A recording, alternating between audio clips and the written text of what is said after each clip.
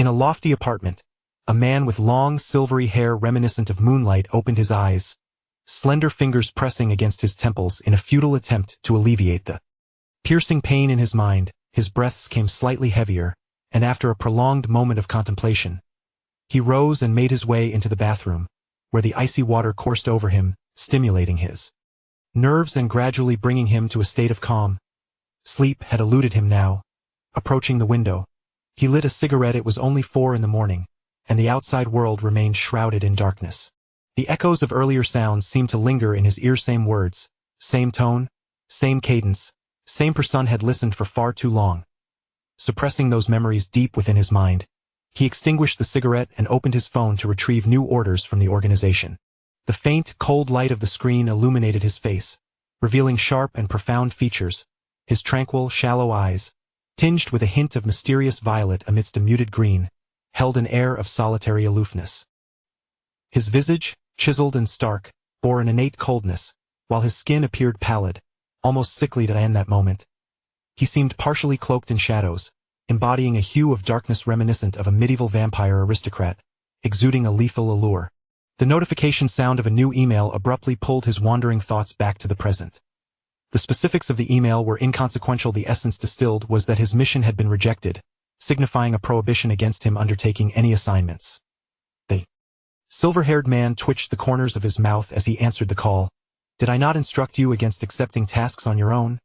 It was an international call from a certain big boss, who expressed concerns about Jin's recent instability. The gentleman recounted a previous mission that was supposed to merely eliminate a leader, yet one individual ended up obliterating the entire organization. The haunting memory of that scene, replete with dismembered limbs and rivers of blood, still lingered vividly. Consequently, the esteemed figure placed Jin under house arrest, permitting him neither to undertake missions alone nor to venture out independently. He was to either execute group tasks or remain compliant, at the very least ensuring he had a partner for any cleanup operations. Having led a solitary life characterized by unpredictability, Jin could only respond with silence. If you find yourself truly bored, you may entertain yourself with Hake's Jin. The superior disregarded Jin's thoughts, generously assigning the organization's ace to accompany the child, adding, and do ensure those documents are approved. With that, the call was terminated. Jin had unwittingly earned the title of sage. The tall, silver-haired man crouched by the roadside, perusing a map on his phone. To be precise, he was reacquainting himself with the local terrain. It had been quite some time since his last visit, and the changes were significant. Unbeknownst to him, as he sensed someone approaching from behind, he paid little heed, for the bustling street was filled with pedestrians, and the footsteps seemed to belong to a mere child. As the stranger suddenly lunged at Jin's back, Jin was taken completely by surprise. Instinctively, he tensed his body and reflexively seized the arm of the intruder, forcefully pinning it to the ground. A fleeting chill of murderous intent flickered within him, yet Jin swiftly regained control over his primal instincts. This was the street, bustling with passers-by, and taking a life here would lead to considerable complications. Ah! A heart-wrenching scream pierced the air as a small boy, no more than 7 or 8 years old, with black hair and emerald eyes, collapsed on the ground, his tear-filled gaze reflecting despair. Jin, belatedly realizing the identity of the unfamiliar yet familiar child, noted the unmistakable injury to his arm. It was undoubtedly broken. However, on the brighter side, the boy was still alive. Had Jin not tempered his strength and restrained his actions, there would have been a lifeless body lying there instead. Mihua Hospital. Take good care of yourself and do not, the doctor instructed, carefully securing the plaster cast. Thank you, doctor, the boy replied, his eyes filled with resentment as he glared at Jin. Was it really necessary to send him to the hospital just because they hadn't seen each other for a while? Surely that was a bit excessive. Are you alright, Akazawa? 5 children surrounded Akazawa, their faces etched with concern. A freckled boy, a chubby one, a bespectacled child, a little girl adorned with a bow, and another girl whose face was obscured by a hat. That big brother was way out of line, Yuta exclaimed, observing Akazawa's arm, which was wrapped like a mummy. His tone conveyed dissatisfaction and sympathy for his friend's unmerited misfortune. Indeed, amidst the collective reproach, Jin cast his gaze downward upon the X-ray, fully aware of the whereabouts and severity of Hyoka's injuries, for he was the one Responsible, however, his glance towards Hyuka was shrouded in ambiguity as Hyuka, sensing the scrutiny, turned his attention towards Jin. The latter swiftly averted his gaze, nonchalantly setting aside the X-ray. It's nothing serious, it's my fault for suddenly lunging at him. Hyuka hastily waved his hands. Acutely aware of his father's unique status, he knew that such an abrupt approach would likely provoke a reflexive attack, yet he was fortunate that Jin had managed to restrain himself in time. Sighing, Hyuka lamented the hardships of life. After all, it had been several years since he last saw Jin. His calls went unanswered, and he could not locate him, even unaware of his assignments. It's not too severe, you'll recover in due time, Jin carelessly remarked as he placed the hospital examination report aside. This will provide you with a chance to rest for a while. Having witnessed far worse injuries over the years, Jin considered the current state hardly alarming, as he had become accustomed to the sight of battered bodies. Hyuka could only respond with silence, pondering the nature of paternal responsibility. They are my classmates, he eventually murmured, resigned to his misfortune, grateful that Jin had reacted swiftly enough to avoid inflicting serious harm. There's Kojima Genta, Tsurugi Ksuk, Yoshida Ayumi, Edagawa Conan, and Hybera AI. This is mindful of Jin's penetrating gaze. Hyuka deftly altered his wording, brother, Jin-en. In this peculiar turn of events, Jin, who initially observed Hyuka's antics without any threatening intent, found himself inexplicably transformed from a figure of authority to that of an equal. Are you brothers? The friends inquired with great curiosity about Hye-in's brother, except for the bespectacled boy, who scrutinized Qingjiao with an intense gaze. Despite his efforts to conceal it, Qingjiao, not blind, could not fail to notice the piercing stare. He merely chose to remain silent, feigning ignorance. After a prolonged ordeal at the hospital, evening had descended upon them. Upon bidding farewell to the others at the hospital entrance, Hye-in instinctively positioned himself beside Qingjiao, saying goodbye to Conan and Hybera. Why are you following me? Qingjiao inquired, casting a glance down at the small figure who barely reached his waist. His tone somewhat indifferent, he had neither experience nor patience for looking after children. Aren't you going to take care of me? Hye-in protested, his eyes wide with accusation. Take care of what? Qingjiao replied as he retrieved a cigarette from his pack, the soft green of his eyes reflecting the sunset and tinged with a hint of crimson. Although he had taken out the cigarette, he did not light it, mindful of the small children nearby. Food, clothing, shelter, and transportation, Hye-in asserted, deeming Qingjiao an utterly irresponsible guardian. By the way, when did you return? A week ago, Qingjiao answered nonchalantly while glancing at his phone. Disregarding the myriad of topics he could have discussed indeed, Hye-in was quite talkative. A week ago? You didn't come to find me? Hye-in clutched Qingjiao's sleeve, disbelief etched across his face. Find you for what? After such a long absence, don't you miss me? Hye-in, love is lost. Hye-in expressed his profound sorrow. You should leave, Jin remarked, lifting his eyelids slightly, a fleeting glimmer flashing in his gaze, issuing a dismissal without a hint of regret. Hye-in lamented, you are heartless. Jin did not contest this assertion.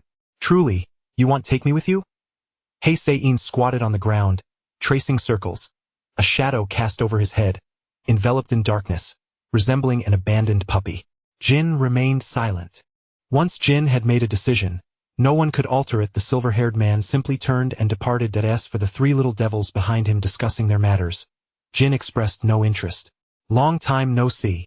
The man in sunglasses leaned against the wall, a playful smile adorning his face, exuding an air of casual nonchalance. You dare to move recklessly. Jin finally ignited the cigarette he had toyed with for some time, his gaze shallow. He was more laid back than the man, yet equally more dangerous. They were both dormant beasts, patiently awaiting the arrival of prey. What is there to fear? The man in sunglasses smirked, a mocking grin playing on his lips as he tugged at his collar, revealing an array of scars thick, layered, and numerous. Jin was unfazed by this. Had it not been for the APSL serum, he would likely bear no unscathed parts on his body. Alas, he had endured too many injuries, often exacerbating one wound with another, and scars had long become an inseparable companion. Are you afraid that we, beings who ought not to exist, will expose ourselves?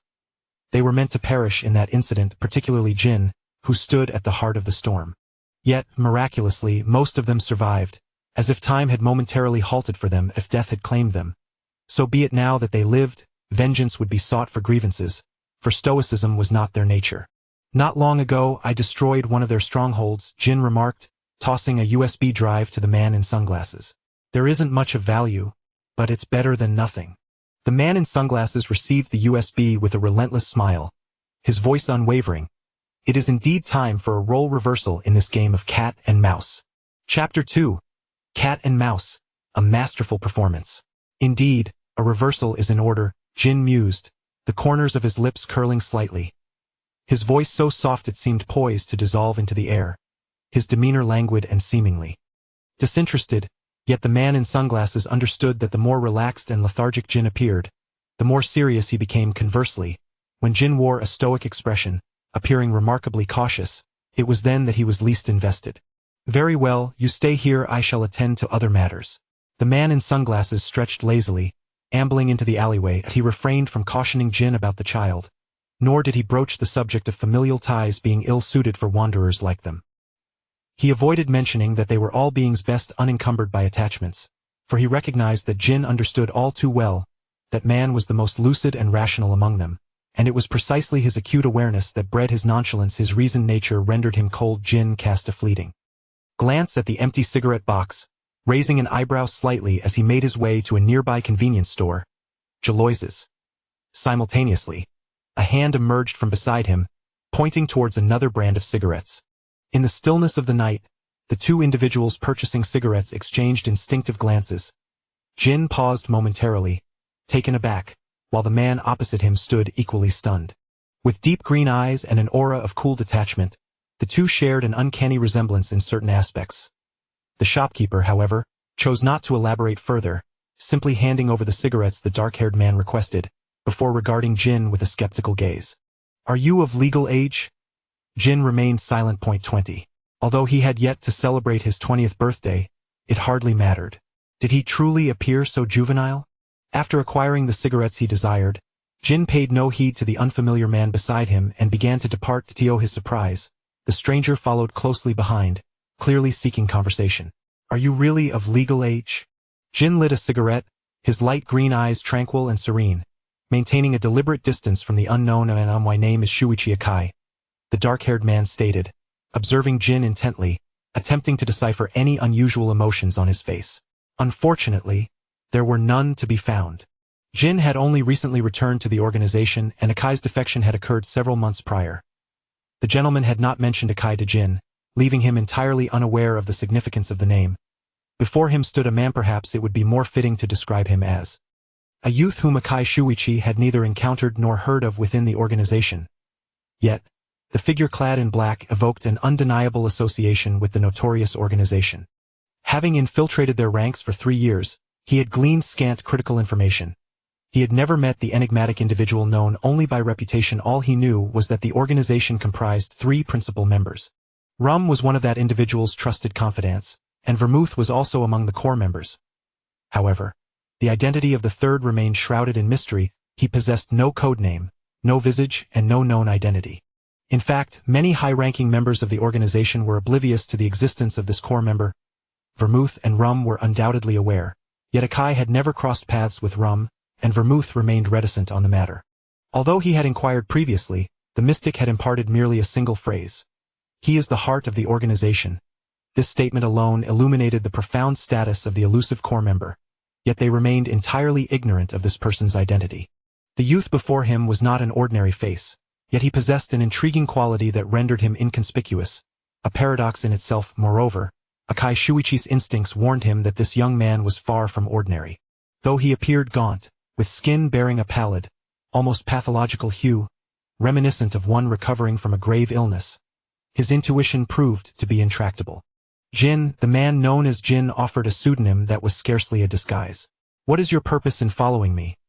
He extinguished his cigarette and discarded the stub into a nearby waste bin, halting his stride to regard the youth, his gaze placid.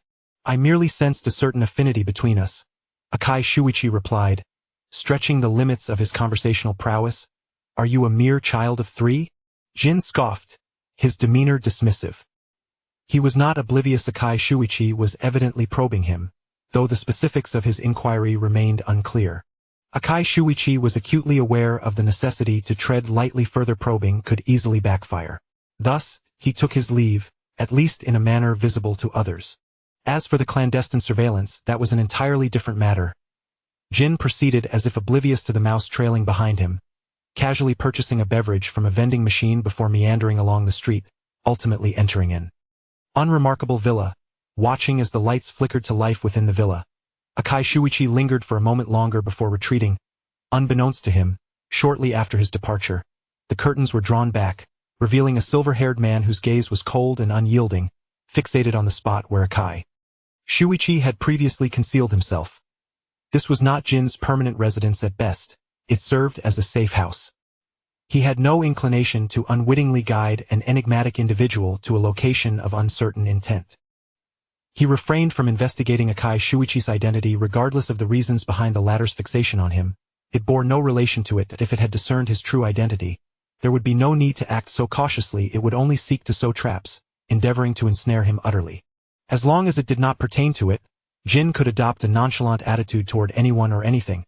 However, indifference did not equate to a desire to engage with Akai Shuichi, particularly not in the manner of a chance encounter the very next day. Once again we meet. Akai Shuichi appeared before Jin, feigning surprise, while Jin maintained an impassive demeanor, pretending to be oblivious to the orchestrated coincidence. It was evident that Akai Shuichi had taken it upon himself to probe into Jin's affairs, yet Jin had nothing substantial to conceal at the moment. He allowed Akai to shadow him, whether in the library, the arcade, or the bustling streets. After a week of this incessant following, the annoying figure finally vanished. Leaning back in a CAF chair, Jin leisurely stirred his coffee while glancing at his phone. Had Akai Shuichi been privy to the screen, he would undoubtedly have been thrilled, for it displayed confidential documents of the organization personnel data, drug development, progress, and the hierarchy of key figures, all of which were classified information. Jin's speed in perusing the documents was not lacking if he wished. He could read 10 lines at a glance, an innate skill of his. However, the organization's files seemed to progress slowly, mainly because Jin only skimmed through them out of sheer boredom. Those records held little value to him. He merely needed an overview of the progress and the principal individuals involved. The specifics were best left to specialists. Yet, even so, the sheer volume of information was overwhelming, and it would take time to digest it all, though that was of no concern to him, for he was not in a hurry. With a fleeting glance at the next file, he noted the details of Mayano Shiho, codename Sherry, the head of the organization's research department. He then logged out, savored the last sip of his coffee, and strolled out leisurely. A girl with chestnut hair clad in a white lab coat had thus been entangled within the organization's database. Brother Jin. Brother Jin. As soon as he stepped outside, a chorus of youthful voices reached his ears. Jin was at a loss for words to describe his feelings, having just parted ways with one individual. He was now greeted by a throng of little ones. That it was the same 6 small bundles of energy, the same familiar faces, though Jin was not particularly keen on encountering them. Dr. Agasa, this is Brother Jin. He is Little Silver's older brother. And this is Dr. Agasa. The children excitedly introduced the two, each bearing a large backpack, the contents of which remained a mystery. Oh, hello. I am Dr. Agasa. The elderly gentleman, in his 50s, greeted Jin with a smile, his face partially obscured by a mask that he coughed intermittently, suggesting a cold was afflicting him, and soon followed it with a series of sneezes. Beside him, the bespectacled boy wore an expression of exasperation. I must ask, Dr. Agasa, are you truly fit to go skiing in your current condition? He brought this upon himself that I warned him not to overexert himself while sick, yet he insisted on practicing skiing with the instructional video until late into the night. Hyper AI remarked, her gaze fixed disapprovingly on Dr. Agasa. Rubbing his slightly reddened nose, Dr. Agasa sighed and mustered his spirits. What can I do? I am taking all of you children skiing, and as the adult, I must set a good example. They say one must be especially cautious at the onset of a cold. My mother used to remind me of this often. Koro chimed in, adopting an air of maturity, prompting a sheepish nod. From Dr. Agasa, who found himself lectured by a group of small children, if you truly feel unwell, perhaps you should remain at home and rest. I will take us out to play, Hakusei Jin remarked, observing Dr. Agasa, who was sneezing incessantly, while casting a brief glance at Jin, clad in a black hooded jacket, seemingly unoccupied with any tasks. Upon sensing Hakusei Jin's gaze, Jin lowered his eyes slightly, and their glances intersected for a fleeting moment before Jin averted his gaze, bringing the exchange to a close. He refrained from suggesting that Hakusei Jin arrange his itinerary at will. In truth, the ensuing plans held little significance for Jin, as he had no particular destination in mind and was indifferent to where they might go. Well, Dr. Agasa scratched his head, about to utter something when another powerful sneeze interrupted him. Perhaps, doctor, you should just stay home and recuperate. In your condition, you wouldn't be able to run around anyway. It would be far better for you to rest at home, Conan said, his lips twitching slightly. Upon first sighting the man in black, he had assumed he was affiliated with the organization, yet Hibara had indicated that he bore no traces of their presence. While Conan was curious about Hibara's remarkable ability to discern individuals by scent, he understood it to be more of an instinctual perception. Moreover, this individual bore a striking resemblance to Hakusei Jin, likely indicating a fraternal bond. According to Hibara, members of the organization would never permit their own to engage in ordinary childhood activities like schooling and playing unless deemed devoid of utility. Yet, those lacking value would not remain within the organization. Even if their parents were affiliated, such children would inevitably grow up under strict surveillance. Given that Hakusei Jin had coexisted with them for so long without encountering any overseers, it seemed improbable that he was a member of the organization. Although Akai Shuichi frequently claimed that his parents were alive, the absence of parents who never visit their own child raises suspicion. Both he and Hibara doubted that Akai Shuichi had merely fabricated the illusion of having living parents to deceive himself. After all, he was merely a 7-year-old child, which is quite understandable. Chapter 3. An Unexpected Encounter. Dr. Agasa ultimately yielded to the children's insistence, prioritizing his health, and was compelled to remain at home. Therefore Jin, who had no choice but to escort the group of children, took them on the bus. Their original plan was to take the bus. They simply had a different guardian now. Akai Shuichi was astonished that Jin would resort to taking public transport. Jin found it peculiar that Akai Shuichi was so surprised. What was wrong with taking the bus? Who decreed that he could not? During his youth in the city, was it not common to use buses and taxis? After all, minors cannot drive on the road, and he had no desire to be stopped by traffic police for questioning. The next stop is Echo Industry Company Station on No. 3 Street, Mihua Town. The bus repeated the announcement several times, and as the vehicle came to a halt, the crowd queued to disembark. The once crowded bus quickly became spacious. Jin leaned back in his seat, lowering the brim of his hat to doze off, while Akai Shuichi sat beside him, munching on snacks. Genta and Mitsuhiko occupied the front row, Ayumi and Hibara sat across the aisle, and Conan sat alone at the front. Next stop, Mihua Park Station. Next stop, Mihua Park Station. Please gather your belongings and queue to exit the bus. With the sound of coins clinking, a group descended while another ascended.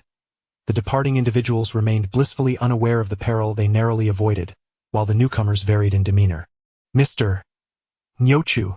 Yuan Tai and Guang Yen instantly recognized a familiar figure among the crowd and waved enthusiastically. The man, donned in a brown long coat and sporting glasses, responded with a gentle smile, greeting them. Ah, you are on this train as well. Yes, we are heading to the ski resort. By the way, thank you for your hard work during our recent medical checkup. No need to be so polite, he replied graciously. Yuan Tai's eyes sparkled with gossip as he spotted someone behind Mr. Nyochu. Wow. So, you have a date today, Mr. Nyochu. Indeed. Gossip knows no bounds of age or gender. No. It's not that, Mr. Nyochu stammered, somewhat embarrassed. She is merely the school nurse at the institution where I work. Hi, boys and girls. A woman with golden short hair and glasses waved at the young detective group. Oh. Upon seeing Conan, Judy exclaimed excitedly, Cool boy. It's great to see you again. Kuroba Silver keenly noticed something unusual about Hibara.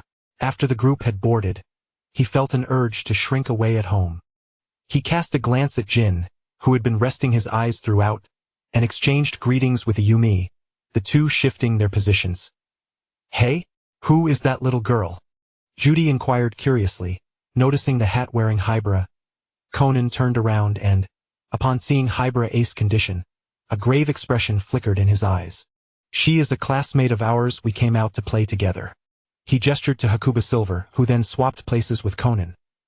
Conan also took the opportunity to add, she has a cold and cannot be exposed to the wind. While he couldn't fully explain the reason for the position change, at least he could account for Hibara's unusual state. Is that so? Then I wish you both an enjoyable time, Judy remarked, her lips curling slightly as she cast a curious glance at Hybera AI. However, due to Hybera's lowered head and hat obscuring her face, there was little to see. Judy, are you going on a date with the new teacher today? You must seize the opportunity. A man as exceptional as the new teacher is hard to come by. Ayumi chimed in, her inquisitive gaze flitting between Shimizu Tomo and Judy. Oh, yes. How did you know? Today, I am going on a date with the new teacher to the Ueno Art Museum, Judy replied with a beaming smile directed at Ayumi, her expression one of playful triumph. Not at all. Shimizu Tomo, seated beside Hakuba Silver, turned around to clarify. We merely happened to run into each other at the station. Hey, Judy said, placing her hands on her hips and approaching Shimizu Tomo with an expression of indignation. How could you put a girl in such an embarrassing situation?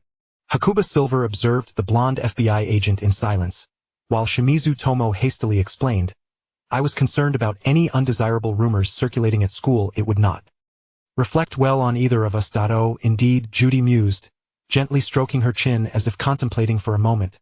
You are correct, it would indeed be quite inappropriate. I sincerely apologize, Shinichi. Judy appeared eager to find an excuse to sit beside Shinichi Tomomi, but the window seat had already been claimed by Kurosawa Jin. Hey Jin, how about we switch seats? Judy cast a few deliberate glances at Shinichi, and under the watchful eyes of her companions, Kurosawa silently shifted his position. Look at those two individuals. Genta pointed towards two men who had just boarded the bus, clad in heavy ski attire. They're so eager to ski. Getting dressed this early. Following Genta's gesture, Hikaru, seated next to him, cast a few glances as well, his expression one of understanding. Genta, perhaps we should don our ski outfits as well. Fool, Conan turned his head to glance at Hikaru and Genta, though his peripheral vision remained fixed on the peculiar man wearing a black knit cap situated at the back. Our clothes are still in the luggage compartment. Creak. As the sound of a zipper being pulled echoed, Conan instinctively turned to look, noticing the two men reaching into their sled bags, rummaging for something. A sense of alarm surged within him. Such attire, that movement, could it be? Indeed, before Conan could contemplate further, he witnessed the two men brandishing handguns, aimed at the passengers aboard the bus. Everyone, remain silent. Bang. One of the assailants fired a shot into the car's ceiling. It was evident that they were not wielding toy guns. These were real firearms, capable of inflicting fatal harm. Ah! When one's life is in jeopardy, it is only natural to lose composure. However, among the passengers were many extraordinary individuals. At the very least, there was Jin, who could easily handle 1,000 adversaries single-handedly. Therefore, this commotion did not elicit the slightest attention from the silver-haired man, who remained reclined in his seat, his head slightly bowed as he closed his eyes in a state of tranquil repose. Shut your mouths. One of the robbers bellowed again, plunging the vehicle into an eerie silence. If you wish to live, you had better behave. Another robber turned around, aiming his gun at the driver. Close the front door, change the vehicle's identification to return, and proceed slowly along the loop. The driver, trembling, complied with the assailant's commands. Very well, now contact the bus station. The unfortunate driver, flustered, picked up the intercom and swallowed hard. Is this the bus station? This is Xiao Lin from bus number 5391. I am Xiao Lin from bus number 5391. Hand me the intercom. Upon hearing a response, the robber with the gun snatched the intercom away from the driver and shouted into it. Listen, we have taken your company's bus hostage. We have but one demand. You must immediately release Takahashi Rumi, who is currently imprisoned. If you refuse, we will execute one hostage every hour. Do you understand? Relay this message to the police. Without waiting for a reply, he abruptly ended the call as the robber in front threatened the passengers. Another assailant, with one hand clutching a bag and the other brandishing a firearm, barked, if you wish to live, surrender your phones immediately. Did you not attempt any tricks otherwise? I shall make your heads bloom. Hey, what about that little girl? He gestured at the hat-clad AI Hybera. Conan hastily interjected. She is suffering from a severe cold and cannot be exposed to the wind. Besides, how could we possibly have any phones? True enough, the robber continued to advance, seemingly unconcerned about the child's potential deceit, as if he possessed some hidden assurance. He directed his weapon at Jin, demanding, You And the one in the mask, hand over your phones without delay. Jin opened his eyes, his calm, jade-green gaze fixed on the muzzle of the gun, resembling a still pool of water. A chill ran down the robber's spine. Akin to being scrutinized by a ferocious beast, this sensation was almost illusory. For Jin swiftly tossed his phone into the bag. It was his habit to carry 2 phones for convenience, as maintaining secrecy in communications with both his organization and his associates necessitated distinct numbers. However, having a gun pointed at his head at such close range instinctively triggered thoughts of eliminating the threat in an instant. Cough, cough. The man in the beanie, who had been trailing Jin for several days, cleared his throat, equally reluctant to part with his phone. I apologize, but I do not possess a mobile device. If you doubt me, feel free to search me. You pauper. Hey, old man. The robber gestured with his gun toward the elderly gentleman seated beside Shuichi Akai. What is that thing on your ear? Gazing at the ominous barrel of the gun, the elder's voice trembled slightly. This is a hearing aid. My hearing is not particularly good, and I must rely on it to comprehend your words. The robbers, treating all such statements whether genuine or fabricate as truth, chose to disregard them.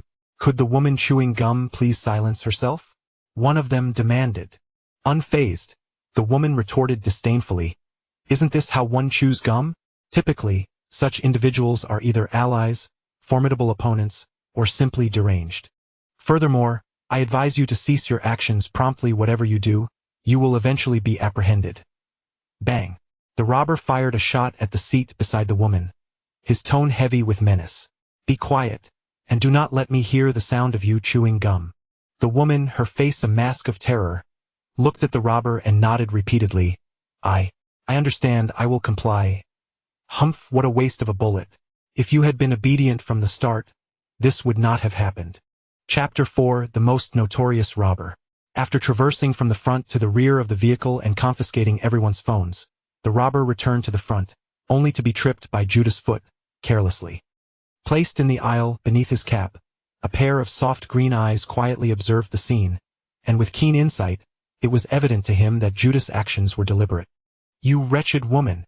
The robber exclaimed as he scrambled to his feet, leveling his gun menacingly at Judas' head, though obscured by his heavy covering. His expression was undoubtedly far from pleasant. Oh, I sincerely apologize, it was truly unintentional. It was not until her companion, the astute Shinichi, offered a gentle reminder that Judy, with an expression of sheer panic, grasped the hand of the robber wielding the firearm. With a barely perceptible motion, she subtly nudged the safety of the gun upwards, entirely unaware that her actions were being observed by an individual seated behind her. The firearm in the robber's possession would lock as soon as the safety was slightly elevated to the middle position, a detail only someone with professional training would comprehend so thoroughly. The robber hastily shook off Judas' grasp, aiming the gun at her. Return to your seat, he commanded. Once back in her seat, Judy playfully winked at Conan, who sat behind her. This is quite exhilarating, she exclaimed. Hey, Conan sighed in resignation, his expression grave. Although he harbored doubts regarding Judas' true identity, the immediate priority was to devise a strategy to neutralize the 2 robbers. The robber standing at the front of the bus suddenly burst into a smug laugh. Is that so? Has the police decided to release our elder brother? Excellent. You tell them that after my brother has been free for an hour, he should contact us. Once we ascertain from him that he has indeed reached a place of safety, we will release the 3 passengers aboard the bus. You had best refrain from any foolish maneuvers. After terminating the communication, the 2 robbers seized the 2 sled bags and placed them onto the bus in succession. Seizing the moment while their backs were turned, Conan discreetly retrieved his phone, preparing to call for help, only to be caught red-handed with a heavy thud. Conan was slammed to the ground, a cold sweat trickling down his brow. Logically, given the obstruction of a seat, those 2 robbers should not have been able to notice his subtle movements. Yet why did they approach him directly? Conan, are you all right? Ayumi asked anxiously, helping him up. Jin glanced briefly at the rearview mirror, remaining silent. They were about to enter a tunnel, just a few more minutes were left. It was quite the stroke of luck to encounter robbers even on a bus. Perhaps he should consider buying a lottery ticket. Once seated, Conan scribbled something in a small booklet and tossed it to Judy in the front. The 2 exchanged items silently, while the robbers instructed them to proceed to the front. Shinichi caught a glimpse of the words on the booklet and walked past Akai Shuichi, one after the other. Hearing a buzzing sound, Ayumi looked towards Conan. He pointed to his ear, signaling the children to listen, before quietly assigning them their tasks. Although Jin did not lean in, his acute hearing allowed him to comprehend Conan's whispered instructions effortlessly. The bus officially entered the tunnel. In the enveloping darkness, one's vision was severely impaired. Although the tunnel was equipped with lights, they were insufficient for an ordinary person to discern their surroundings clearly. The term ordinary was used because Jin was anything but the darkness had little effect on his sight, allowing him to see the robbers' faces with remarkable clarity even in such an environment. What Conan can comprehend is undoubtedly within the grasp of Jin. The robbers never contemplated sparing their lives. Their objective was to ensure the demise of all passengers aboard. Once the passengers were deceased, the 3 individuals who were promised release would naturally be safeguarded by the authorities. As for the events that transpired within the vehicle, they would remain shrouded in mystery. The 3 robbers, united in their narrative, could easily deceive the masses, while the armored Akai Shuichi and Shimizu Tomo would inevitably be mistaken for criminals. Innocent lives would be lost, and the true perpetrators would roam free. As the bus emerged from the tunnel, Conan stood defiantly, challenging the robbers. "You never intended to let us live," he asserted.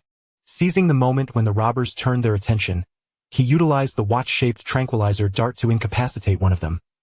Shimizu-sensei, quickly grab hold of that woman's hand. The watch on her wrist is the detonator for the bomb. Enraged, another robber was about to retaliate when Judy swiftly delivered a knee strike to his abdomen, followed by an elbow to his temple, rendering him unconscious. "Oh, my apologies. The sudden break caught me off guard." She feigned innocence, though anyone with a modicum of intellect could discern the underlying truth. "Who are you? What on earth are you?" The robber, now subdued by Judy, gazed at the woman who was effortlessly educating him about firearms with sheer terror. "Shoo," Judy whispered, placing a finger to her lips. "It's a big secret. I'm sorry I can't divulge it. A secret makes a woman. A woman. Oh, have you surrendered?" After uttering that enigmatic string of English, Judy suddenly appeared exhilarated, completely unaware that her words had been overheard. The silver-haired man, who had been observing as a bystander, felt a subtle shift in his gaze upon hearing that familiar yet strange phrase. Conan stood there, dumbfounded. "Let me go. I must escape quickly. I need to get out of here." The accomplice of the robber glanced at his watch and suddenly screamed, struggling desperately to leave the bus. The recent break triggered the bomb. It will explode in 1 minute. "Hurry! Let me down!" Conan swiftly turned around, his expression bewildered as he stabilized the situation with the young detective team. Sato, who was trailing behind the bus, noticed it had slowed and stopped at the roadside. She hastily brought her vehicle to a halt. "Inspector, this is Sato. The bus has slowed down and stopped by the roadside. Should we proceed with the raid?" "No," Officer Magyar replied with a serious demeanor. They had to ensure the safety of the passengers aboard in this scenario. Their safety was paramount. "Wait for backup to arrive." "Understood." Just as Sato was about to hang up, she noticed the bus doors had opened, and the passengers were streaming out one by one, their expressions a mix of confusion. Spotting a familiar figure, she instinctively called out, "Conan?" Conan quickly explained the situation, and Officer Sato immediately issued orders, coordinating with other officers to intercept passing vehicles and assist the passengers in disembarking. As Jin observed everyone rushing forward, he rose to depart and caught sight of Hybera AI, who appeared to be petrified, sitting motionless in her seat. Without hesitation, he seized the nape of her neck, pulling her from the vehicle as she contemplated a solitary demise. Hybera wore a dazed expression. Shortly after Jin exited the car, an explosion erupted from behind, yet due to the timely evacuation, most sustained only minor injuries, with no casualties reported. "Hey, cool boy." Judy approached Conan, her face alight with excitement. "How did you know that woman was the third robber?" "Oh, at that moment I recalled that the robber had their back turned to us, yet was aware of all my actions. This led me to suspect that someone behind me was informing them. I then scrutinized the individuals behind us and discovered that the woman was signaling through the bubble gum in her mouth."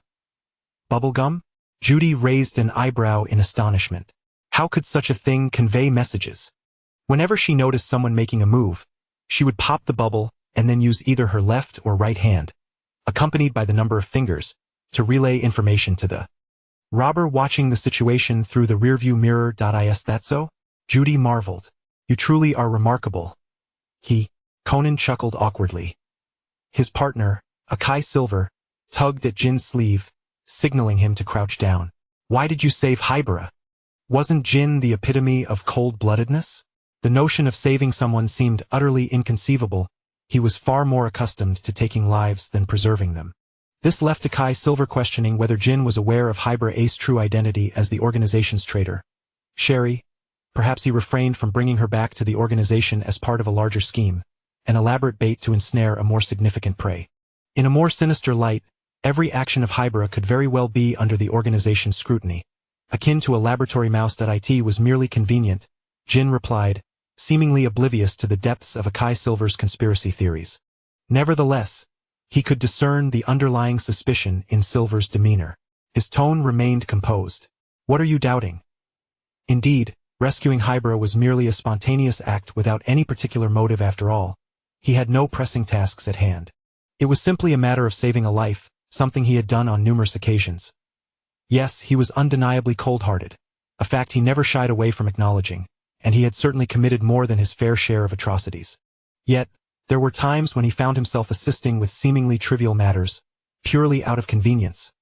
Killing is survival, politeness is upbringing, and saving others is incidental.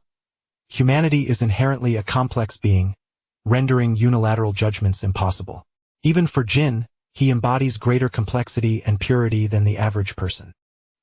He can act solely based on his whims or consider the pros and cons, filled with uncertainty. It is precisely this ambiguity that makes it difficult for others to grasp his vulnerabilities or predict his next moves, as he might make wildly different choices driven by his fluctuating emotions. Some may be reckless, while others may be rational. Kohei Jinju chuckled awkwardly, suddenly realizing that he had never truly understood Jin.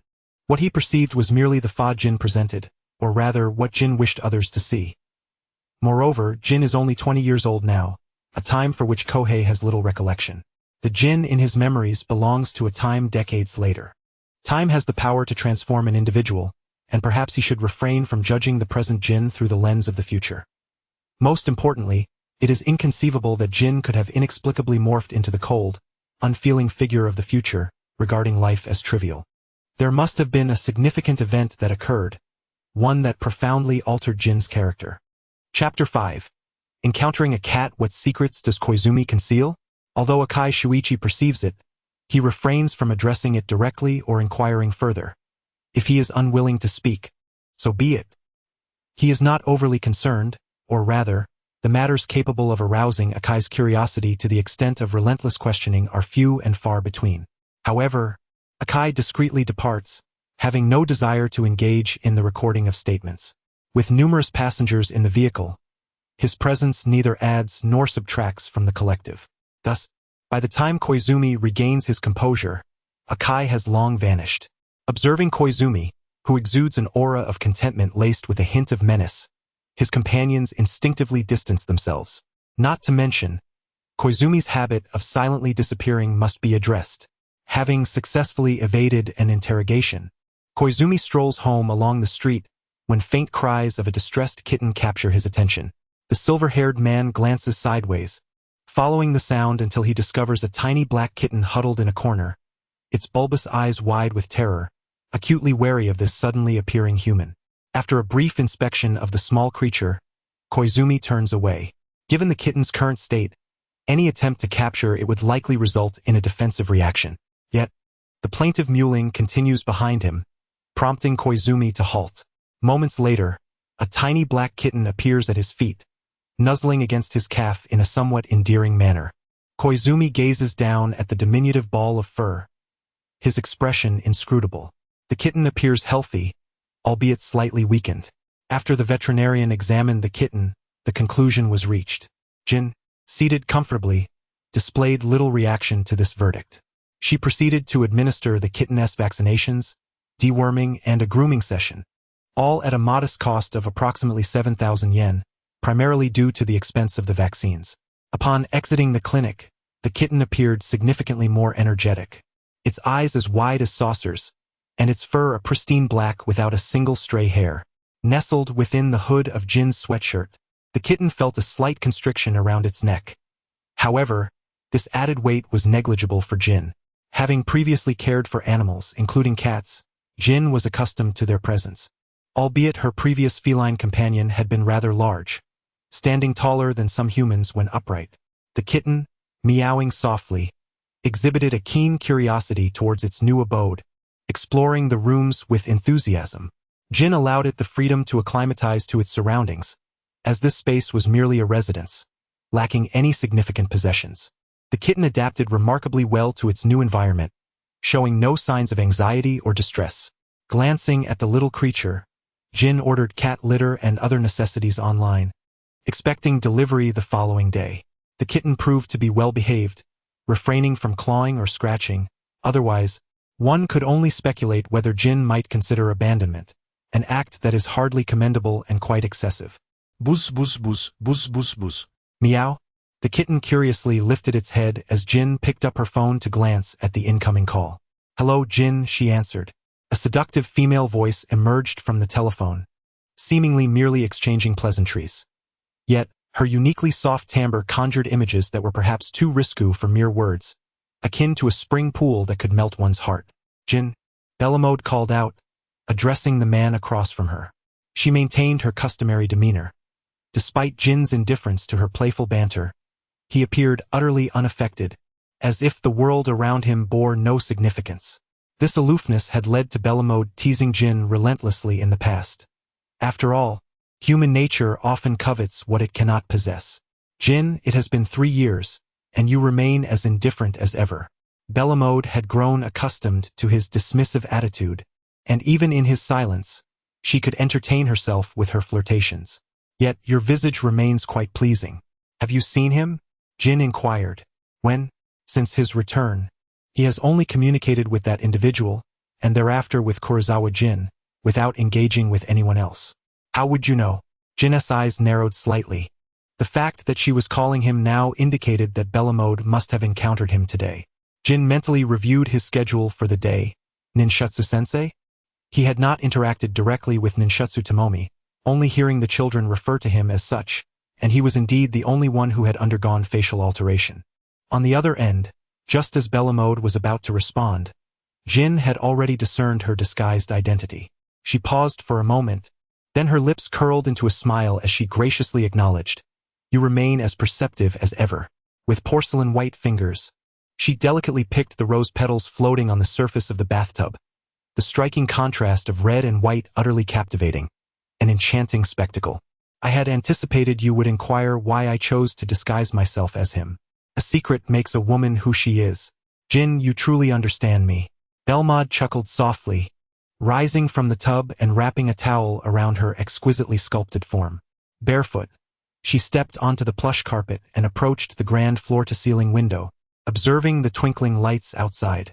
Her water-green eyes sparkled even more brilliantly than the lights. "Is there something else?" Jin, having heard the splashing from the other side, could easily surmise what Bellamode was up to. Yet, he had no inclination for trivial conversations. Belmade's call was merely for amusement. "No." No sooner had the words left her lips than a series of beeps echoed from the phone. The blonde woman paused, raising an eyebrow at the ringing device, before letting out a soft laugh. Still as aloof as ever, Jin. But how could Jin possibly be entangled with that group of children? Had he stumbled upon something amiss? Wait, that couldn't be right. He had only just returned to RB a few days ago, so it was improbable for him to notice any discrepancies so swiftly. However, given Jin's perceptiveness, it would not be surprising if he did detect something unusual. And what of the woman who resembled Sherry? What was Jin truly contemplating? Bellamode furrowed her brow, but soon regained her usual composure. She needed to gauge the situation, yet that perceptive fellow Jin might easily catch on, leading to a considerable loss if her plans went awry. Having such an astute companion was quite a challenge. Jin, oblivious to the weight of his casual actions, remained unaffected, even if he were to become aware of her thoughts. Thus, when he encountered a group of children while receiving a package the following day, his heart remained untroubled. "Brother Jin," the children exclaimed excitedly, "so you live here? Is South so close to Mihua Town? What are you buying these for?" Silver Hawkcase crouched down to inspect the parcel. Are you planning to adopt a cat? A soft meow answered his query, as a small, pitch-black kitten scampered out of the villa, curiously eyeing the unfamiliar children. What an adorable little kitten! The girls, typically defenseless against such fluffy creatures, were instantly captivated. However, the kitten was decidedly wary of the strangers. As Ayumi and Hyber approached, it puffed up in alarm, swiftly leaping onto Jin's shoulders, using the package and the delivery man as a springboard, before burrowing into the hood of Jin's clothing, surveying the children from a lofty perch. Jin exhibited little reaction. After accepting the package, he led the children into the villa. It was merely a place to rest, and if needed, he could always find another. Meow. The kitten declared from within Jin's hood, its spirited cry igniting a sense of longing among the children. As Jin squatted down to open a parcel, a small kitten leapt out from his hat, its tiny paws playfully pawing at the box, seemingly eager to assist in the unboxing. A sight utterly adorable. A few children gathered around the kitten, longing to touch it yet hesitant to do so. After arranging the cat litter and climbing post, the little black cat patrolled its territory. Brother Jin, what is its name? Bume looked up at the strikingly sleek black cat, her eyes brimming with affection. You may choose. Jin thought little of naming the kitten. His ability to care for it was commendable enough. He set his expectations low. Even if the kitten were to wander off one day, he would never embark on a search for it. Is that acceptable? Bume's eyes widened, as Jin retrieved a few cans of chilled beverages from the refrigerator. While the children eagerly proposed names for the kitten, Kurosawa Jin edged closer to Jin. Brother Jin, he began. After taking a sip of his drink, Jin's serene, pale green gaze seemed to quiet Kurosawa Jin involuntarily. Moments later, Kurosawa Jin spoke again, this time more straightforwardly. I wish to live with you. Flattery had little effect on Jin. Merely meeting his gaze would render him taciturn. Thus, being direct seemed more prudent. Surely, Jin would not resort to violence over such a trivial matter. Besides, if Jin could care for a cat, accommodating another person would hardly be burdensome, would it? Make yourself at home, Jin replied. Jin was indeed indifferent to the additional presence in the villa. His prior rejection of Heisei was predicated on a need to ascertain his surroundings, ensuring that Heisei's presence would not be a hindrance. However, that concern had dissipated, as Heisei could now assist him in better concealing his identity. If you are unwilling, Heisei instinctively began, only to pause for a few seconds before suddenly leaning closer to Jin. Really? Jin expressionlessly pushed the face before him away. The children had already engaged with the little kitten, which had been officially named Kuro. This small black ball of fur was frolicking about, while Jin reclined on the sofa, serenely sipping his drink. The kitten was the undisputed favorite among the children. Meow. The kitten seemed to grow weary, no longer wishing to play, and leaped onto Jin's lap, yawning and beginning to doze off. Jin absent-mindedly stroked the cat's fur. Kuro was simply adorable. Hybera was also successfully captivated by the kitten, blissfully unaware that she was in the presence of a core member of the very organization she feared the most. Chapter 6. Past promises. Jin placed the cat into its cozy nook and cast a glance into the refrigerator, before pouring pure water into a pot. Once the water reached a boil, he added sago, allowing it to cook for 20 minutes and then to rest for another 20.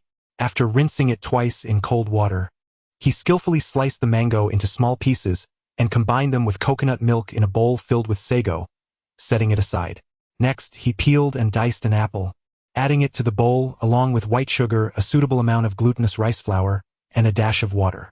He leisurely kneaded the mixture into a smooth dough, then took a small portion, shaping it into a patty and coating it with breadcrumbs. In a skillet brushed with oil, he gently pan-fried the patties until both sides turned golden brown, before placing them on a plate. As he turned around, he noticed several little heads peeking from the kitchen doorway. Jin remarked, "It smells so delightful." While savoring an apple pie and sipping mango sago, Yuan Tai had swiftly finished his portion, contrasting Jin's unhurried demeanor. "Yuan Tai, you've already finished." Mitsuhiko guarded his snacks, and Jin paid little mind to their playful banter. He remained oblivious to the glances exchanged with Hawkcase, unfazed by the notion that it was peculiar for him to cook.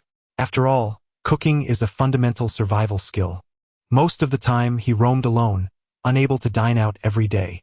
Moreover, they often found themselves in the wilderness, navigating life as perilous zones. During his training, Jin had assumed various roles, including that of a chef. How could one claim to be a chef without mastering the culinary arts? Yet it truly is delicious. Yuan Tai licked his lips, clearly unsatisfied. This is hardly enough to eat. From the beginning, I hadn't prepared a portion for you.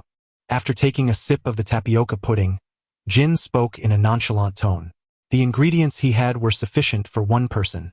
Distributing them among 7 was naturally insufficient. It was commendable enough that he could share at all. Each child received an apple pie and a small cup of mango tapioca pudding. Most importantly, it was generous of him to offer food to these youngsters. Brother Jin, we're going camping this weekend. Would you like to join us? Umei, cradling her tapioca pudding, suddenly recalled this and looked at Jin with eager anticipation. The silver-haired man replied with an indifferent gaze. I want to be going. Such a direct and decisive response. We'll prepare plenty of delicious food. The only thing Yuan Tai could think of was the meals, particularly eel rice. Yuan Tai, not everyone shares your fondness for eel rice, Hikaru interjected, bemused. Yuan Tai's obsession with eel rice was well known. He could always connect any food to it. I want to be going. Jin had no interest in accompanying a group of children on a camping trip. He could hardly engage with them. Is there something else on your mind? Kurosawa pondered. He was uncertain of Jin's standing within the organization, but given his association with vermouth, he must be a high-ranking individual. Although Jin's seemingly idle demeanor raised suspicions of intentional neglect, he appeared to be adapting quite well, suggesting no major issues. Nothing, Jin replied, indicating that despite his leisure, he had no desire to venture out on a camping trip with this group of children. Heisei Silver bid farewell to his companions, cradling Kuro as he turned to Jin and casually inquired about dinner plans. Let's eat out, Jin replied, preoccupied with his phone, seemingly engrossed in sending an email. He cast a fleeting glance at Heisei Silver, remarking, put the cat down. He had not intended to bring the feline along for dinner. Kuro could simply dine on cat food. Are you not concerned about it clawing around the house? Heisei Silver placed Kuro into the cat shelter, where the little black ball rolled over to observe Jin as he changed his attire. Jin, how did you acquire that scar on your heart? The mark, indicative of a deep stab, suggested it had been inflicted by something akin to a dagger. Jin lowered his gaze to the most conspicuous scar on his body, slipping on a hoodie and donning wrist guards, flexing his joints as he recounted, I was inadvertently stabbed. His words were vague, yet Heisei Silver understood it was a subject Jin preferred to evade. With his silver hair tied into a low ponytail and a cap pulled down to obscure his eyes, Heisei Silver concealed the fleeting chill that flickered beneath. This scar was a lesson inflicted by another, marking the beginning of his inability to trust. You are suited to traverse this path alone, devoid of a past or future. Even should you vanish one day, no one would recall your visage. This is a solitary journey, a road of no return. The haunting words of that individual echoed in his ears. A curse of sorts. You are destined never to turn back. Indeed, Jin never looked back. Regardless of what transpired, he bore the weight silently, continuing to forge ahead until death claimed him. He departed. All the shadows of his emotions were meticulously concealed, and as he gazed at the small figure before him, Jin took the car keys and entered the garage. A blue and black Bugatti emerged, with Hayazaki climbing into the passenger seat. Jin, one hand firmly grasping the steering wheel, donned sunglasses, a striking image of an imposing figure. Why wear sunglasses? Hayazaki stifled a laugh, for the current Jin bore little resemblance to the one etched in his memory. It felt almost surreal. It was merely a promise. Jin had no habit of wearing sunglasses and said little about that agreement. Hayazaki's curiosity had nowhere to settle, especially when Jin unexpectedly produced a pair of children's sunglasses and placed them on Hayazaki's nose, adjusting them just so. While steering, Jin's mind wandered to the figure of that man, the one who perpetually wore sunglasses, said to have suffered a mutation in his eyes due to a failed experiment, forever concealed to avoid alarming others. In truth, they had seen that man's eyes mere seconds before his demise. They were a pair of red eyes adorned with scales resembling fish, lacking any focal depth, indeed an unsettling sight. That fellow relinquished the opportunity for survival to enable their escape. Subsequently, it became an unspoken agreement. Whenever they gathered, they would invariably don sunglasses. Indeed, it was an unprecedented catastrophe, particularly for them. Out of 17 individuals, only 4 emerged unscathed. The remainder either perished on the spot or were left tormented by the agonies of a mutagenic agent, neither fully human nor ghostly. To live is a luxury, and to live well is an even greater extravagance. A sleek supercar executed a stunning drift, halting gracefully in a parking lot. Jin, accompanied by Black Xian, made their way into a manor that appeared rather unremarkable from the outside, merely an upscale villa. However, upon traversing the interior, a hidden world unfolded behind it. "Hello," greeted 3 men, all donned in sunglasses, as they acknowledged Jin. Black Xian noticed that a barbecue grill had already been set up, the fire crackling to life, filling the air with the tantalizing aroma of grilled delicacies. A small child was present. "Little Joe, is this your brother?" inquired a man dressed in denim, scrutinizing Black Xian. "You bear a striking resemblance, young one. You may call me 3rd brother. This is 7th brother, and this is 15th brother." None revealed their true names, prompting Black Xian to roll his eyes. "I am called Xiaozhe. Pay them no mind," Jin remarked as he settled beside Black Xian, unceremoniously handing him several skewers. "Your sole responsibility is to enjoy the feast." "9, you seem to be a bit inconsiderate," remarked the man in the denim jacket, raising an eyebrow, clearly displeased. "Children, by nature, are meant to play. How could they be solely responsible for eating?" Heisei pushed up his glasses, observing that the individuals before him were all wearing sunglasses, obscuring their true identities. Nevertheless, they appeared to be quite familiar with Jin. "All right, let's not tease the little ones," said the man with the wild hair, opening a bottle of liquor and carelessly spilling half of it onto the ground, then finishing the remaining half in a few hearty gulps. The others followed suit, mimicking his actions. Heisei glanced at Jin, still unable to discern any unusual emotion from his expression, which remained cool and composed. "Children should refrain from alcohol. Let's offer them some juice instead." The man with the wild hair fetched a box of fruit juice, evidently imported, its price surely a delight to behold. Though these individuals appeared rather frivolous, their banter was lighthearted, with no inquiries regarding the true relationship between Jin and Heisei. They indulged in food and drink, leaving all else unexamined, purely engaged in merriment. Heisei, cradling a can of juice, couldn't help but eye the enticing bottle of liquor in Jin's hand, which emitted a delightful aroma, tempting him to taste it. Casting a glance at the adults, who were busy digging sweet potatoes from the fire with wooden sticks, Heisei discreetly grabbed a can of beer, licking the frothy bubbles that emerged, pondering if it might indeed be quite palatable. Just a sip would suffice. Jinzhou took the beer can from He Ziyin's hands. How could he have possibly overlooked He Ziyin's furtive actions? However, considering that the alcohol content of that beverage was low, consuming a few sips would not pose any harm, which is why he allowed He Ziyin to keep it. Yet, Jinzhou evidently overestimated He Ziyin's tolerance for alcohol, or perhaps misjudged his constitution. After taking a couple of swigs, He Ziyin's eyes sparkled with brightness as he leaned against Jinzhou, resembling a playful puppy, nuzzling affectionately. Was he intoxicated? The man, reminiscent of Maitreya Buddha, gazed incredulously at He Ziyin, unable to comprehend how someone with such a remarkable capacity for drink could become tipsy from a mere beverage, especially one with only 12 or 13 degrees of alcohol. "I want to go home and sleep." He Ziyin continued to nuzzle, burrowing deeply into Jinzhou's embrace. His sunglasses slipped off, and he buried his entire face in Jinzhou's chest, inhaling deeply the faint scent of tobacco mixed with an unknown yet delightful aroma. "Never mind, we've finished eating anyway. It's about time to disperse." The man with the flamboyant hairstyle smiled good-naturedly. "You take him home, we will handle things here." Jinzhou, disinterested in further pleasantries, scooped up He Ziyin and made his way toward the parking lot. Beneath his sunglasses, his eyes remained as tranquil and shallow as ever, revealing no discernible emotion. Chapter 7. The intoxicated Hakazai Silver possesses a truly poor tolerance for alcohol, succumbing after just one glass, and his behavior is rather unacceptable. "I need a shower," Upon arriving home safely, Hakazai Silver energetically commenced his antics with Jin. Despite the unpleasant odor of barbecue clinging to him, one must wonder if he is truly capable of bathing independently.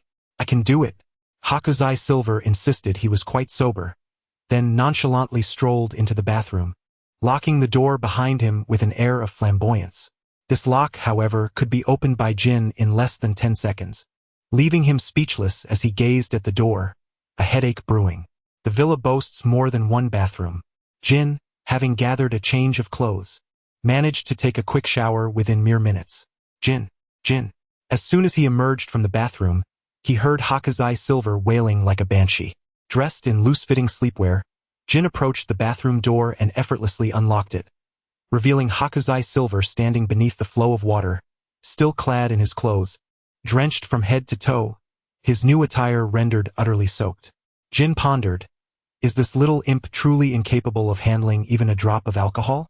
Wrapping the already tipsy boy in a towel, Hakazai Silver continued to thrash about, insisting on dancing as he donned the sleepwear he had ordered before leaving the house.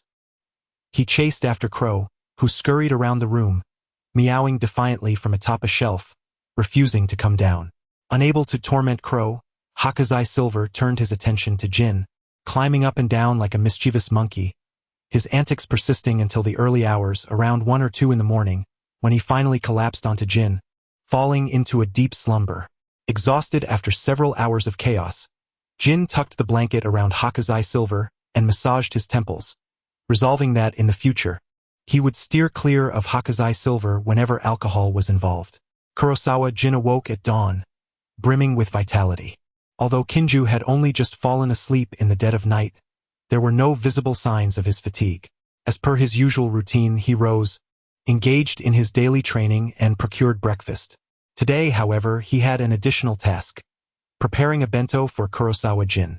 With his backpack slung over his shoulders and bento in hand, Kurosawa dashed toward school, oblivious to the enigmatic gaze cast upon him by Kinju, reminiscent of a predator lurking in the shadows. Kinju, with a quiet click of his tongue, averted his gaze and casually scrolled through his phone, indulging in a brief nap beneath the sun's warm embrace, until a new email arrived. Photo: Numazu Michikaru, low-ranking member. Serial killer, agile as a swallow, possesses beast-like explosive power. Currently being pursued by the police in the deep mountains of Gunma Prefecture for the 4th corpse. After perusing the details of Numazu Michikaru, Kinju's lips twitched, unsure of what to make of it all. Given the current situation the police had on him, a death sentence was inevitable. The decision to send him an email seemed rather superfluous. Was the sender under the impression that Kinju had too much leisure time on his hands? Though indeed he was particularly unoccupied. However, having inadvertently taken the lives of 3 individuals while being pursued by the organization, Kinju glanced at his all-black attire, fell into a moment of silence, and resolved to change his clothes before proceeding. After all, his only aim was to ensure the final outcome for Numazu Michikaru without attracting unnecessary trouble. If his appearance were to provoke the latter into revealing information about the organization, it would only complicate matters. Although it was highly likely that he had already divulged much, and the police might misconstrue it as an excuse for a reduced sentence, it was always prudent to avoid potential complications when possible. Though he had changed into a new outfit, he still donned black trousers and a black coat, merely accompanied by a white t-shirt beneath. When the coat's zipper was pulled up, not a trace of white was visible, rendering him indistinguishable from his all-black ensemble. As for the character Jin, his hair had yet to cascade down to his waist. It still fell short by approximately 10 centimeters. While shorter hair offered greater ease of movement, Jin had never been fond of others touching him casually. Moreover, to him, the distinction between long and short hair was negligible. Initially, he kept his hair short due to his weakness, as it would get trimmed during battles. However, as his strength grew, no one could match him in close combat. Without delving further, he could effortlessly overpower the majority in hand-to-hand confrontations, and given that most subsequent confrontations involved firearms and other ranged attacks, there was little necessity to keep his hair cropped short. Meow. A small black cat darted from its shelter, its bulbous, captivating eyes fixated on Jin. The silver-haired man remained silent for a few moments, contemplating that a trip to Gunma Prefecture would undoubtedly require an overnight stay. This mission was fundamentally about giving him a chance to unwind, with little possibility of engaging in combat. Bringing along this little creature seemed inconsequential. Thus, Jin found himself with a small black cat nestled in the hood of his coat, a dark bundle that, if one didn't look closely, could easily go unnoticed. Jin did not take the bus. Instead, he opted to drive to Gunma Prefecture, convinced it would only take a short while. Having always been a solitary figure, he seemed to have forgotten that another child resided at his home, showing no inclination to send a text or make a call to Hakusei. Although the task at hand was rather straightforward, the ground personnel managed to provide some pertinent information, such as the fact that Jiro Numikawa was being pursued by the Gunma police into the depths of the mountains in search of a fourth body. Not to mention, the surroundings here were truly splendid. The air was fresh, the waters pure, and life thrived in abundance. The little black ball of fur peeked out from beneath a hat, its bulbous eyes surveying the unfamiliar forest. As the sun dipped below the horizon, the woods grew dim, yet Numikawa had likely not been apprehended, for the Gunma police still lingered on the periphery. Evading the authorities was child's play for Jin, who strolled leisurely through the forest with his hands tucked in his pockets. Suddenly, the little black ball became restless. Jin grasped the scruff of the kitten's neck and set it down on the ground. The small creature darted along the water's edge, and Jin paid it no mind, allowing it to wander freely. However, it was clear that the little black ball had no intention of running far. It scampered ahead for a short distance before glancing back at Jin, waiting for him to catch up before dashing off once more. Thus, Jin was led deeper into the forest by the kitten, where he soon encountered several familiar faces. Cielo? The freckled boy donned a baseball cap, his voice hoarse as he stared in astonishment at the little black ball. This was Gunma Prefecture. How could Cielo possibly be here? The small black sphere emitted a few sounds, circling around Guangyan, while Kazlin's large eyes fixated on Guangyan's closed palm. In the background, Jin Zhou approached leisurely. Brother Jin En? Guangyan inquired, gazing at the silver-haired man who had unexpectedly appeared.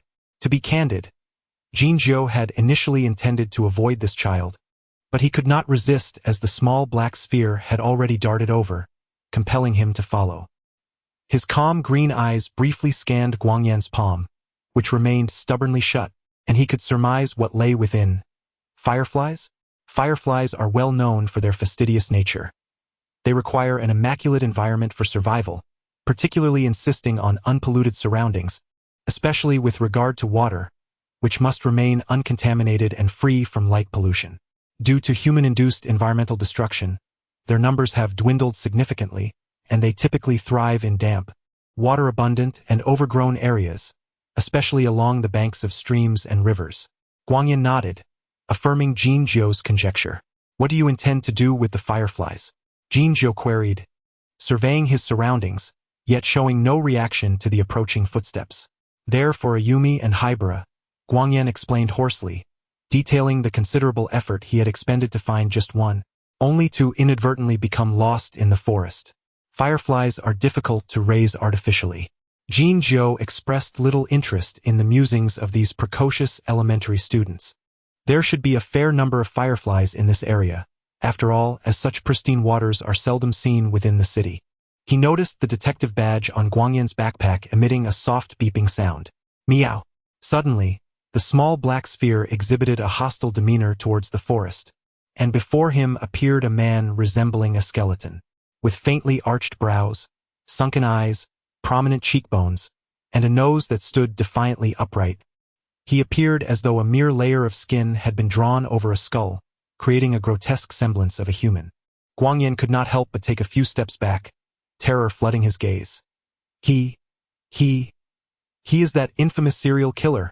Of course, Jingu recognized Jiu Ishii, having recently perused the data on this individual. However, he had not anticipated encountering him under such dire circumstances, especially with a small ghost by his side. Jingu could not simply eliminate Jiu Ishii. Moreover, doing so would not resolve the predicament but rather incite the police to investigate the cause of Ishii's demise and the identity of the murderer. Although the likelihood of tracing the investigation back to the organization was negligible, it was still a complication to avoid. Most importantly, Dealing with Jiu Ishii at this moment would also necessitate addressing the small ghost nearby, only adding to the turmoil. A moment's contemplation of the pros and cons revealed that allowing the police to apprehend the individual would be far less troublesome than taking matters into his own hands. Furthermore, this man was merely an outer layer operative, having had no contact with the mid to upper echelons. Had it not been for that individual's idle desire to assign him a task, such a mission would never have reached Jingu in the first place. Guang Yen and Numawater Kichiro exchanged a glance, unable to suppress their retreat, primarily due to the truly fearsome appearance of the latter. This affirms the folly of judging by appearances. Indeed, Numawater Kichiro's visage is unappealing, yet his nature is not malevolent. At least his intention was merely to return Guang Yen to his companions. Had he not been driven to desperation, he would not resort to murder. In stark contrast, Jin, with his striking looks, is undeniably a ruthless killer, unflinching in his actions. Thus, one must not judge a person solely by their exterior. Numawater Kichiro regarded the man clad in black with equal wariness, memories of the training imposed by the organization flooding back. Those within that dark organization were akin to demons. "Don't move! Police!" Suddenly, the surroundings illuminated as the Junior Detective League located Guang Yen. Numawater Kichiro, restrained by the authorities, observed Jin encircled by the children amidst the glaring lights. "You may extinguish the lights. It's too bright. They are too frightened to emerge." As Numawater Kichiro was led away by the police, he had one final encounter with his childhood friend, the flickering fireflies illuminating the eyes of this man, once mocked by his peers for his unattractive appearance. Chapter 8. Human alone, independent in the world. Returning to the conversation, "Jin, what brings you here?" After watching the fireflies, the group made their way home, chatting and laughing. Akazawa couldn't help but glance at the little black ball nestled beneath Jin's hat. That cat was truly fortunate, and he felt a pang of envy. "I was summoned for a matter," Jin explained with a nonchalant tone. "Someone, that gentleman, has a matter concerning the whereabouts of Shiujichiro." "Correct." Akazawa blinked, exercising restraint not to inquire further. Jin's indifferent demeanor might escape the notice of strangers, but those familiar with him could discern subtle hints. Nevertheless, Jin responded to what he deemed trivial questions with remarkable apathy. Jin had no intention of returning to Tokyo with them. When he said he had business, it was simply that. "Meow." The little black ball boasted from within Jin's hat, defiantly challenging them. With Jin absent, Akazawa had no choice but to accompany Dr. Agasa, as he needed to attend school the next day and could not afford to wander off with Jin. However, could he request a day off? After all, the knowledge from elementary school seemed entirely unnecessary. He was more than capable of handling high school material. "Jin." Akazawa approached Jin, looking up. "I want to go play with you." He implied that if Jin were on a mission, he certainly wouldn't bring along that little black ball that would hinder the task. In truth, Akazawa was not mistaken. "You still have school tomorrow," Jin replied in a flat tone, while the little black ball's bulbous eyes fixated on the young human. "A day off can be arranged." Higashikes expressed that the knowledge acquired in elementary school was far too simplistic, suggesting that attending school was merely a waste of time, as he could achieve perfect scores without even listening in class. How could this be acceptable? Before Jin could voice his opinion, the three genuine children had already expressed their dissent. Bume wore a face of disapproval, exclaiming, "We are students. How can we take leave just for leisure?" Hikaru echoed the sentiment, wrapping his arms around himself, maintaining the same stance. "This is not right. Are you planning to secretly solve some intriguing case?" Gentai squinted at Higashikes. Higashikes found himself at a loss for words. How could these children overhear him? He cast a pleading glance towards Jin, the tall silver-haired man whose gaze remained indifferent, showing no intention of offering assistance, as if he were merely an outsider, untouched by the unfolding drama. "You must decide for yourself and bear the consequences," Jin stated, making it clear that even for Higashikes, he would not intervene. The choices made would lead to consequences that he must face alone, regardless of age. Due to the collective reproach from the group of children, Higashikes could not evade Jin's scrutiny, and he departed Gunma with Dr. Agasa, glancing back repeatedly. In contrast, Jin, after Higashikes made his decision, did not look back, his hands tucked into his pockets, departing with the same nonchalance as usual. Higashike's halted, watching Jin walk away. This individual always seemed to maintain a demeanor that was rather irksome. Conan and the others may not perceive it, merely attributing it to Jin's aloof demeanor. However, Silver could discern that, in Jin's eyes, he perhaps held no distinction from Conan and the others, all regarded as mere children without any exceptional qualities. Jin's frigid attitude towards the young detective league mirrored his treatment of Silver. Silver even harbored doubts that if Conan and the others wished to spend the night at Jin's villa, Jin would acquiesce to their request just as he would to Silver's. This seemed profoundly unjust. While such an attitude might be suitable for everyone else, it felt rather inequitable towards Silver, who shared an undeniable closeness with Jin. His blood coursed through Jin's veins. How could Jin treat him as if he were merely a stranger? Silver? Ayumi inquired, observing the motionless figure of Silver with curiosity. She was oblivious to the turmoil of emotions swirling within him, nor could she grasp it. Do you wish to follow Brother Jin? He is not my brother. He is my father, a father, bound by blood. Silver opened his mouth, at a loss for words. Ayumi and the others were merely ordinary children, incapable of comprehending the depth of his feelings. He had once witnessed Jin's demise, and it had been an inexplicable return to childhood for an extended period, yet there had been no news of Jin.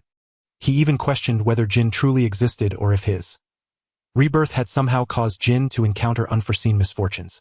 At that time he was in his 20s, while Jin was nearing 40.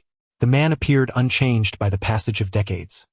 His gaze remained perpetually indifferent and shallow, devoid of any tumult, even in the final moments before death. It seemed as if he regarded the world and its myriad affairs with detachment, akin to an audience member observing actors on stage. Thus, upon catching his first glimpse of Jin on the street, even if it were merely a silhouette, he could recognize him instantly. However, similarly, Jin's demeanor left him feeling profoundly disheartened. He despised this mode of interaction, yearning instead for a connection, even if such a desire bordered on the extravagant. His expectations were modest. All he desired was for Jin to treat him differently than he treated others. He did not wish to be merely the most familiar stranger in Jin's eyes. Why don't you go after him? AI Hybera remained silent for a considerable time before softly speaking. She seemed to grasp the essence of Akai's sentiments. Observing the reactions of the young detective league made it clear that Jin had never made an appearance before them. Furthermore, according to Dr. Agasa, Jin appeared to have ceased visiting Akai altogether. At least, Dr. Agasa had never encountered him. Akai had resided at Dr. Agasa's home for over 3 years, and the doctor had seldom seen Akai's family. Strangely enough, Jin displayed a remarkable coldness towards Akai. I'll help you take leave from school. Both Dr. Agasa and Conan could perceive Akai's despondent mood and assumed he lacked the inclination to attend school. It would be better to indulge a little. Jin likely would not allow Akai to linger outside for too long. Go after him. The young detectives wore smiles, and under the subtle hints from Conan, Hybera, and Dr. Agasa, they refrained from uttering words like "we'll go with you" to chase him. Hyuzo Jin possessed the badge of a young detective, alleviating concerns about getting lost. Moreover, only a few minutes had passed. Jin should not have ventured far. Hyuzo glanced at Dr. Agasa and the others, expressing his gratitude before dashing in the direction Jin had departed, the wind rushing past his ears as he sprinted along the riverbank. Indeed, Jin had not strayed too far, but it was merely to respond to an email from the leader of the RB task force, Gimlet. According to Gimlet, they had discovered a significant lead, necessitating Jin's temporary departure from RB for a handover of duties, to prevent any mishaps at the organization's headquarters. Of course, for the time being, Jin remained in a state of inactivity, as Gimlet needed to gather sufficient intelligence to complete the tasks at hand. He could not burden Jin with an incomplete assignment, as a change in leadership mid-task could lead to unforeseen complications. Jin. Before Hyuzo's voice reached Jin's ears, the sound of Hyuzo's footsteps and heavy breathing preceded it, followed by the gentle rustle of air. After responding to the email, Jin cleared his inbox and cast a nonchalant glance at the boy who had claimed he was heading to school, not bothering to inquire about his sudden change of heart. You were moving too quickly. I chased after you for quite a while. Hyuzo gasped, collapsing beside Jin, seeing stars before his eyes. I was slow. Jin tucked his phone back into his pocket, moving at a decidedly slow pace. If he were truly in a hurry, Hake's Jin would have never been able to catch up with him. Once Hake's Jin had fully recovered, Jin resumed his forward journey, listening to Hake's Jin chatter incessantly about the Young Detective League, Dr. Agasa, school life, and murder cases. In short, he never paused. Standing beside a vending machine, Jin purchased a bottle of milk, gesturing for Hake's Jin to moisten his throat. Although it was milk, it resembled a beverage from the world over. With something to drink, Hake's Jin finally fell silent for a moment. Meow.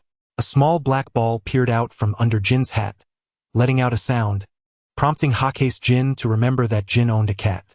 He looked at the little black ball, filled with envy and jealousy. Jealousy gnawed at Hake's Jin's insides. Jin, do you like cats? Hake's Jin and the small black ball exchanged intense glances, the latter enjoying a geographical advantage, gazing down at Hake's Jin. No. Then why do you keep this little cat? Hake's Jin continued their stare-off. Found it on the road. Jin's response seemed somewhat tangential, yet Hake's Jin grasped the essence.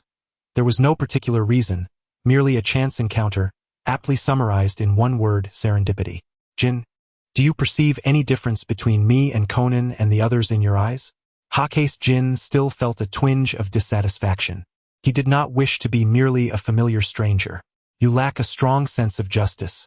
Jin did not quite grasp the meaning behind Hakusei's words. He pondered seriously, filled with curiosity yet aware of the need for restraint. Hakusei's curiosity rivaled that of Idagawa Conan, yet the former exhibited a greater understanding of self-control, while the latter would engage in perilous endeavors to satisfy his inquisitiveness, relentlessly pursuing answers until his goals were achieved. Such an answer was indeed quite objective. Is that all? Hakusei licked the milk from his lips, while Jin lowered his gaze to meet Hakusei's eyes. After a moment of silence, he seemed to comprehend what Hakusei was probing into. You are not like them. Stop overthinking it, Jin thought, resisting the urge to smoke. In what way am I different? Hakusei was quite insistent on this question, despite Jin finding it rather tedious and meaningless. I will undoubtedly save you, but I may not concern myself with them. Jin provided an answer that satisfied Hakusei, even though it was somewhat cruel towards Conan and the others. However, Hakusei was not exactly a paragon of virtue himself. This was Jin's most genuine response, and Hakusei believed in him, for he had indeed acted in such a manner. Regardless of the circumstances, Jin would undoubtedly rescue him, even at the cost of his own life, though Hakusei did not relish that notion. Indeed, one could hardly claim to enjoy such a fate. P.S. Happy Mid-Autumn Festival. Chapter 9. Frantic explosions. Kurosawa Jin, in a fit of resentment, vehemently rejected any notion of being rescued. The recollection of certain unpleasant events haunted him, and he was loath to see the divine-like figure of Jin soaked in blood once more. Such a sight was sufficient for a lifetime. "Is nothing," was the phrase Jin uttered most frequently, regardless of the circumstances or the severity of his injuries. Even in the face of death, he maintained an air of nonchalance, asserting with ease that he was unscathed. "Did you hear that?" Kurosawa Jin's sudden outburst caught Jin off guard. Yet the latter remained as composed as ever, responding with a mere It was unclear which question he was addressing, but his dismissive demeanor doused Kurosawa's inexplicable fury like a bucket of cold water. As they meandered towards the inn, Kurosawa had regained his composure, primarily due to Jin's infuriating attitude, which had inadvertently stirred memories of the past, causing him to lose control over his emotions. "What shall we eat?" Jin surveyed the surrounding restaurants before glancing down at Kurosawa. "Ramen, udon, or soba?" "Ramen," Kurosawa replied instinctively.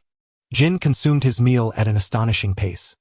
By the time Kurosawa had finished a third of his ramen, Jin had already completed his own and was leisurely seated. Stealing glances at Jin out of the corner of his eye, Kurosawa found himself caught in the depths of those strikingly beautiful eyes, and he felt a pang in his heart as he resolutely continued to eat. Upon reaching the inn, Hakusei Jin appeared languid, particularly so when he observed the little black ball frolicking about with exuberance. A sense of frustration enveloped him, tinged with jealousy.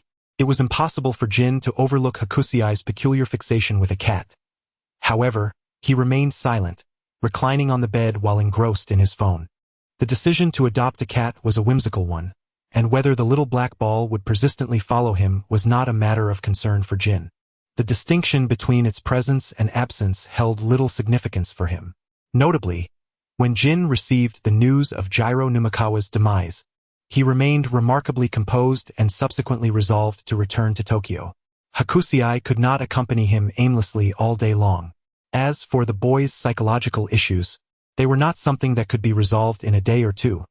At least for now, Jin was entirely unaware of the root of Hakusei's profound insecurity. Indeed, he seldom appeared before Hakusei. Their encounters throughout Hakusei's life were limited to a mere handful. In contrast, Vermouth frequently visited Hakusei, fostering a closer bond between them. Hakusei was undeniably himself, having not been impersonated or replaced, a fact substantiated by both Jin's sentiments and paternity tests. Thus a question arises. Why does Akai Silver cling to him so intensely, especially considering their last encounter was 3 years ago? How is it that Akai Silver can recognize him from merely a silhouette on the street? While this might be explicable through their blood relation, where does Akai Silver's palpable fear of his disappearance stem from? From the moment of Akai Silver's birth until their recent encounter on the street, the time they spent together scarcely exceeded 24 hours, over 6 or 7 years, amounting to 52,560 hours, with 24 hours barely scratching the surface. What then accounts for Akai Silver's inexplicable emotions? Akai Silver harbors many secrets, yet Jin has never inquired about them. No one has mentioned the anomalies in Gunma Prefecture. Akai Silver continues his studies as usual, while Jin remains perpetually unoccupied. He walks the streets, eluding the gaze of others. Although he has always been forbidden from undertaking missions alone, he has not been assigned any tasks, leading to his current state of exceptional idleness. In truth, such idleness is not beneficial for Jin. During moments of boredom, he tends to indulge in futile musings. The quieter the atmosphere, the more ensnared he becomes in his own thoughts. Thus, for some individuals, treating depression involves keeping patients perpetually occupied, so busy that they scarcely have time for idle thoughts, collapsing into sleep at the end of the day. All this serves to illustrate that while Jin's current state is ill-suited for undertaking any frenzied killing missions, he cannot afford to remain idle. Bang! The sound of the explosion captured the attention of Jin, the silver-haired man who restrained the instinctive tension in his muscles, allowing himself to adopt a relatively relaxed demeanor. His gaze remained indifferent as he moved toward the source of the detonation. This was the city center. Who would dare to detonate a bomb here? As he observed the billowing black smoke rising from the vacant lot adjacent to the highway, Jin recalled the news report from that morning regarding a theft of ammonium nitrate explosives from an Oriental munitions depot. Clearly, this was a portion of that stolen cash. However, given the substantial quantity of explosives, this could only represent a fraction of what had been pilfered. Based on Jin's experience with explosives, such a quantity would be more than sufficient to demolish an entire building. This was likely just the beginning. Casually retrieving a cigarette from his pack, he pondered idly about which miscreant had stirred up trouble this time. Glancing at the crowd across the way, Jin made a decisive exit. Presently, he bore an uncanny resemblance to the individual responsible for the bombing. One could easily envision the scenario. A bomb detonates across the river, a throng of onlookers gathers by the highway, and then a mysterious man in black appears on this side of the river. It would not take much for assumptions to arise, despite Jin's palpable innocence. This marked the second explosion. He had witnessed the first at Mihuapar at this moment. Conan Idagawa, who remains in the hospital, is utterly oblivious to the fact that he has become the target of the black organization SAs, the very adversary he yearns to vanquish. He continues to engage in discussions about the case with Officer Magyar and others.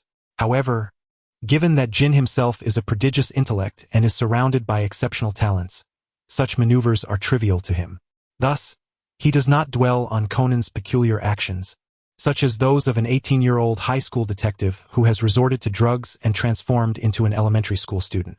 Jin is unfamiliar with Shinichi Kudo and has never heard of him, rendering it impossible for him to connect Idagawa Conan with Kudo. Yet, should he ever uncover the existence of such an individual, Conan's FA would be perilously compromised. The same applies to Shiho Miyano.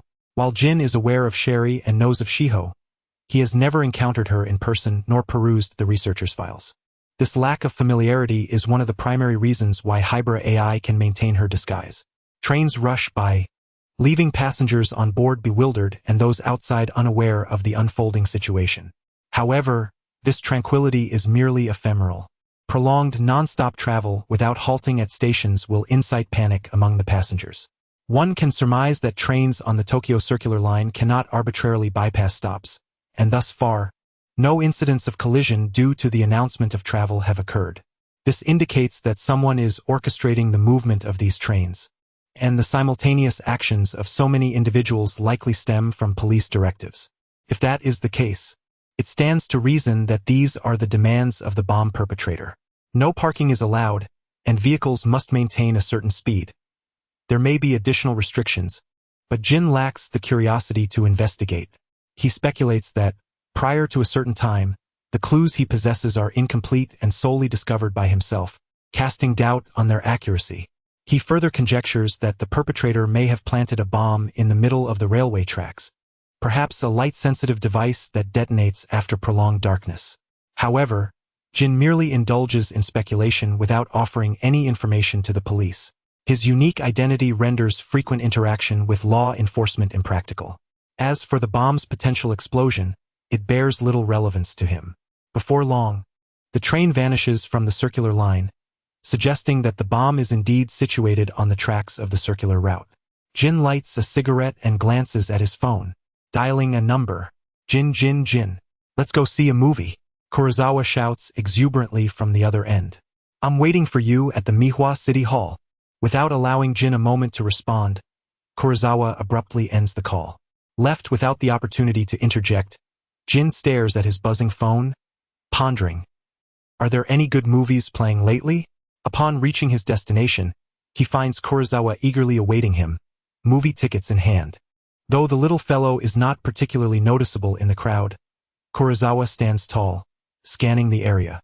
Jin approaches Kurosawa, who waves the tickets triumphantly. Look, I managed to snag us too. Jin cast a fleeting glance at the film titled Legend of the Red Line. That is a movie for couples, he remarked. I am aware, but it is currently the most popular film, Hakase Jin replied nonchalantly, pulling Jin into the cinema on the first floor of the Popcorn City Hall. Furthermore, Hakase Jin's keen eyes spotted Mori Ran at the front desk, seemingly engaged in a phone conversation. Since most patrons here were likely on dates, Hakase Jin chose not to interrupt, ushering Jin into the theater where they settled down. In the next moment, an explosion erupted, causing the entire hall to tremble violently. In mere seconds, the surroundings transformed into a scene of devastation. Jin instinctively shielded the small figure of Hakase Jin, covering him with his own body as he braced against the falling debris. Though the explosion lasted only a brief moment, the power of the plastic bomb was formidable and not to be underestimated. Jin, are you all right? Once the tremors subsided, Hakase Jin peered out from under Jin's protective embrace, anxiously searching the silver-haired man's face for reassurance. Meanwhile, Mori Ran and Kudo Shinichi exchanged urgent information over the phone, learning that there was an even larger bomb within the hall. The crowd erupted in gasps of horror. Panic was only natural in the presence of such a deadly threat. Chapter 10. Timed detonation of the skyscraper. Jin, attuned to the commotion nearby, shifted slightly, only to be pierced by a searing pain in his back. His sensitivity to pain was acute. While those accustomed to blade and bullet wounds might hardly flinch at a mere prick, Jin was not one of them. His awareness of his own body surpassed that of an ordinary person, and thus, his capacity to endure was equally extraordinary. The clock struck midnight, resonating through the air. Kurosawa Silver observed the wound on Jin's back in silence, extending a small hand to encircle Jin's neck, resting his cheek against Jin's face, speaking not a word. What's wrong? Jin remained unperturbed, even in the presence of a bomb that could detonate at any moment. He retained his composure, meticulously surveying the surroundings. He was capable of defusing bombs, yet the debris from the explosion obstructed their path, rendering them unable to reach the lobby. In this scenario, they could only leave their fate to chance. Jin's calmness stemmed from past experiences of facing far graver predicaments. This scene was but a trivial episode in his life. The distinction lay in the fact that he had previously navigated such dire straits alone, but now he bore the responsibility of a child. With only the red and blue lines remaining, Ran Muri wielded a pair of scissors, her heart weighed with the burden of a 50 survival rate. The lives of everyone present rested in her hands. To claim that she felt no pressure would be disingenuous. Before the specter of life and death, not all could maintain the stoic demeanor of Jin, who could gaze upon mortality with indifferent eyes. It has been demonstrated that the physical constitution of the Koi girl is quite reliable. Regardless of the reasons, Maurilan severed the blue line, causing the timer to cease its countdown, ensuring the safety of all present. Jin did not perceive his injuries as severe. After enduring harm for so many years, he had become accustomed to it. The impacts he sustained were merely superficial, not affecting his bones or internal organs, and he knew that with a few days of rest, he would recover completely. Desiring to avoid any physical contact with others, Jin decisively withdrew, confident that he could tend to his wounds upon returning home, deeming it unnecessary to squander medical resources. Upon his arrival at the villa, Akazawa Jin observed the blood-soaked back of Jin, his pupils dilating in shock. Was this not serious? It was merely a bit of blood, Jin thought dismissively. Although the injury was on his back and somewhat challenging to manage alone, he was accustomed to it. Jin had never treated himself with gentleness. He poured alcohol on the wound, feeling the intense sting, then cleaned the blood from his back, applied ointment, and bandaged it with precision. Akazawa Jin frowned deeply as he watched Jin skillfully burn the bloodied bandages and cotton swabs, before putting on his clothes and transforming back into the indifferent deity he typically embodied. Jin had no intention of remaining at home to recuperate. Such injuries were commonplace for him, and he saw no reason to make a fuss. To prevent Jin from wandering off, Akazawa Jin took him to a newly opened arcade nearby. Setting aside other matters, the arcade was genuinely loud, with a cacophony of sound effects from various games bombarding the senses. Oh yes, come on. In a nation where Japanese is predominantly spoken, the sudden emergence of an English phrase would likely draw attention instinctively. However, amidst a shooting game with Jin, the ever-composed Akai Shuichi remained unfazed, while a petite figure beside him fixated on the screen displaying their competitive scores, his expression darkening. The reality of being outmatched by Jin was one thing, but to be outperformed in gaming was utterly disheartening. Determined, Akai Shuichi tugged at Jin, traversing the arcade in search of games where Jin might not excel. While it was understandable that Jin, as an assassin, would dominate in shooting games, one could not expect him to be proficient in every genre, could they? After enduring countless defeats, Akai Shuichi quietly sipped his drink, attempting to quell the embers of frustration within. He reassured himself that, as an ordinary person, he should not compare himself to someone as extraordinary as Jin. In a moment of distraction, he caught sight of a certain FBI agent mingling with the Grim Reaper's associates. Are you saying that, after school every day you come to this arcade? Suzuki Sonoko queried, her face a mask of disbelief, struggling to reconcile the image of her typically stern teacher with an apparent obsession for video games. Indeed, Suzuki-san, the teacher replied, the design of RB's gaming consoles is exceptionally beautiful and thrilling. As such, any game imported from America by RB garners immense popularity.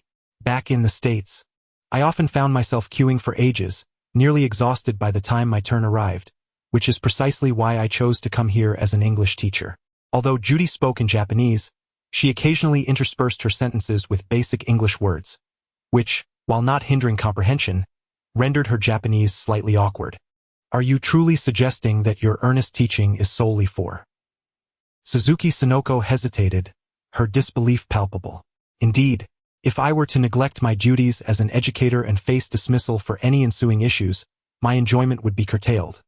For individuals like us, finding employment in Japan is exceedingly challenging. Therefore, my indulgence in gaming here remains a closely guarded secret, and I implore you to keep it confidential.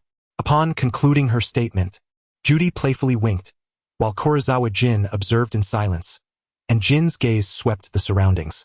Sonoko and Ran nodded in agreement, deeming it a trivial matter, and swiftly redirected their focus elsewhere. With stars in her eyes, Sonoko gazed at Judy, her admiration unmistakable. Teacher, your shooting stance was simply magnificent, just like that Billy the Kid. Since that's the case, would you care to witness me engage in an even more exhilarating game? This is currently the top-rated fighting arcade game. Judy exclaimed, enthusiastically leading Ran and Sonoko to a virtual fighting machine named Super Warrior Spirit. Look, this is the globally adored virtual fighting game Super Warrior Spirit. It's truly exceptional. But enough about that. Come on, Ran, give this game a try. I assure you will fall in love with it. Before Xiaolan could react, Judy deftly pressed her onto the machine, skillfully maneuvering the gaming apparatus. The ease with which she operated it indicated that she was no stranger to such games. First, she placed a virtual headset on Xiaolan, pulled down the visual goggles, and then inserted a game coin. Let me help you select the beginner's warrior, Patra. Once Judy had chosen the character, the machine automatically secured Xiaolan's hands and feet to the seat, while a safety strap, reminiscent of those found on roller coasters, flipped from the back of the chair to buckle around her. As the screen transitioned into the preparation phase, Judy explained, Xiaolan, you can now control your character through your movements and engage in combat with the character you see. We will observe your duel on this screen. Are you ready, Maurilan? Do you wish to play? Jinzhou glanced at He Zain, who showed little interest in such fighting games. However, He Zain might still partake. Though Jinzhou added with a smirk, you seem unable to play. You're too short. He Zain retorted. How dare you? Is my height truly my fault? I am merely a first-grade child.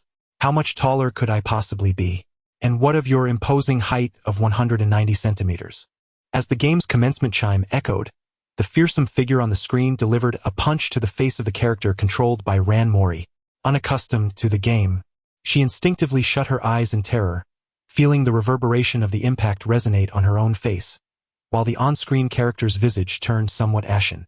Despite her inaugural encounter with this game resulting in a victory over the computer-controlled adversary, she faced utter defeat when challenged by others, unable to mount any defense. What do you wish to do? In the cacophony of the environment, this inquiry seemed trivial, scarcely garnering the attention of those around, except for Jin.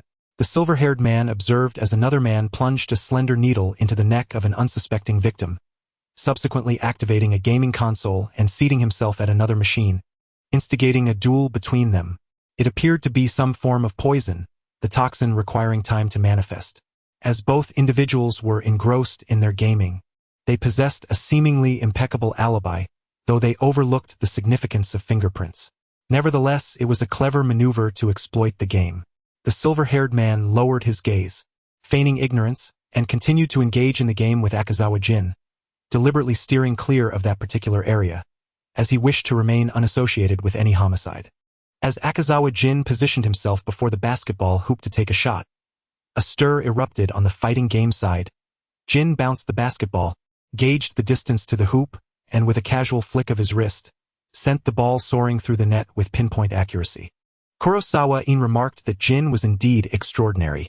He had never encountered anyone with such versatility. However, his attention was swiftly drawn to the commotion nearby, where a fighting game was unfolding. What? Gao Bao had just fallen victim to that ultimate move. It seemed that Cup who Lucas was not as formidable as expected, as he lay incapacitated on the ground. What was Oito doing? Why hadn't he delivered a fatal blow to Gao Bao? How frustrating. Due to Oito's character failing to execute a finishing strike, the large screen ultimately displayed a resounding draw. Could this be true? The musings of bystanders were inconsequential. What truly mattered was that the Grim Reaper's son, Conan, sensed something amiss. He hurried over to the man who had defeated Xiaolan, and upon witnessing the vacant gaze and rigid expression, his pupils dilated in shock. This man? He was dead. How could such a fatal incident occur while merely enjoying an outing? Kurosawa-in silently rolled his eyes, vowing to steer clear of Conan in the future. Chapter 11. The initial encounter at the arcade. In light of the murder, the various machines in the arcade came to an abrupt halt. The previously bustling and noisy arcade fell into an eerie silence. Jin and Kurosawa-in found themselves in a corner, realizing that they could not leave just yet. Moreover, Jin was reluctant to engage with the authorities. Thus Kurosawa-in settled into a gaming chair, patiently awaiting Conan's resolution of the case. Soon after, a stout officer wearing a hat arrived at the arcade, notably short in stature, at least in comparison to Ran. Officer Magyar instantly spotted the conspicuous figures of the Grim Reaper team. "Ran, was it you who reported the incident?" he inquired.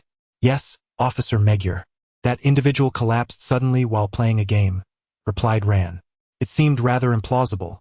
One moment a person was engrossed in the game and the next, they lay lifeless on the ground. During a critical moment, just as victory was within reach, the player abruptly ceased their actions, only for everyone to realize he had passed away. After listening to the testimonies of Ran and her companions, Magyar furrowed his brow slightly and turned to his fellow detectives, evidently familiar faces. Upon entering the crime scene, he prioritized questioning these individuals. "Takagi, have you confirmed the identity of the deceased?" "Indeed," Takagi responded, retrieving the police handbook and perusing the recorded information. "The deceased is Kengo Yudo, age 21, unemployed.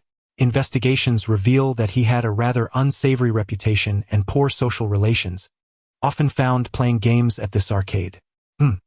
Such unfavorable remarks suggest he must have had numerous adversaries here, Magyar mused. Judy and Officer Magyar were not strangers to one another. Their previous encounter during the bus bombing incident had not been a pleasant memory, and they had not exchanged greetings then. "Ran, are you quite familiar with this officer?" Judy quietly inquired of Ran.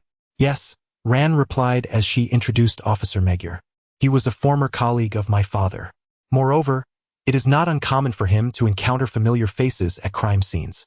Upon overhearing someone mention his name, Officer Muro turned around to gaze at the foreigner with light golden hair, who was none other than our school's English teacher.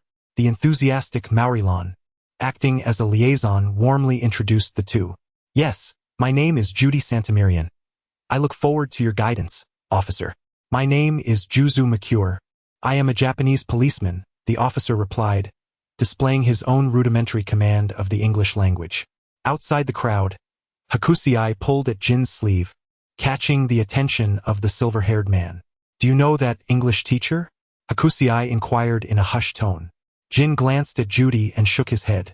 Although he had seen her during the bus bombing incident, their encounter had been fleeting. They had not even exchanged greetings. Had it not been for Judy's deliberate imitation of Vermouth's catchphrase, Jin would have scarcely recalled such a passerby. No, Judy interjected, raising a finger and shaking it before Officer Muguruma, diligently correcting his linguistic misstep. It was imperative to use policeman instead of policeman at that moment. This left Officer Muguruma entangled in a quandary between the terms police and press, until Officer Takagi discreetly interjected, redirecting the conversation back to the matter at hand. With a hint of embarrassment, Muguruma addressed Takagi, stating, in summary, "Officer Takagi, the focal point of our investigation is the cause of this individual's demise. Indeed, according to the guests present in the vicinity at the time of the incident, no suspicious figures were observed loitering within the amusement park, and those in close proximity to Mr. Wado asserted that he had not consumed anything during the struggle, leading me to believe that the possibility of suicide should be dismissed." After absorbing Takagi's report, Muguruma approached Wado's lifeless body, noting its peculiar attire. He found it rather odd. The outfit resembled something from a science fiction film. "This is a virtual combat gaming machine," explained a staff member clad in a black and white uniform as he approached Muguruma. The occurrence of a homicide within the arcade would undoubtedly impact their business adversely. No one wished for the resolution of this case more than the employees here. It was revealed that any player participating in the combat would experience the same physical pain in reality as their on-screen character sustained in the game. What? Physical harm in reality as well? Indeed, for instance, when a character's legs are attacked on the screen, the player in reality may also perceive a sensation akin to that of a genuine blow. Could it be that the cause of death stemmed from the severity of the impact? Mumu, contemplatively rubbing his chin, observed the collective expression of disbelief among those present. If that were the case, this game would indeed be perilously hazardous, akin to gambling with one's life. "Officer, such an occurrence is utterly implausible. While players may experience a jolt, it is merely a slight vibration, comparable in intensity to that of a mobile phone. Have you ever heard of someone perishing due to a phone's vibration?" As Mumu regarded the man who had abruptly interjected while chewing gum, he proceeded with his customary inquiry. "And who might you be?" "I am Takamitsu Shimizu, the player who was competing against him just moments before he kicked."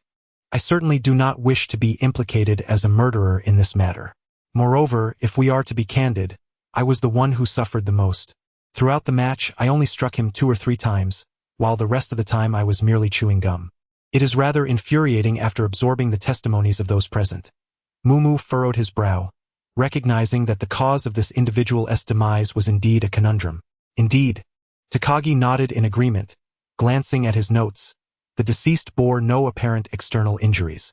Might it be a case of poisoning?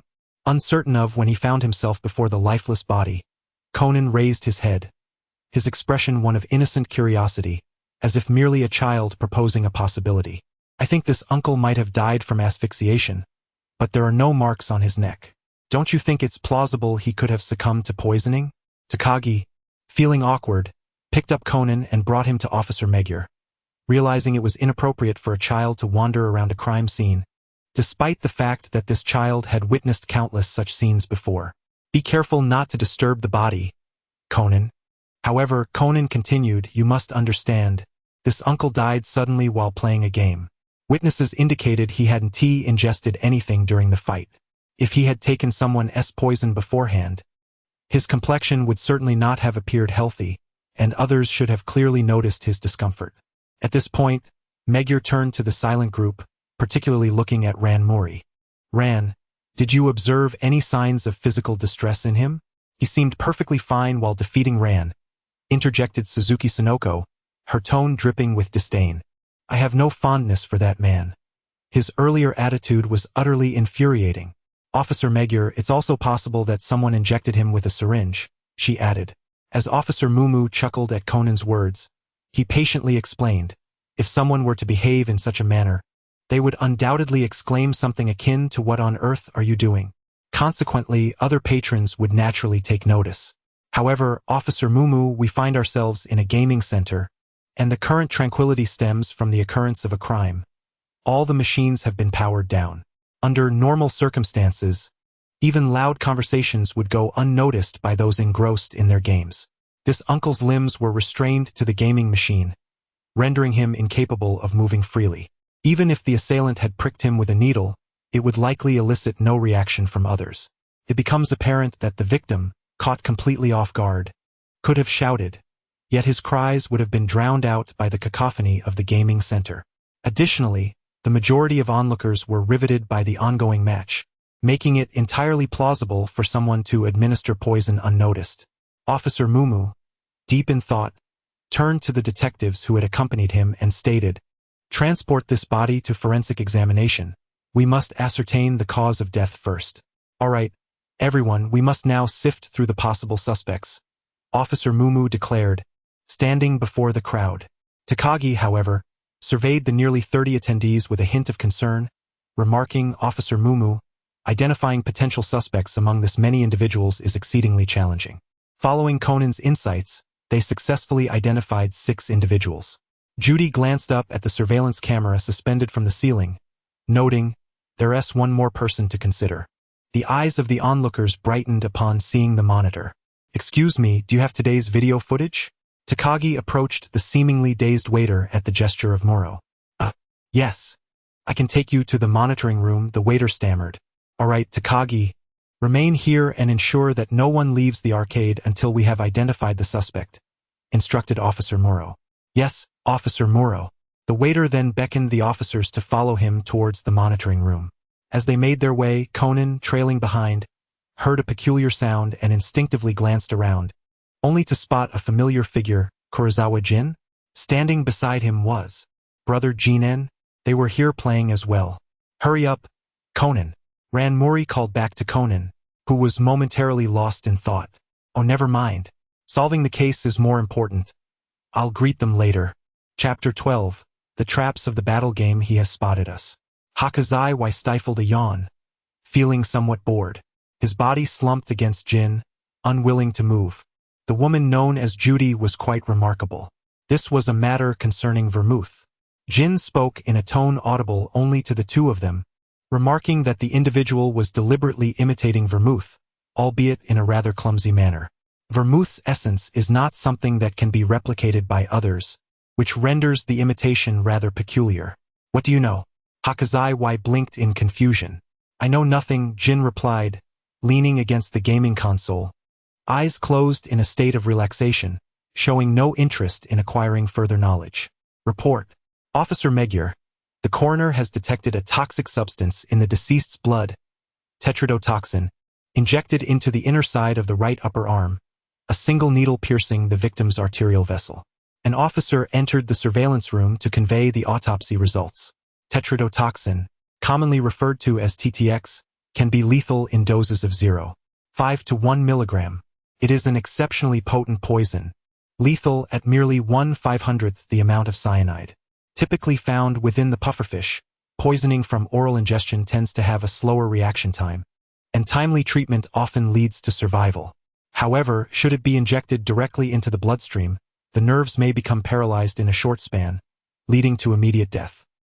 Judy's voice drifted into the ears of those present, and for a fleeting moment, her demeanor bore little resemblance to that of a teacher, exuding an air of enigmatic mystery. Wow, Miss Judy, you know all about this. Suzuki Sonoko, with her carefree demeanor, remained oblivious to any peculiarities. However, Conan regarded Judy with a lingering suspicion. Could this individual truly be the woman codenamed Vermouth from the enigmatic black organization? Oh, indeed. This was a cautionary note from a friend of mine who is a physician. He specifically warned me to exercise utmost caution upon my arrival in RB, lest I fall victim to pufferfish poisoning.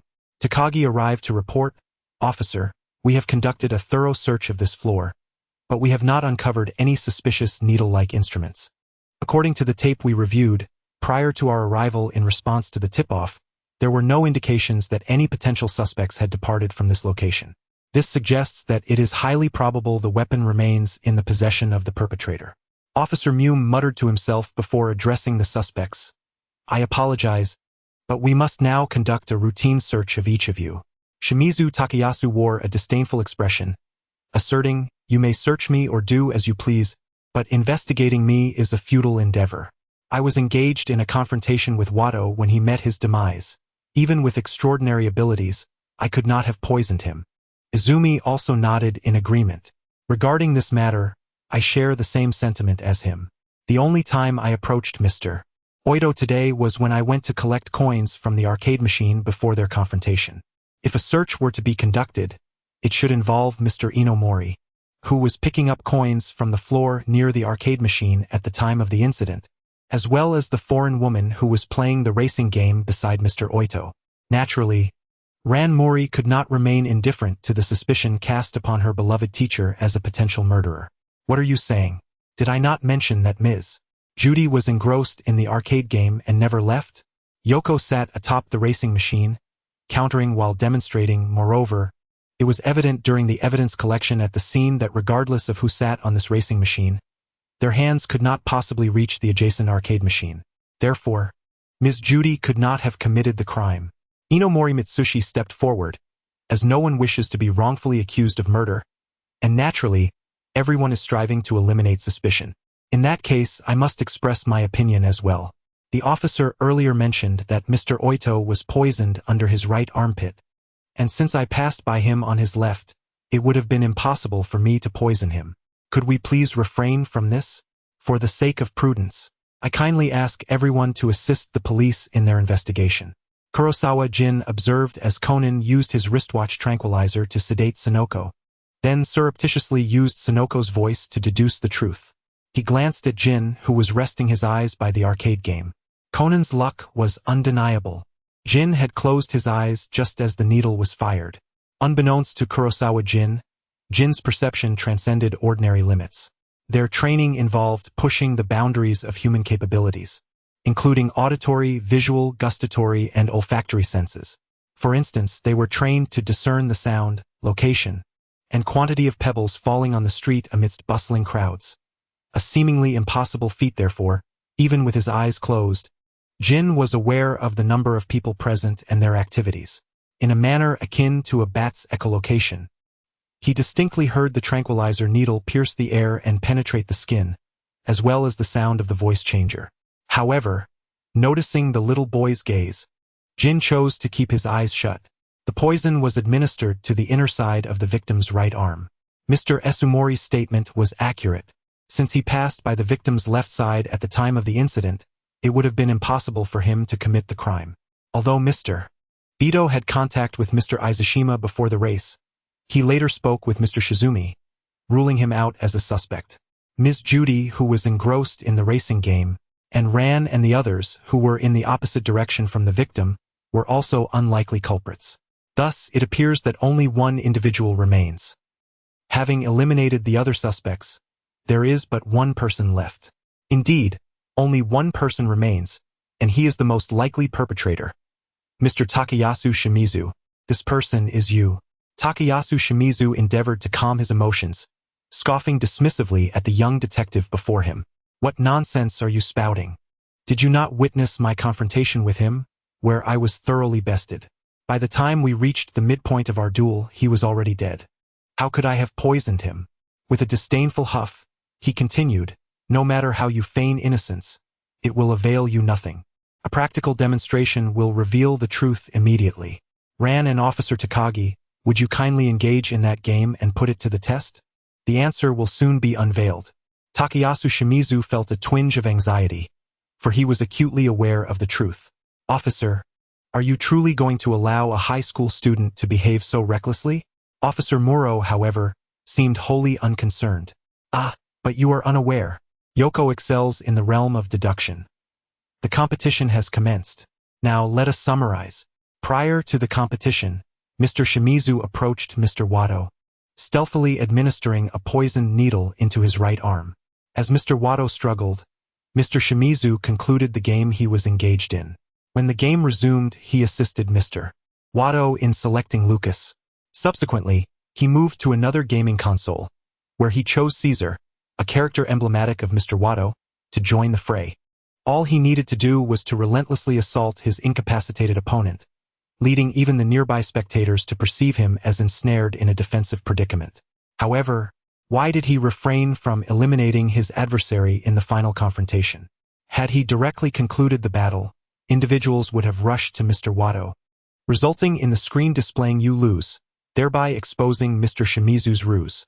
Thus, he could only disguise the true identity of Mr. Wado's chosen character with a draw. As for the weapon, it likely lay beneath the feet of the server. Hakazai Jin observed Edagawa Conan, donned in Sonoko Suzuki's vest, shine brilliantly as he articulated through astute reasoning the weapon of the murderer and the decisive evidence. 3 coins resided within Wado's gaming console.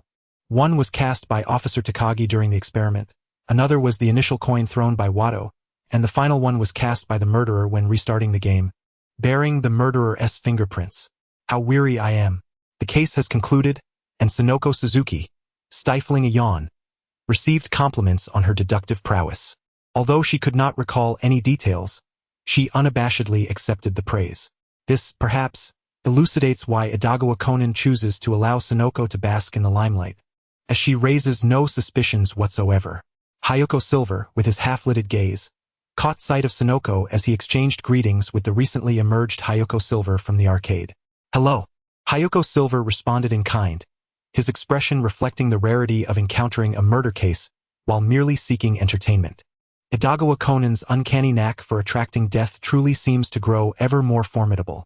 Handsome, Sonoko Suzuki exclaimed, her attention drawn to the figure of Jin, who stood beside Hayako Silver, her eyes sparkling with admiration. Sonoko, Ran Mori remarked, her face flushed with embarrassment as she turned apologetically towards Jin. This is... Judy instinctively heightened her alertness upon observing Jin's dark attire, reminiscent of the members of that organization who also donned black. Could he be? This is my brother, Jin. Hayako Silver now openly referred to his father as his brother, for the term brother tends to be more readily accepted. This is Ran Mori, Sonoko Suzuki, and Ms. Judy. Hello, my name is Ran Mori, the girl with flowing, sleek hair greeted politely, and Sonoko, as the heir of the Suzuki conglomerate, certainly upheld the standards of etiquette. My name is Judy Santamirian. A pleasure to meet you. Though Judy harbored doubts, she concealed them well, even extending a warm introduction. Jin has never been one for idle chatter. After a brief introduction, Akai Shuichi took Jin away, while Judy decided to return home.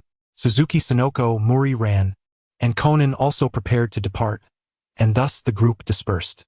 Judy, watching them fade into the distance, retreated to a secluded corner and placed a call. The reflection of her glasses glinted as she inquired, "Have you ever encountered a man with silver hair in the organization? His name is Jean." "No," came the prompt reply. Akai Shuichi quickly recalled the individual he had met that day. "I have tracked him. He resides in the vicinity of Mihua Town, appearing to pose no threat. The FBI agents assigned to follow him have found nothing amiss." "Then he should not be affiliated with the organization?" Judy adjusted her glasses, remarking, "He seems to be Akai's brother. Yet, I sense he is not as simple as he appears," Akai Shuichi added. Although he had uncovered no useful information about the man, his intuition was unyielding. It never hurt to exercise caution. "Understood." Judy gazed toward the heavens. "I shall seek an opportunity to probe further." Chapter 13. The Young Detective Corps. Due to an event at Titan Elementary School, the Young Detective Corps began to alter the script. Jin proudly approached Hakase Jin to take on the role of director. The silver-haired man, clad in black, perused the script in his hands with utter boredom. It was said to be adapted from the Kamen Rider series, a work Jin had never seen. "Alas, I am defeated." With a toy gun in hand, Hikaru pointed, and Conan collapsed to the ground, delivering a performance devoid of spirit. Even a puppet on a string would have fared better. Click. Hikaru shook the script and cast a dissatisfied glance at Conan, who was half-heartedly participating.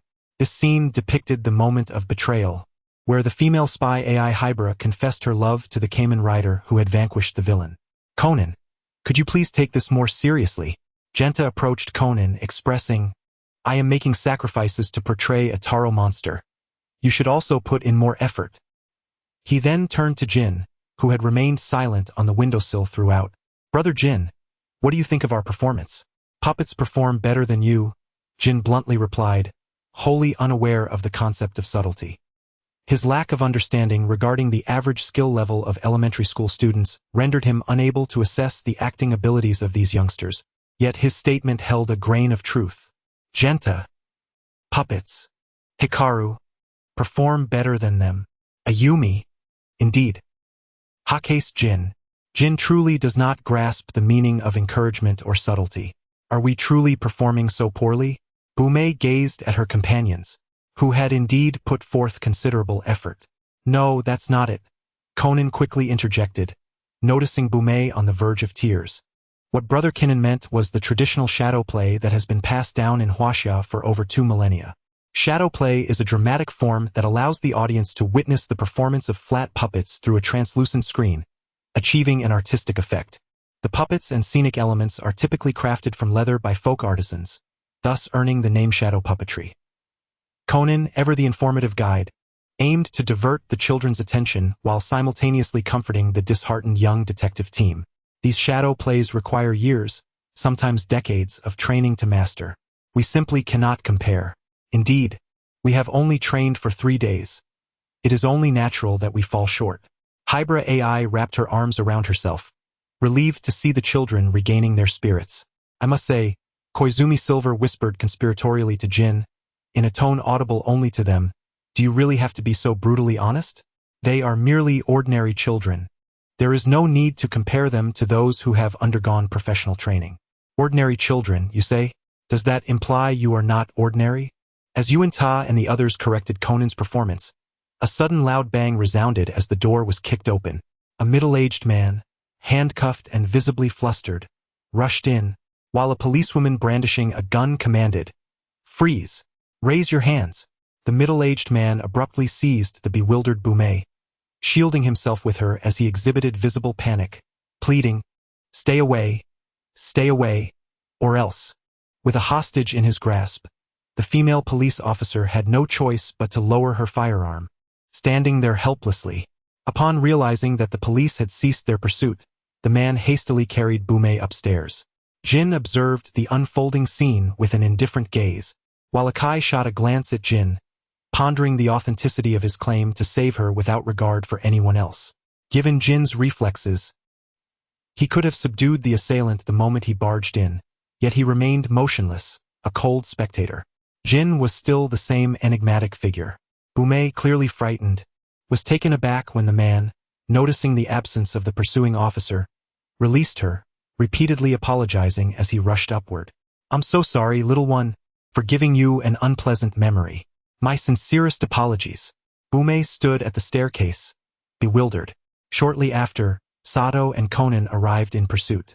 Officer Sato, seeing Bume unharmed, let out a sigh of relief. "Bume, where is that man?" Bume pointed towards the rooftop, indicating he had fled there. Upon hearing this, Sato immediately dashed toward the rooftop, with Conan closely trailing her, as the young detectives could not miss such an incident. The assailant was making a desperate escape, with Sato hot on his heels and Conan relentless in his pursuit, while the young detective team strived to keep pace, and Jin and Akai swam through the chaos. On the rooftop, a man was crouched on a ladder, scaling towards the balcony of another building. "Hey, stop right there." If that man had been inclined to obey, he would not have fled. After traversing over, he turned and hastily stowed the ladder below, taking a deep breath before clambering up from the balcony and slipping into the adjacent building. Sato surveyed her surroundings and spotted a drainage pipe at the edge of the building. Steeling herself, she bit down on her gun, took a running leap, and seized the drainage pipe. Utilizing the momentum, she skillfully shot the screws fastening the pipe, and with the elasticity of the pipe, she propelled herself onto the neighboring building. This series of actions flowed seamlessly, showcasing a remarkable grace. The young detective league watched in awe, their mouths agape, astonished by her prowess. Just as Conan and the others were marveling, a male police officer raced up to the rooftop, startled to see Sato leap into the other building. "Miss Sato, are you all right?" Sato shot the lock off the door and then raised her hand to Takagi on the opposite building, assuring him, "I'm fine. Takagi, hurry and pursue him from below. Don't let him escape." Takagi turned and dashed back downstairs, followed closely by the young detective league. Jin, hearing the footsteps above, calmly shifted aside, allowing them ample space to avoid a collision should they need to halt. On their descent, Conan and his companions began to grasp the unfolding situation. The captured criminal had managed to escape? Conan inquired, his face a mask of disbelief. "Indeed," Takagi lamented with a sorrowful expression, feeling a sense of despair within. "Just as we were about to escort him back to headquarters, an unfortunate collision occurred between a motorcycle and a truck. Officer Sato went to manage the scene, leaving the car door ajar, and in a moment of inattention, the perpetrator stealthily made his escape. You are in quite a predicament. This is not something that can be resolved with a mere report." Glaring with sympathy, Mitsuhiko remarked, "You might even face demotion." "Indeed." Takagi helplessly scratched his head. Meanwhile, Sato finally apprehended the fleeing criminal in the men's restroom, executing a powerful shoulder throw that sent him crashing into the toilet. As Sato was about to lift him up, he noticed that the handcuffs had broken off. How troublesome this is. Fearing that he might escape again, Sato took out his own handcuffs, fastening one end to the criminal's wrist and the other to his own. "Quickly stand up. We are heading back to the station." Huh? Sato awkwardly discovered that due to the obstruction of the door panel, he had failed to notice that the criminal's hand was protruding from the drainage pipe. Consequently, both of their hands were inadvertently shackled to the back of the toilet, rendering them immobile. This cannot be happening. Sato began rummaging through his pockets for the keys, but to his dismay, he found none. He searched everywhere, certain they had fallen somewhere. Leaning against the restroom door, he sighed. "Officer, it's not me. I didn't do it. I didn't kill anyone." The apprehended criminal lay on the ground. His eyes glazed as he stared blankly at the ceiling, muttering to himself. Just as Sato was about to express something, she heard Takagi's voice calling from downstairs. "Takagi! I'm here! I'm here!" Following the sound, Takagi and the young detective team rushed into the men's restroom in search of Sato. With an embarrassed expression, Sato shook her hand, which was handcuffed, feeling helpless. She regretted not assessing the situation before securing the cuffs, and now she found herself trapped in this predicament. As Jin and Akai leisurely approached, the suspect was fervently defending himself. "It wasn't me, officer. I don't understand why, but when I woke up this morning, Ms. Nishimura was already dead." Officer Sato glanced at the dazed Higashida. "Mr. Higashida, I understand that you find it difficult to accept this reality, But the deceased is your apartment mate and also your superior at work, Ms. Manami Nishimura. The scene of the crime is the bathroom of her room.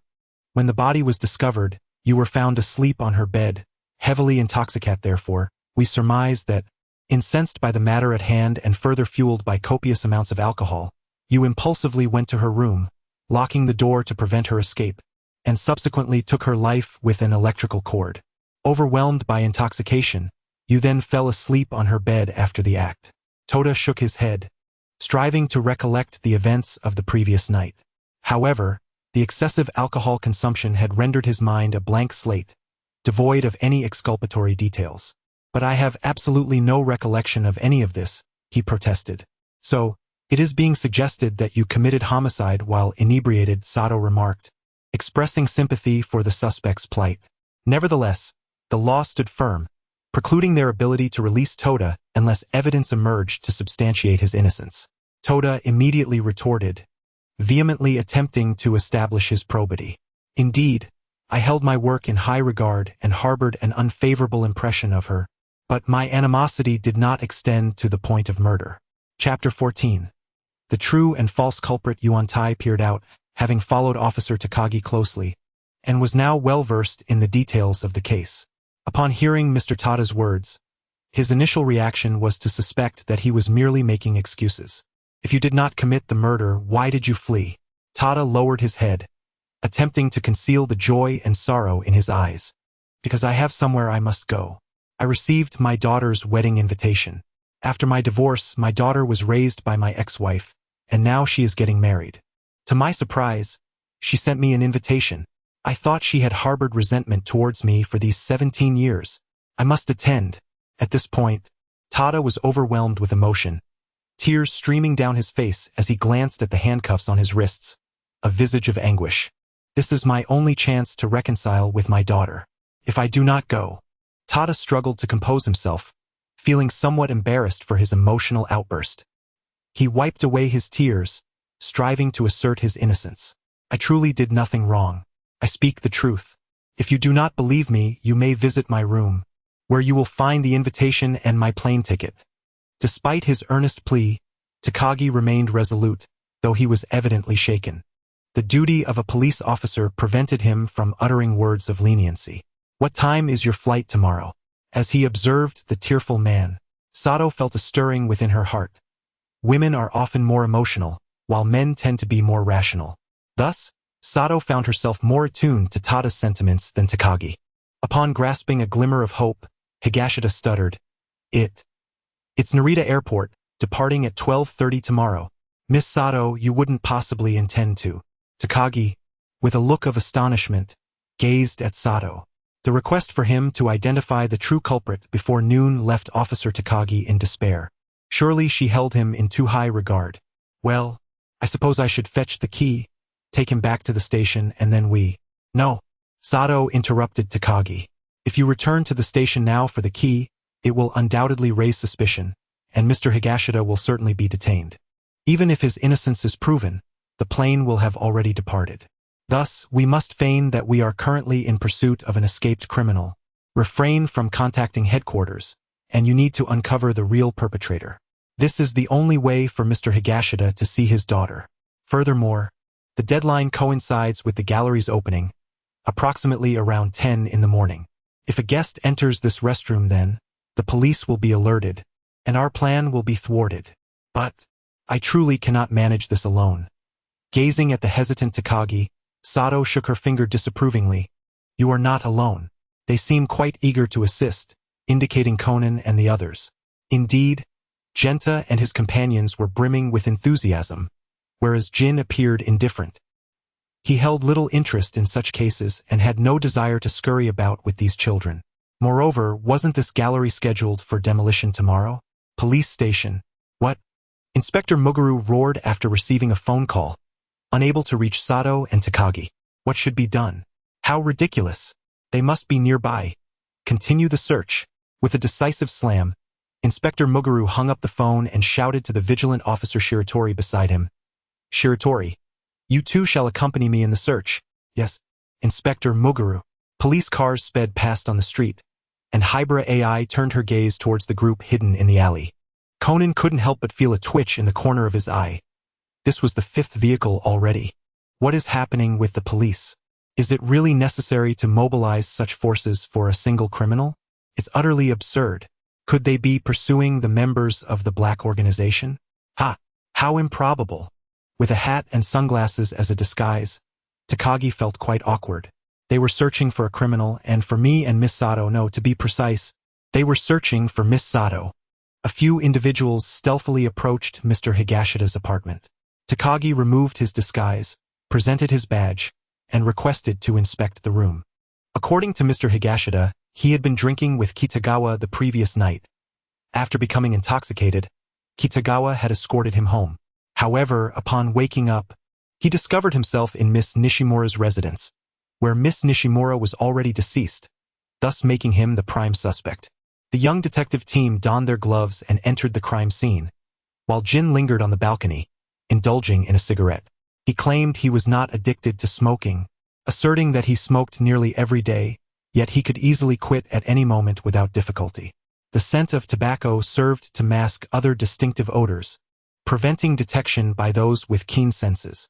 With a cigarette perched between his lips, Jin glanced at his phone to find a new email, a party invitation to a masquerade ball aboard a cruise ship. Disinterested, he deleted the message without a second thought. Perhaps sensing Jin's decision, the sender promptly called him after the email was discarded.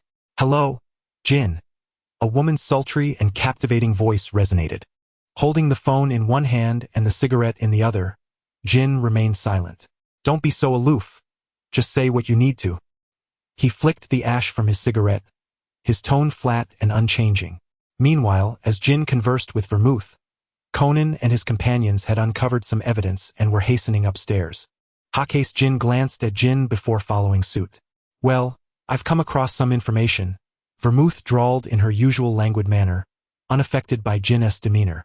As Jin heard the sound of liquid sloshing, she inquired, "Do you know Sherry?" "Mayano Shiho." Jin shows little interest in researchers, yet Shiho Mayano is quite renowned among them. However, that is the extent of his knowledge. He knows her real name and her code name, but beyond that, he knows nothing. Jim Light has an inexplicable obsession with Shiho Mayano, and Jin is disinclined to interfere. He will leave this prey to Jim Light, merely a researcher. She might appear on that cruise ship. Vermouth has provided false information, masquerading as the newly emerged Akemi, claiming to have discovered Shiho Mayano's current identity. However, she has no intention of allowing that woman to live. With Jim occupied with other tasks, only Jin remains.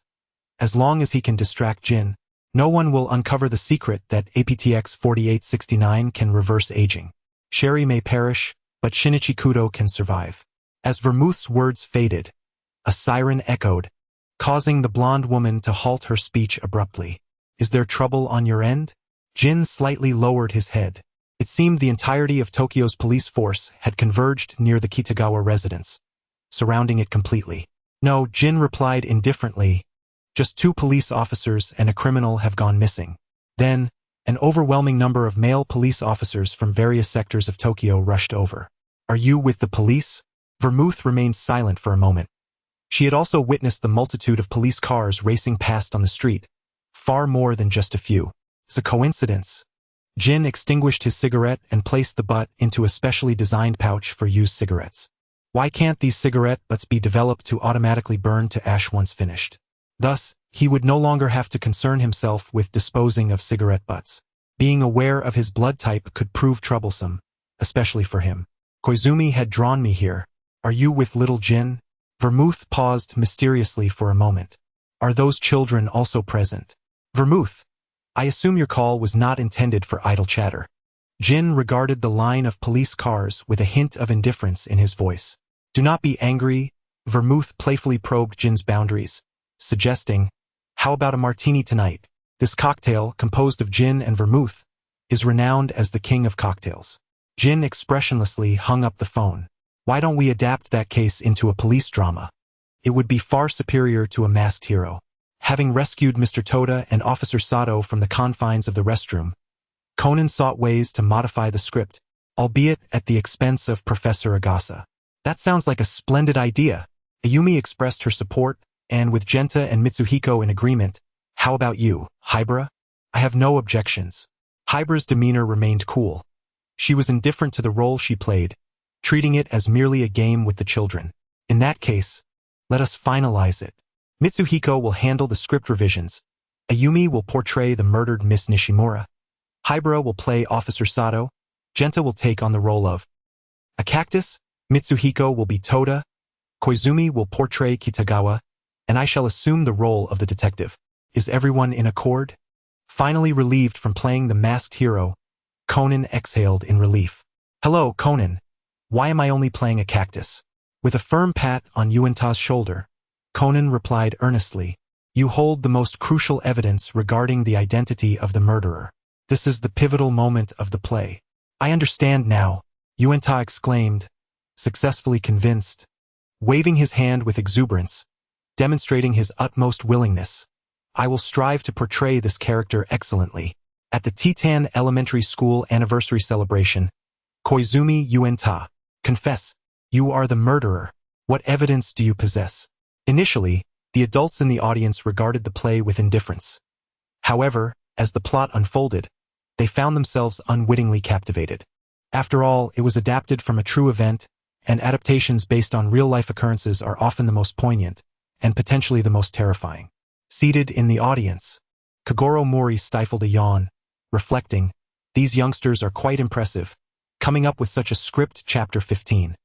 Encounter with Vermouth. As the day unfolded, Jin was on his usual journey to school, casually perusing the invitation letter that Vermouth had sent him. Today was the day she intended to distract him, but Jin remained oblivious to her true intentions. Nevertheless, he was resolute in not allowing himself to be manipulated. Disinterested in the masquerade ball, he preferred to avoid any schemes. Thus, he set out for a leisurely stroll with his little black companion. Meow. The cat, driven by an insatiable curiosity, followed closely in the footsteps of the small black ball. Jin found himself wandering along line 20, ambling forward at a leisurely pace. However, it wasn't long before he sensed something amiss. A faint metallic scent of blood wafted through the air. The silver-haired man's gaze momentarily darkened, yet he proceeded forward with an air of nonchalance. Meow, meow, meow. The little black ball seemed to have discovered something, suddenly darting away as the scent of blood intensified, or at least it did for Jin. Without attempting to conceal her approach, Vermouth instinctively gripped her handgun upon sensing the presence of another. Her condition was far from ideal. 3 ribs fractured, a bullet lodged in her leg, and should she encounter any troublesome individuals, her survival would be in grave jeopardy. Meow. The first sight that caught her eye was the little black ball. Its bulbous eyes filled with curiosity as it observed the disheveled woman seated in the phone booth. Following the ball, her gaze ascended to a pair of shoes, and as her eyes moved upward, she met the calm, verdant gaze of Vermouth. Jin? A flicker of astonishment crossed Vermouth's eyes as she recognized him. Jin crouched down, his expression as tranquil and shallow as ever. "What brings you here?" As they passed by, Jin gently touched Vermouth's wound, causing the strikingly beautiful woman to furrow her brow slightly. "I had initially intended to call Jim Light for assistance." Vermouth glanced at the small black creature crouched nearby, and with Jin's support, she managed to rise, taking a few gentle breaths, indicating that she was not in need of further help. "Thank you for your efforts," Vermouth said, leaning her cheek towards Jin, presenting an utterly harmless demeanor, reminiscent of a cat nestled by a warm hearth, albeit one with remarkably sharp claws. It was clear that Jin could not carry Vermouth back. He had taken over an hour to arrive, first borrowing someone from Jim Light, and then attending to Vermouth's injury. Soon, a black Porsche 356 had pulled up beside the telephone booth, and a robust man wearing sunglasses stepped out. "Vodka?" Vermouth paused for a moment, while Jin glanced at the similarly attired member of the organization, codenamed Vodka. Vermouth settled into the back seat, with Jin in the passenger seat and Vodka behind the wheel. "By the way, Jin, why do you keep a cat?" Vermouth inquired, absent-mindedly stroking the fluffy head of the small black creature. Despite losing considerable blood, her alertness kept her conscious, leaving her to seek conversation out of boredom. "I found it by the roadside," Jin replied nonchalantly, "just like you." Vermouth retorted, "Jin, Speaking like that will leave you without a girlfriend. Women can be quite troublesome. Jin ignited a cigarette, while Vodka demonstrated commendable driving skills, navigating smoothly without a hint of turbulence. A walk of an hour was condensed into a mere 10 minutes by car, as they delivered Jin and Belmode to their destination, after which Vodka promptly departed. Upon entering the villa, Belmode tended to his wounds, disposing of his blood-stained garments, and reclined upon the bed, exuding an air of languor. Lacking feminine sleepwear, Belmode donned Jin's nightgown. The attire was ill-fitting. Jin towered over Belmode by a good half a head. The nightgown hung loosely on Belmode, revealing his fair neck and delicate collarbones, a splendid sight that only Jin could behold. Regrettably, Jin remained utterly indifferent, his gaze unwavering even when tending to Belmode's wounds, as if the exquisite beauty before him were merely a lifeless entity rather than a captivating maiden. The villa housed numerous empty rooms, yet those equipped with beds were scarce. At least for now, Jin had only prepared 2 bedrooms, one for Kurosawa, who was fast asleep, and the other occupied by Belmode. The silver-haired man silently retreated to the study to address his own injuries. The wounds sustained at the Mihua City Hall were nearly healed, and he estimated that complete recovery was just a few days away. While Jin remained unconcerned about his own injuries, he certainly would not allow them to worsen when he had the means to treat them, for maintaining optimal condition was always preferable to existing in a compromised state. As he opened his laptop, curiosity enveloped him regarding the circumstances that led Vermouth to such a dire fate. This woman, known for her instinctive aversion to danger, typically retreated without leaving a trace. However, once she ventured deeper into peril, the outcome was often catastrophic. Jin had previously witnessed Vermouth in a state of disarray. At that time, she had yet to adopt her codename. Although it was not their first encounter, it marked a pivotal moment in their relationship. Subsequently, Vermouth acquired the codename Vermouth, leading to a greater frequency of their interactions. Unlike before, they occasionally collaborated on missions, establishing a tacit understanding, and Jin no longer cast Vermouth out of his domain. In due course, their paths intertwined in an unexpected manner, resulting in the birth of Silver. Years later, Jin abruptly departed. The study was dimly lit, illuminated solely by the cold glow of the computer screen. Leaning back in his chair, Jin's silver hair cascaded behind him, and his usually serene and gentle gaze appeared frigid under the harsh light, exuding an icy demeanor akin to a blade of ice. He observed the relentless influx of new emails on the screen, his expression inscrutable. In this moment, Jin resembled a master hunter lurking in the shadows, rather than a detached, amiable neighbor.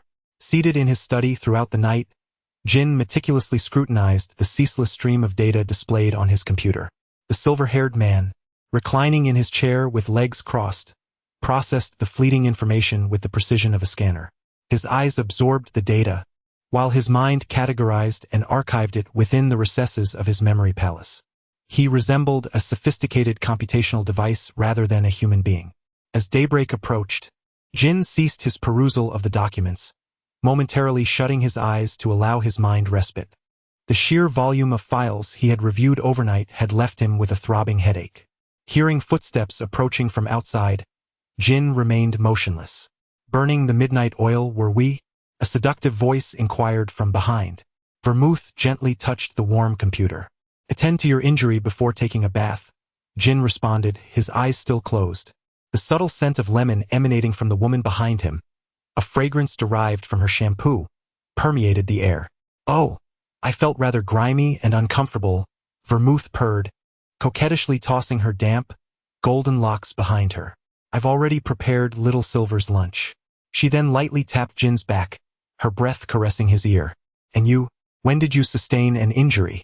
Jin opened his eyes to behold Vermouth, clad in a bath towel, unabashedly teasing his senses. Despite appearances, there was no intimate relationship between them. Any such encounter had been a singular occurrence many years prior and had not been repeated since. Jin extracted a cigarette case, but before he could draw out a stick, it was snatched away by Vermouth. Unfazed, Jin took a cigarette for himself and lit it, asking for a flame.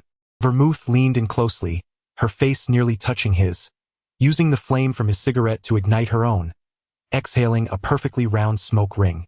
Vermouth's skill was commendable. While Jin enjoyed his breakfast, the blonde woman, wrapped in a towel, nestled on the sofa engrossed in her phone, while a small black ball of fur spun around her, its big eyes curiously observing this unfamiliar woman in its owner's home. Consequently, Vermouth began to pet the cat.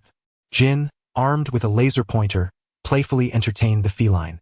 As Vermouth reached for the laser pointer, she inadvertently brushed against the towel, causing it to slip.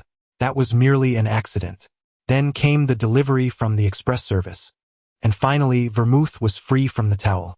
However, Jin surveyed the pile of express packages, perhaps a dozen in total, casting a cold glance at Vermouth. Just how much had this woman acquired? In truth, it was not excessive, merely a few items. The woman, rather oblivious, had unconsciously shifted Jin's clothes aside, filling the once empty wardrobe with her own garments. Belmont, having donned her attire, leaned against the windowsill with a smile illuminating her features. Her slender form was enveloped in a fitted dress that accentuated her graceful curves. The classic interplay of black and white, complemented by the two unbuttoned fastenings at the top, exuded an intriguing blend of restraint and allure. Cascading golden curls framed her shoulders, with a few rebellious strands caressing her elegantly defined collarbone and delicate skin, shifting rhythmically with the rise and fall of her chest. As she swept her long hair aside, her crimson lips and enchanting eyes sparkled with a subtle smile, lazily turned away from the resplendent sunset. She was undoubtedly a captivating enchantress, enticing those before her to delve deeper into her mystery, yearning to possess her. Undeterred by the abyss that lay ahead, Belmont possessed that allure.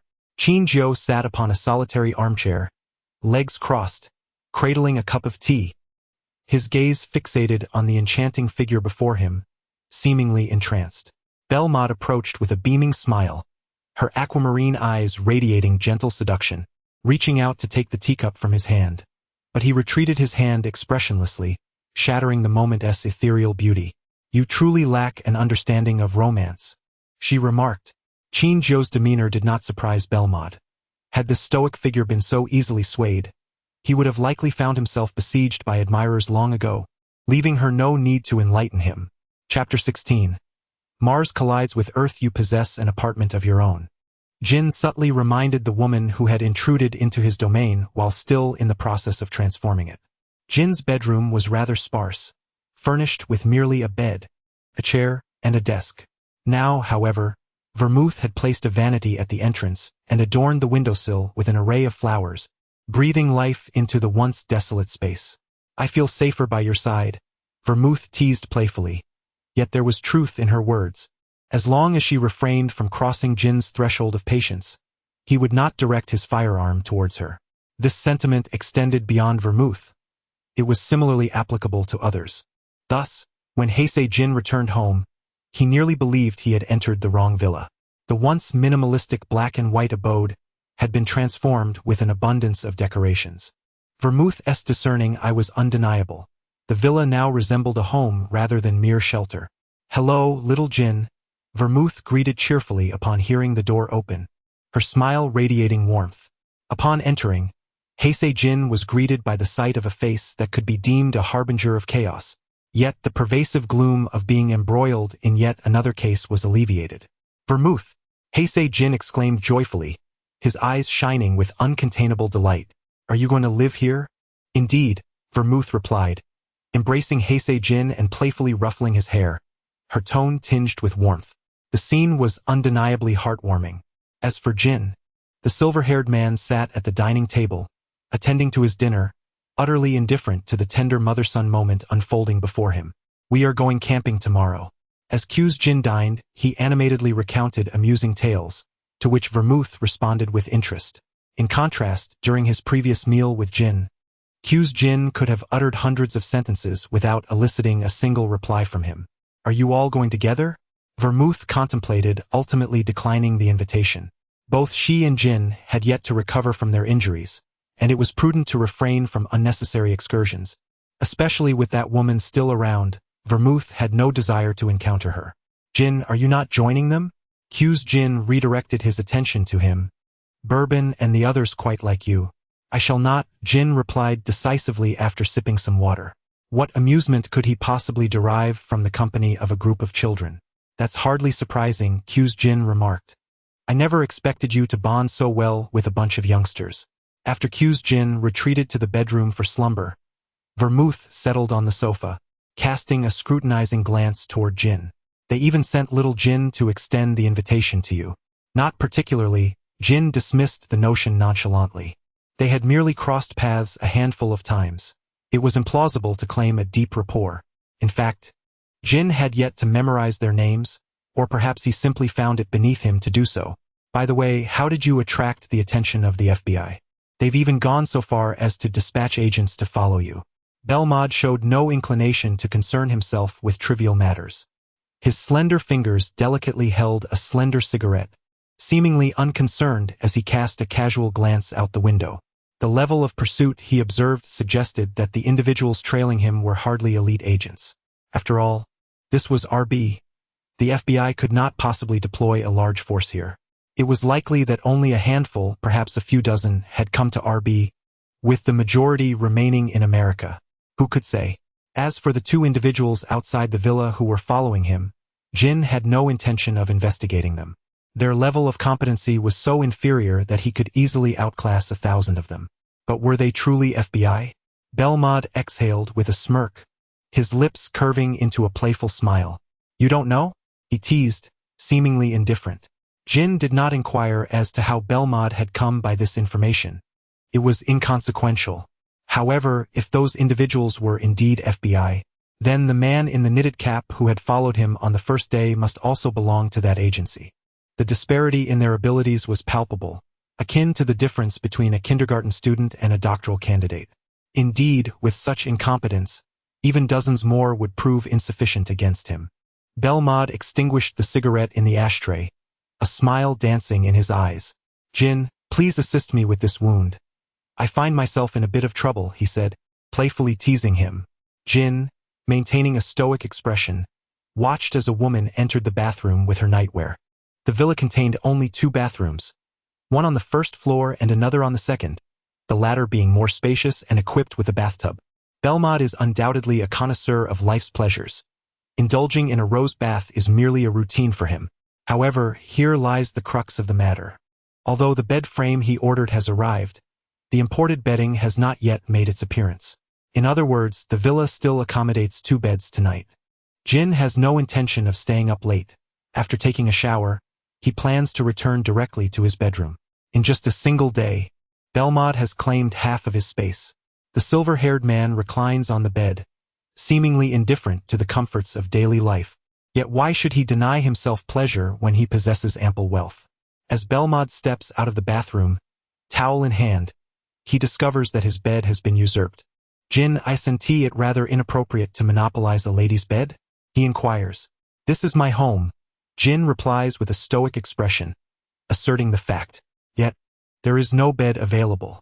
Belmod attempts to make Jin acutely aware of their gender differences, emphasizing that he is male and she is female. Sleep on the sofa, comes the unsympathetic response from Jin, who has never entertained the notion of chivalry.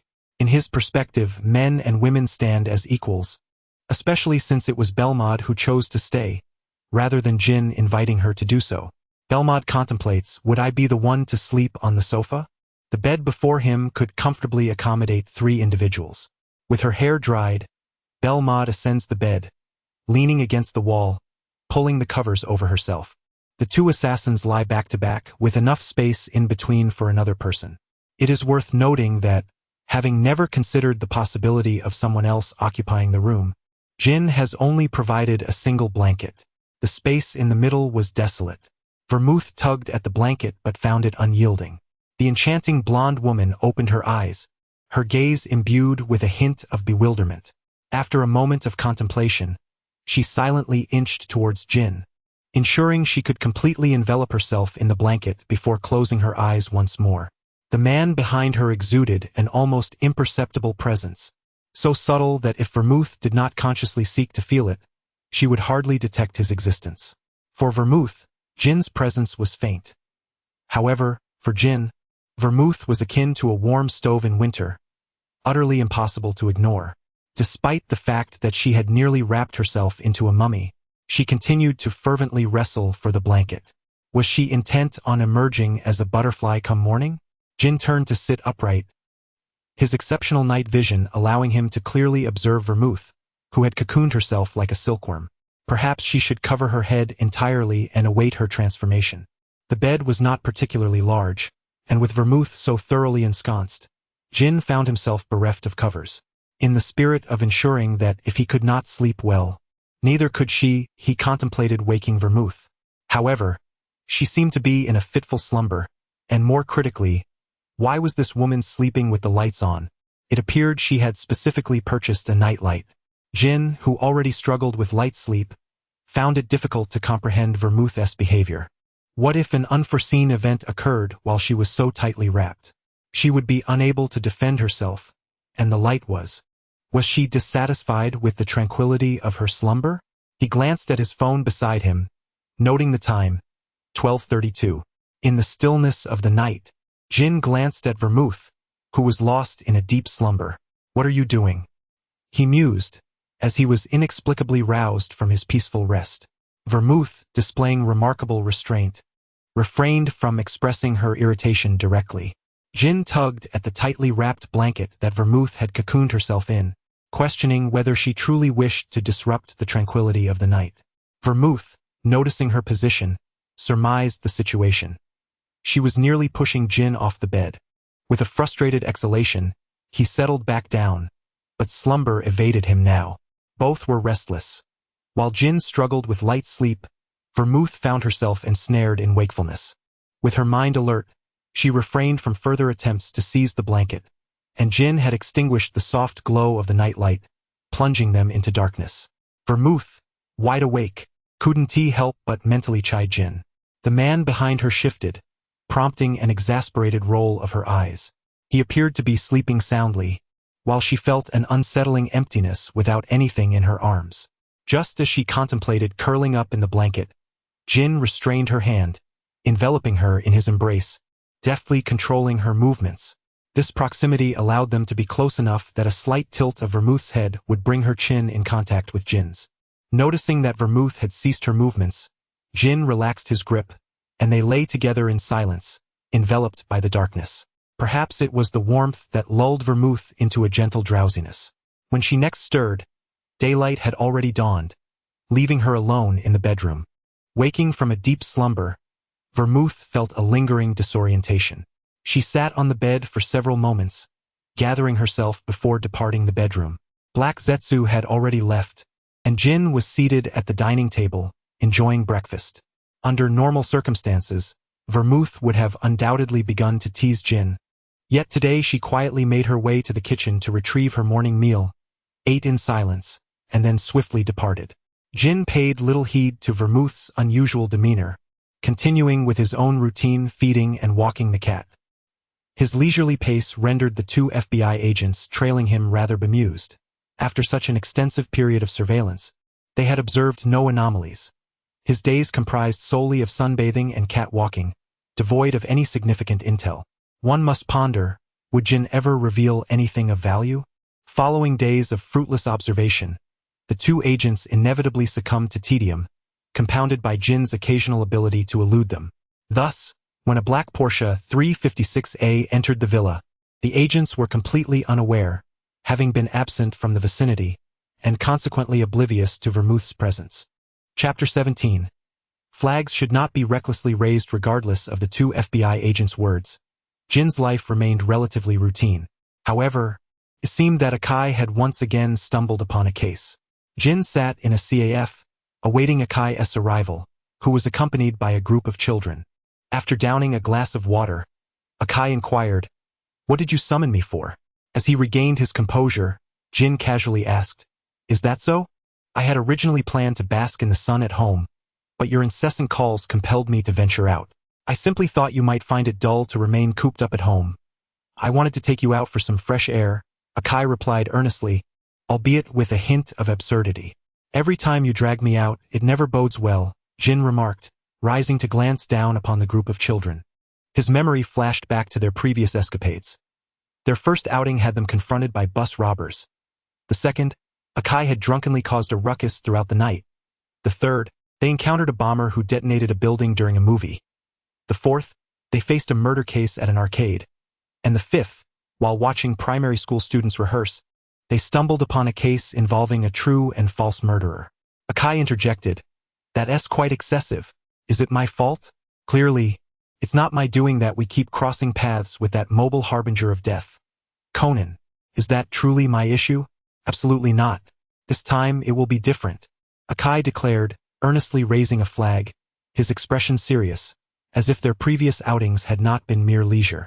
This time it's just a fun outing for everyone. Everyone?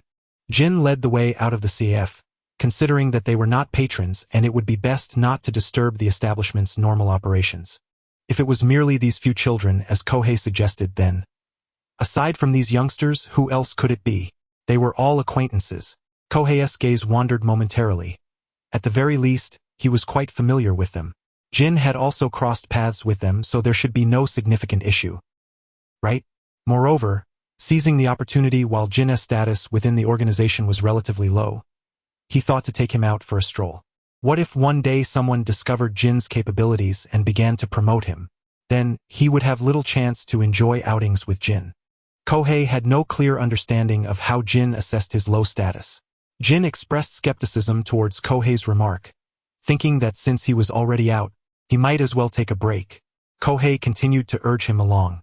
"I can still go back," Jin replied, disinterested in forming deeper connections with these individuals, particularly detectives, who could be quite troublesome due to their overwhelming curiosity.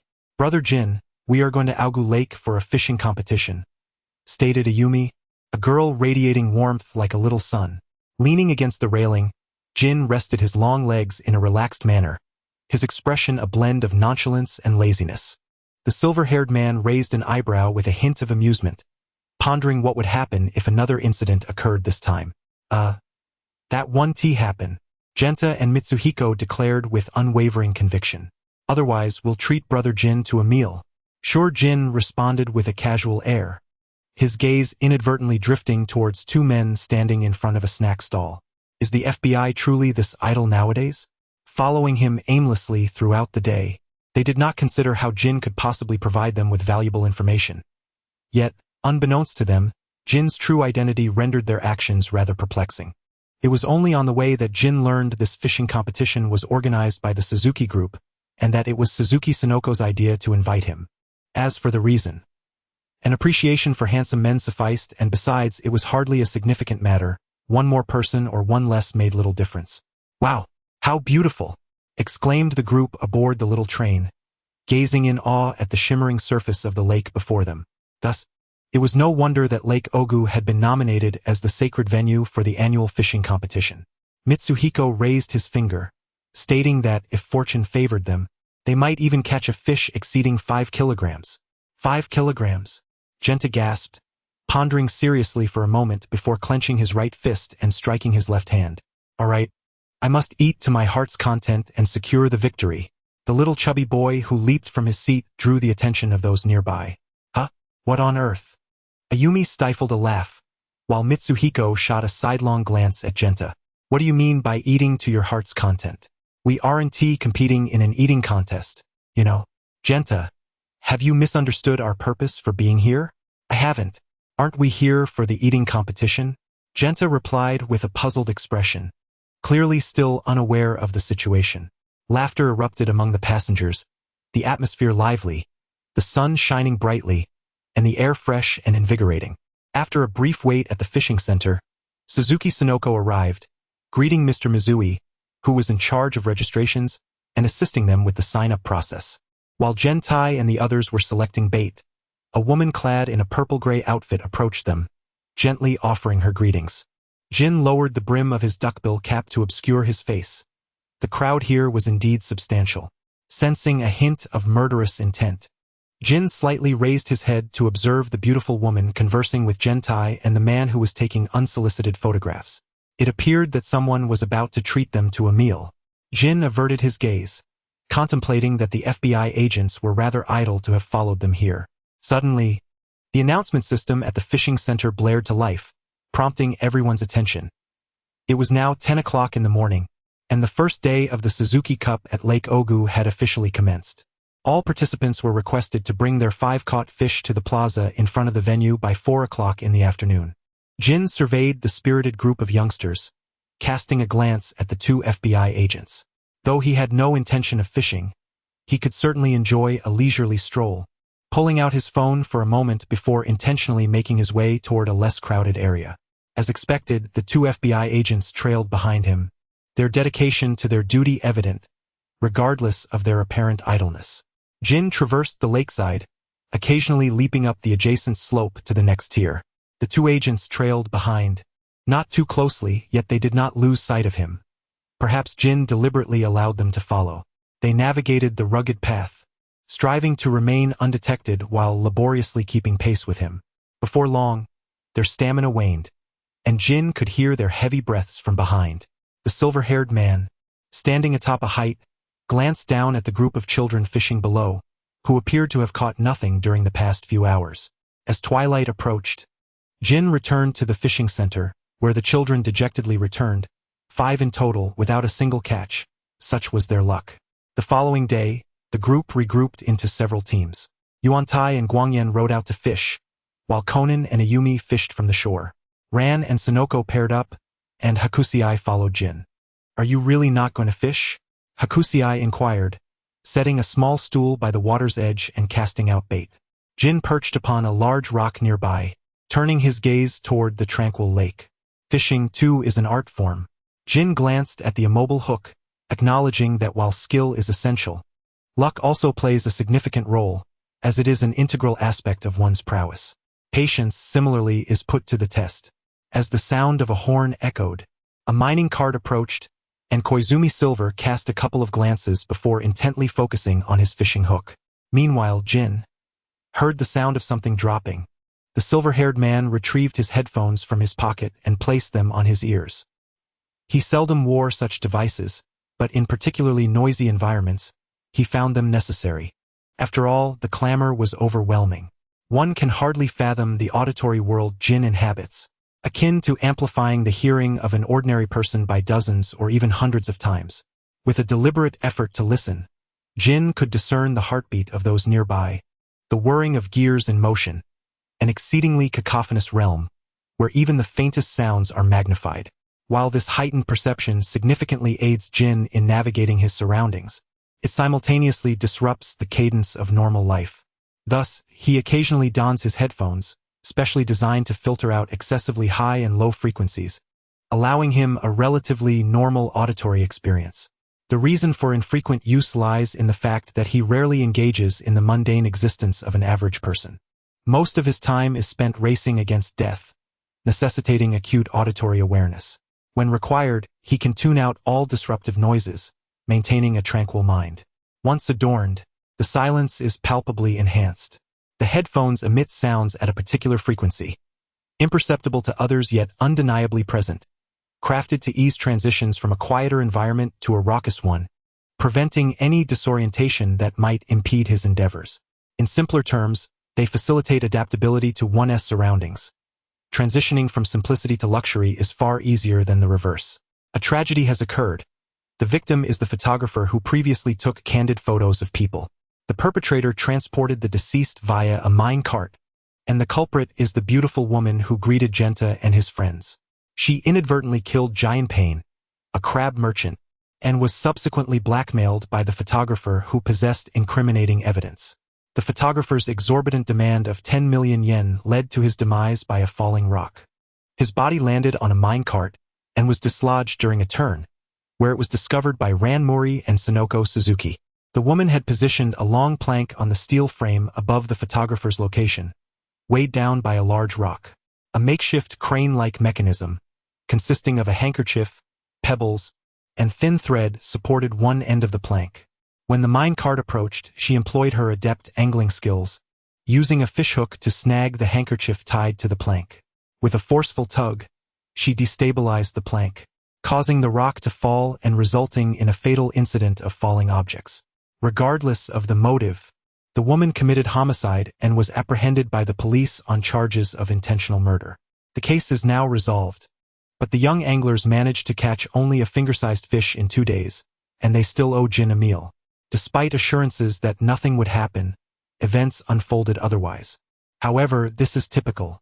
Where Conan is present, trouble is inevitable. Chapter 18.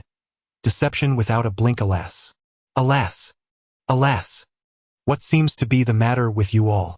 Mao Lilan gazed at the disheartened children, puzzled. Did you not manage to catch a fish in the end? Although it was rather small. No, that's not it, Boumei interjected, lifting her head to deny it. We're not upset for that reason. She then rested her head on the table, enveloped in solitude and sorrow. Mao Lilan and Suzuki Sonoko exchanged glances. The main issue is that we confidently proclaimed we wouldn't encounter any mishaps when we arrived. If something did happen, we would treat Brother Jinen to a meal. Yuanta's expression was one of distress. Indeed. One should not make bold declarations as they often lead to embarrassment.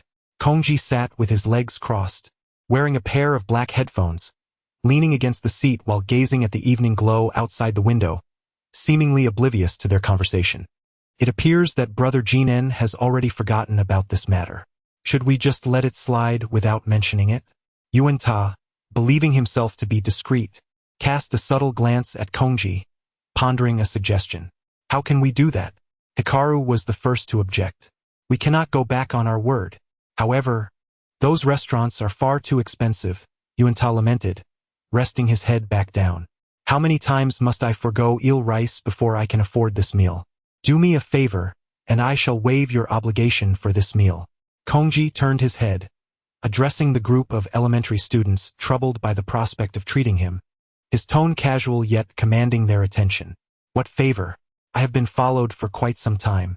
Akai lowered his head to glance at his phone, deleting a new email from that gentleman without a reply. He typically does not respond to emails from that individual, primarily because the email address is rather distinctive, making it easily traceable. Please assist in uncovering this matter.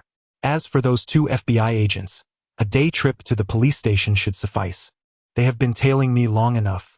Belmod has recently been lingering around his villa, and it would be best to shake off those nuisances as soon as possible. He has no immediate plans to change residences. What? The expressions of those present were filled with astonishment. Brother Jean, you are being followed? For how long? When did you discover this? It appears rather professional. At the very least, they understand the need to speak in hushed tones. It has been several days, Akai replied earnestly, confirming that he indeed had been pursued by those 2 FBI agents for a number of days, uncertain of their intentions. This is quite true, as Akai has yet to undertake any missions for the organization, and it shouldn't be time for the FBI to monitor him. He had initially considered hiring a detective. But that is impossible, absolutely unattainable in this lifetime. However, it seems the other party harbors no ill intentions. Their target is the organization, and they likely bear no malice towards ordinary individuals. Yet, they persist in their pursuit, even following him during leisure outings, truly dedicated. Aren't you detectives? Perhaps you could engage those 2 FBI agents in a game. Their skill level appears rather low. If you feel it is too dangerous, then let it be. If necessary, we can resolve the matter another day. This commission we have accepted. Guangyan wore a serious expression as he exchanged glances with his 2 companions. Brother Jinen is so kind. Surely, there must be some ulterior motive behind following him. Conan. Hey. Akai Shuichi. I can't shake the feeling that Jin's words carry a deeper meaning. Do you require our assistance? Maori Ran kindly inquired, primarily because she was concerned about the children, although they frequently encountered various cases. Indeed, such stalkers deserve a thorough lesson in martial arts. Suzuki Sonoko was indignant. After all, Ran excels in karate. Let us devise a plan. The children did not decline Ran's goodwill, and Conan too was worried for their safety. After all, this was a serious commission. Unlike the previous trivial pursuits of finding lost pets, the children regarded it with great importance. However, why would Brother Jinen want them involved? Was he not concerned for their safety? No rush. Jin glanced out the window. It was getting late, and they should return to rest. He had no intention of allowing the children to intervene, yet considering it would be beneficial for Akai Shuichi to gain some experience, he casually assigned them the task of capturing the FBI agents. Those two agents would certainly not resort to violence against a group of children. Thus, Conan and the others were merely ancillary. Jin primarily wished to assess Akai Shuichi's capabilities. While this might not yield conclusive results, it would still broaden his horizons. Safety remains paramount. The discourse of Jin primarily conveys a message to Akai, showing indifference towards the safety of others, while also observing the execution capabilities of this group of children, potentially identifying future utility in individuals such as the bespectacled boy and the girl with tea-colored hair, who happen to be absent today. The Young Detective League is an exceptionally responsible group, arriving at Jin's villa vicinity early the next morning after accepting a commission, and they indeed managed to spot two suspicious followers. Should they report to the police? Kagoro's expression was serious as he regarded the two men. Without evidence, the police would not apprehend individuals indiscriminately. Hybera lowered the brim of her hat. Jin nonchalantly swayed, having refrained from participating in the discussions regarding the commission organized by the Young Detective League, primarily to gauge the capabilities of these children or, more precisely, their thought processes. The outcome proved less than impressive. Kagoro and Genta took on the task of attracting the attention of the two FBI agents, deceiving them into the prearranged alley under the pretense of needing assistance. Conan swiftly incapacitated one with a soccer ball, while the other attempted to flee but was restrained by Genta and Kagoro, each holding one of his legs. Conan's tranquilizer was also put to use, and Hybera and Ayumi contributed slightly while surveilling the two men's positions, with Akai only partaking in the planning of the operation. Overall, it was quite lackluster. The Young Detective League celebrated their tactical success with exuberance, while Jin stood at the alley's entrance, his demeanor cold and detached, finding the execution of this operation far below his expectations, unconcerned about leaving the two unconscious, indifferent to the possibility of their sudden revival. "How was it, Brother Jin?" The children wore expressions of excitement. This was a serious commission. However, it was far from satisfactory. Jin was not ignorant of subtlety, yet often deemed it unnecessary. His curt words fell like a bucket of cold water, instantly dousing their enthusiasm. The three innocent children gazed at him in bewilderment. "Bind them up," he calmly instructed, his gaze sweeping over Conan's gear, revealing no hint of emotion.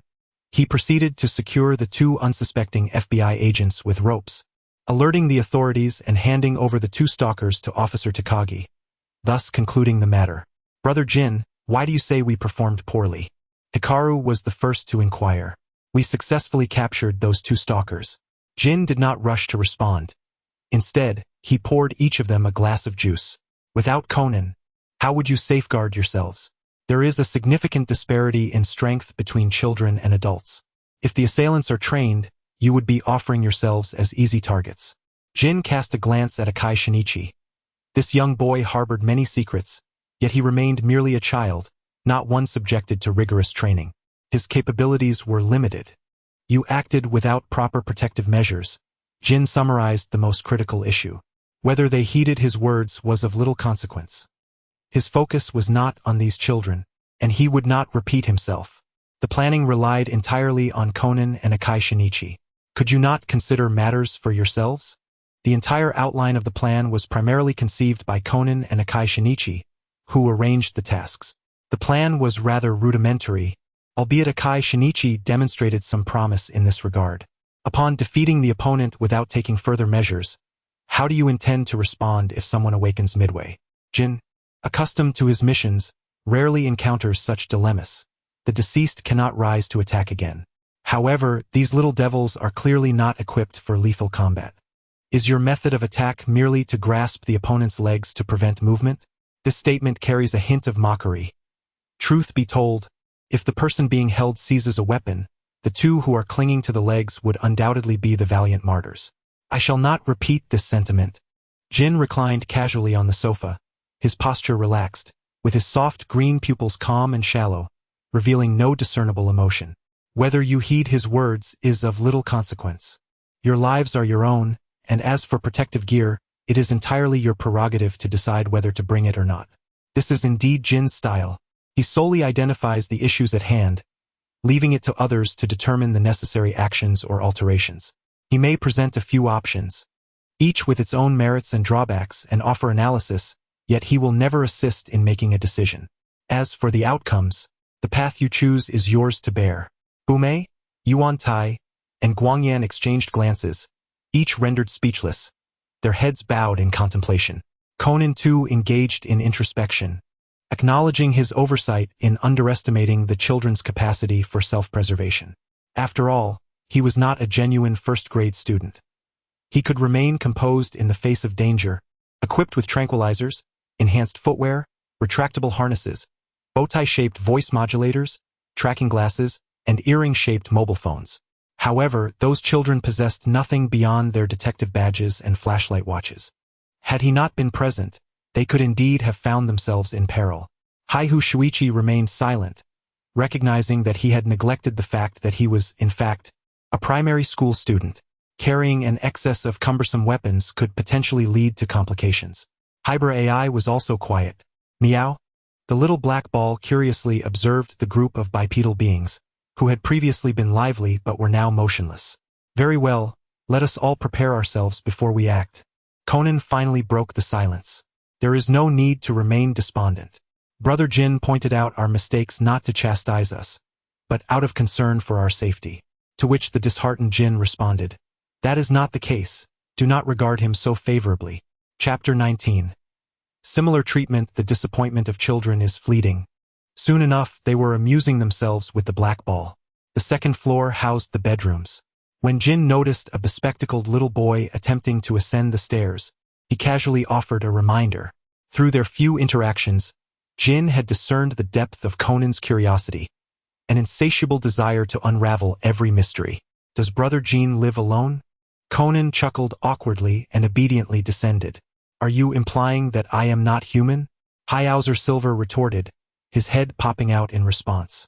Conan's curiosity remained unabated, yet he showcased remarkable deductive prowess in Jin's presence. Was this truly advisable? The decor here differed from last time. Conan slipped into his deductive state, though it was hardly apparent. The place was adorned with an abundance of flora, and the arrangement felt more inviting. Indeed, it was only upon Conan's prompting that the children noticed the alterations in the villa's decor, which featured numerous small ornaments, lending it a more vibrant atmosphere. These were simple, commonplace items, yet they exquisitely enhanced the villa's charm. Is she Brother Jin's girlfriend? Gossip seems to be inherent to human nature. Even the youngest could not resist. One by one, they ceased their antics with the cat. Not at all. Jin was not about to grant them the opportunity for idle chatter, decisively closing the topic with an icy demeanor.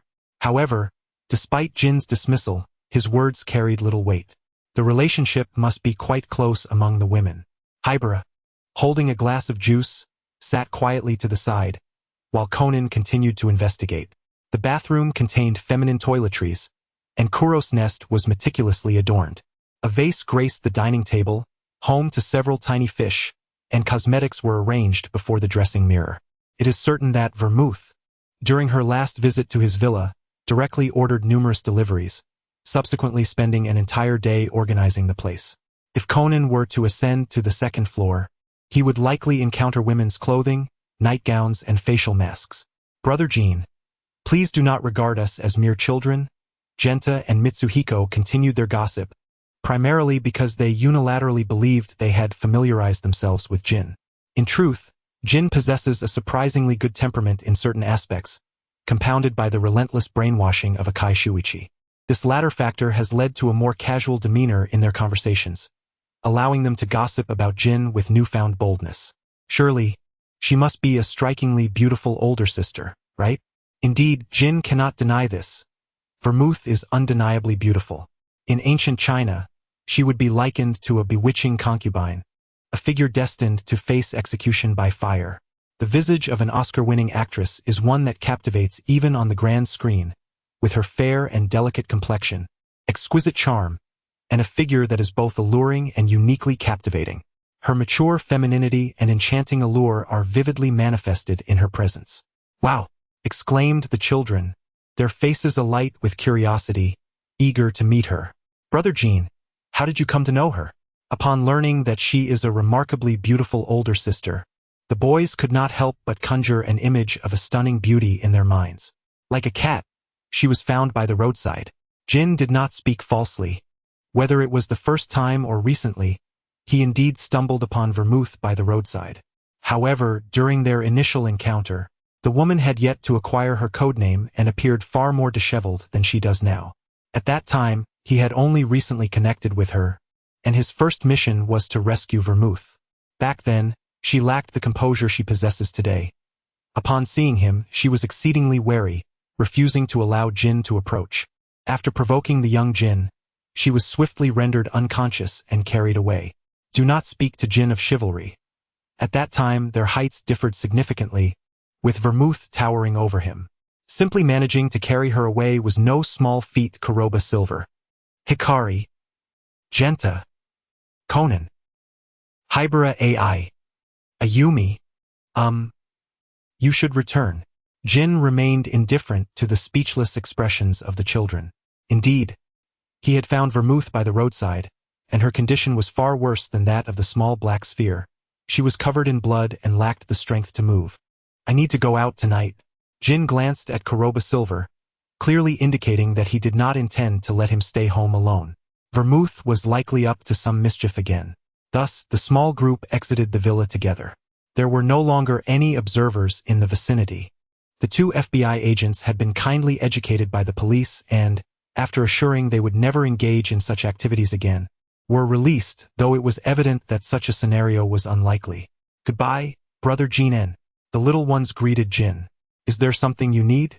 Shortly after parting ways with the little ones, Jin lit a cigarette and spoke in a vague tone in a secluded alley, suitable for hiding someone in a sack. I heard the FBI has set their sights on you? The black-haired man, standing in the shadow of the alley, spoke with a hint of coldness in his voice, though this chill was not directed at Jin. I've already dealt with it. Jin, pinching the cigarette, exhaled a puff of smoke, his gaze indifferent. He did not regard the two FBI agents with any concern. Otherwise, he would have resolved the matter earlier rather than waiting until now to cast aside a group of children. When will you set out? There's no rush for now. Rum is gathering intelligence. The man had no doubts regarding Jin's capabilities, as he had been on the receiving end of Jin's prowess in the past. Recently, the tasks had been mundane and tedious, with the only collective operation being the assassination of a DJ, which was still in the intelligence-gathering phase. Handle it yourself.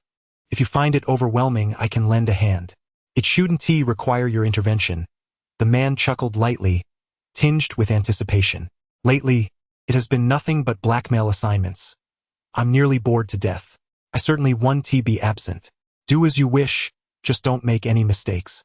Jin understood the nature of the routine tasks. They were not difficult, but rather tedious, confirming intelligence, contacting task targets, determining locations, scouting situations, conducting transactions, and retreating. Over time, could easily drain one's patience. I won tea. Unbeknownst to himself, he had inadvertently set a flag. The man, brimming with confidence, exchanged a few casual words with Gimlet before making his swift exit. Lingering too long in one place could lead to entrapment, and for safety's sake, it was best to depart once matters were concluded. After Gimlet departed, Jin cast a glance towards the alley's entrance, remaining silent. Ah, how perceptive a familiar, sultry voice chimed, as Vermouth appeared at the alley's mouth, a gentle smile gracing her lips, her aquamarine eyes sparkling alluringly even amidst the shadows. With a cigarette perched between his lips, Jin watched as Vermouth approached, her golden locks cascading over his shoulder, her breath a whisper against his ear. Given their bond forged over the past 8 years, he could tolerate her encroachment upon his space. With anyone else, a meter of personal space would be strictly observed. Vermouth did not broach the subject of Gimlet, as if she had merely chanced upon Jin and decided to tease him. By the way, Jin. She leaned in closer, as if a mere turn of her head could bring about a kiss. Do you truly possess no desires? Such as wealth, power, or status? Not interested, Jin replied. He was uncertain of what piqued his interest, yet he was acutely aware that those things did not captivate him. He lacked for neither wealth nor power, and high status was within easy reach.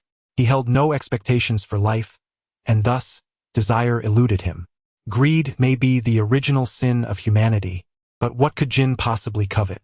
Like a wandering soul adrift in the world, he could see and touch the mundane, yet felt no inclination towards it. Indeed. One of the reasons Vermouth takes delight in teasing Jin is that this fellow maintains an air of indifference regardless of the circumstances, evoking a curiosity to witness his other facets. Regrettably, Jin has never exhibited signs of irritation or embarrassment in response to Vermouth's various provocations and antics. It seems he is inherently devoid of the ability to express a range of emotions, forever presenting the same demeanor. However, it would be inaccurate to assert that he lacks all variation. At least Vermouth has witnessed Jin display different expressions on one occasion, albeit a rather hazy recollection. In the villa, Vermouth reclined on the meticulously chosen mattress, once again curling herself into a cocoon. Though her eyes were closed, slumber eluded her, and after tossing and turning for an hour, the golden-haired beauty ultimately rose from her bed. She approached the liquor cabinet to concoct a drink for herself, placing ice cubes, gin, and vermouth into a mug. Before long, a fresh martini materialized. It is indeed a lamentable affair to resort to alcohol for sleep. The martini, crafted from gin and vermouth, embodies both the spiciness of gin and the sweetness of vermouth. After savoring a glass of martini, Belmode returned to her chamber, curling herself into a cocoon. It was uncertain how much time had passed before she drifted into a hazy slumber. While alcohol can hasten the onset of sleep, its effects during the night are decidedly detrimental. The sleep induced by alcohol differs significantly from natural physiological slumber. The brain remains far more active than during wakefulness. Consequently, those who indulge in pre-sleep libations often find themselves awakening frequently, experiencing what is colloquially referred to as restless sleep, and the duration of deep sleep is substantially reduced, leading to an early morning awakening. Belmode had grown accustomed to relying on alcohol as a sleep aid, a habit she had maintained for many years. When sleep evaded her, she would resort to taking one or half a sleeping pill. However, due to her altered physiology, standard sleeping medications proved largely ineffective. Procuring sleeping pills from the organization required reporting, so Belmode typically consumed several ordinary pills at once, compelling herself into a forced slumber. Experiencing sleeplessness is an excruciating ordeal, particularly when one awakens in the dead of night and finds it impossible to drift back into slumber. Emerging from a state of half-consciousness can leave one feeling profoundly fatigued. The reason why Qin can maintain an air of vitality despite his chronic light sleep lies in his ability to ensure his brain receives adequate rest. He employs a technique akin to partitioning his mind, deliberately directing certain segments into a state of dormancy while others remain alert, alternating these phases to cultivate deep sleep. Naturally, one does not perceive deep sleep itself, as even the slightest rustle can rouse him. Qin has grown accustomed to this unconventional method of rest, which is a crucial factor allowing him to function with clarity even after merely a handful of hours of sleep over the course of several months. Chapter 20. The startled Hybrid AI. The incessant ringing of the doorbell roused Vermouth from her slumber, prompting her to bury her head deeper into the covers, resolutely refusing to rise. After all, Jin was undoubtedly already awake and did not require her presence. Indeed, Jin had risen early, and upon observing a neatly arranged row of elementary school students at the door, he felt a slight twitch at the corner of his mouth. To be candid, he had no idea why this group of children was drawn to him.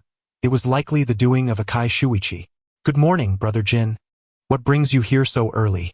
Jin found it difficult to turn them away. However, at this moment, all he had was plain water. For breakfast, what beverage could rival the nutritional value of water? He. Hey. Jin responded with a silent sigh. "We wish to invite you to go skiing with us," Ayumi exclaimed, her eyes sparkling with excitement. "We're leaving at noon, so we came early. Moreover, we don't have your phone number, Brother Jin, which is why we had to come in person." Akai Shuichi was aware of this. Jin shot a glance at Akai. The number he had provided was merely for routine communication, not the private number he used for organizational matters, which he deemed unnecessary to disclose. The same applied to Vermouth, who also possessed two numbers, one reserved for internal communications. Akai Shuichi thought to himself, so, Jin didn't even give him his private number? He had been planning to keep it a secret for Jin, but it seems this fellow never shared it with him from the start. So, does this mean, Brother Jin, you will join us? Faced with the eager gazes of a row of elementary school students, Jin maintained his composure and steadfastly denied any involvement. A fleeting glance at the stiff expression of Hybra AI, whose mint-green eyes shimmered slightly, confirmed his resolve. Meow. Kuro observed the group of bipedal creatures that occasionally appeared in his master's abode, perplexed by their sudden presence. Kuro. The little black ball that had leapt onto Hybra AI's lap stared at the rigid girl with wide, expressive eyes. Hybra AI reached out to stroke the soft fur of the small creature, its fluffy texture momentarily breaking her trance. Indeed, it must be her imagination. How could Vermouth be here? It was undoubtedly a figment of her mind. Are we having guests? In the next instant, a familiar, enchanting voice plunged Hybra AI into despair. The girl with chestnut hair felt her pupils constrict suddenly, her body trembling uncontrollably, devoid of the courage to turn around. Although she wished to confront the situation, she had never anticipated encountering it under such circumstances. Conan abruptly turned, and there stood a woman with golden curls, her smile radiant as she regarded them. Upon noticing Conan and the hint of green, her smile seemed to widen for an instant. Vermouth! How could she possibly be here? Vermouth herself had not expected this group of children to seek out Jin, considering his demeanor was somewhat unapproachable. Kuro. The woman lazily called out to the little black ball, which immediately abandoned Hybra AI and darted into Vermouth's embrace. What a beautiful big sister! Hikaru and Genta were instantly captivated by her stunning beauty. You are all quite charming as well. Belmo gently stroked the head of the little black ball, casting a tender gaze upon Yuan Tai and Kei Goro, whose faces flushed with embarrassment from the praise. With a playful arch of her brows, she introduced herself. I am Menglabai, but you may call me Sister Bei. I am Yuan Tai Kei Goro Mori, Yoshida Ayumi. It's a pleasure to meet you. The trio of earnest children greeted her in unison. Sometimes, a striking appearance can indeed easily win the affections of others. Sister, you truly resemble the American movie star Chris Wanya. Although Ayumi felt somewhat dissatisfied with her companion's reactions, she couldn't help but admire such a beautiful older sister. Is that so? I am, in fact, Chris Wanya, Belmo chuckled, ruffling Ayumi's hair. Many people say the same, yet it brings me quite a bit of trouble. Belmo's charm was undeniable, instantly earning her the children's adoration and an invitation to go skiing together. She hesitated for a brief moment, pondering whether her presence would be an intrusion. If she accompanied them, Kudo Shinichi would undoubtedly summon the FBI, and she might inadvertently find herself cornered. However, if Jin were to show up, her own presence would pose no issue. She was confident that Jin would not allow the FBI to trap her. No, it wouldn't be a bother at all. As Conan shielded Hybra AI, he pondered the matter of notifying the FBI. The crux of the issue lay in the perplexing connection between Jin and Vermouth. The woman residing at Jin's home must indeed be Vermouth. Previously, Jin had mentioned that he stumbled upon Vermouth by the roadside, suggesting that she had intentionally drawn his attention. But why? Alternatively, could it be that Jin was originally part of the organization? Yet that seemed implausible. Jin spent his days idling about, and Hybra had never sensed any danger surrounding him. Moreover, with such a striking resemblance to Hake's Jin, it was evident they were likely brothers. If Jin were affiliated with the organization, Hybra reasoned that Hake's Jin would not be leading an ordinary life, attending school and residing at Professor Agasa's home. Thus, the likelihood that Vermouth was deliberately approaching Jin appeared much greater. But for what purpose? Had Jin inadvertently attracted their interest? Are you going?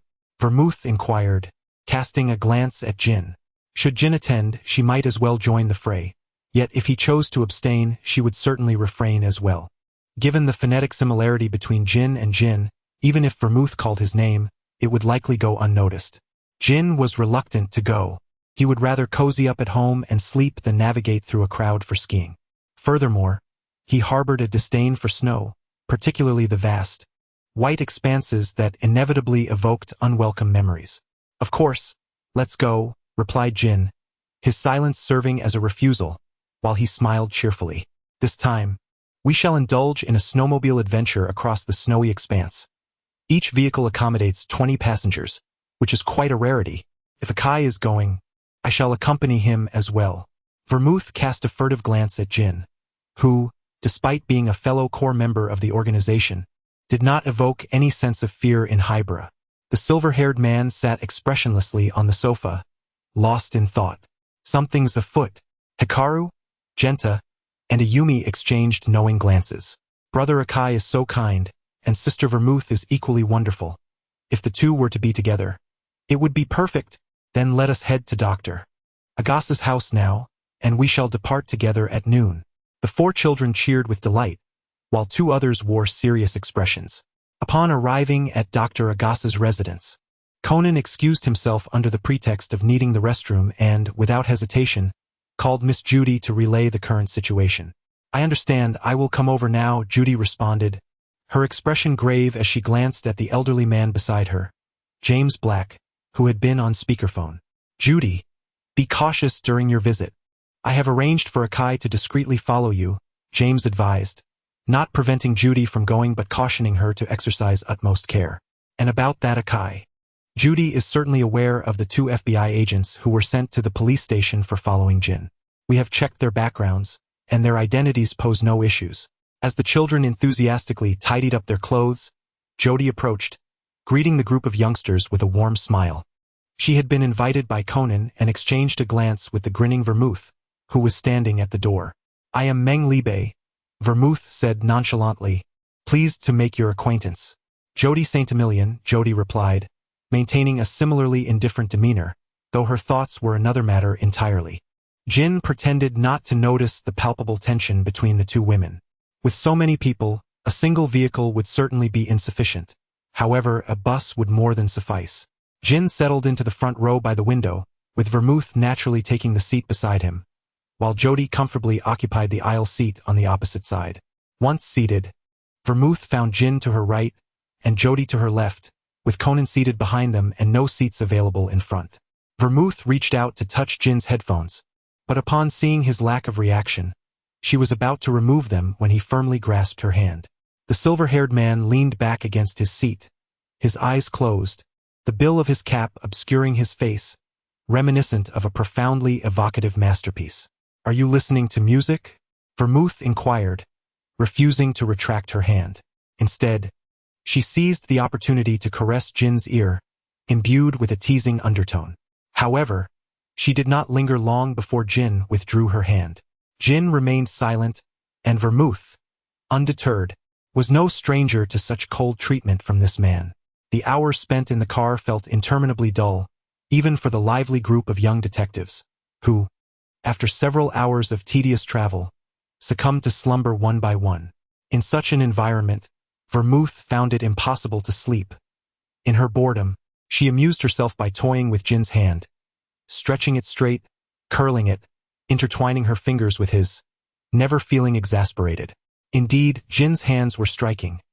Unlike Vermouth's fair and delicate skin, his fingers were long and well-defined, devoid of the calluses typically formed from years of handling a firearm.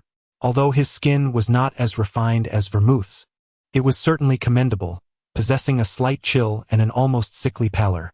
It was no wonder the FBI did not consider Jin a member of their organization. Had she not been privy to the truth, she, too, would have found it hard to believe that someone like him could be a blood-stained harbinger of death. As Vermouth gazed at the sunlight illuminating half of Jin's face, a moment of reverie washed over her. Many years ago, she had witnessed this same figure approaching her, backlit by the sun. At that time, it felt as though her mind was overtaken by something profound, and in that daze, she sensed a divine presence drawing near. Chapter 21. The boundless snowy domain, regardless of how tedious and monotonous the journey may be, one will eventually reach their destination. A large troop consisting of over a dozen individuals swiftly dispersed into several smaller groups, meandering through the snowy town in pairs. Vermouth naturally kept close to Jin, while Judy cheerfully joined their ranks. With members of the Black organization present, Conan was not inclined to engage with the children. Dr. Agasa took the remaining 5 children skiing, while Ran and Sonoko enjoyed each other's company, and Kagoro Mori sought solace in a hot spring. Silver mentioned that he felt a twinge of annoyance watching Conan and Judy. His parents had come out to enjoy themselves, yet these two acted as unwelcome interlopers. The area was filled with small, exquisite trinkets, reasonably priced, and a girl at a stall beckoned them, asking if they wished to purchase some souvenirs. Vermouth, eyeing the charming little items on display, inquired about a snowman-shaped craft. How much is this? She asked, her smile illuminating her face as she gazed at the girl. 200 yen, came the reply. The price was indeed modest, and Vermouth rummaged through her pocket, casting a pleading glance towards Jin. The silver-haired man silently produced some change, though his supply was limited, as carrying such items proved cumbersome. Aware that Conan and Judy were oblivious to Jin's true identity, Vermouth deliberately leaned closer to Jin, teasing Judy, and occasionally purchasing small items for Jin to pay. Though he maintained an aloof demeanor, there was an inexplicable air of indulgence about him. The area is replete with delectable snacks, yet Vermouth, intent on maintaining her figure, finds herself irresistibly drawn to the enticing aromas of these delightful treats. She purchases a small item, typically consuming only a few bites before offering the remainder to Jin, reasoning that his slender frame could benefit from a little extra weight, which would lend him a healthier appearance. What exactly are you planning? Conan inquires in a hushed tone, seizing the moment while Jin is momentarily distracted. Just an outing with an old friend, Vermouth replies in a normal voice, meeting Conan's skeptical gaze. With a playful toss of her golden locks, she reassures him, truly.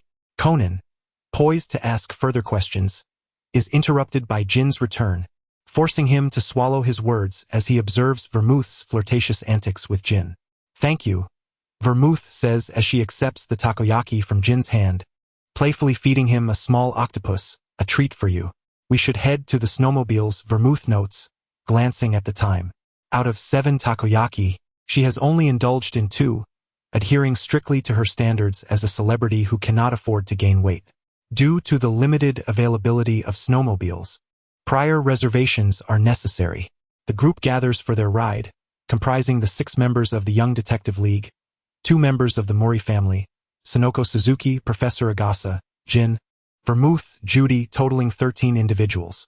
The remaining 7 spots are occupied by another team, perfectly filling the vehicle. Let us embark, Yuan Tai shouted, and the sled promptly started, revealing a vast expanse of white snow under a boundless azure sky, with the earth beneath cloaked in a desolate beauty, all eyes feasting upon the endless snowy realm. The sled glided across the wilderness, akin to a droplet of ink upon pristine paper. However, Chinjo felt little enthusiasm for this scene, having witnessed it countless times before. Donning goggles to appreciate the snowy vista diminished its authenticity, yet the impending weather suggested a heavy snowfall was imminent.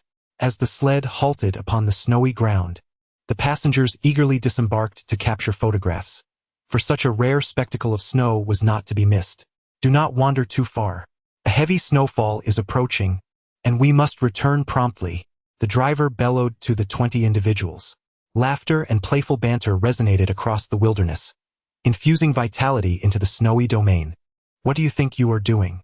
A sudden outburst shattered the tranquility, as a woman with a mole at the corner of her eye pointed accusatorily at a man.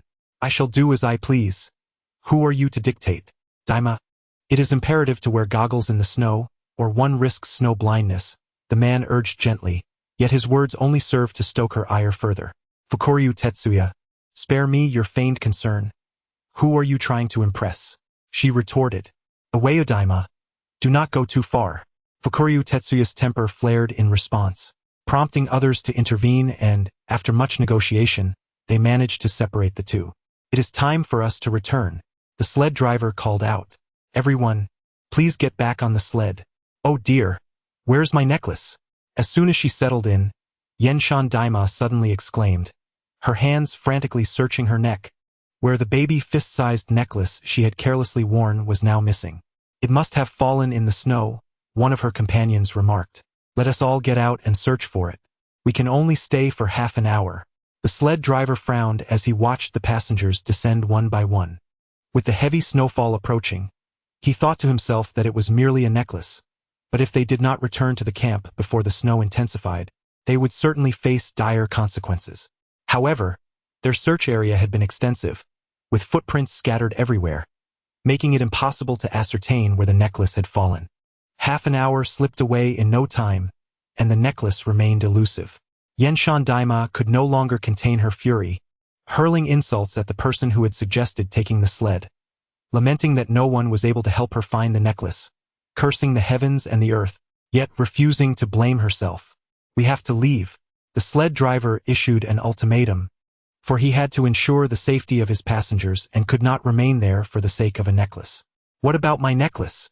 Yenshan Daima directed her anger at the sled driver, insisting that the necklace was custom-made and questioning whether he could afford to compensate her.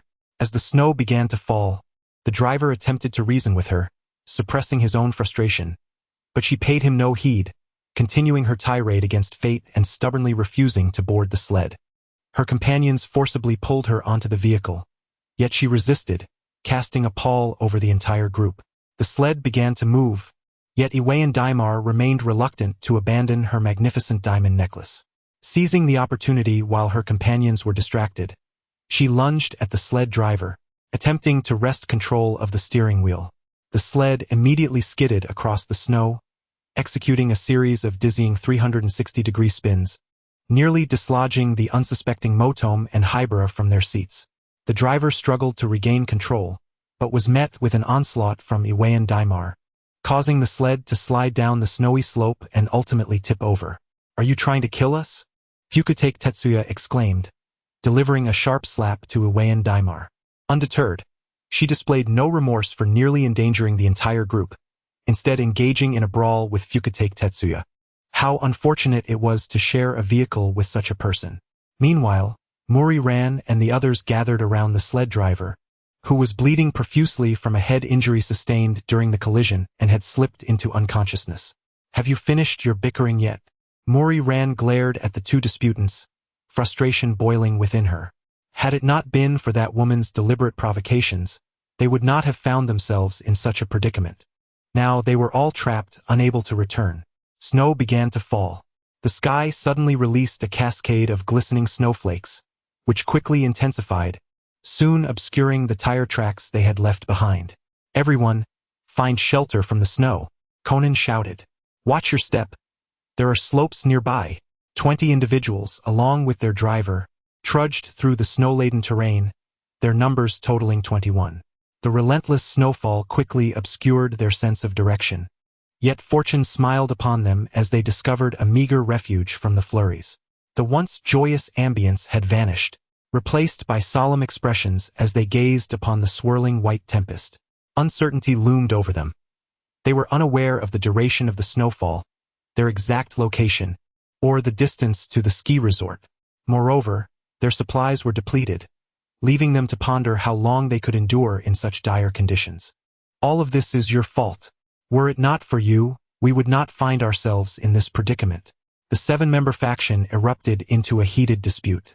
Jin, observing the relentless snowfall, could scarcely muster the energy to acknowledge the discordant group. It appeared that the snowfall would persist for several hours. They had traveled by sled for approximately 15 minutes before an unfortunate mishap caused the sled to overturn and slide down a steep incline. Although the descent was smooth, the ascent would prove arduous. It would take no less than an hour to climb back up. With the snow falling heavily and the presence of children and injured individuals among them, the return journey would inevitably take even longer. Typically, after regaining the summit, they would need an additional hour of trekking to return to their camp. Given their current exhaustion, lack of sustenance, and adverse weather conditions, it would be improbable to reach safety within 3 to 4 hours. Were Jin alone, the situation would be inconsequential. He would undoubtedly manage to return. However, with so many people, particularly children and those too weary to keep pace, the thought of making the trek back seemed utterly ludicrous. The only course of action now is to remain here and await rescue. Each sled bears a positioning device, and once the snowfall ceases, it is certain that someone will come searching for us. Jin fell into silence for a moment before rising to retrieve the walkie-talkie from the sled, primarily because he was thoroughly weary of the incessant bickering among the group. Such aimless waiting is the greatest drain on one's resolve. One cannot ascertain how long they must endure, perhaps mere hours or perhaps days. In this desolate wilderness, panic spreads like wildfire within one's heart, and arguments flare up once more, escalating in intensity. "Do as you wish and wait for death here. I shall return alone, for I remember the path back." Daisuke Yamiu, once again stirring up trouble, dashed out when the snowfall had lightened slightly, completely disregarding the warnings of the others. Did she truly seek to tempt fate by recklessly traversing this treacherous terrain without proper training? Yet it was impossible to allow her to venture alone. Tetsuya Fukutome pursued her. The remaining 5 remained rooted in place. The inherently kind-hearted Ranmori could not bear to watch and followed suit, soon joined by Conan, Vermouth, and Judy. The others remained behind at Conan's urging, anxiously awaiting developments. Chapter 22. The divine. When Jin returned with the walkie-talkie, he noticed a few individuals were missing, most notably Vermouth. The others were of little concern to him. She had gone off in pursuit of Ran and Conan. Hayazaki Silver briefly explained the current situation, only to see Jin toss the walkie-talkie to him before rising to depart. Are you going to look for them? But they have already been gone for quite some time. The snow was falling heavily.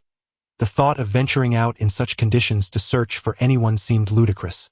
It's fine, Jin remarked nonchalantly as he removed his earpiece, discerning various sounds: the wind, the snow, breaths, and heartbeats. Nature sounds, the sounds of humanity. There was no cause for alarm. His voice bore an almost magical quality, effortlessly calming Hayazaki Silver's frantic emotions, who then watched as Jin vanished into the swirling snow. Meanwhile, Ran, having lost track of Iwayama Daimar and Fukuyama Tetsuya, called out for them as she moved forward. Conan and the others soon caught up, restraining Ran. The snow is too heavy now. Visibility is extremely low. If we stray too far, we won't be able to see anyone. We must return. The snowfall is too intense. Continuing the search would put us in danger.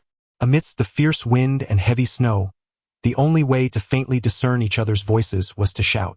Ranmori, feeling the strain, decided not to persist any longer. They had done their utmost in such dire circumstances, and now they were all ensnared in a predicament. The transformation from light flurries to a blizzard occurred in mere seconds. Vermouth grasped Ran's hand, who in turn held onto Conan, while Conan clutched Judy's hand. The 4 of them trudged through the tempest, facing not only the biting cold but also the harrowing reality of being utterly lost, without any awareness of the path they had traversed. The landscape around them bore an unsettling uniformity, devoid of any distinguishing markers, rendering the route completely indiscernible. Suddenly, Ran felt the ground beneath her yield, as the snow slope gave way entirely, sweeping all 4 of them away. Sliding down the slope, halting their descent proved impossible.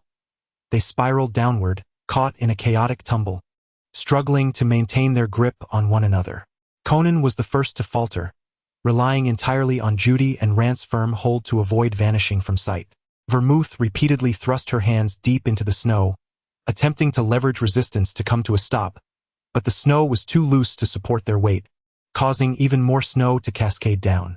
Their eyes strained to remain open, and the goggles were lost to the tempest. Stop! There's a cliff ahead. Conan's panicked warning echoed, but before they could react, they slid off the edge. In that fleeting moment, everything around them seemed to slow, as if the snowflakes hung suspended in time. Within seconds, their vision plummeted rapidly, and they landed heavily in the snow below. The towering cliff, rising several dozen meters high, loomed ominously above, yet fortunately, the ground below was cushioned by soft snow. Otherwise, the consequences would have been dire.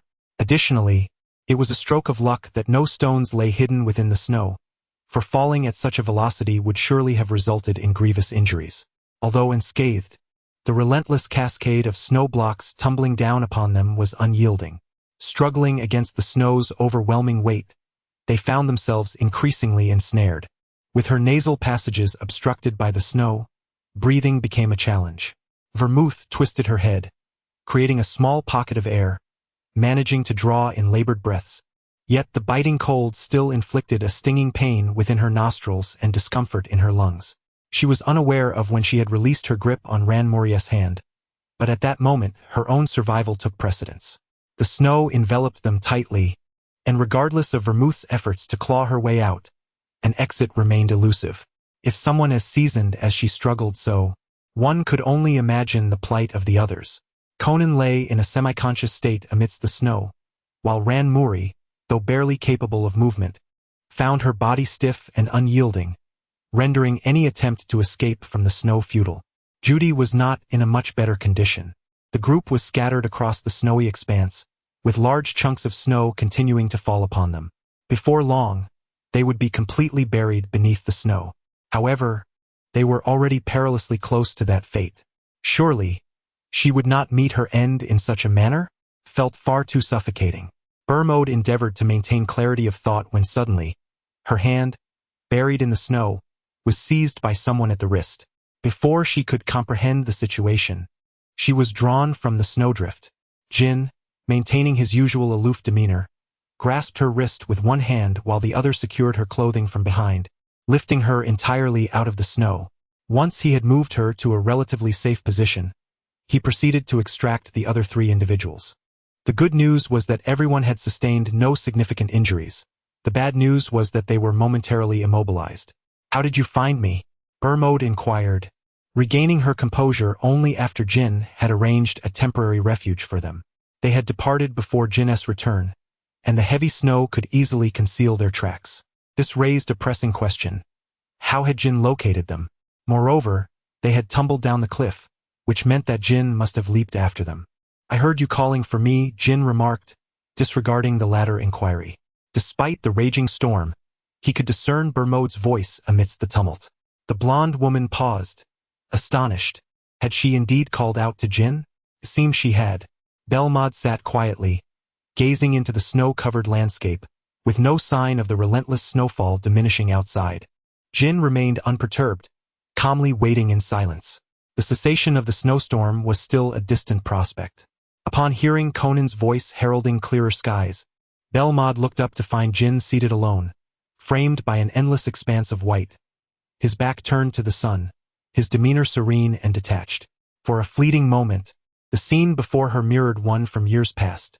As Jin turned to face her, it felt as though a deity was extending a hand towards her. He stood up and began walking through the snow in a particular direction. "Brother Jin, do you know the way?" Conan inquired, casting a glance at Belmod, who appeared lost in thought, before following Jin. The world around them was a vast, indistinguishable blanket of white, rendering it impossible to discern directions. However, with the sun's presence, they could find their way back to the camp if they determined its orientation. Jin remained silent throughout, leading the 3 of them back to the place they had departed. "Ran!" Suzuki Sonoko exclaimed upon spotting Mori Ran, rushing over to embrace her friend, tears streaming down her face. "I was so worried. You mustn't act so impulsively and run off like that. Do you have any idea how anxious I was about you?" "Sonoko, I'm fine," Mori Ran reassured her friend. While the 4 who had gone searching returned, the 2 they sought, Iwayama Daima and Furuya Tetsuya, were still unaccounted for. Although their predicament stemmed largely from Iwayama Daima's actions, it was nonetheless a matter of human life, and Furuya Tetsuya had yet to return after pursuing him. Could it be that she has fallen off a cliff? Judy harbored little affection for the missing woman. After all, they had inadvertently plummeted down a precipice themselves. What? Suzuki Sonoko hurriedly examined the body of her dear friend. Maoli ran, fearful that something might have gone awry. "Did you fall off a cliff, Xiaolan?" "Sonoko, we are fine," Maoli Ran replied with a smile. "Thanks to Mr. Jin, had it not been for him, we would have been buried in the snow." "Mr. Jin, thank you." She expressed her gratitude with utmost sincerity, for their lives had indeed been saved by the intervention of Jin. "Thank you for saving Xiaolan." Suzuki Sonoko also tempered her usual exuberance. Saving her closest friend was tantamount to saving her own life. Thus a heartfelt thank you was essential. "Thank you, Brother Jin." "Thank you, Mr. Jin." Jin, however, was indifferent to the expressions of gratitude directed towards him. His primary objective was to rescue Vermouth. The others were merely incidental. He offered a perfunctory response before adding, "We should leave this place. An avalanche may occur." "What?" Jin refrained from elaborating further, simply striding away. Upon removing his headphones, his auditory acuity heightened significantly. The transmission of sound through solids is far swifter than through gases, allowing Jin to discern the ominous sounds of snowblocks collapsing.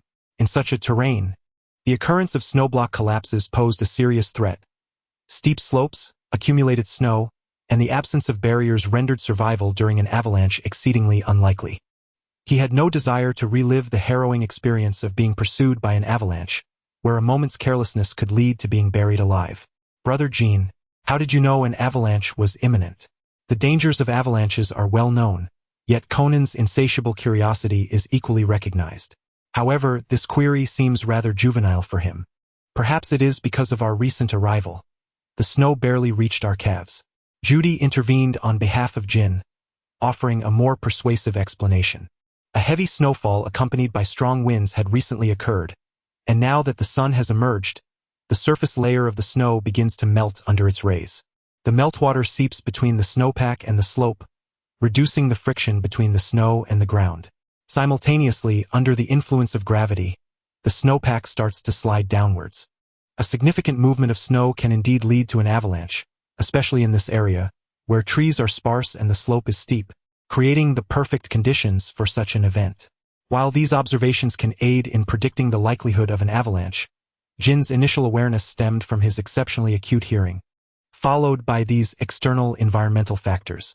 Regardless of the accuracy of our assessments, it is always prudent to evacuate. It is best if nothing occurs, and should an avalanche take place, we would not be buried. We should first seek out the nearest shelter or any substantial cover. Conan added that he was not unfamiliar with this knowledge. Yet the sudden situation had momentarily clouded his thoughts, revealing a disconnect between theory and practice. The group proceeded cautiously. In such a place, even the slightest sound could trigger an avalanche, akin to a line of dominoes. One falling can instantly create a chain reaction that is impossible to halt. Chapter 23 The most authentic falsehood. It proved that Jin's judgment was indeed accurate. They had scarcely found refuge when a tumultuous avalanche surged forth, engulfing everything in its path. In mere seconds, from the mountain's peak to its base, all traces were buried beneath the relentless snow. The fortunate survivors silently bore witness to this natural catastrophe, and under such dire circumstances, the odds of Iweu Daima and Furuya Tetsuya surviving were slim. Once the snow ceased, rescue personnel located the beleaguered group through their walkie-talkie coordinates. As for Iweu Daima and Furuya Tetsuya, their fate was left to the expertise of professional search and rescue teams. How delightful! The group of over 10, famished from their ordeal, gathered around the table in the camp, devouring their meal with fervor. As if the winds had swept away their fatigue, they began to feel warmth return to their frostbitten bodies. Wait, where is Mr. Jin? After taking a few bites, Mao Lilan noticed the discrepancy in numbers. There were 6 from the Young Detective League, Teacher Judy, Professor Agasa, Sonoko, her sister Bei, herself, and her father. But where was Mr. Jin? At Mao Lilan's prompting, the others suddenly realized that Jin had mysteriously vanished. I'll go look for him. He tends to shy away from crowded places. Vermouth stood up, wiped her mouth, and excused herself. What's the matter, Jin? As expected, Vermouth found the enigmatic figure clad in black perched upon a large rock, a cigarette in hand, gazing silently at the snow-capped mountains. She noticed that he had once again donned his headphones, though she couldn't recall when he had done so. Holding the octopus balls purchased along the way, I poked one towards Jin's lips. The silver-haired man did not refuse, yet he remained reticent, his demeanor unchanged, cold and quiet as ever. I fed all 7 octopus balls to Jin while Vermouth tidied up the refuse. Sitting beside him, I pondered the recent avalanche. Noticing Jin's reluctance to discuss the matter, Vermouth adeptly shifted the topic. Did you truly hear me call your name? In hindsight, it seemed illogical that he hadn't responded earlier. At that moment, Vermouth's nostrils were obstructed by snowflakes, his face buried beneath the snow, rendering him voiceless, merely vibrating his vocal cords. How did Jin hear him? Moreover, amidst such fierce winds, one could only discern the words of those nearby through shouting. The distance between Jin and them was not merely a few meters, but likely dozens, if not hundreds. With the mountains crumbling and the blizzard raging, how could Jin possibly perceive that sound? Akin to a mosquito's buzz? Indeed, Jin had not lied. He had heard it, a human voice interwoven within the symphony of nature. You even leapt off a cliff. Vermouth reiterated the question that Jin had overlooked. A cliff towering several dozen meters high, with the situation below shrouded in uncertainty. What were you thinking at that moment? From the instant they tumbled to sliding down the precipice, only a mere 10 seconds elapsed. Jin had rushed over to pull them out in that fleeting moment, suggesting he had acted without a second thought. I heard you calling me. The words remain unchanged, a constant refrain since several years ago. Each time Vermouth inquires, it is always the same phrase, word for word, whether rescuing her from peril, disarming the explosives strapped to her, or leaping from a precipice to save her. In the aftermath, when Vermouth questions him, he reiterates the same words. Jin, your response gives me the illusion that if I call for you, you will undoubtedly appear. Vermouth finds this answer both predictable and yet unexpected. Jin offers no further reply, but it seems this has been their dynamic for the past few years. Whenever Vermouth faces danger, Jin has always been there, as if he has never truly left her side since she came to know him. Only in death would that change. Jin's momentary silence shatters the previously hazy atmosphere, and Vermouth gazes at his impassive face, suddenly realizing that when he said death would alter things, it implied that while alive, he would always be present. Vermouth exhales deeply. Despite Jin's lack of charm, she finds herself stirred by his words. Why does he continue to save me? Jin responds, I made a promise to that person. Vermouth replies, oh, that insufferable, straight-laced man. He deserves to be single for a lifetime. Jin successfully quells Vermouth's desire to speak further. As the weather shifts from overcast to clear, the distant snow-capped mountains shimmering with a crystalline radiance, breathtakingly beautiful. Could it truly be that his commitment to protecting Vermouth stems solely from that promise? The answer to this question is likely something even Jin himself is unsure of. However, it is undoubtedly not solely due to that individual. The weight of a promise is substantial, and he merely made a casual remark at the time. Moreover, he stated his intent to protect as much as possible, rather than an absolute guarantee. Now, he has merely crafted a perfect excuse for himself. Fortunately, he had previously been responsive to that individual's requests, consistently delivering with unwavering dedication. Otherwise, this excuse would lack any credibility. Belmod reached into Jin's pocket, retrieving a lighter, which with a flick sparked a flame for his cigarette. After taking a drag, he returned the lighter to Jin's pocket. Within the span of one cigarette, Belmod had composed himself. Let us go.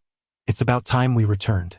Though they spoke of returning, the group could not resist meandering through the gift shop, captivated by the exquisite craftsmanship of the trinkets. Jin lingered outside, disinterested in such items. Rather, he found the man trailing them far more intriguing. Kai Shuichi had been covertly shadowing Judy. Aside from the moment they boarded the sled, his solitary presence was too conspicuous. The man, donning a black knitted cap and smoking a cigarette, bore an expression of solemnity. Did Belmod truly come here just for amusement? Yet, given that woman's tendency to retreat at the slightest hint of danger, how could she be so brazenly wandering about? Or perhaps Belmod had ulterior motives. Or was the organization assigning her a specific task? Moreover, his previous intuition indeed proved correct. The man named Jean N was undoubtedly extraordinary. Otherwise, it would not have been possible for Belmod to come in person. The FBI agents who had been tailing him were dispatched to the police station, and Akai Shuichi was uncertain when he had discovered this. According to those two FBI agents, this individual had trailed them around Lake Ogu for quite some time, suggesting he must have noticed something back then. Yet, to assign a group of children to confront these two morally ambiguous individuals. Akai Shuichi gazed at the silver-haired man, who bore a striking resemblance to his former self. When they had encountered one another at the convenience store, he claimed to be 20 years old, having only recently reached adulthood. The intelligence gathered by the FBI was far from complete, at least according to Judith. Kuroha Jin and Jean N were brothers. However, Jean N's dossier indicated that he had grown up in an orphanage, and there was no information regarding Kuroha Jin's parents. Could it be that these two individuals were entirely unrelated by blood, merely fortunate enough to resemble each other? Kuroha Jin had previously lived alone, accompanied only by a servant, who, it seemed, had suffered a tragic accident. The initial intention had been to send Kuroha Jin to an orphanage, yet he had vehemently refused. Consequently, the servant entrusted the child to Professor Agasa, a man without children, bestowing upon him all of his savings. Now, however, an older brother had emerged, seemingly sharing a close bond with Kuroha Jin, and this brother was also entangled with the organization. If we disregard interpersonal relationships, Kuroha Jin appeared to be an ordinary child. Akai Shuichi lit a cigarette, and the mysteries only multiplied. However, upon careful contemplation, the key to unraveling the enigma lay with the enigmatic figure known as Jean. If one could ascertain why the organization had set its sights on him, many questions might find resolution. The fleeting gaze of Akai Shuichi could not have escaped Jin's notice. He merely chose to disregard it. The reason for Hakase Jin's foster care at Dr. Agasa's residence stems solely from Hakase Jin's own decision. During that period, both Jin and Vermouth were preoccupied with their own affairs, leaving them little time to tend to him. Although they could have entrusted his upbringing to other organization members, Hakase Jin was reluctant to do so. They honored his choice, or rather Vermouth did, while Jin was entirely absent. During Hakase Jin's early years, he had been raised by Jin, yet upon seeing him, the child would invariably burst into tears. Consequently, Jin consciously avoided Hakase Jin, resulting in their rare encounters. Eventually, after Jin departed, Hakase Jin lived with Vermouth for several years until she became too busy to provide care. Hakase Jin then opted to reside with Dr. Agasa. As for why he selected this elderly gentleman, Vermouth remained perplexed. However, intelligence suggested that Dr. Agasa had a fondness for children, which ultimately led to Hakase Jin's choice being respected. Even now, should Hakase Jin wish to stay with Jin, it would only be on occasion. For the majority of the time, he would be sent back to Dr. Agasa's home. Jin's unpredictability was considerable. Although he had yet to assume control of the organization's operational department, he still had numerous personal matters to attend to, predominantly venturing out at night and returning by day. Indeed, the guise of Jin Kin is impeccable. He was a real person, verifiable through the orphanage records. A rather eccentric child. He eked out a living in the slums, wandering the streets. Unfortunately, he became entangled in one of Jin's operations, was interrogated and succumbed. The identities of those interrogated were thoroughly investigated, to be exploited when necessary. Jin himself had previously operated under the Kin alias.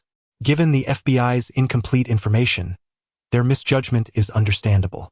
After all, as Vermouth noted, Jin hardly resembles a blood-stained demon. Chapter 24.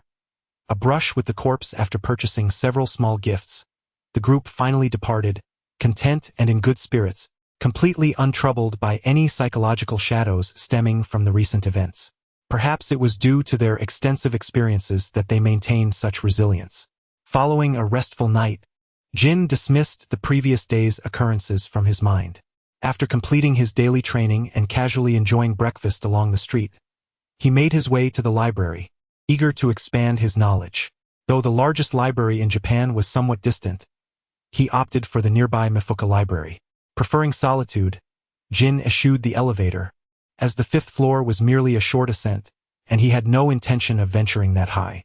He immersed himself in the series of novels by Yusaku Kudo, titled The Baron of the Night.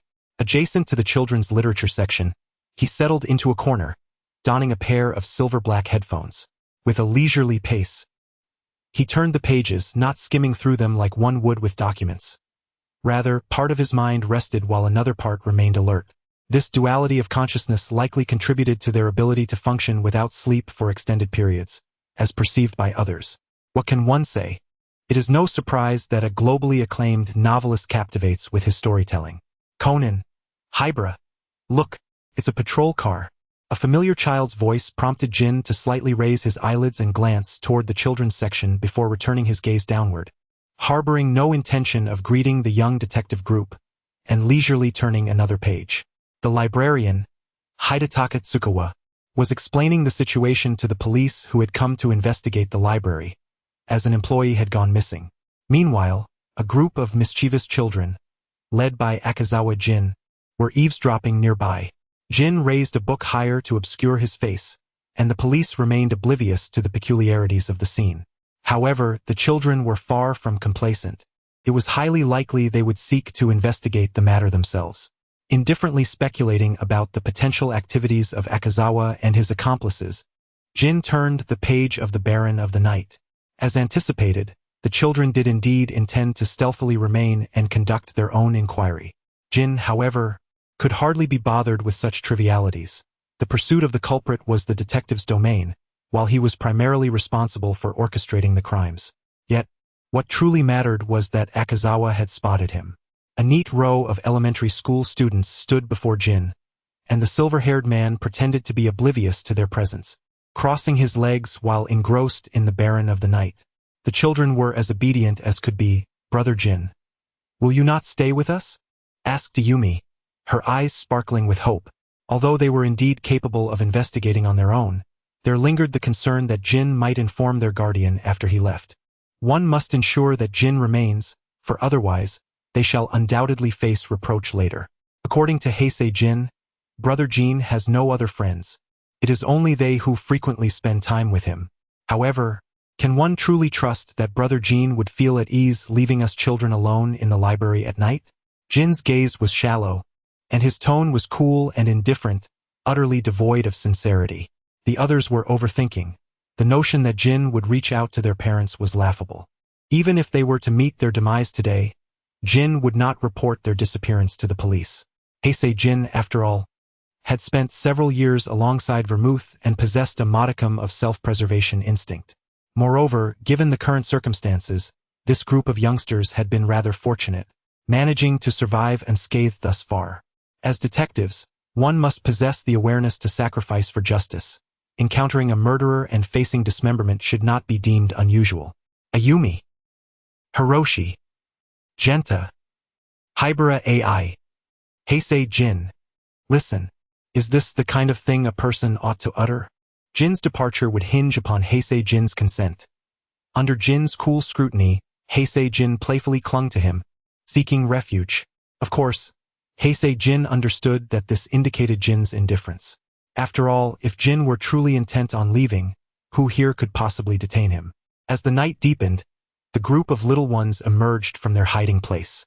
Jin maintained his nonchalant demeanor, while the children's attempts to remain inconspicuous resonated in his ears like thunder, growing ever more pronounced in the hushed ambience. It is those imported books. Conan and his companions crouched at the door, observing the librarian as she perused the children's literature section, examining those imported volumes that had previously been off-limits to Conan. From a distance, Jin stood casually aside, allowing the group of youngsters to explore, his presence shrouded in shadows. He absent-mindedly adjusted his headphones, which were not of the Bluetooth variety. A black data cable dangled from his ear, trailing down into his collar, the other end connected to a square device clipped to his waist. Although referred to as a device, it also served as a sheath for a dagger, crafted in the form of a knife holder, equipped with a USB port and coated in a special layer to evade scanners. While there was no immediate need for heightened vigilance, carrying a weapon had become second nature to him, albeit he chose not to overburden himself with an arsenal. He avoided large-scale lethal weapons. Other armaments remained negotiable, but a dagger was never far from his grasp. Typically, Jin had one on his left hip, another on his arm, and one on his calf, varying in length and type. In addition to the daggers, he carried hemostatic bandages, a small first aid kit, topical ointments, a compact monocular, a USB drive, a listening device, an anesthetic spray, compressed rations, and small glucose solutions. Should a mission arise, he would also require a handgun and explosives. Thus, one could say they resembled a diminutive mobile armory. Yuan Tai stood at the back, unable to resist the urge to inch forward, gently nudging Fumio, which caused her to push the door slightly. Although the sound was faint, in the profound silence of the moment, it was sufficient to capture the attention of Hideyoshi Tsukuwa, whose expression was ominous. He turned to glance at the entrance, while a group of mischievous children swiftly and quietly concealed themselves in the restroom. Who is it? Who dares to be in the library? By the time Tsukuwa emerged, Fumio and the others had already hidden themselves. However, due to Akazawa Jin's inadvertent peeking, Tsukuwa retraced his steps. Jin silently sidestepped Tsukuwa's line of sight, boldly walking past in the blind spot of the other's vision. Tsukuwa approached the stall where Akazawa and the others were concealed, pushed the door open, and found the restroom empty, devoid of any presence. Glancing around, Tsukuwa closed the door and departed, leaving the group hiding behind the restroom door in a state of sheer terror. So close, just a hair's breadth away. After a considerable time hiding, the group of rascally children stealthily emerged. Jin cast them a glance, indicating it was time to leave. The remainder was now the police's responsibility. It was no concern of his, nor did he wish to become entangled in it. How can we let this pass? Yuan Tai exclaimed with fervor, while Hikaru and Fumio exchanged disapproving looks with Jin. A band of spirited and audacious children would naturally seize such an opportunity. We must uncover evidence of his wrongdoing. This is a prime chance for our young detective agency to make a name for itself. He should have already departed. Investigating further wouldn't hurt, AI Hybera rationally analyzed. Moreover, how could this group of children possibly return home so easily? Unrealistic. Jin could hardly be bothered to address this group of youngsters. He had never been fond of repeating himself, especially when these children had no real connection to him. Speaking once was out of consideration for Akai, but to do so twice felt superfluous. There was no need. I am not a detective. Jin was reluctant to squander time on them, and he was well aware that these inquisitive little ones would not depart easily. However, he had no intention of getting embroiled in the case, and besides, I am not one of you. Brother Jin, we've come all this way. Ayumi looked up, the truth tantalizingly close yet concealed, making it impossible for her to sleep soundly at home. Jin feigned a lack of curiosity, asserting that even if he did possess any, it was not particularly fervent. Ignorance was simply ignorance. I'm afraid, is that acceptable? Jin offered a rather lackluster excuse, appearing utterly devoid of fear, despite the underlying concern of what might transpire if he returned. Akai? Akai silently raised his gaze to Jin, wondering just how shameless this man could be. If one must fabricate an excuse, at least let it be a credible one. Afraid? What kind of nonsense is that? Akai recognized Jin's prevarication, yet the young detective team was oblivious, readily believing Jin's tall tale and instantly feeling a surge of responsibility. Brother Jin, don't worry, our young detective team will protect you. Akai? Jin's lips twitched. You all do your best. I shall take my leave. Remaining here will inevitably lead to an encounter with the authorities, which is unnecessary. Even if one were to stay, it would be prudent to keep the children unaware of the situation. Leaning against the railing, Jin absently stroked his lighter, mindful of the presence of several young ones, making it inconvenient for him to smoke. Are you truly going to abandon us children here? Akazawa Silver scrutinized Jin, noting the latter's evident lack of responsibility, which he did not attempt to disguise. Such conduct is inherently improper. Jin's tone was indifferent. Upon discovery, the leniency shown towards children would far exceed that afforded to adults. The police would undoubtedly commend the juvenile detective agency for apprehending the perpetrator, while also reprimanding their reckless behavior. However, Jin would likely face direct criticism for his actions as an adult, foolishly leading children into a library that might conceal a corpse during the late hours. Furthermore, Jin was not a renowned detective, which would only exacerbate matters. He had little interest in heeding such admonishments and preferred to depart swiftly instead. Chapter 25. Organizational Taboos. Without a backward glance, Jin exited the library, only to catch a glimpse of Hidate Hoshi Tsukagawa's departing figure. Suddenly, the lights in the library blazed to life, causing Jin to pause momentarily as he lit a cigarette. Tsukagawa slowly turned his head to glance back at the library before hastily re-entering, extinguishing the lights behind him. TSK. Jin stood in the shadows, returning the cigarette to its case, and leisurely followed Tsukagawa into the library. He observed as Tsukagawa retrieved a rope and stealthily ascended the stairs, coldly watching as Ayumi, lagging behind to tie her shoelaces, and Tsukagawa, approaching her from behind with the rope in hand. Yumi, what are you doing?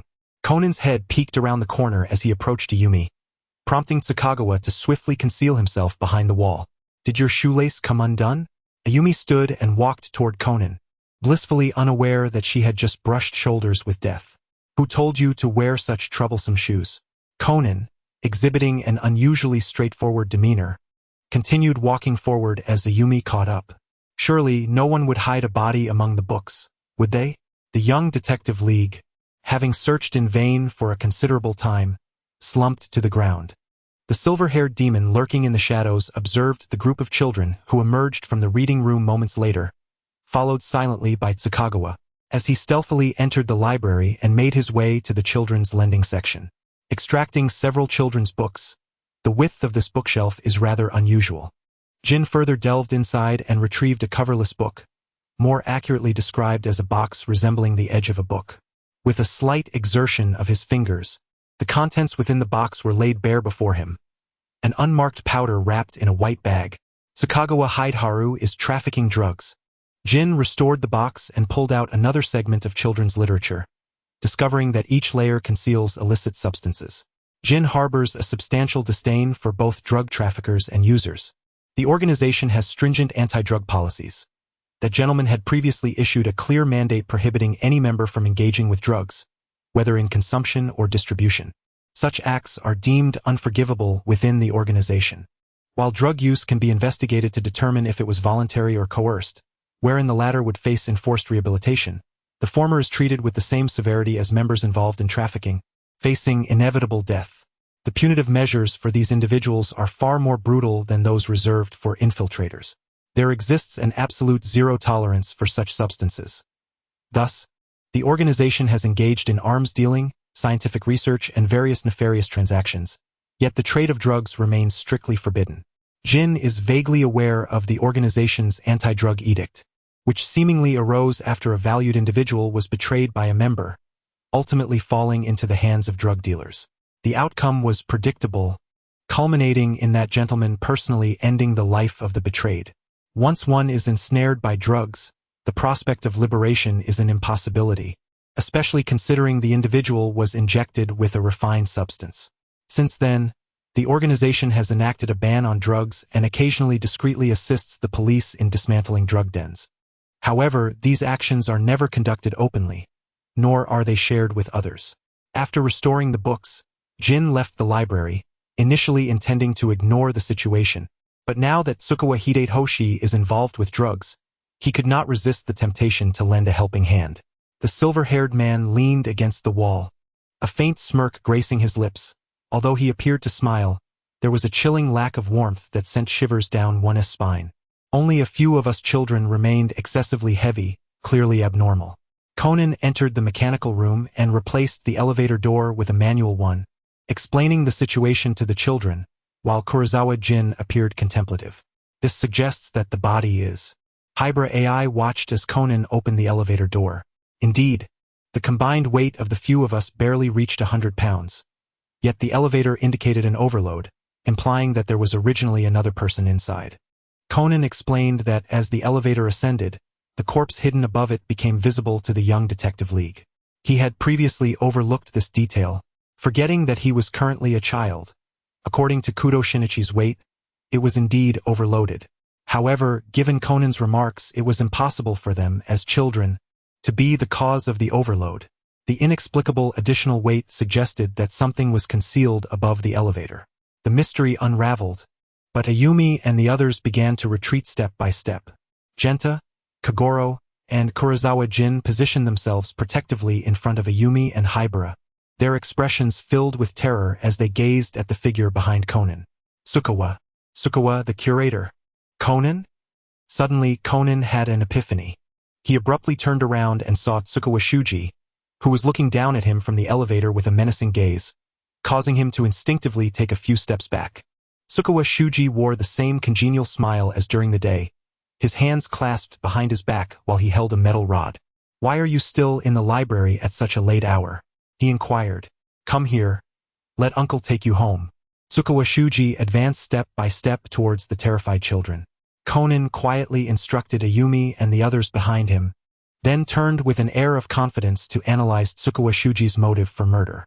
"It was you who committed the crime, hiding the body in the elevator to deceive the police search, all because he discovered your drug trafficking activities." As he spoke, he subtly repositioned himself, diverting Tsukuwa Shuji's attention, thus allowing Ayumi and the others to stealthily enter the elevator from behind him. When the elevator descended to a level where only one person could enter, Conan swiftly slid inside, leaving insufficient space for an adult to follow. Tsukuwa Shuji could only watch helplessly as they escaped. Jin stood quietly at the top of the staircase, observing the scene like a specter, silent and unnoticed. His moss-green eyes remained tranquil in the darkness, yet they exuded an unsettling danger, akin to an abyss, beautiful from afar, yet deadly upon closer inspection. Jin opted not to call the police, for Tsukuwa Shuji had severed the library's phone line. To report the incident, he would have to resort to his mobile phone, but Jin had no intention of divulging his number to law enforcement, not even the one he used regularly. That was a close call. In the elevator, Yuan Tai released Conan with a sigh of relief. That individual was truly terrifying. By day, he appeared benevolent and gentle. Yet by night, he resembled a specter, instilling great fear. As the elevator descended to the ground floor, a group of young children exited, while Kurosawa Jin re-entered and pressed the button for the next level. Tsukuwa Hideyoshi observed the elevator continuing downward. Currently, they were on the 3rd floor, and further descent would lead them only to the 1st. Without hesitation, the curator, wielding an iron rod, dashed down the stairs. At the 4th floor staircase, Jin leaned against the railing, composing an email on his phone before tapping send, erasing the record and retracting his device, coming to a halt at the 3rd floor staircase. Upon reaching the 1st floor, Tsukuwa Hideyoshi, witnessing the empty elevator, instantly realized he had been deceived. With a sinister smile adorning his face, he proceeded to the 2nd floor. Hearing sounds emanating from the reading room, he pushed open the door and entered. "Children, do not hide. Uncle has seen you." Inside the 2nd floor reading room, the chairs were deliberately disheveled, and the bookshelves were askew. A group of children stood quietly beside the last row of shelves, awaiting the unfolding events. Kurosawa Jin, Hibara AI, and Conan maintained their composure, while Ayumi and the other children appeared anxious, straining to listen to the sounds from the entrance. When Tsukuwa Hideyoshi stepped inside and noticed the tilted shelves, he crouched down for a closer look, discovering several stacks of books propping up the shelf. It seemed the children had planned to topple the shelf when he approached, yet their efforts were futile. The shelf did not fall upon Tsukuwa Hideyoshi, who retreated in a cold sweat. After all, they were still children, their thoughts remaining quite innocent. Tsukuwa Hideyoshi approached Conan and the others, brandishing the iron rod. Conan stood protectively in front of Ayumi, while Tsukuwa Hideharu grinned menacingly, raising the iron rod in his hand, ready to strike them on the head. However, the bookshelves that Conan and the others had previously toppled in the last row on the right caused the left side of the U-shaped arrangement in the foremost row to collapse as well, akin to a chain of dominoes. Just as Tsukuwa raised his shovel, the last row of bookshelves on the left fell, pinning him to the ground. Hearing the cacophony inside and Tsukuwa's anguished cries, Jin emitted a soft grunt from his throat, a sardonic smile lingering at the corners of his lips. Leaning nonchalantly against the staircase railing, he departed silently, recognizing that with the curator dealt with, his continued presence was unnecessary. Those children would undoubtedly alert the authorities. As Miao entered the villa, a small black ball darted out, its large eyes fixated on him. Jin was unconcerned about the black ball's antics within the villa, as there was a regular cleaning service that attended to the premises, including the maintenance of the cat litter and provision of food, alleviating any worries of the creature facing starvation or thirst. Jin paid little heed to the small black ball and proceeded directly to the bedroom, changing his attire from a black coat to a black trench coat, swapping his cap for a top hat. Next, he sought to equip himself. With many unrelated individuals aware of this villa, Jin could not afford to leave any weapons behind. He made his way to a nearby underground garage, where he retrieved another sports car, heading towards a different safe house. Bulletproof vests, revolvers and 7.62mm automatic pistols concealed within the trench coat. The 77 style pistol secured at the lower back, a belt adorned with a series of magazines, and a lady's pistol strapped to the calf. The black sneakers have been replaced with long boots, which harbor a palm-sized handgun and additional magazines. Finally, a Beretta M92F is tucked into the outer pocket of the trench coat. After ensuring that no traces of concealed weaponry are visible, gloves are donned. As for the wrist guard, Jin seldom removes it. Indeed, this has transformed into a miniature armory. The trench coat is truly a remarkable garment. Even with the plethora of weapons and the bulletproof vest, Jin appears slender and shows no signs of bulkiness, all while maintaining full mobility. A 5-star review is undoubtedly warranted, with payment made in full. Chapter 26. Orchestrating the task with a deft hand on the steering wheel, Jin navigated the vehicle towards his destination, a cigarette clenched between his teeth. An earpiece remained nestled in his ear, now resonating with sound. A contingent of renegades from an organizational division had decimated Sector C-13 and were presently advancing towards Sector A-8. Their objective was the cache of military intelligence recently retrieved by Jim Leiter. Intelligence reports indicated that the core of the insurgency comprised approximately 27 individuals, augmented by 40 opportunistic stragglers drawn by the scent of conflict. The directive from on high was the complete annihilation of the traitors, with the remainder serving as a cautionary example. A cohort of operatives had arrived, and a roster was being compiled. Silence descended over the earpiece, presumably as Jim Leiter scrutinized the inventory provided by Vermouth. Jin secured his mobile device to the dashboard, observing the list through the surveillance feed from Leiter's earpiece. The operatives appeared to be arriving in staggered deployments, likely to obfuscate their true numbers. Leiter had swiftly neutralized the initial wave, and this appeared to be the second echelon. Timed with precision, due to ongoing missions elsewhere, reinforcements were unavailable. The opposing force was substantial, yet the organization could only muster a handful of capable combatants. Jim Leiter, Vermouth, Bourbon, Vodka, Chianti, and Corn, a mere 6 in total. With 2 designated as snipers, only 4 remained for close-quarters engagements, explaining Leiter's urgent dispatch of the email. A graceful drift ensued as Jin brought the sports car to a halt by the roadside, leisurely making his way northeast. On the surface, this area appeared to be merely a factory, yet, in truth, it served as a factory for the world. However, due to the treachery that had come to light, it was now sparsely populated. Belmod, take a portion of the organization's members westward. Bourbon and Vodka, you shall lead another group northward. Chianti, find an appropriate sniping location on your own. Are you intending to venture into the northeastern district alone? Belmod remarked, casting a perplexed glance at Jim Light, for that area was notorious for its heavy firepower. Execute the mission, Jim Light replied, disregarding Belmod's inquiry. Did he truly wish to traverse such perilous terrain alone? It was merely a consequence of some hegemonic disposition. He bore the burden silently. Very well, but do ensure your safe return. Belmod chuckled lightly before departing with a subset of the organization's lower-tier members. Chianti and Cologne had already sought their own sniping spots. Once Bourbon and Vodka had taken the remaining members away, Jim Light inhaled deeply and silently proceeded towards the northeastern district. Upon reaching the northeastern sector, Jim Light found no sign of Jin. Suppressing his thoughts, he readied his weapon and executed a headshot, eliminating 3 adversaries before they could even react. Among the 27 traitors, Belmod had likely encountered 8 or 9, Bourbon 5 or 6, and Jim's own tally stood at 12. It seemed a trivial number. What jest? How could it possibly be trivial? The opposition was well armed, and aside from those 12 traitors, there were numerous other unwelcome elements to contend with. Jin stood in the shadows, quietly observing Jim Light charging into battle, a silenced pistol firmly grasped in his hand. With every shot, he dispatched those hapless foes who had discovered his ambush, the firearm seeming to meld seamlessly with his body, striking precisely where aimed without affording his adversaries a moment to react.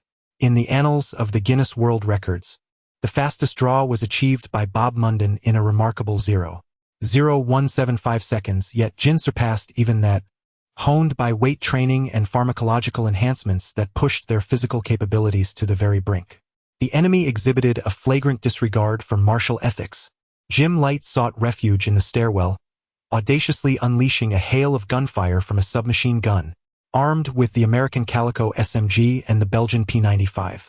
7mm lightweight submachine gun. Did they truly believe they could intimidate him alone? Jim Light shook the grenade in his hand, pulled the pin, and hurled it with reckless abandon. The ensuing collapse reverberated with a deafening roar, the close-range detonation nearly deafening him as well, a double-edged sword that both injured his foes and himself. However, the advantage lay in successfully eliminating a throng of adversaries. Press onward. Ahead lay a labyrinthine corridor, where the sniper's assistance would be rendered futile. Jim Light bore numerous abrasions, yet fortune favored him as he had not suffered any gunshot wounds. Nonetheless, his stamina had significantly waned. Gimlet, he muttered, the enemy's firepower is formidable, not to mention the presence of heavy weaponry and an unsettlingly large number of assailants. The sound of Bourbon echoed through the headphones, while the situation on Belmode's side appeared considerably better. Although Belmode was still managing, Bourbon's side was left with merely 3 organizational members, Bourbon and Vodka. Meanwhile, the opposing force boasted a dozen fully armed personnel, A formidable challenge indeed. Jim Light sensed something amiss as he entered. The enemy's weaponry was evidently superior to what the organization had been informed. Could there have been a lapse in intelligence? Bourbon's side required assistance, yet he too found himself in a difficult position. Head to the North District. I can handle things here. Jin's voice materialized near Jim Light, ethereal and haunting, startling even the most skeptical, who nearly reacted instinctively by drawing their weapon. You've finally arrived. Jim Light exhaled in relief. Be careful. Entrusting the scene to Jin, Jim Light hurriedly navigated another route towards the North District. With a calm demeanor, Jin, his gaze unwavering, let the black earphone wire dangle as he chambered around in his Beretta M92F. Emerging from the stairwell, he received precise information about the enemy's positions through the walls and floors.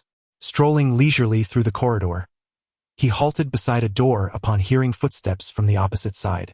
Aiming his pistol, he pulled the trigger the moment the enemies came into view, 6 of them, who fell before they could even raise their weapons. As he had stated, they were mere fodder. No amount of equipment could transform them into sharks. The computer housing the organization's data was located deep within. Jin pressed his earphone, confirming that Jim Light had already reached the North District. Have you completed the Northeast District?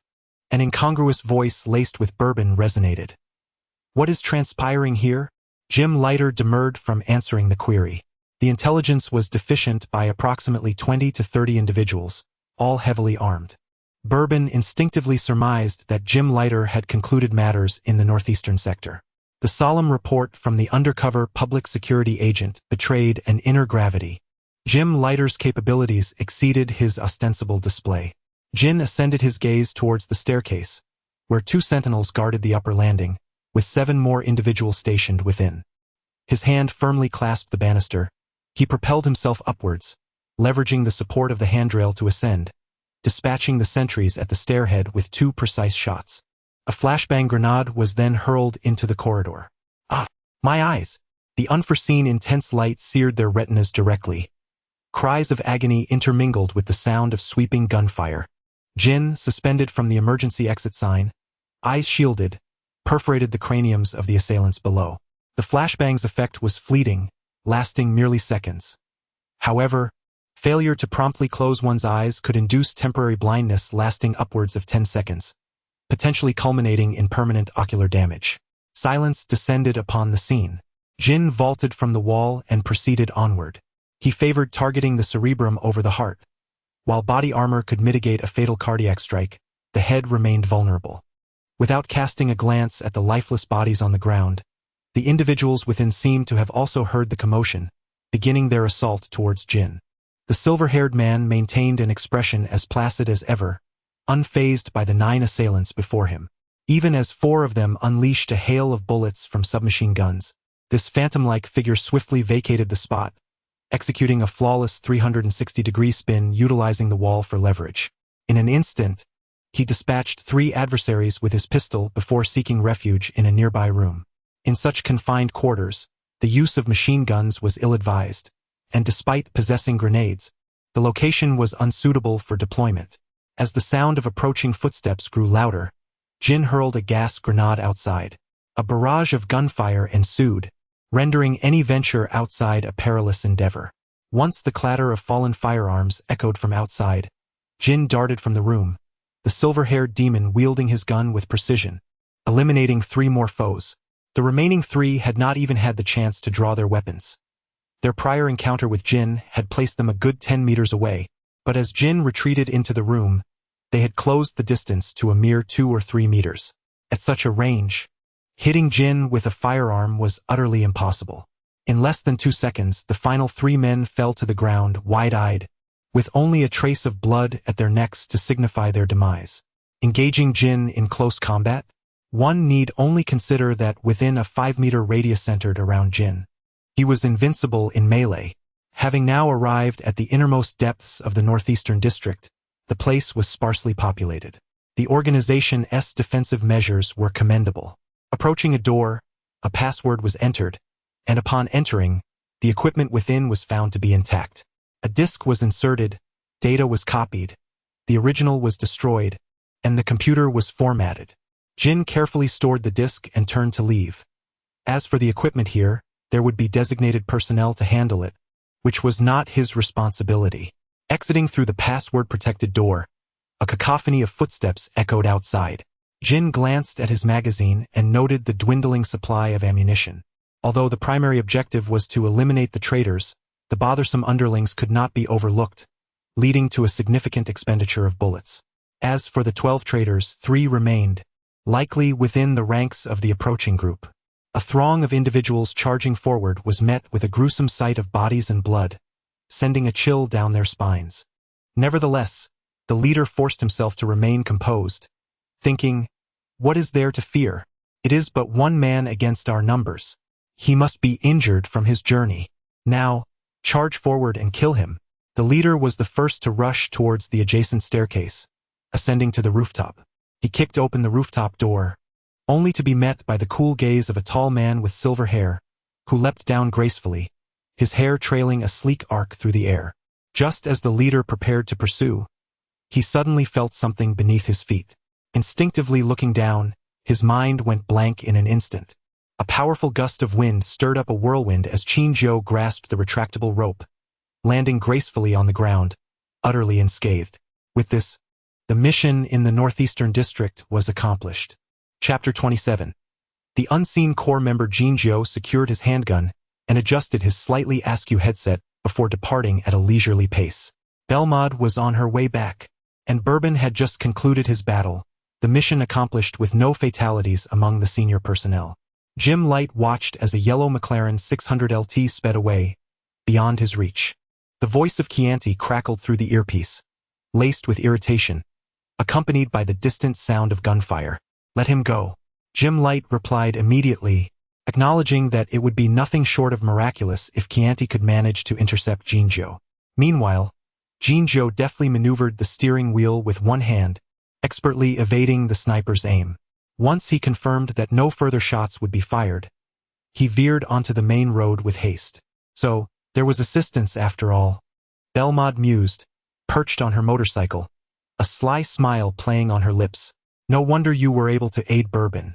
Just a temporary reinforcement," Jim Light conceded, as the Porsche 911, Harley Virod motorcycle, and 1996 Dodge Viper SRT-10, along with a white Mazda RX-7 FD3S, departed the scene. If Chianti hadn't noticed that vehicle's arrival, then Qin must have arrived long before them. Yet that fellow had chosen to remain hidden, refraining from taking action. Jim Light felt a faint ache in his arm. It was indeed excessive. He had brushed with death multiple times in the Northeast District, yet had received no assistance. How unreasonable! "Who is it?" Bourbon inquired with curiosity. "A ruthless individual, cold-blooded and merciless. A true psychopath." Jim Light couldn't help but voice his frustration, reminiscing about the harrowing experience he endured under the tutelage of Jin. It was a sight most distressing, a spectacle hard to behold, and the worst part was that the fellow was leisurely lounging nearby, engrossed in an online game. One could only imagine that the individual capable of eliciting such sentiments from Jim Light would be a robust and menacing figure, possessing a terrifyingly fierce visage and a physique that surpassed the ordinary. His demeanor was ruthless and cold-blooded, a true aberration. Jin paused momentarily, the hand holding his cigarette lingering as he exhaled a languid puff of smoke.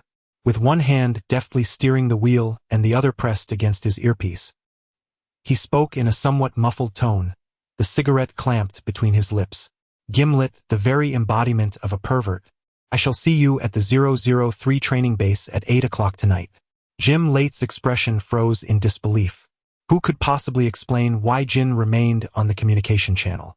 "You're still here." Jim reflected on Jin's notorious methods, feeling a wave of despair wash over him. "Am I really expected to go?" The humble Jim Light silently pleaded for mercy. Jin offered no reply and severed the communication, indicating that there would be no negotiation. The voice of Vermouth, who had caught him disparaging someone behind their back, chimed in with a smile through the earpiece. Jim Light expressed his current weariness, preferring silence over conversation. "Vermouth, who is that person?" Bourbon inquired, having heard a voice he had never encountered before. His curiosity piqued. "Jin, considering that almost no one among the mid-level personnel in the organization is aware of the existence of Jin, and that only members with over 4 years of tenure are familiar with him, was kindly introduced to Bourbon by Vermouth. However, in the outside world, he is generally referred to as the God of Death. As for the revelation of Jin's identity, does that man appear to be someone who concerns himself with such matters? Moreover, since Jin will eventually assume responsibilities for RB, he will inevitably be recognized by others in the organization. Thus, her early disclosure holds little significance. Bourbon's expression darkened, yet another codename member had emerged, and he seemed to hold a rank even higher than Jim Light. Gin, also known as Juniper Liquor or Gin, was first produced in the Netherlands and gained worldwide fame after being mass-produced in England. It is the largest category of distilled spirits in the world, characterized by its colorless and transparent liquid, peculiar yet fragrant aroma, and exquisite and refreshing taste. It can be enjoyed neat or blended with other spirits or as the base for cocktails, leading some to refer to gin as the heart of cocktails. When Akai Shuichi inquired about the last of the organization's 3 core members, Vermouth described him as the heart of the organization, and gin is hailed as the heart of cocktails.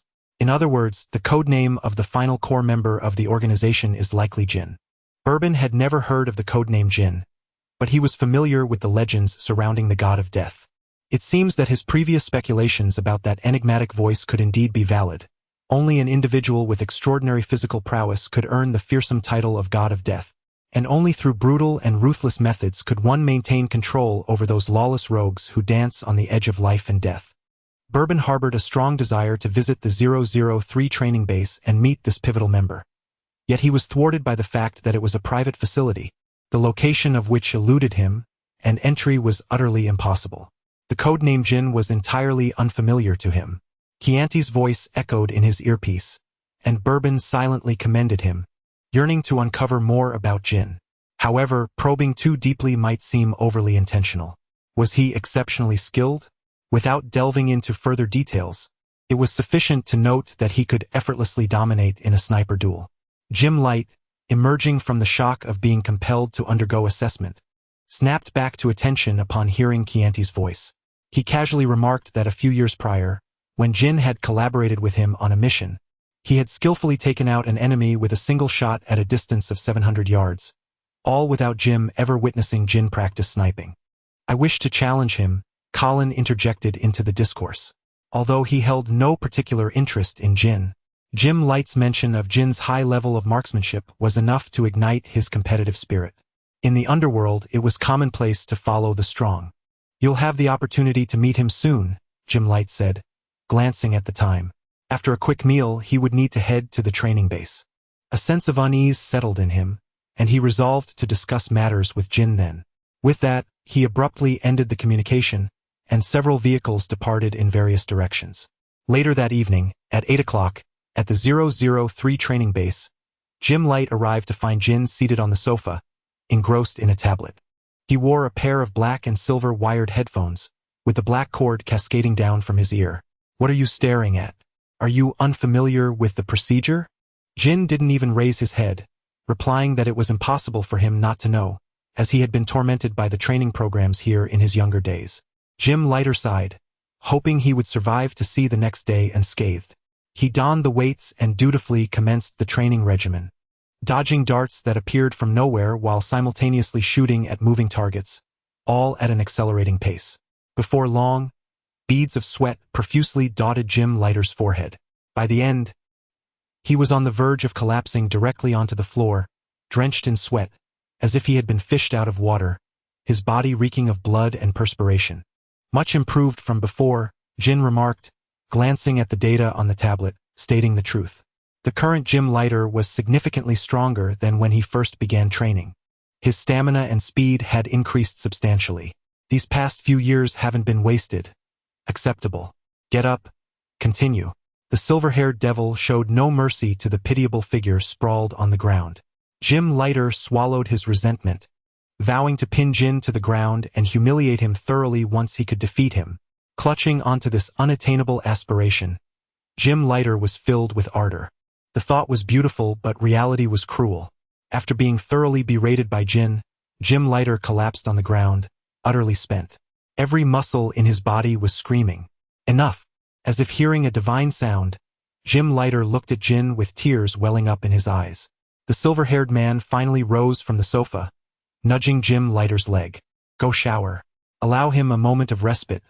He currently lacks the strength to rise." Jim Light sits upon the ground, observing as Chinjo adjusts the difficulty of the training equipment to its zenith before stepping into it himself. 45 minutes later, Chinjo emerges unscathed, merely slightly out of breath. Such a degree of exertion can easily be recuperated with a brief rest. It's hardly a formidable challenge. Chinjo flexes his wrists, gazing at the battered Jim Light, and quips with an air of nonchalance. Jim Light retorts, "Who was the lunatic that fancied they could press this superhuman into submission? How could mere mortals like them ever hope to rival such entities?" It is evident that Chinjo is indeed a freak of nature. The assessment is conclusive. Jim Light asserts his status as an ordinary individual, imploring that comparisons to the capabilities of non-humans are entirely unwarranted. After enduring a thorough thrashing by Chinjo within the training apparatus, Jim Light quietly retreats to the bathing quarters, washing away the stench of sweat before tending to his wounds. By the time Jim Light re-emerges, Chinjo has long since vanished. Sighing, Jim Light examines the bandages adorning his body and reflects upon Chinjo's remarkable prowess, feeling a profound curiosity about the origins of such a formidable human weapon. Fortunately, this earthly weapon is not among their adversaries. Otherwise, his despair would be overwhelming. Unbeknownst to Jim Light, Chinjo remains oblivious to his thoughts, and even if he were aware, he would remain indifferent. Having been subjected to various extreme training regimens since childhood and cultivated with rare herbs and biological agents, those who emerge from such trials are invariably exceptional individuals, each a rare gem among the multitude. In the safe house, he relinquished his weapons, donned a fresh attire, and exchanged his vehicle before arriving at his villa in Mihua Town. The little black ball, as ever, leapt towards him with enthusiasm. Chinjo set his headphones upon the table, grasped a towel, and retreated to the shower to cleanse himself of the lingering scent of blood. Emerging refreshed, he slipped into loose, casual garments, finally finding the leisure to tease the cat with a laser pointer. The little black ball frolicked throughout the villa, and after exhausting much of its energy, it retired to the bed for a nap. As for dinner, he had attended to that before heading to base 003, of course, preparing it in another villa, as his previous attire was ill-suited for wandering the streets. Chinjo had no interest in courting trouble. Chapter 28. Judy's provocation at precisely 5 o'clock. The biological clock roused Jin from his slumber. The silver-haired man glanced at the sky, engaged in a routine stretch to awaken his muscles, took a refreshing shower, and enjoyed a light breakfast. However, as he drew the curtains, he soon returned to the embrace of his bed, causing the room to plunge into darkness once more. The incessant ringing of the doorbell abruptly pulled Jin from his light slumber, compelling him to descend from his bed after a prolonged moment of hesitation. The persistent sound of the doorbell mingled with the mewling of a cat, ultimately leading him to open the door. "Good morning, Brother Jin." A neat row of elementary school students stood before him, accompanied by Professor Agasa and Judy. "Brother Jin, you can't still be in bed, can you?" Genta scrutinized Jin's leisurely attire, casting doubts upon his state. Although it was not sleepwear, Jin exuded an air of languor, resembling someone yet to awaken fully. "We've already completed our morning exercises." "Indeed, you all rise remarkably early," Jin replied dismissively. A group of early risers invaded his tranquil morning, settling in the living room. "There's juice in the fridge. Help yourselves." "Brother Jin, where's that beautiful older sister from the other day?" After the trio of children thanked him and took their juice, Ayumi glanced around, searching for the notably attractive woman. "She doesn't live here," Jin replied, having long returned the belongings of the former occupant of the second floor of the villa. Only a few items left behind by Vermouth remained. He had a vague suspicion about Judy's intentions for being there, yet Vermouth had only stayed for a few nights, coincidentally encountered by the group. Ever since he learned that the FBI was aware of the villa's existence, Vermouth had meticulously erased any traces of her presence, leaving nothing behind. "Does Brother Jin usually not contact her?" Conan inquired, feigning curiosity. "What reason would I have to reach out to her?" Jin retorted, "You all came here early in the morning just to ask this?" If that were the case, it would mean that Vermouth sought out Jin unilaterally. What then? Could be her ulterior motive? Was there something about Jin that warranted the organization's attention? Conan and Judy concealed their doubts, maintaining a composed facade. No. We primarily wish to invite Brother Jin to go mushroom picking. Ayumi quickly shook her head, explaining, we ran into Teacher Judy on the way, and she wishes to join us too. Are FBI agents so idle as to accompany us on a mushroom picking trip? Meow. The little black ball leaped out, waving its paws. Hybera picked up the black ball, stroking its fur. The little girl seemed to have garnered quite a fondness from the black ball. Jin glanced at the creature nestled in Hybera's embrace. Brother Jin, you will join us, won't you? Genta, Mitsuhiko, Ayumi, and Hakase Jin all looked at Jin with hopeful eyes, adding, besides, you don't seem to have anything pressing to attend to. Hakase Jin added, it would do you good to get some fresh air instead of staying cooped up at home. Jin, indifferent, replied he just returned from an outing yesterday. Hurry and change your clothes, Hakase Jin urged. Dr. Agasa and Teacher Judy are already waiting outside in the car. Jin was left speechless. Did you grant him the power to refuse? The silver-haired man turned and ascended the staircase. Conan initially intended to follow him, but was ruthlessly shut out by Jin. Unable to enter his bedroom. Surely he could explore other rooms?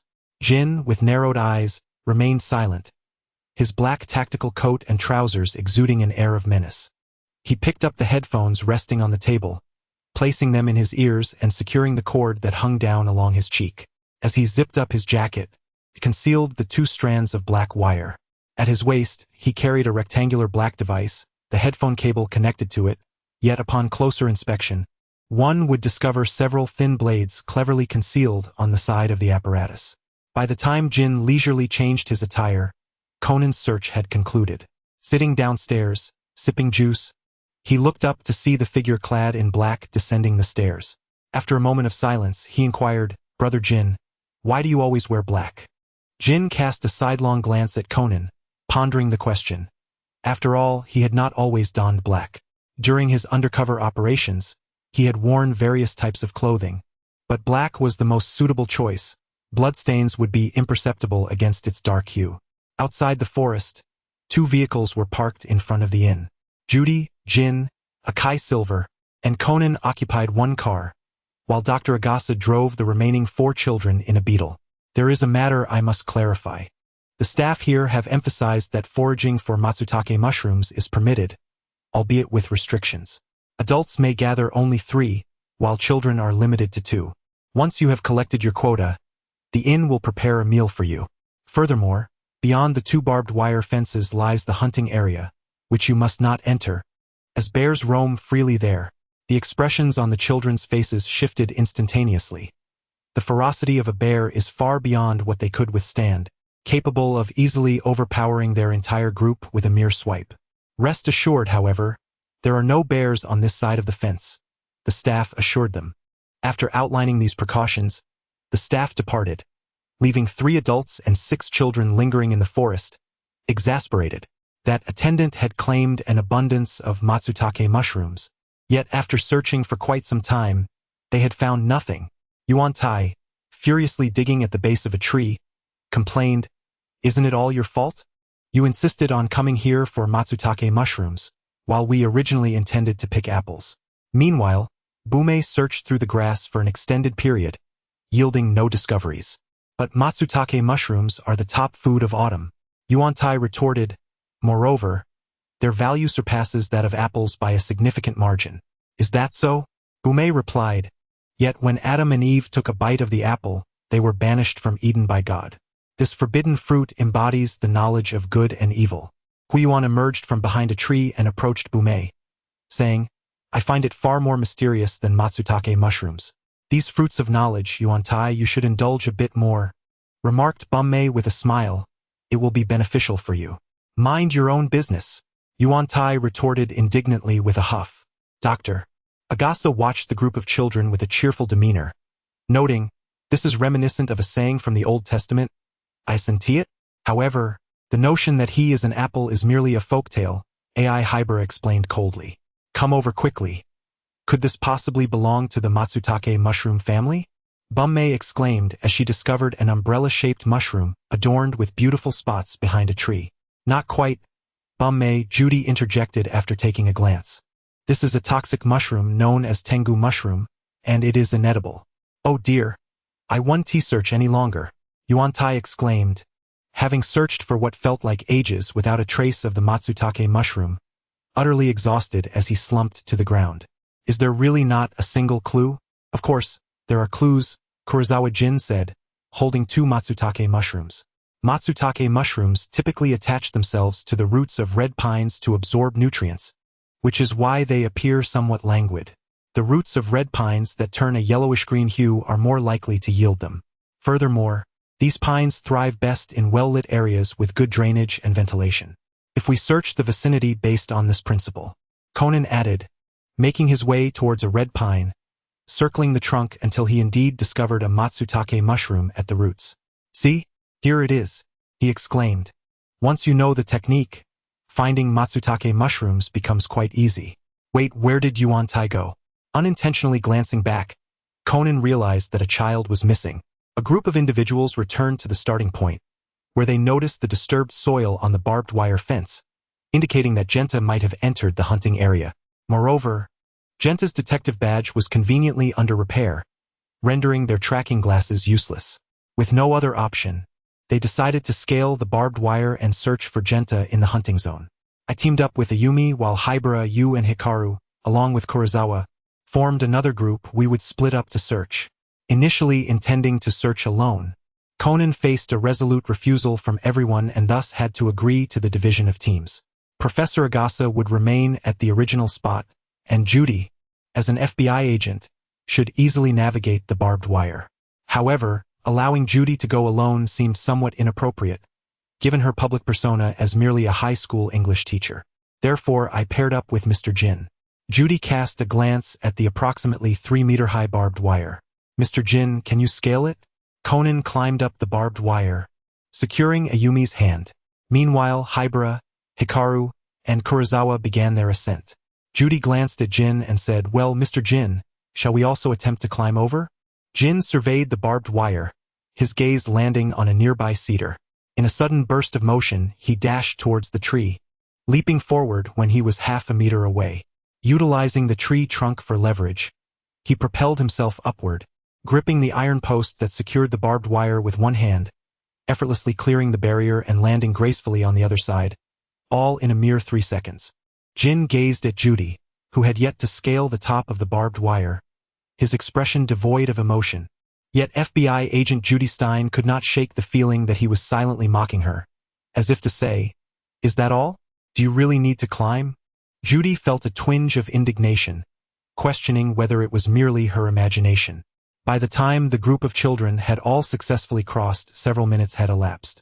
Haibara, accompanied by Akaza Jin and Mitsuhiko, headed down one path, while Conan and Ayumi took a different route, leaving Jin to proceed straight ahead.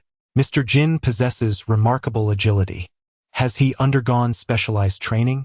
Judy couldn't help but inquire, the implication of mockery from earlier still heavy in the air. You have come here to find someone, Jin reminded her, clarifying that their purpose was to locate Genta, not to test him. Did this FBI agent truly grasp the gravity of the situation? Judy remained silent. Chapter 29. The bear appears. Yuan-Tai. Are you there? Judy suppressed her urge to scoff and turned her gaze towards the taciturn Jin. Mr. Jin, why aren't you calling out? Jin cast a sidelong glance at Judy, produced a small megaphone from his possession, switched it on, and, to Judy's astonishment, amplified his voice. Yuan-Tai, Yuan-Tai, are you there? He then nonchalantly placed the megaphone into the hood of Judy's jacket. Judy exclaimed, why didn't you bring that out earlier? She suspected that Jin was deliberately trying to set her up. You seemed quite enthusiastic about calling out. Jin adjusted the brim of his hat and, with his hands in his pockets, replied indifferently. Judy nearly choked in disbelief, rendered speechless for a moment. There's a hole here. Regaining her composure, Judy noticed a hole in the barbed wire large enough for a child to pass through. Yuan-Tai wouldn't he have gone to the other side, would he? That leads to the hunting area. Shall we go take a look? Judy glanced at Jin, who showed no sign of objection. As she crawled through the opening, Jin remained silent for a moment before effortlessly flipping over the top. The hole was not difficult for Judy to navigate. It was merely that Jin wished to avoid getting dirted. Yuan Tai, are you there? The megaphone continued its dutiful work. Jin walked forward with his hands still in his pockets, while Judy surveyed her surroundings, occasionally attempting to strike up a conversation. However, Jin rarely responded. Suddenly, he halted, raised his hand, and switched off the megaphone that had been resting in Judy's hood. What's wrong? Judy remained perplexed, but soon the reason became apparent as a colossal black bear emerged into her line of sight. Despite being blind in one eye, its combat prowess was utterly unimpaired. What is it like to face such a formidable creature unexpectedly? Judy silently retreated, recalling that the first rule when encountering a bear in the wilderness is to remain calm. The bear possesses an unequivocal advantage in weight, speed, and strength, and there are several critical actions to avoid. Firstly, do not feed the bear. Once it takes a first bite, it will yearn for a second. The moment you are devoid of food, danger ensues. Secondly, do not run. A bear can reach speeds of up to 56 kilometers per hour, faster than even Usain Bolt, let alone an ordinary person. Scientists have only theorized that human limits may reach 56 kilometers per hour under experimental conditions, but such feats are nearly impossible in reality. Furthermore, bears exhibit remarkable endurance. The more a person runs, the more the bear perceives them as prey, making escape through running futile. Thirdly, do not climb trees. Bears are adept climbers. Trees offer no escape route. Should a bear ascend, a person would find themselves trapped. Additionally, bears possess immense strength, and when they shake the trunk, the entire tree sways, increasing the risk of falling. Once on the ground, one may either become the bear's meal or its plaything. The bear's playful swats and grabs can easily result in fractures or contusions. Fourthly, feigning death is futile. The outcome is akin to falling from a tree. A bear may tentatively prod the supposedly lifeless human, and such a ruse renders a person an easily accessible meal for the bear, potentially leading to a grim fate. However, the black bear seemingly disregarded Chinjo and Judy, or perhaps it had more pressing matters to attend to, lacking the inclination to acknowledge their presence. After the bear departed, Judy exhaled in relief and noticed Chinjo altering his course. Hadn't they just searched that direction? Are you intending to explore there? Chinjo glanced at Judy, his tone indifferent. You can fend off the bear. We shall investigate over there. Judy's eyes widened in surprise. Let us proceed this way instead. The ferocity of such beasts is beyond human comparison. Even armed, one may not prevail against them. They surpass humans in strength, speed, and endurance. The sole advantage humanity possesses over these formidable creatures is intellect. Will those children be attacked by the black bear? Judy cast a few wary glances towards the direction the bear had vanished. Generally, bears do not initiate attacks on humans. Chinjo halted, his gaze fixated on a spot by a tree where a pool of blood lay. Could it be that Yuan Tai was assailed by the bear? Judy startled at her own thought and approached the tree. The blood had yet to congeal, suggesting it had been shed not long ago. Chinjo allowed Judy to speculate alone, her gaze scanning the area surrounding the pool of blood. She pushed aside the underbrush, uncovering footprints and a small mound resembling a grave nearby, as well as bullet marks on the tree and the emblem of the Young Detective Corps. Ah! Judy approached, picking up the badge and looking up at the bullet marks on the tree. Could it be that children had ventured into the hunting area? This must be the work of a hunter, who mistook that group of children for prey. Alternatively, they might have witnessed a murder and were subsequently pursued. Chinjo added nonchalantly that it was also possible someone was trying to save them. So, they inadvertently witnessed a murder and then became targets themselves? With a slight nudge, Judy quickly grasped the crux of the matter. Why suggest that someone was rescuing them? If there were bears nearby, a confident hunter would find it easier to drive them away with a gunshot than by shouting. Chinjo examined the bullet marks. They appeared to be from a common shotgun. Following the trail of bullet marks, they soon discovered bear tracks not far away. Bears possess a keener sense than one might assume. If that were the case, it was somewhat fortunate. Judy wandered around the vicinity but found no further traces. Let's locate those children first. They truly are a source of concern. The paths through this forest are not difficult to navigate. far more manageable than those in untamed wilderness, without the threat of swamps, venomous snakes, dangerous insects, or man-eating plants. Kurosawa, Hibara, and Marutani. Judy caught sight of several individuals in the thicket. Teacher Judy, Brother Jin. Hikaru was the first to rush over, explaining that Hibara had twisted her ankle, though it had already been attended to.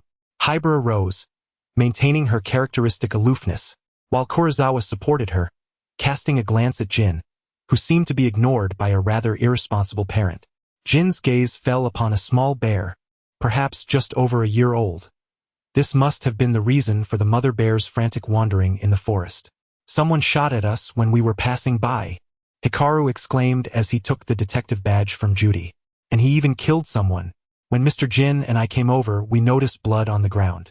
Judy admonished the group of children. But how could you run into the hunting area without permission? Do you not understand how perilous this is? It's Conan and the others. Hikaru suddenly pointed to a group below, consisting of 3 hunters and Professor Agasa walking side by side. Let's hurry over. No. Hibara interrupted Hikaru's impulse to call out to Conan. The murderer is still among them and he has a gun. If they take a hostage, we would be at a severe disadvantage. The hunter must have fired at you to protect you, Judy said, shaking her head and revealing a mysterious smile. Near that pool of blood, we discovered bear tracks. He likely shot to alert you to leave that area quickly. Bears possess a sensitivity that surpasses our expectations, and in such circumstances you might not hear shouts. When one is confident in their marksmanship, shooting is swifter than calling out. But why would he want to kill? Keigoro inquired, perplexed. Judy hesitated, glancing at the nonchalant Jin standing nearby. Mr. Jin, do you know? Perhaps it was because that person used a bear cub's corpse as bait to lure the mother bear, and the hunter could not bear to witness it. Leaning against a tree, Jin surveyed the group from above. Rather than engage in baseless speculation, it would be wiser to inquire directly. Conan, Ayumi, Professor Agasa. Keigoro shouted down the hillside. We're over here.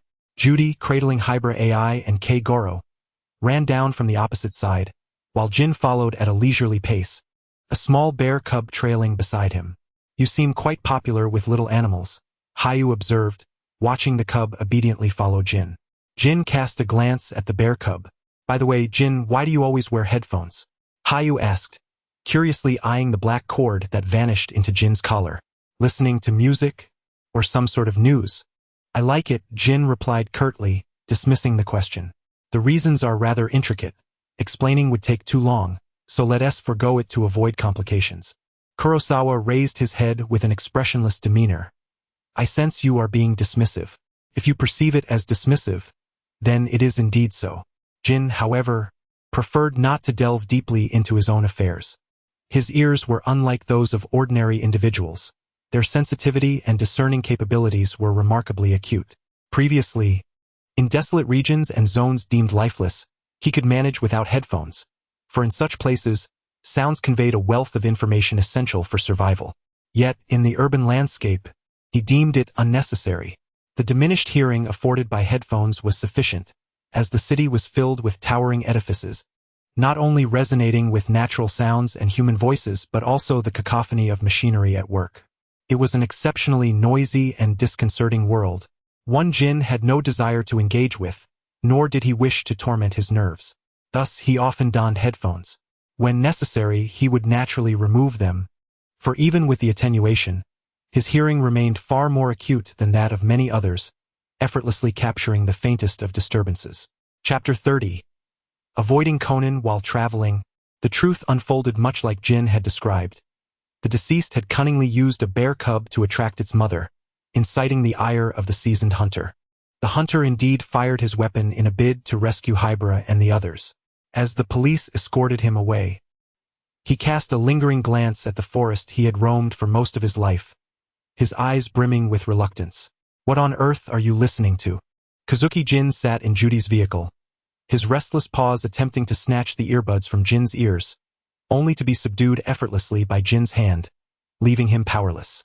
The children, having sprinted through the forest all day, succumbed to deep slumber in the car. Upon arriving at the inn, they stumbled out, weary and disheveled, and after washing up, They collapsed onto their beds, drifting into a sound sleep. It appeared that the children were utterly exhausted, even foregoing dinner. Dr. Agasa gazed helplessly at the trio of children. "Let them rest for now," Judy whispered as she gently closed the door. She and Dr. Agasa made their way to the dining area, where Jin, Conan, Kazuki-jin, and Hybrid AI were already waiting. "I'm ready to eat," exclaimed Dr. Agasa, followed by Hybrid AI, Conan, and Kazuki-jin. Jin and Judy remained silent. "The aroma is delightful. The food here is truly exquisite," Dr. Agasa praised as he held his bowl, his enthusiasm palpable. "Indeed, with fresh ingredients and the chef's skill, it is undeniably delicious," Judy nodded in agreement. Jin quietly consumed his meal, initially taking some when no one else had begun to eat. Once they started, he refrained from touching the dishes again, finishing his bowl in just a few bites before retreating to his room to sleep. The following morning, after breakfast, they returned to Tokyo. Hakai-in had spent the night at Jin's place, doing nothing but playing with the cat, dining out, and sleeping.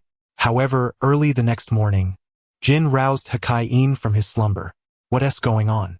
Hakai-in murmured, rubbing his eyes and stifling yawns. Jin cast a glance at the drowsy Hakai-in and prepared to leave in half an hour, for 5 days. Hakai-in blinked and dashed into the bathroom. Jin sat cross-legged on the sofa, flexing his finger joints. After half an hour, Hakai-in emerged, refreshed and ready, with a cheerful smile as he stood before Jin, his backpack neatly packed. As evening descended, the sunset painted the horizon with a breathtaking glow, where the sea met the sky. The sun's soft rays lazily spilled over the water's surface, embellishing it with a shimmering brilliance, as translucent as glass, sparkling with resplendent hues. The light was not harsh. It was perfectly comfortable, evoking a sense of leisurely ease. The sea breeze caressed his face, as gentle as a lover's fingertips, reminiscent of a partner's tousled hair, carrying with it a hint of the ocean's briny essence, yet not at all off-putting. Jin stood on the deck, his trench coat billowing in the wind, hands tucked into his pockets, facing the setting sun. The breeze tousled his silver hair, while the twilight cast a soft glow around him.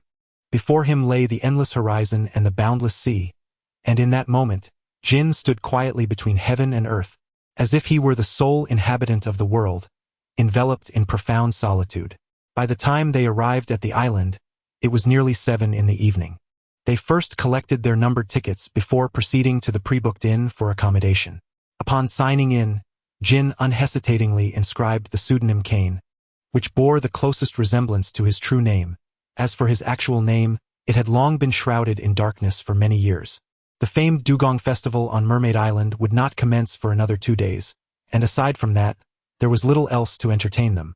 Nevertheless, the scenery was exquisite, with a gentle breeze and ample opportunities for leisurely strolls, making it an ideal place for respite. The island, officially known as America Island, had earned its moniker of Mermaid Island due to the enchanting legends surrounding mermaids. The seafood on the island was delectable, fresh, and reasonably priced. With children in tow, they indulged in a variety of seafood, sampling both raw and cooked dishes. Q's Jin donned flip-flops and beach shorts, eagerly dragging a swim ring onto the sandy shore. Jin, still wearing his black headphones, refrained from mirroring Q's Jin's casual attire, opting instead for black trousers, a white short-sleeved shirt, and a black jacket, his utmost effort.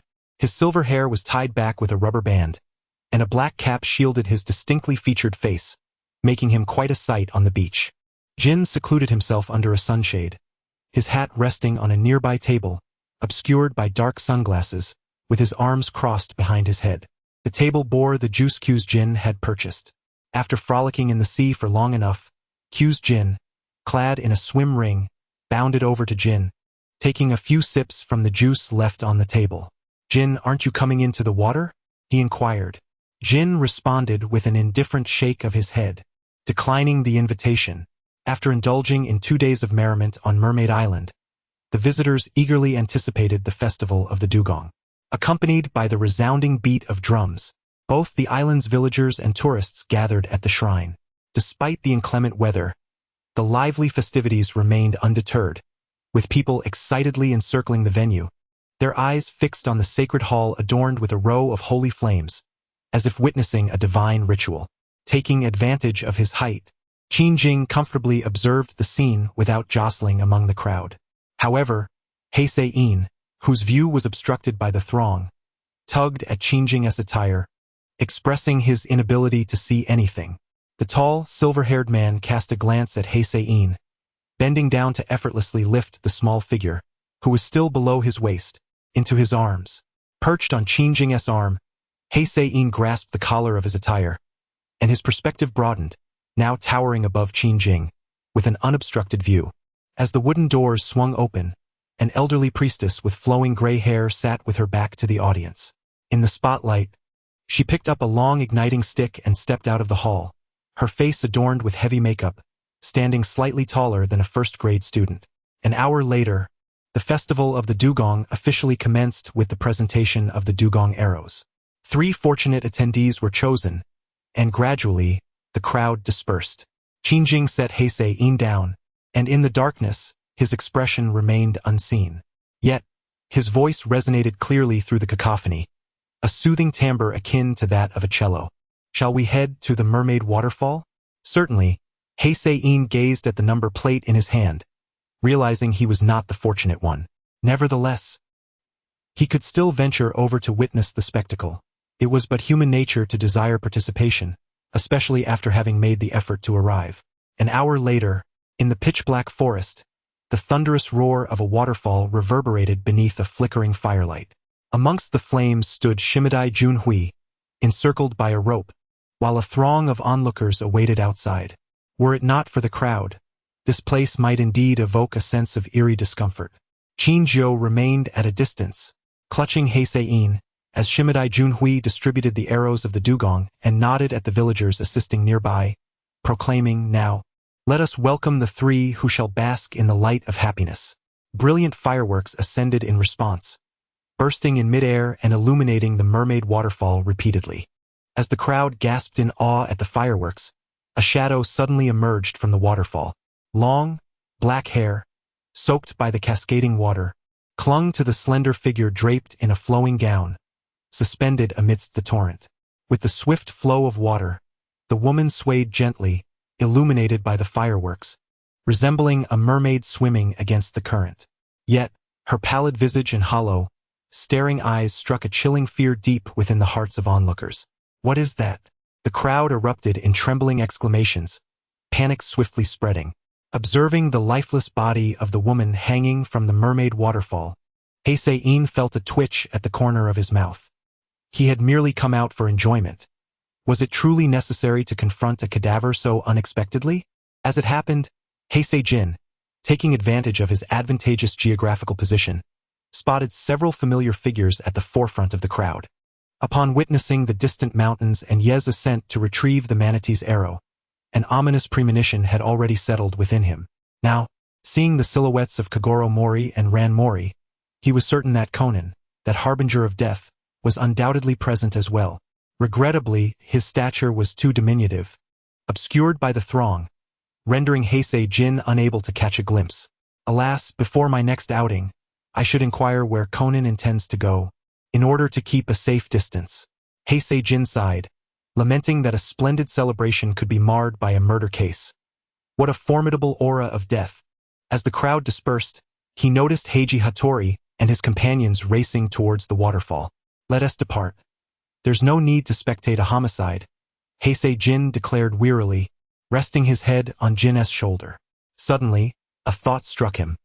His hand, gripping Jin's collar, instinctively found its way to the black headphones.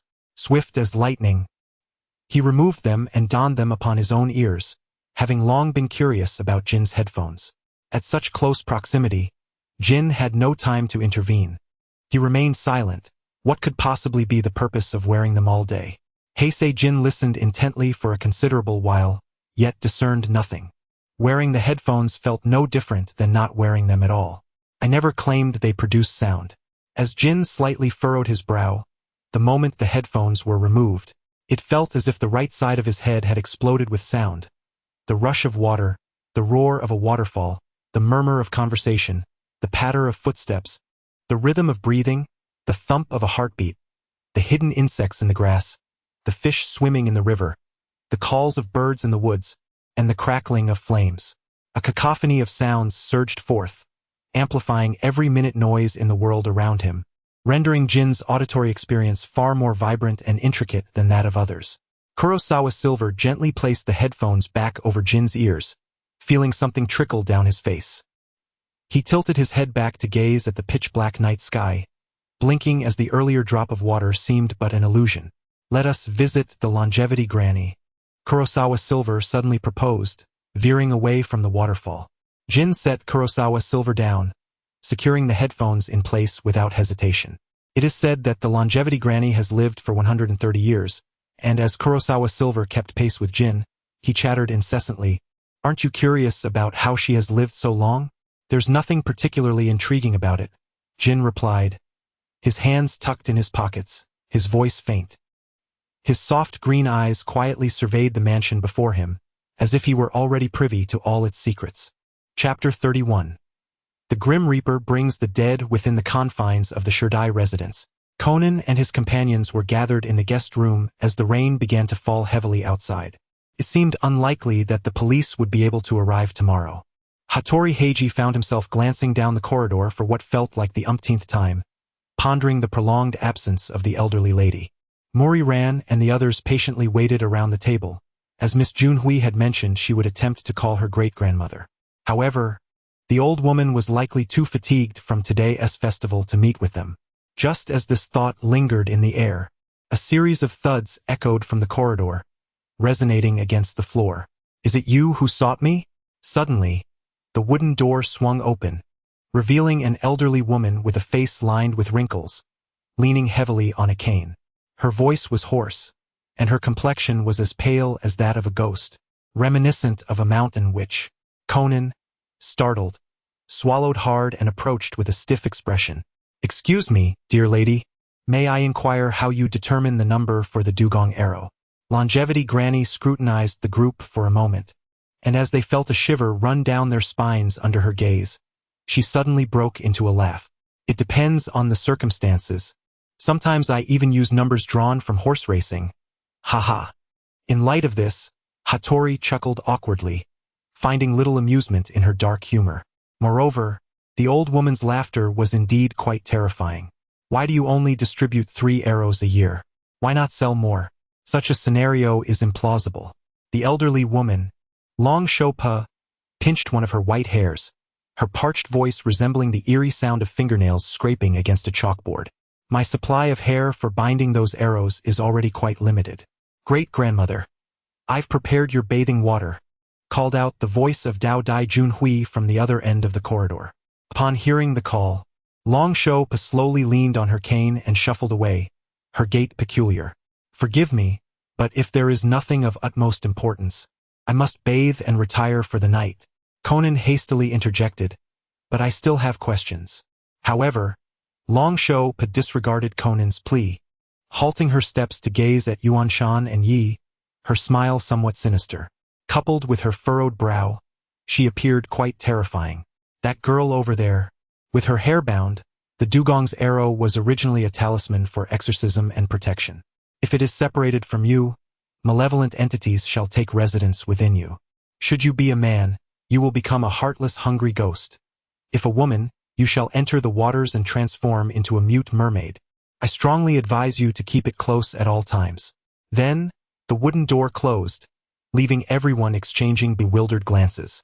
Conan turned back, startled by a silhouette appearing on the door. "Who is it?" The figure outside hesitated before swiftly fleeing. Conan and Hattori Heiji rushed out into the empty courtyard, finding no one present. Yet, the shadow they had just seen could not have been a mere figment of their imagination. Were they being watched? Or was someone observing Miss Dao Dai or Long Shopa? "Heiji, what is it?" He gazed at the desolate courtyard, perplexedly observing Hattori. "Someone was indeed watching us," Hattori Heiji remarked, his expression grim. "It is highly likely that they are the culprit." Mori Ran and Yamauka Hiyi exclaimed in unison. "What?" In the shadows, Akai Shuichi tugged at Jin, the silver-haired man's lips twitching as he glanced at Akai, who was stealthily peeking at Conan and his companions. unable to fathom the reason for their concealment. Akai beckoned with a finger, while Jin subtly averted his gaze, feigning ignorance of Akai's gesture. "They are coming," Kai whispered urgently, pulling Jin to circumvent from the other side, the tall silver-haired man being led by a small child in a game of hide-and-seek at the Yamadate residence. Indeed, someone had been monitoring them. Conan and Hattori Heiji exchanged grave looks as they observed the traces on the ground, where some grass bore signs of having been trampled. It appeared that their observer had hidden there after being discovered and had remained for a while until they were noticed before departing. They surely have not left this courtyard yet. Conan cast a glance at the entrance of the Yamadate residence, illuminating the ground with a flashlight. "Ran, you and Hattori must guard the entrance. Do not allow anyone to exit." Saying this, he and Hattori Heiji followed the trail. "The marks you left are too conspicuous," Jin remarked, looking back at the trampled path. "Should we scale the wall and escape?"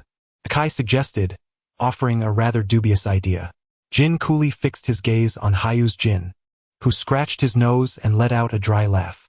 It was indeed his fault for dragging Jin into this game of hide-and-seek. As for the reason behind the hiding, perhaps it was instinctual? Upon hearing footsteps approaching from that direction, Hayu's Jin urged Jin to continue circling, looping around the Handai family estate before returning to the entrance. There, Ran Mori and Heiji Hattori were scanning the area. As Jin, lowering the brim of his hat, approached from the opposite side, Hayu's Jin jogged out, calling, "Ran, over here." Upon hearing the footsteps, Heiji and Ran assumed defensive stances. In the next moment, Hayu's Jin emerged from the bushes, with Jin following closely behind. "Shinichi, Mr. Jin?" Ran Mori looked at the duo in confusion. "Ran, do you know them?" Heiji Hattori, observing the man clad in black, instinctively felt that he did not appear to be a person of good character. "Yes," Ran nodded. "Mr. Jin, how did you end up here?" "Conan just mentioned that someone was watching," she inquired of Hayu's Jin. Jin adjusted his earpiece and cast a sidelong glance at the obediently standing Hayu's Jin. Conan, Heiji Hattori, and Kagoro Mori had chased after them. Upon spotting the silver-haired man dressed in all black raising his hand, Kagoro Mori instinctively thought he was about to attack Ran. "Ran, get back!" Kagoro Mori charged directly at Jin. Mori, Ran, and Conan were unable to explain the situation before Mori Kaguru confronted Jin, attempting to execute a shoulder throw to cast him aside. While the intention was admirable, reality proved harsh. Jin swiftly seized Mori Kaguru's wrist, delivering a kick to his leg that caused him to lose his balance. With a deft twist of his wrist, Mori Kaguru found himself subdued by Jin's single hand, one arm supporting his body while the other was pinned behind his back. The entire sequence unfolded with remarkable speed, and by the time the others realized what had transpired, Mori Kaguru was already kneeling on the ground. "Wait," Mori Ran exclaimed, witnessing her father being effortlessly overpowered. As she marveled at Jin's prowess, she quickly regained her composure. "Dad, it's all a misunderstanding." Jin released Mori Kaguru, and after much effort, the situation was clarified. Kurosawa Jin awkwardly apologized to Hattori Heiji and the others. "My apologies," Jin remarked, observing Mori Kaguru grimacing as he rubbed his shoulder. That was a reflexive reaction to an unexpected attack. Although I regained my composure in time, I could hardly allow Mori Kaguru to perform a shoulder throw on me. "You were too rough," Mori Kaguru protested, flexing his shoulder. "I nearly fractured a bone." Jin replied, "It's not as exaggerated as you claim." He acted with restraint. Otherwise, in that fleeting moment, Mori Kaguru would have ceased to exist. "Honestly, why did you run?" Conan queried, casting a sidelong glance at Kurosawa Jin. "If it weren't for your sudden flight, none of this would have happened." "I was startled by your sudden shout." Kurosawa Jinri, though not justified, stood resolutely. Conan chuckled softly. On the evening following the discovery of a corpse at the Mermaid Falls, the Ebiwara family held a funeral. Most attendees donned solemn black attire, enveloping the atmosphere in a somber and heavy silence. Kurosawa Jin intended to approach, and Kagoro accompanied him, though initially, they had no intention of unraveling the mystery of the murderer during this trip. Suddenly, a piercing scream caused the two detectives, one large and one small, to rush forward.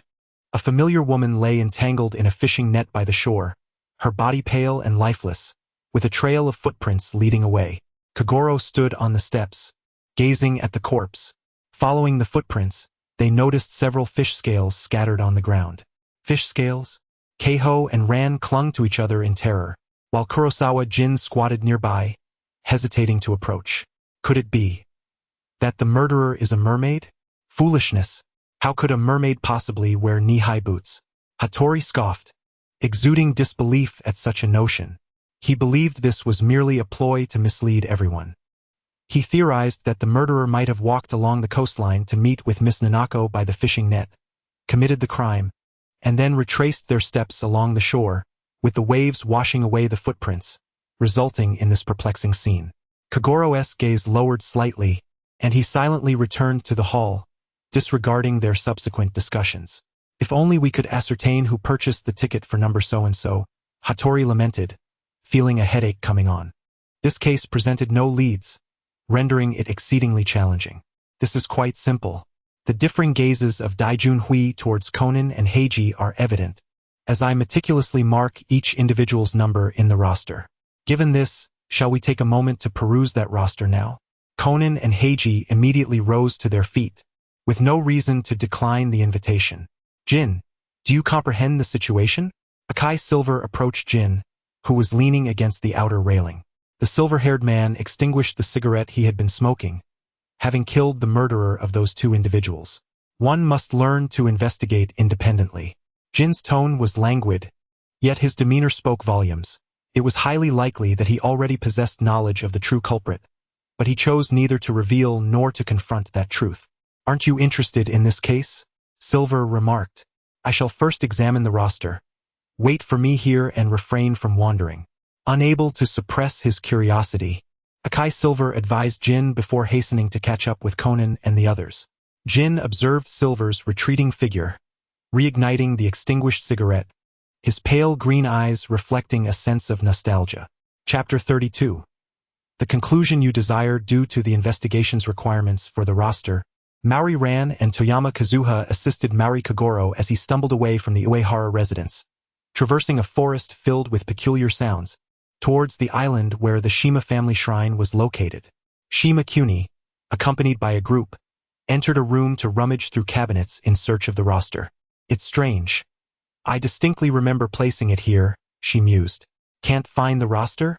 Indeed, only this year's is missing. Could it have been taken by that old woman?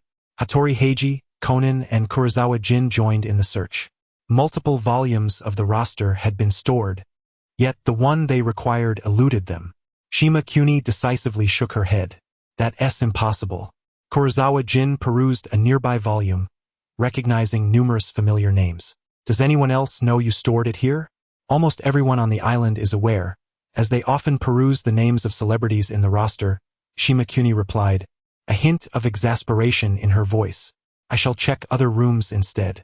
Shima Kuni, along with Ran and Kazuha, proceeded to search in other rooms. Suddenly, a scream pierced the air. Without hesitation, Conan and Hattori dashed outside, exclaiming, What happened? Kurosawa Jin followed closely behind, unaware that had he turned a few more pages of the roster, he would have encountered a name he knew all too well. Alas, he remained oblivious.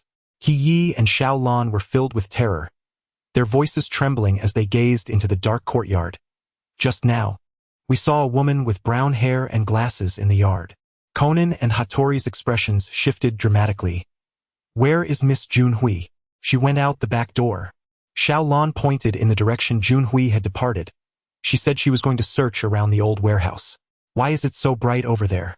Kurosawa followed the direction indicated by Mao Lilan, noticing an unusually bright area in the sky beyond the shrine, standing out vividly against the night. The two detectives' faces paled simultaneously, and they took off running, but it was too late. By the time they arrived, the inferno could not be quelled. The warehouse had burned throughout the night, reduced to a charred ruin just like 3 years prior. They also discovered a charred corpse. Although it was somewhat singed, the island's firefighters wore exhausted expressions. Given the size of the island, such a significant event could not remain unnoticed by the inhabitants. Yet, it was still possible to discern the glasses and the blue clothing. It was likely the remains of the missing Saori. But, He Yi and Xiao Lan's pupils widened as they recalled the individual they had seen in the courtyard earlier. Could the person we saw in the yard be a ghost? The elderly longevity granny trembled as she wandered through the corridor and courtyard, disregarding the crowd, continuously calling out in a hoarse voice, "Junhui, where are you, Junhui?" Hattori watched the old woman pass by, slightly furrowing his brow. Has Miss Junhui not returned yet? As I observed the solitary figure of the elderly woman, my heart grew heavy with concern. I decided to accompany her for a closer look. He Yi and Xiao Lan hurriedly dashed off, following the elderly woman who had vanished around the corner. Conan, witnessing this scene, wore a grave expression, his gaze clouded with unease. He quietly remarked, "Hey, Hattori, I recall that Miss Junhui mentioned she had recently visited the dentist. Correct? If we inquire using her name, we should be able to quickly ascertain which dentist she saw." Hattori's countenance stiffened, his face paling slightly. "What are you talking about, you fool? Could it be that?" "Stop playing coy." Conan's glasses glinted ominously. "You must have arrived at the same conclusion as I have, right? I have a foreboding feeling." Outside the elderly woman's bedroom, He Yi and Xiao Lan exhaled a sigh of relief as they gently closed the wooden door, though their expressions remained tinged with worry. What's the situation? Conan glanced at the wooden door of the sleeping quarters, his brow furrowed with rare agitation. Where is the elderly woman? She has temporarily fallen asleep, but she continues to murmur about Miss Junhui. On the third day at noon, a phone call reached the shrine. After Maoli Kagoro answered, his expression turned grave.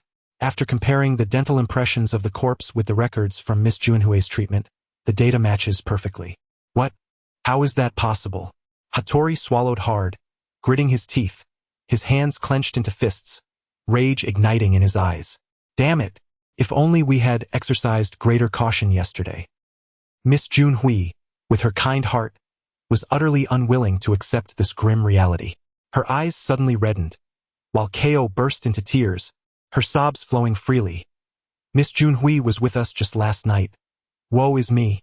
Hattori, observing Ko's distress, felt the tension in his veins surge. Whether driven by personal sentiment or the righteous heart of a detective, he found it impossible to maintain his composure. After all, having spent considerable time with the gentle and astute Junhui, he naturally held a fondness for her. The same sentiment echoed in the hearts of Mao Lilan and Tuyama Ko. Regardless of the identity of this heinous perpetrator, one thing was certain: they could not allow him to roam free. He was, after all, a merciless killer who disregarded human life. But why would the murderer target Miss Junhui? The previous incidents seemed to revolve around the manatee's arrow, didn't they? Furthermore, why did Miss Junhui choose to dress in a style reminiscent of a weaver? It seems that Miss Junhui may have inadvertently witnessed something. After the murder of Miss Junhui, there appears to be an attempt to obscure the truth. Hattori, suppressing his inner fury, engaged all his cognitive faculties. Last night, a glass door in the corridor was shattered, seemingly in an effort to steal the signature register. That Uncle Wakiguchi is quite suspicious. It is rumored that his fingerprints were also found on the life preserver, yet the police are currently unable to locate him. Pausing for a moment, Hattori instinctively called out for Kudu, but upon meeting Conan's piercing gaze, he quickly corrected himself. How about this, Conan, uncle? After we meet with Granny Chosho, let us venture out together to investigate. Hattori. Ran rushed over, panting and speaking hurriedly. Someone just called the shrine, and the content was rather peculiar. Peculiar? Hattori and Conan halted their conversation, sharing a look of identical bewilderment. Yes. He expressed immense gratitude to the shrine for relinquishing the dugong arrow to him, stating it was worth $1 million, and mentioned that his son's surgery had gone exceedingly well. Relinquishing the dugong arrow. He said it was the morning before yesterday. Ran, unfazed by the interruption, continued. A man working at the shrine sold him that arrow. On the morning prior to the festival, Kurosawa Jin stroked his chin contemplatively. However, given that the perpetrator was that individual, where could she possibly hide? The island is not vast, and with the tumultuous winds at sea, no vessels could venture out. Thus, it was certain the assailant remained on the island. Kurosawa Jin felt he was on the verge of grasping something elusive, yet he could not articulate it. I recall Miss Jun Hui mentioning that a couple had returned their number tag that very morning. The man they described must be Mr. Monmei, I suppose? While I know not his name, I have heard he is a tall man in his 50s, sporting unshaven stubble. Xiaolen clenched her fists before her chest, her eyes betraying a sense of anxiety. If it is indeed Mr. Monmei, does that imply he committed murder for the sake of the dugong's arrow? Jin stood by the railing, and upon hearing a sound behind him, he turned to observe the so-called longevity granny, who was said to have consumed mermaid flesh to attain immortality. Is it worth it? The voice of the silver-haired man was faint, his mint-green eyes as tranquil and shallow as they were years ago. My entire existence has been dedicated to safeguarding this island. The longevity granny gazed upon the flowing river before her, her voice hoarse and dry, promising that she would bring blessings to the island, even if everyone were aware of the truth. Jin leaned against the railing, one leg slightly bent, observing this woman shrouded in ignorance, this burdened longevity granny. What do you mean?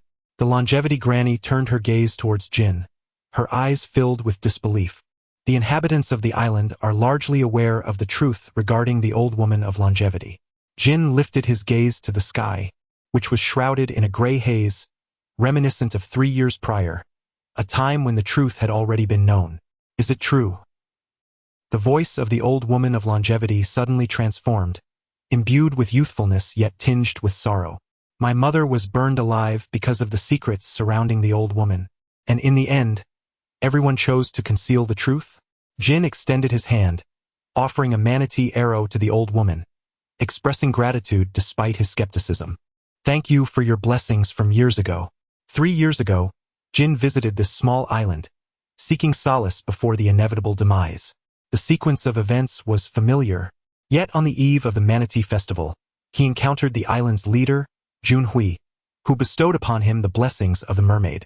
You shall receive the mermaid's blessing, she had said before the cascading waters. That year, without Conan's disruptive presence, the Manatee Festival proceeded smoothly. If the opportunity arises, I shall return the manatee arrow to you, Jin promised Jun Hui on the eve of his departure from Mermaid Island. Very well, I shall await your return. The youthful old woman nodded gently. Perhaps, at that time, Jun Hui discerned the despondency enveloping Jin, recognizing that this young man had no intentions of returning alive. Hence she granted him a seemingly insignificant blessing with the manatee arrow. 3 years later, the Jin, destined to rise from the ashes, returned once more to the island before the arrival of the Sirens' Festival. Upon returning the Sirens' arrow, the island's ruler, Jun Hui, recognized a familiar name on the ledger and understood that the promise was to be fulfilled. 3 years prior, the Sirens' arrow symbolized a blessing, yet now it bore the weight of a curse.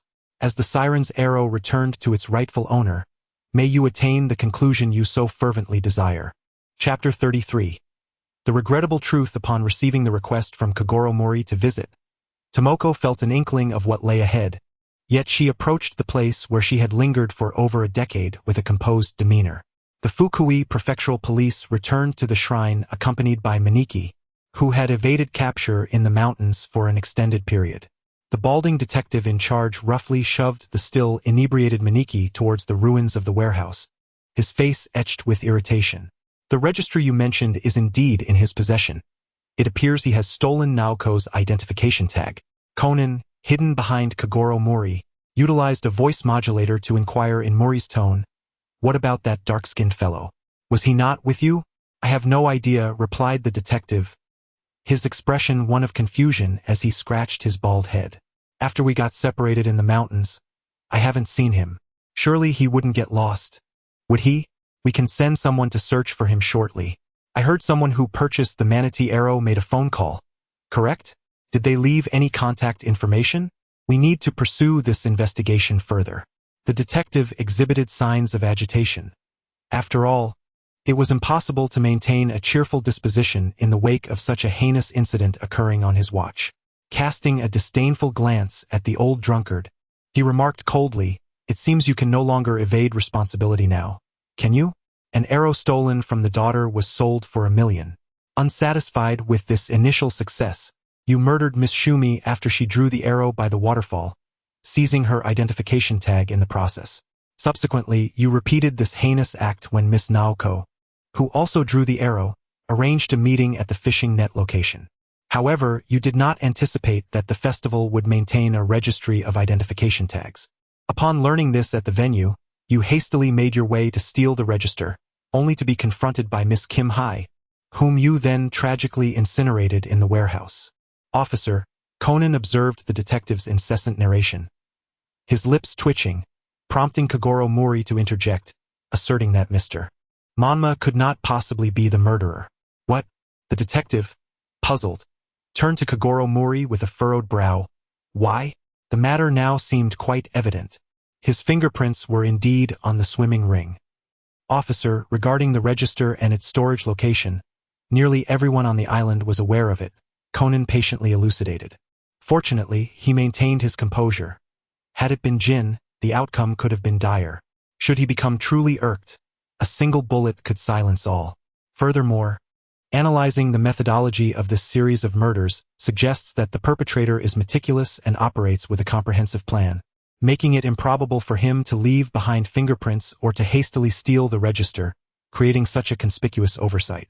As the detective began to ponder, Conan sat cross-legged behind Mori Kaguru, his glasses glinting in the light. Truth be told, he was reluctant to acknowledge this harsh reality. Moreover, Naoko had previously cautioned him to be wary of Mr. Munezaki, suspecting that he might have killed Miss Sumi over the number plate. How could she possibly meet Mr. Munezaki alone? The bald detective furrowed his brow in contemplation. What, then, is the explanation for the fingerprints on the life preserver? Perhaps the number plate was inadvertently entangled with the life preserver while floating down the river, leaving behind traces when Mr. Munezaki surreptitiously took it. Indeed, the detective's assertion was not without merit. The old drunkard glanced at Mori Kaguru with an element of surprise, not expecting him to deduce this layer of complexity. The plate was something I fortuitously found by the riverbank. I thought that if everyone knew it belonged to Sumi, the police would surely misinterpret me as the murderer, which is why I resorted to stealing the roster. The detective continued to scrutinize him with skepticism, unconvinced of his innocence. So, does this imply that Miss Kunhui was killed upon discovering your involvement? It was not me. I snatched the roster and dashed straight into the woods. Indeed, it was not him. Conan observed the seemingly innocent Mr. Munezaki and took a deep breath. Had he been the culprit, the roster would have been incinerated long ago. The detective, exasperated, scratched his bald head, growing impatient with Mori Kaguru's evasiveness. Then who, pray tell, is the true perpetrator? Conan faced the expectant gazes of the crowd, feeling as though pierced by countless needles, as he slowly articulated the cruel truth. The murderer was Kumihiko Shiroda, a woman who had devoted her youth to the island. After Conan concluded his deduction, the elderly woman by the shrine rose, revealing her slender legs marked by the harsh imprint of a belt, her aged visage starkly incongruous with her frail body. Miss Kumihiko, what is the meaning of this? Indeed, I am the one who murdered Saori and the others, the elderly woman proclaimed, tearing away the mask of disguise to reveal a familiar, delicate countenance, her smile tinged with bitterness. I apologize for the trouble I have caused you all. Why? Fukuyama Rokuro stared intently at Kumihiko Shiroda, struggling to comprehend the revelation. Weren't they your childhood friends?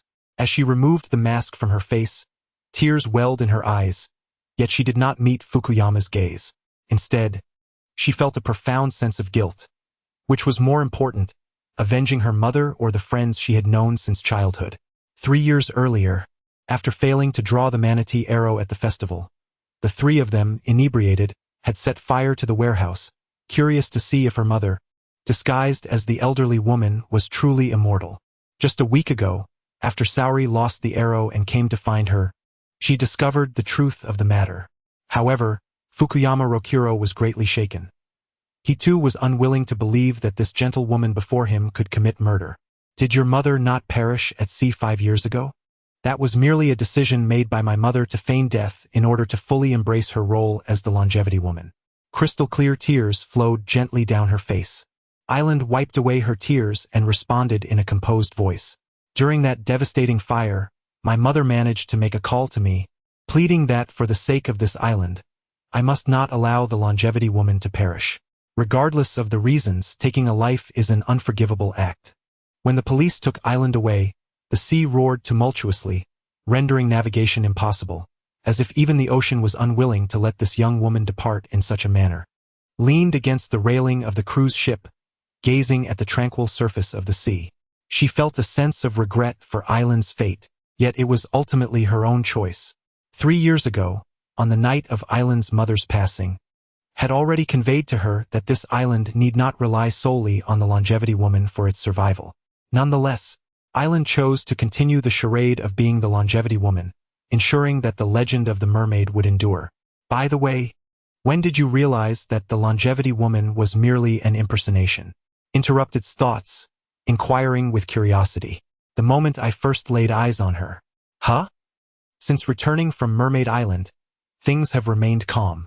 Was heading off to school, while appeared to be idly passing the time, though what she was secretly up to was likely known only to herself. In such circumstances, the news of Phantom Thief Kid swept through the streets and alleys, initiated by a challenge from Jirakachi Suzuki. In order to uphold the name of the Blue Miracle, Phantom Thief Kid declared his intention to personally arrive and investigate this evening. His exploits occupied the headlines, and throughout the day, he was the subject of fervent discussion. Jin turned off the television and reclined on the sunlit sofa by the window, displaying little interest in Phantom Thief Kid. Their encounters had been infrequent, with only a handful occurring 9 years prior. During that time, Phantom Thief Kid had attracted a throng of police, nearly exposing those who lurked in the shadows. He had famously taken a bullet then, though he did not perish. He merely sustained significant injuries, narrowly avoiding death from blood loss. After that encounter, the thief fled, only to later return in disguise to provoke Jin once more, resulting in another bullet narrowly missing him, inflicting only a slight graze. That man shared a peculiar disposition with Vermouth. Sensing danger, he retreated without hesitation, a testament to their shared traits as mentor and disciple. That night, "What are you all doing?" The shouts of Jin's Nakamori echoed from within the sealed-off area. This officer, responsible for theft cases, had been outsmarted by Kid countless times. It could be said that wherever Kid appeared, Nakamori was sure to follow, with the primary objective of capturing the elusive thief. Was it necessary for me to articulate this? All pathways in the museum were under scrutiny, and no suspicious individuals were permitted to pass. What?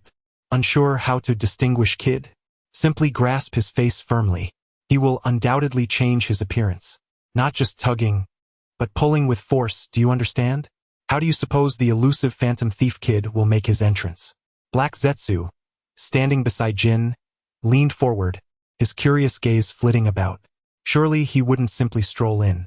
Jin leaned against the wall, apathetically toying with the cigarette in his hand, refraining from igniting it due to the presence of the young lad, instead performing intricate flips with it. Not far away, the golden statue of the goddess stood majestically, perched upon the wooden beams protruding from the museum's rooftop, holding aloft the miraculous blue gemstone, basking in the attention of all. Many might go their entire lives without ever glimpsing such a sapphire. Meanwhile, outside the museum, a large mobile truck was stationed, its interior filled with surveillance screens, equipped more extravagantly than a television broadcast vehicle. Numerous staff members were on high alert, cameras positioned at various angles monitoring the golden statue. The sheer number of screens was indeed astonishing, surpassing any previous police precautions. Moreover, the multitude of helicopters circling above posed a considerable disruption for Kid, who utilized a glider.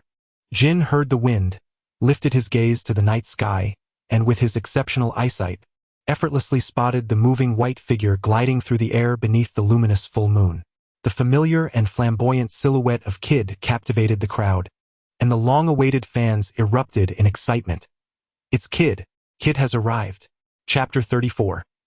The magic show. Jin raised his head slightly, his hands casually tucked into his pockets, the soft green of his pupils reflecting the shadows of the helicopters above, his demeanor unruffled. Suddenly, an explosive bang shattered the stillness, drawing the collective gaze of the crowd towards the source of the sound. As the hazy smoke in the air dispersed, the figure of Kid appeared gracefully before them, suspended in mid-air, standing confidently under the moonlight, his cloak billowing dramatically in the astonished eyes of onlookers. What? Floating, suspended in the air. How could this be possible? Conan's eyes widened in disbelief as he fixed his gaze on Kid. His expression filled with incredulity. How could a human defy gravity and hover in the sky? This is helicopter number 7. A helicopter hovered directly above Kid, its spotlight casting a beam downwards, yet revealing nothing. There was nothing atop Kid's head. What? Suzuki Jirakachi's expression shifted dramatically, his eyes narrowing as he glared fiercely at the striking white figure that had caused such a commotion. Could it be that he was somehow suspended between the towering buildings?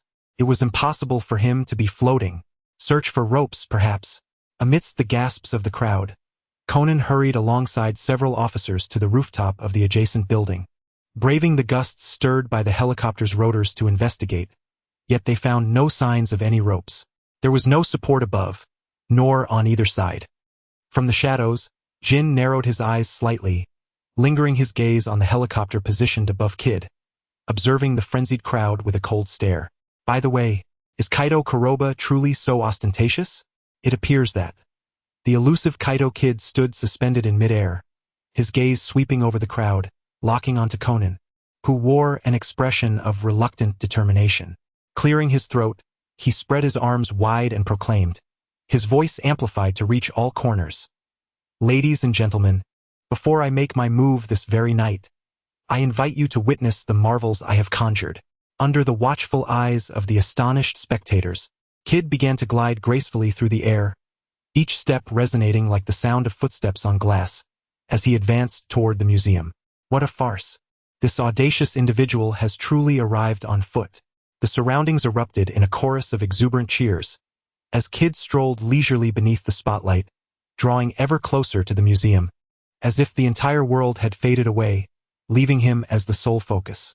The sound of his footsteps echoed in the hearts of all present, causing the crowd to hold their breath in anticipation. This is Unit 3, the operator reported via intercom. Kaido Kid is currently advancing above the park. At this rate, he will reach the rooftop of the Blue Miracle in less than a minute. Suzuki Jirakachi's expression darkened, and gritting his teeth, he declared, "There's no turning back now. Activate that mechanism." As the Blue Miracle vanished from sight atop the building, Kid halted midair, concluding, "Well then, today's performance ends here. We shall meet again at this very spot tomorrow night at midnight."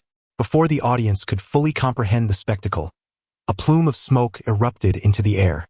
As the fog dissipated, the elusive Kid the Phantom Thief had vanished without a trace, leaving only a few helicopters ineffectually scouring the night sky with their searchlights.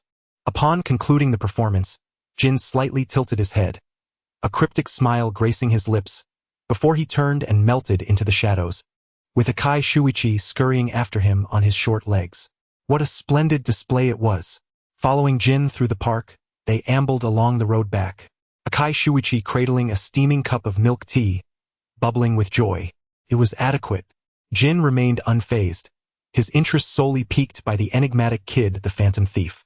As for the predatory organization hunting him and their whispered tales of the Pandora gem, Jin held no fascination whatsoever. He had no desire for immortality. Simply living to a ripe old age seemed an unattainable dream, let alone the ethereal and improbable aspiration of eternal life, which felt infinitely distant. "Will you be coming again tomorrow?" Akai Shuichi inquired, slurping his milk tea, a glint of mischief in his eyes. "Not necessary," Jin replied, casting a sidelong glance. The allure of magic lies in the element of surprise, and once one uncovers the secrets behind the illusions, the enchantment wanes. Besides, I have matters to attend to tomorrow. "Ah, you have a mission?" Akai Shuichi halted, sprinting ahead to block Jin's path. "Just dealing with a few things," Jin responded vaguely, shifting the subject. "Aren't you all nearing your vacation?" "Indeed, after 3 more days of classes, the break shall commence." Black replied languidly, "What is it? How long will it take for you to complete your assignments?" "Excluding the investigative report, the other tasks can be finished within a day or 2. Jin escorted Black to Tuchome, 21, casually retrieving a cigarette from his pack and placing it between his lips, muttering vaguely, "Understood." It was only after Black had entered the villa that he lit the cigarette, glancing at the new emails on his phone and typing a brief reply. In the following week, Jin did not seek out Black, and the members of the Junior Detective League found no one at Jin's villa. Were it not for the phone still being operational, Black might have assumed that Jin had vanished once more. On the evening of the third day of Black's holiday, Jin drove to Tuchome, 22, resting his right elbow on the window frame as he sent a text to a certain number. Care to join me for some fun? At the intersection, in 10 minutes. The response was prompt, almost instantaneous. On my way. Within 3 minutes, Jin spotted a small figure darting out, followed by a cluster of children. Brother Jean, are you taking little Silver out to play? The other members of the Junior Detective League chimed in. We shall also conduct a social survey report. Jin, seated in the driver's seat, simultaneously typed an email while responding to the Junior Detective League, his tone somewhat nonchalant. Can we join you? Hesitated for a moment, then quietly inquired. Refusal was immediate. Jin was not one to take on the role of a caretaker, especially when their excursion involved darker realms. He had no intention of inviting trouble upon himself. Should you venture abroad, it necessitates the involvement of your guardians to procure the requisite documents. Is Brother Jin planning to travel overseas? Hikaru's eyes widened in astonishment, inquiring about the destination. Foreign lands. Jin replied dismissively, casting a glance at a new email.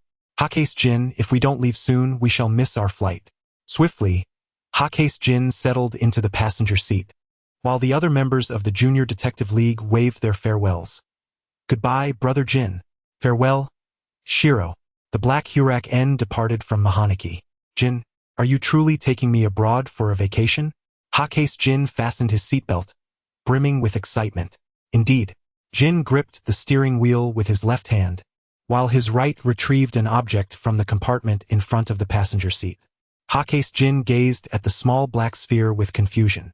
In an instant, the sphere emitted a white gas, and his consciousness became hazy.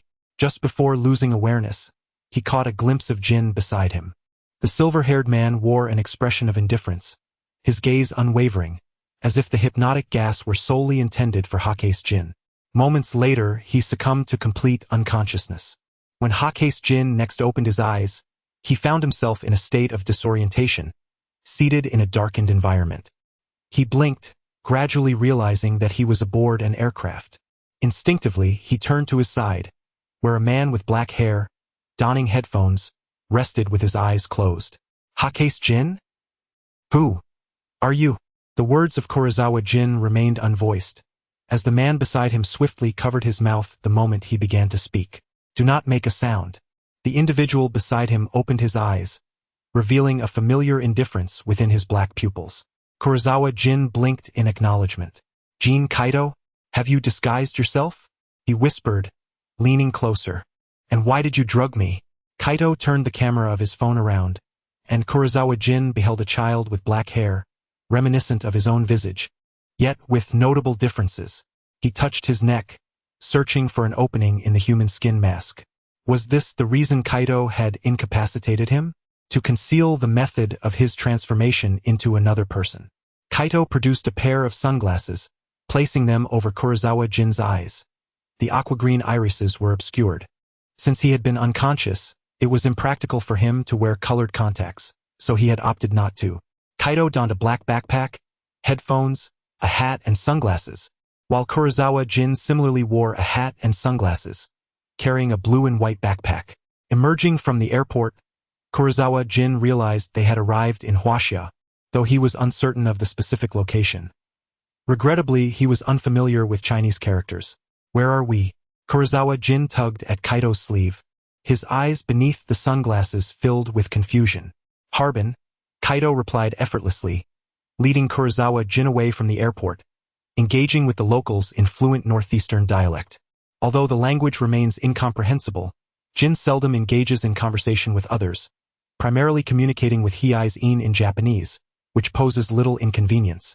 As long as one stays close to Jin, the rest becomes inconsequential. St. Sophia Cathedral. In a hushed tone, Jin elucidated to Hiai's-in, pointing to the informational plaque beside the cathedral and articulating each word for him. It is a quintessential Byzantine Orthodox church. Originally constructed in March 1907 as a field church for the 4th Infantry Division of the Russian Empire in eastern Siberia. Standing at a height of 35 meters and covering an area of 721 square meters, it was designated as a National Key Cultural Relic Protection Unit in November 1996. By June 1997, the church was restored and opened to the public as the Architectural Art Museum of HEB City, with the interior of St. Sophia Cathedral currently serving as the Architectural Art Museum of HEB City. P.S. An update on a chapter, beseeching not to fail the examination tomorrow. Chapter 35. The ancient Eastern Kingdom. It seems that Qin truly brought He Zhe-in out to broaden his horizons. From the magnificent St. Sophia Cathedral to the enchanting Harbin ice and snow world, from the picturesque Sun Island scenic area to the elegant Volga Manor, traversing from the Polar Museum to the Tiger Forest Park, and journeying from Harbin to Jilin, as well as from the Songhua River to the majestic Changbai Mountain. Clad in black, Qin stood before the eternally snow-capped peak of Changbai Mountain, his sunglasses concealing all emotions in his eyes. After spending a week with He Zhe-in in Heilongjiang province, they ventured from the northeastern edge of Huaxia to its western expanse, traveling from Heilongjiang to Chongqing. The spice was intense. He Zhe-in inhaled sharply, his lips constantly moving as he yearned to sample everything, only to be overwhelmed by the heat. Presently, they found themselves seated in a hot pot restaurant.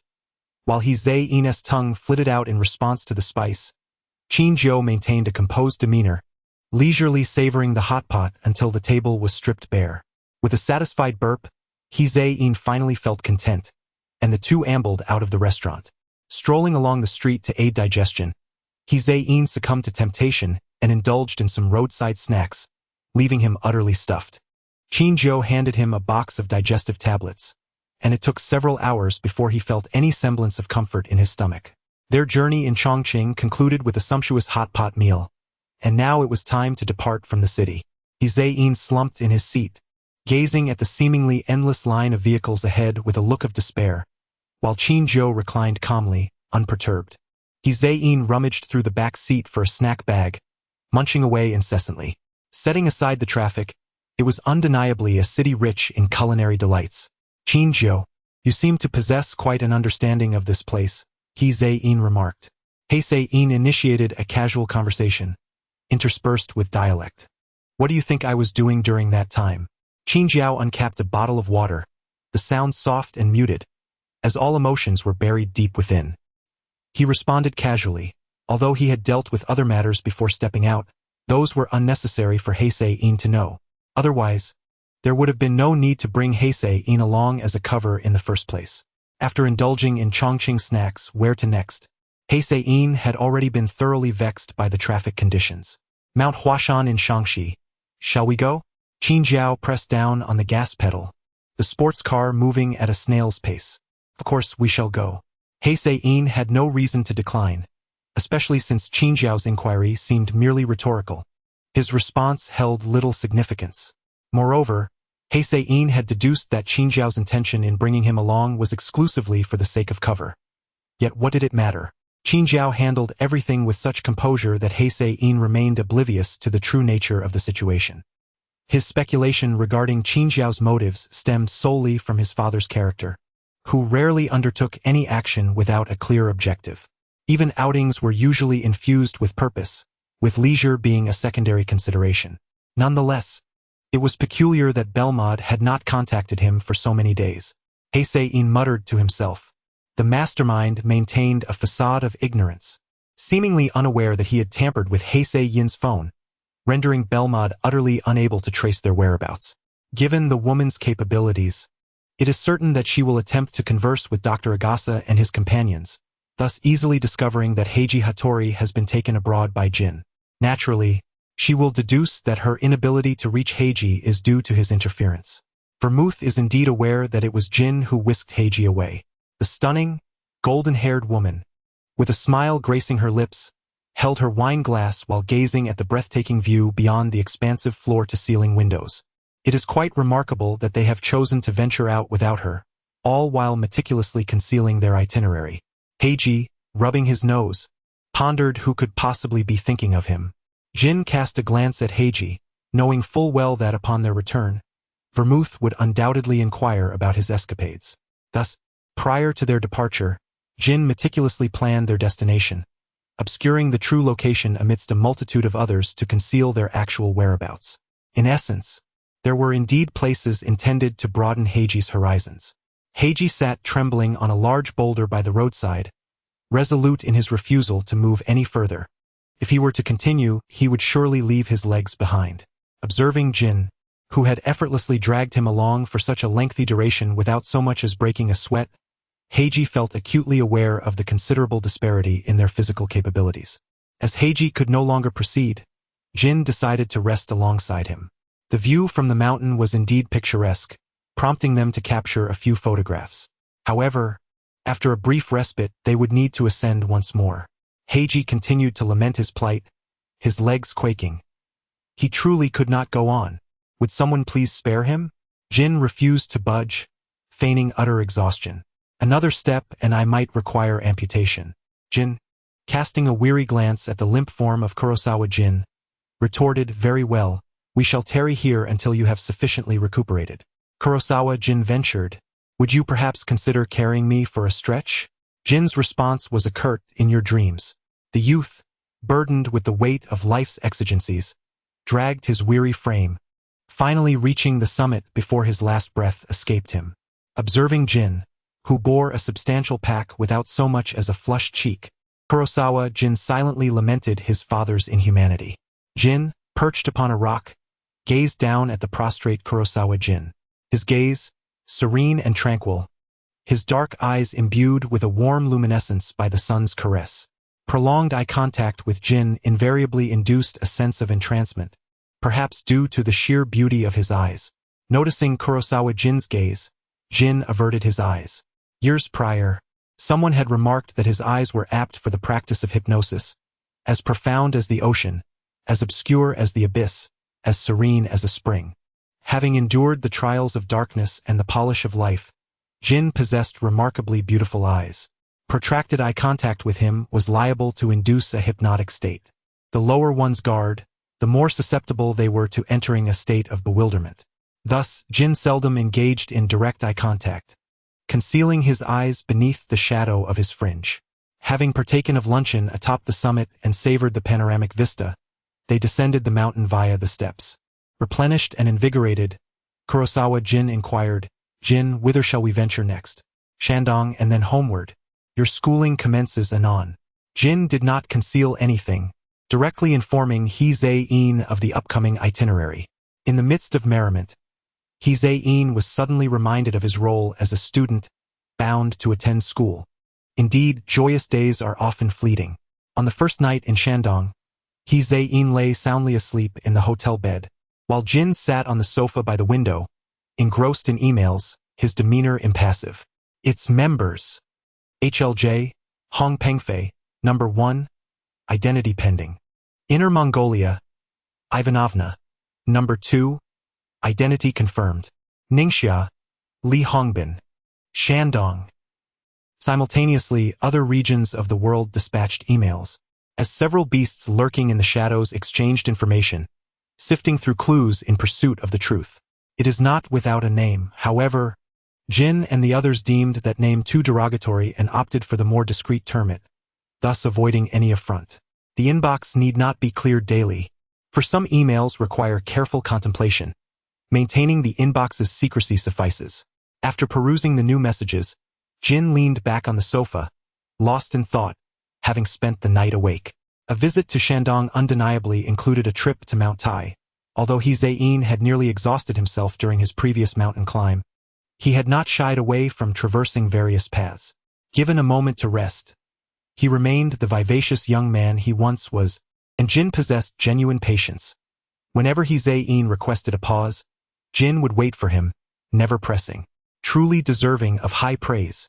Having traversed various regions of China alongside Jin, He Zain is now capable of engaging in rudimentary conversations in Mandarin, albeit only with those who possess a clear accent.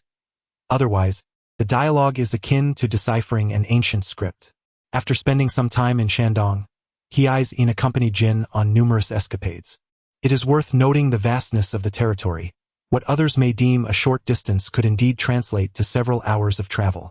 Should one stubbornly choose to walk, a hearty wish for good fortune is in order. Throughout this extensive journey in China, He meticulously documented his observations, culminating in a social research report.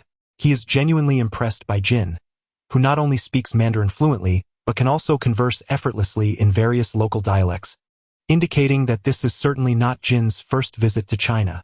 After indulging in delightful culinary experiences and adventures across the land, He found himself once again in a state of bewilderment 3 days prior to the commencement of school.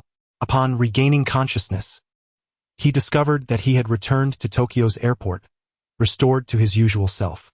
Hearing the familiar sounds of his native language, He stretched languidly, bearing souvenirs and snacks acquired from various locales, before returning to 2 Chom 22 Banchi, Mahanmaki. He carefully packaged the gifts for Vermouth, while the remainder was designated for Dr. Agasa and the Young Detective League. Since Jin had brought He along, there was no chance for him to merely doze off in the car, relieve himself at the roadside, snap a few photos at the sites, and return none the wiser. Moreover, due to their disguised appearances, the photographs taken by He are predominantly of landscapes, with the sole instance of a human figure being a blurred silhouette captured stealthily. Jin standing alone before the majestic Changbai Mountain, amidst the vastness of heaven and earth. Throughout the journey, whenever He inquired, Qingjiu would undoubtedly respond with insights into the local customs, historical cultures, culinary delights, and flora of various regions. Qingjiu seemed to possess an almost boundless knowledge, answering every question with ease. He undoubtedly gained considerable enlightenment, while simultaneously witnessing the almost terrifying breadth of his father's knowledge, akin to a search engine capable of providing answers at lightning-fast 5G speeds. Qingjiu humbly remarked that He Yin's praise was exaggerated, asserting that his knowledge was merely superficial, lacking depth in truly specialized fields. He countered that what Qingjiu referred to as superficial was perhaps as profound as the Mariana Trench. Chapter 36. On the allure of RVs upon returning from their travels, Hakaz Jin resumed his daily routine of attending school, where the Young Detective Corps took on various cases, including a murder investigation, leading a rather mundane life. It wasn't until Hakaz Jin suggested a drive that things took an unexpected turn, directing them toward Dr. Agasa's residence, where a yellow Beetle was parked by the roadside, and a line of elementary school students stood at the villa's entrance. "We're going camping," Hakaz Jin clarified the purpose, prompting a certain mischievous individual to hastily exit the vehicle under the cool gaze of Jin. A top-of-the-line blue-black Bugatti was stationed in Mihanacho, with Jin lazily leaning against the car door, a cigarette poised between his fingers, turned away from the villa's entrance. Genta, standing at Dr. Agasa's door, anxiously peered at the closed entrance, muttering about the delay, wondering why the doctor had yet to emerge, and where Hybera was, pondering what they were up to. Meanwhile, Hikaru remained calm, recognizing that such delays were not uncommon. It was likely that the doctor had forgotten something and was rummaging through the house in a frantic search. Leaning against the Beetle's door, Conan smirked, internally voicing his concerns about Hybera, who had hardly slept the previous night while assisting the doctor with his belongings. He then caught a glimpse of Ayumi, whose demeanor was uncharacteristically tense. Her expression hinted at an inner turmoil. Conan found it utterly incomprehensible what was occupying Ayumi's thoughts. She was not contemplating anything trivial, but rather pondering how to naturally greet Hybera as classmate Shiho upon their eventual encounter. After a moment of contemplation, Bume lightly shook her fist, mentally rehearsing the potential scenarios that might unfold.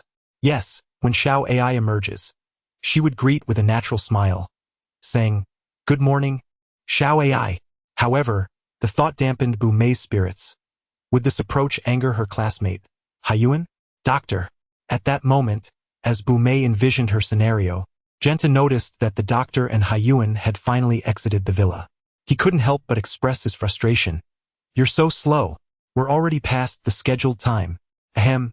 I truly apologize." Dr. Agasa rubbed his bald head, offering a nervous chuckle. While everyone conversed with Dr. Agasa, Bume, visibly anxious, approached Hayuan. "Good morning." AI. Hayuan looked up at Bume with a puzzled expression. Under Haiyuan's gaze, Boumei instantly faltered, swiftly shifting the topic. You still look half asleep, Haiyuan. Indeed. Haiyuan unconsciously yawned in response, oblivious to Boumei's inner turmoil. I belong to the type of night owl. I am awake at night and sleep during the day. All right. Dr. Agasa clapped his hands, signaling everyone to board the vehicle. Let's get in. There's still quite a distance to the outskirts. I want to ride in Brother Jin's car.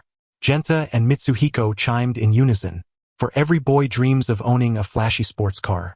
With a languid demeanor, Jin replied nonchalantly, only one person can ride. Observing the imminent clash between Yuan Tai and Guangyan, Conan hastily intervened as a mediator. Brother Jinen will surely join us again in the future. We can take turns. With a glance at Jin, and noting the lack of opposition, he continued, let us decide who goes first by playing rock, paper, scissors.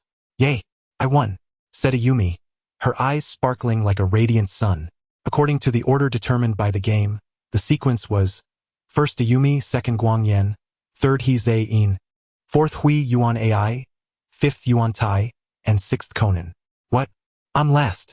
Yuan Tai lamented, his spirits dampened. Jin, however, was indifferent to the order. He had no intention of utilizing the vehicle for any illicit activities. He possessed more than one sports car, yet he recalled fondly the Porsche 356A that Vodka had driven last time, curious about its owner. Seated in the passenger seat, Ayumi, after the initial thrill of entering the sports car, began to ponder the pressing issue of how to address Hui Yuan Ai as Xiao Ai. Moreover, Ayumi felt a pang of concern regarding Hui Yuan Ai's previous reaction, fearing she might dislike being called that. If Hui Yuan Ai were a rose swaying in the storm, steadfast and unyielding, then surely Ayumi would be the sunflower, eternally facing the sun, always smiling at whatever came her way. With this thought, Ayumi took a deep breath, her face alight with a smile directed ahead. However, her joy was short-lived as her expression turned somber once more. Hui Yuan Ai's aloof demeanor left Ayumi in a state of uncertainty. Nevertheless, there would be opportunities ahead. She resolved to express herself the next time the chance arose. Boumei clenched her fist, rallying her spirits. With one hand on the steering wheel, Chinjo seemed to have an inkling of Boumei's thoughts, for he had just distinctly heard the two unuttered sighs of despair. Why, Brother Jinen, do you wear your hair so long? Boumei's gaze fell upon Chinjo. Though Brother Jinen bore a resemblance to Xiaoyin, their temperaments were worlds apart. Xiaoyin was exuberant and cheerful, while Brother Jinen exuded an air of detachment and aloofness. I do not appreciate others encroaching upon my space. The top-tier sports car's speed was undoubtedly unmatched by Dr. Agasa's humble Beetle, effortlessly leaving it far behind, a feat achieved solely due to Chinjo's leisurely acceleration. But wouldn't that lead to profound solitude? Boumei found it hard to comprehend. If one disdained proximity and maintained a perpetual distance from others, would that not equate to a life of solitude? I beg to differ. Chinjo saw no reason to feign ignorance regarding such trivial matters. He had grown accustomed to solitude. His very existence necessitated isolation, for one could never ascertain whether their so-called companions were friend or foe. To preserve relationships, a comfortable distance must be maintained. Excessive closeness only heightens others' vigilance, potentially triggering alarm. Even when one knows there is no reason for harm, such reactions are instinctual and beyond control. Thus, even in the presence of Heian and Birmad, Chinjo would subconsciously heighten his alertness. This was an instinct shaped by his environment. This notion is incomprehensible to Boumei, who resides in a world illuminated by goodness. Her inherently kind nature prevents her from harboring suspicion or wariness towards others.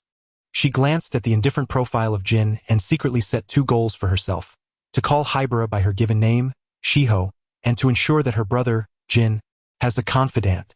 Unaware of Jin's past, Boumei was oblivious to the futility of her latter objective. A true confidant? What a farcical notion. It seemed that Beiji, who had stayed at Jin's house last time, shared a good rapport with him, and it appeared that Beiji harbored feelings for Jin. Boumei wondered when she might see Beiji again. Jin, do you know where Beiji is? She thought, wishing to bring this pair together, as they truly complemented each other. Jin's mind momentarily stalled as he processed who Boumei referred to as Beiji. He had no idea. This was the truth. as Vermouth was indeed a person of elusive nature, and Jin had no inclination to investigate her whereabouts. How could he possibly know where she was? Spotting a camper van that monopolized the narrow path ahead, Jin released the accelerator and deftly parked his Bugatti beside it, stepping out of the car. There was no one around the camper van. Who parked here? Boumei mused as she circled the vehicle, filled with curiosity about the obstinate camper that refused to yield. Unlike the uninformed Boumei, Jin had heard footsteps emanating from the nearby woods. It appeared that they were likely the owners of the camper van. The sound of an engine echoed behind them. It was Dr. Agasa, who had hastily pursued them. However, it seemed the driver had no intention of braking. Under the cool gaze of Jin, the tall, silver-haired man maneuvered perilously close to the rear of the Bugatti, narrowly avoiding a collision with the yellow beetle. Fortunately, the brakes had engaged just in time, leaving both vehicles unscathed. "Is the sports car all right?" Dr. Agasa inquired, his heart nearly leaping from his chest at the thought of crashing into such a high-end vehicle. With such a configuration, even the slightest scrape could result in exorbitant repair costs. "Doctor, do you not pay attention to the road while driving?" Hybra AI remarked, glancing at the back of the Bugatti. Thankfully, there were no scratches or paint chips. "I was distracted by Conan talking to me," Dr. Agasa replied, his embarrassment evident as he nearly slipped and mentioned Shinichi. Though he quickly corrected himself, Jin's keen hearing did not overlook the blunder. His pale green eyes briefly scrutinized the boy with the advanced glasses before he casually looked away. Once it was confirmed that the sports car had sustained no damage, the group's attention shifted naturally towards the imposing RV blocking their path. "How are we supposed to get past this vehicle?"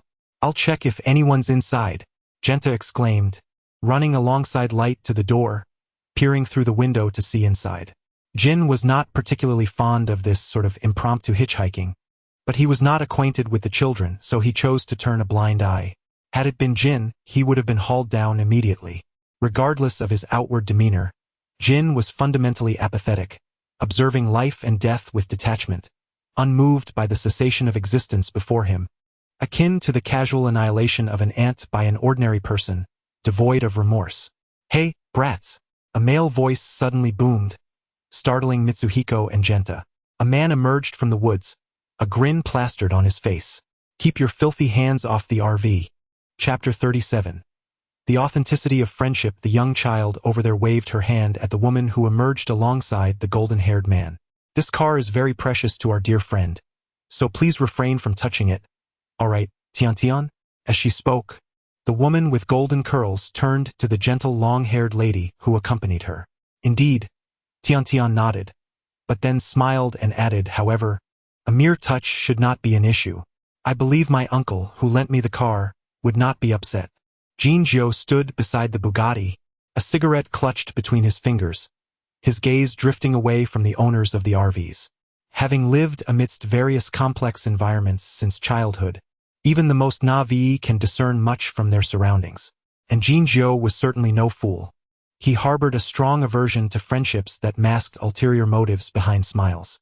Preferring to maintain a distance, he found it tiresome to speculate on others' intentions during moments of respite.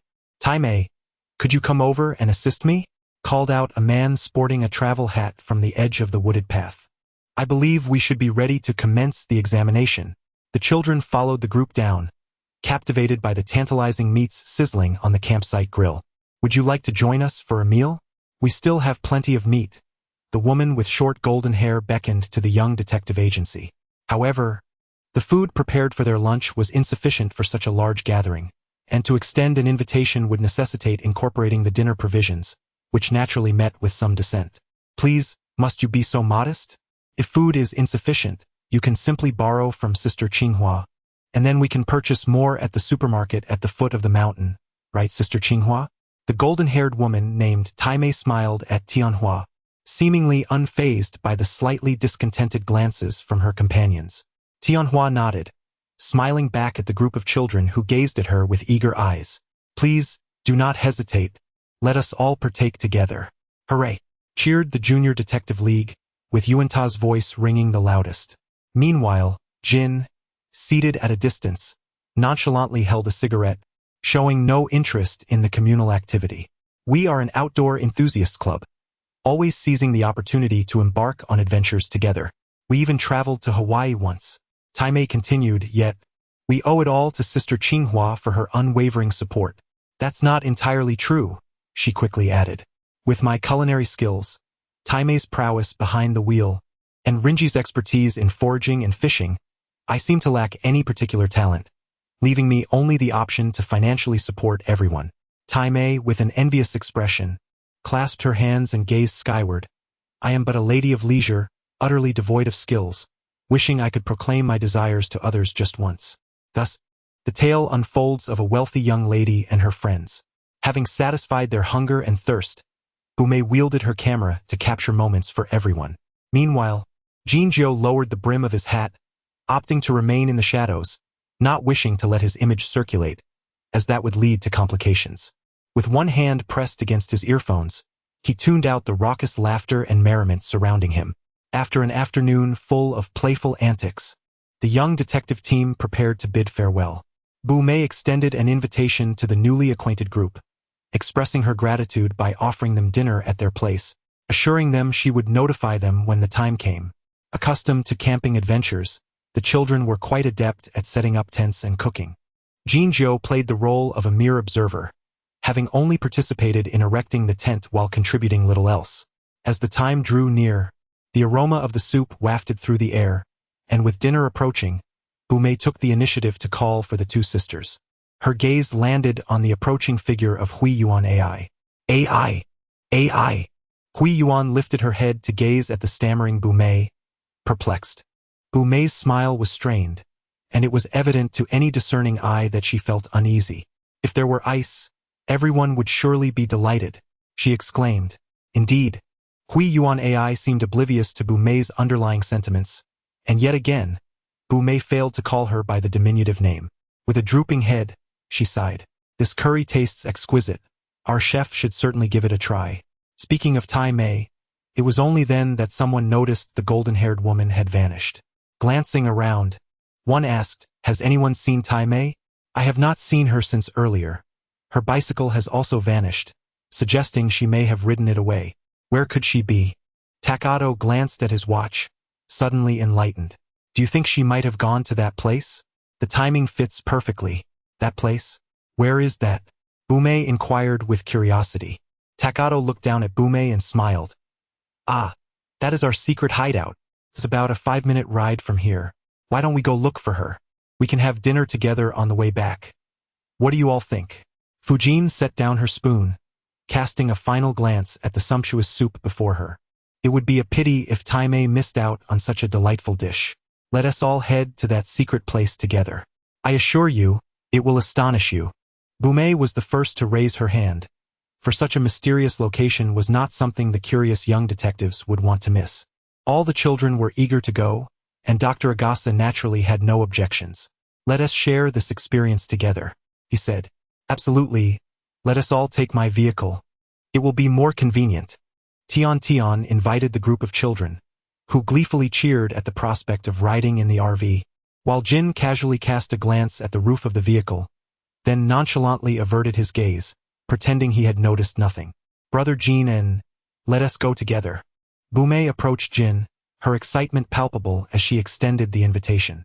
I have no interest. Jin seldom conceals his emotions.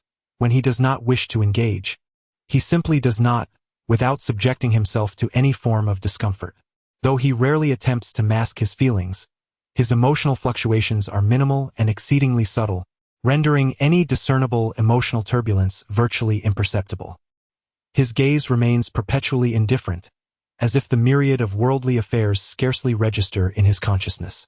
Jin finds solace in tranquility and is disinclined to join a throng of strangers in chaotic revelry, particularly one that is bound to culminate in a tragic incident. However, this means he must endure solitude in this desolate place. Bumei glanced at the surrounding pitch-black woods. Without the presence of others, the atmosphere would undoubtedly be foreboding. You should come with us. It is a splendid location, Tiantang Qinghua urged, adamant that no one should remain behind, lest her actions be exposed. Jin detected a faint scent of blood emanating from Tiantang Qinghua.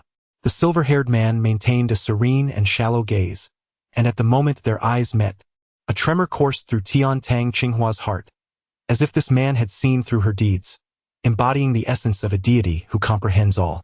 "Shall we go together?" Haizian tugged at Jin's sleeve. Jin expressed his aversion to such forceful attempts to compel him, clearly stating his disinclination to join. He found it perplexing that these youngsters, along with the few he had only just met today, continued to press him. "I do not wish to go." Jin once again expressed his refusal. Setting aside the potential dangers of allowing a stranger to drive, the mere prospect of being confined in a small space with so many individuals was enough to unsettle him, as he inherently preferred to avoid social interactions. Tian Tang Qinghua and the young detective group exchanged glances, hesitant to press Jin further. A sense of panic gripped Tian Tang Qinghua. If Jin remained here, there was a high likelihood that he would eventually discover the body wrapped in fireproof fabric atop the RV, which would implicate her in a grievous act.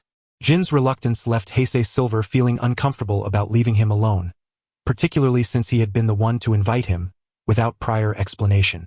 The unexpected encounter with Tian Tang Qinghua and her companions had thrown him off balance.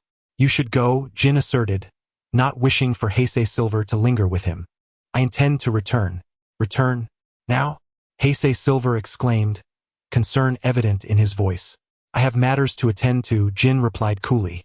Whether his reasons were genuine or fabricated, if Jin desired to occupy himself, it would be a trivial matter.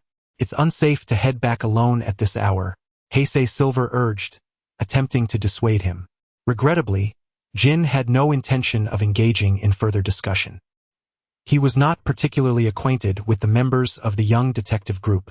Had it not been for Heisei Silver, he would not have sought their company. Now, he simply wished to depart, and who could possibly deter him? "Very well.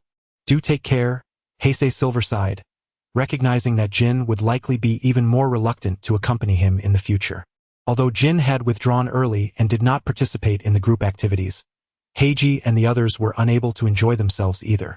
The corpse of Taimei was discovered on their return journey. Tire tracks were found on the mountaintop, and a bicycle lay near the cliff, suggesting it was merely an accident. But is that truly plausible? Can an accidental death occur in the presence of Conan? When Dr. Agasa exposed the murderous intentions, the tearful Haruka revealed her motives. She was not a wealthy heiress.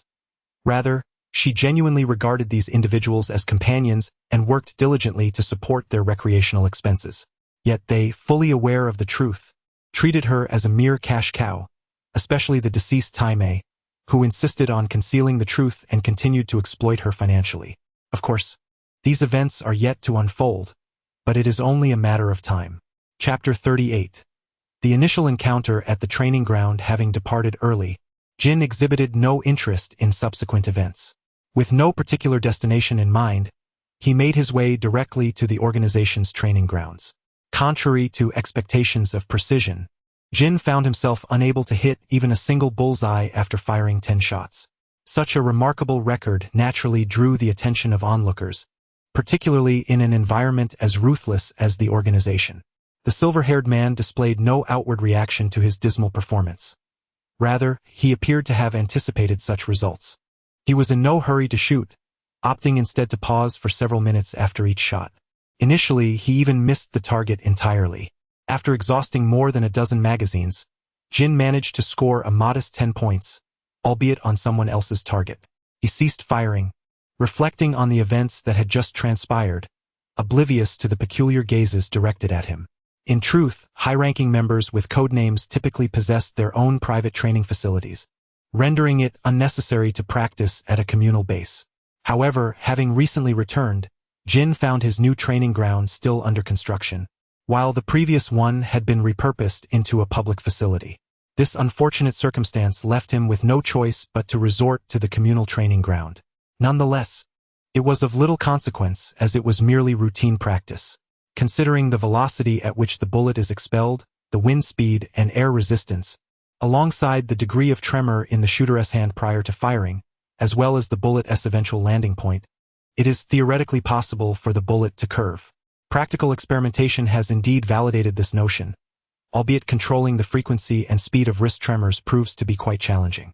As for Chinjio, his thoughts remain a mystery to others, and thus, They perceive him merely as an inexperienced marksman of exceptionally poor caliber. In fact, the shooting accuracy he exhibits is inferior to that of anyone else in the organization, including several trainees. It is perplexing how such an individual has managed to survive until now. The scornful remarks are ever present. However, those who dare to confront him directly are few and far between. I say, lad, with shooting skills like yours, do you truly believe you can make it in the organization? You would do well to start anew. There is no shortage of onlookers within the organization, and those who instigate conflict often do so in hopes of gaining notoriety. After all, should they catch the eye of a member with a code name, their status could dramatically rise, akin to a carp leaping over the dragon gate. Nevertheless, the organization has explicitly prohibited internal strife. Despite this rule, it is somewhat excusable if one inadvertently inflicts serious injury upon another during a confrontation. Chinjo, however, remains oblivious to the provocations. After a moment of contemplation, he fires again, and the bullet lands precisely where he intended, though the process took longer than expected, as this method of shooting requires meticulous consideration of numerous factors, and even the slightest miscalculation could lead to a significant deviation. "What's the matter?" Another male voice resonated, and the training ground fell into an immediate hush. Even the individual who had previously provoked Jin tempered his demeanor. A man with dark skin and golden short hair, exuding a sunny and handsome aura, entered the scene. Observing the cluster of people gathered, he inquired with curiosity before his gaze fell upon the disheartening shooting scores displayed at the range. Codenamed Bourbon and operating under the alias Amuro TRU, the undercover agent Ryuzaki Zero remained silent for a moment. To be frank, having been part of the organization for over 3 years, he had never witnessed such abysmal shooting performance, nor had he encountered this individual before. Was he a recent recruit to the organization? Noticing Jin miss the target yet again, Amuro TRU kindly approached him, offering a gentle piece of advice. When shooting, do not let your wrist tremble. Jin had already sensed Amuro's presence before he entered, yet he had not anticipated that Amuro would take the initiative to greet him. The silver-haired man ceased firing, his calm green eyes scrutinizing the unexpected newcomer. "I am Amuro TRU, codename Bourbon." Amuro waved to disperse the surrounding members, his smile warm and inviting. "I don't believe we've met before. Are you a new member of the organization?" Jin paid no heed to Bourbon, mentally compiling and organizing all the data from his shooting practice. Different firearms, varied shooting techniques, diverse targets, varying tremor speeds, and distinct impact points. Amuro's gaze swept across Jin's hand, which bore no calluses and appeared pale and feeble, reminiscent of someone recovering from a serious illness. He did not seem to be a high-ranking individual, and his health appeared questionable. His skin was even more pristine than that of many women, suggesting a lack of formidable combat prowess. Yet Zero, despite these observations, sensed that there was something extraordinary about him, an inexplicable intuition that defied logic. The silver-haired man seemed oblivious to the prying eyes around him, as he set down his firearm and left the training ground without a word. Meanwhile, DJ's mission was about to commence. Such a straightforward task likely did not require his intervention, so he decided to practice bullet curvature in the coming days. Was this young man not excessively arrogant?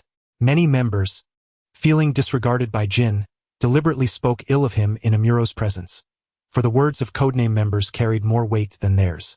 Bourbon remained silent, smiling, as he rarely engaged in actions that might offend others. Jin arrived punctually at 7:30 each evening, practicing shooting until 10:30, without fail. However, some individuals disapproving of Jin's conduct intentionally occupied the shooting range during this time. Jin observed the bustling training ground without a hint of irritation, leaning against the side as he watched them shoot. The angles of their arms, the speed of their shots, the accuracy of their bullets. For Jin, observing others practice was an opportunity to gather data. It mattered not whether he participated personally. What he required was a substantial foundation of data to support his precision shooting, rather than engaging in practice for practice's sake. The varied skill levels of the shooters actually facilitated his data collection. He possessed remarkable control over his own body, and any inaccuracies in bullet placement were merely the result of an uncontrollable tremor in his wrist. As one group departed, another promptly arrived, leaving no opportunity for Jin to train. Ah, I never anticipated Bourbon would frequent the training grounds daily. A familiar sultry voice suddenly chimed in. The strikingly beautiful blonde woman approached the fair-haired man standing beside the boxing ring. Vermouth exchanged pleasantries with the newcomer, and since her arrival, the training ground fell into a notable hush. No one dared to speak loudly. Yet, a few cast furtive glances at Vermouth, their eyes laced with subtle malice. Such individuals were few, but not absent. Vermouth was accustomed to this scrutiny, returning their gazes with a radiant smile, causing those harboring ill intentions to feel an icy chill down their spines as they quickly diverted their attention back to their training. What brings you to the training ground? Bourbon was no stranger to such scenes. I heard there's a newcomer here, strikingly handsome yet woefully lacking in marksmanship, who comes to train every day. In the emerald green eyes of Vermouth, there shimmered a hint of amusement as her gaze swept around, ultimately settling upon the silver-haired man in the corner, who stood with arms crossed, observing the shooting range. Such a conspicuous feature drew Bourbon's attention toward Jin, as did the gazes of several others present at the training ground. The silver-haired man remained unperturbed, his expression unchanging, showing neither interest nor acknowledgement. Truly, he possessed a distinct personality. Vermouth, towering in her 8-centimeter stilettos, approached Jin with an air of confidence. The Oscar-winning actress, already statuesque, was only slightly shorter than Jin in her high heels. With her alabaster fingers, she lifted his chin, compelling his gaze to divert from the shooting range to her. Her luscious red lips parted and closed as she proposed. How about accompanying me on a shopping spree tomorrow? I shall lend you my training ground. Jin evaded Vermouth's hand, offering no courtesy. No. His training ground was nearing completion in about 3 or 4 days, and he saw no reason to indulge in frivolity with Vermouth. Are you certain? She inquired, her tone rising slightly at the end, revealing her disappointment at being rebuffed. Jin felt her restless hand resting against his waist, yet his calm green eyes betrayed no emotion. Vermouth, sensing the moment, eased her approach, caressing her fingertips, and teasingly remarked, "Your body is remarkably soft, akin to a woman's." To be fair, Jin did not possess the rigid musculature typical of men who had undergone brutal training. Instead, if he refrained from exertion, although his abdomen bore defined muscles, they were not overtly pronounced. Despite feeling soft to the touch, his explosive power was undeniably formidable, a result of deliberate training. As the clock struck 10:30, Jin swiftly circumvented Vermouth, departing from the training ground, disinterested in engaging in a verbal dance with her. Vermouth, do you know him? Once Jin had left, the undercover agent Amuro pondered thoughtfully while gazing at the entrance of the training arena. Vermouth was undoubtedly not an ordinary woman. Today marked the first occasion Amuro witnessed her displaying such overt physicality towards a man. Her usual flirtations were merely verbal and never crossed such boundaries. "Of course," replied the beauty, unfazed by the cold shoulder, her delicate fist resting upon her lips, her aquamarine eyes sparkling with amusement. "He is not quite the same in bed." Bourbon, caught off guard as if struck by a rolling wheel, could only stammer. Vermouth's primary intention in approaching Jin was to tease him. Now that the main subject had departed, the blonde woman had no desire to linger further. The sound of her high heels echoed as she walked away, leaving Amuro in deep contemplation. Bourbon had heard whispers that Vermouth had once shared a bed with someone, yet the identity of that individual remained a mystery to him. He had assumed that person had long been eliminated, for Vermouth appeared to be a woman who would not easily be taken advantage of. However, the fact that he still lived suggested either a status so unique that Vermouth could not act against him, or that she was simply unable to exert her influence over him. Amuro leaned towards the former hypothesis. After all, Vermouth's capabilities were undeniably formidable. Regardless of the reason, that silver-haired man was certainly not an ordinary individual. Chapter 39. The 2 tiers of the magnetic field. Bourbon's deductions were entirely accurate. Both reasons indeed held true. Jin's unique identity was a fact, and it was also true that Vermouth could not easily manipulate him. Grateful for Vermouth's assistance, Jin opened the door of the Hurak Inn, and she settled into the passenger seat, stretching languidly and finding a comfortable position against the seat. Without uttering a word, Jin started the sports car while Vermouth, adorned in a long dress and high heels, certainly had not arrived on her own motorcycle or in a car. She had likely been brought here by someone. Moreover, it was evident that she had just brazenly hinted for Jin to wait for her, merely to hitch a ride. With her arms wrapped around her abdomen, Vermouth closed her eyes to rest. Jin cast a fleeting glance at her, then nonchalantly removed his jacket and tossed it onto her face. Startled, Vermouth opened her eyes to find herself covered, pulling the garment down to cover herself properly, and glanced at Jin, who remained indifferent. "Thanks," she muttered. The sports car arrived directly at Jin's villa. As soon as the door opened, a black ball of fur bounded towards them.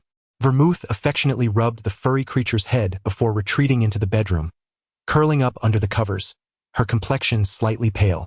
Jin idly swirled a drink in his glass, sitting at the edge of the bed, eyeing the golden eggshell. Vermouth's head peeked out from the covers.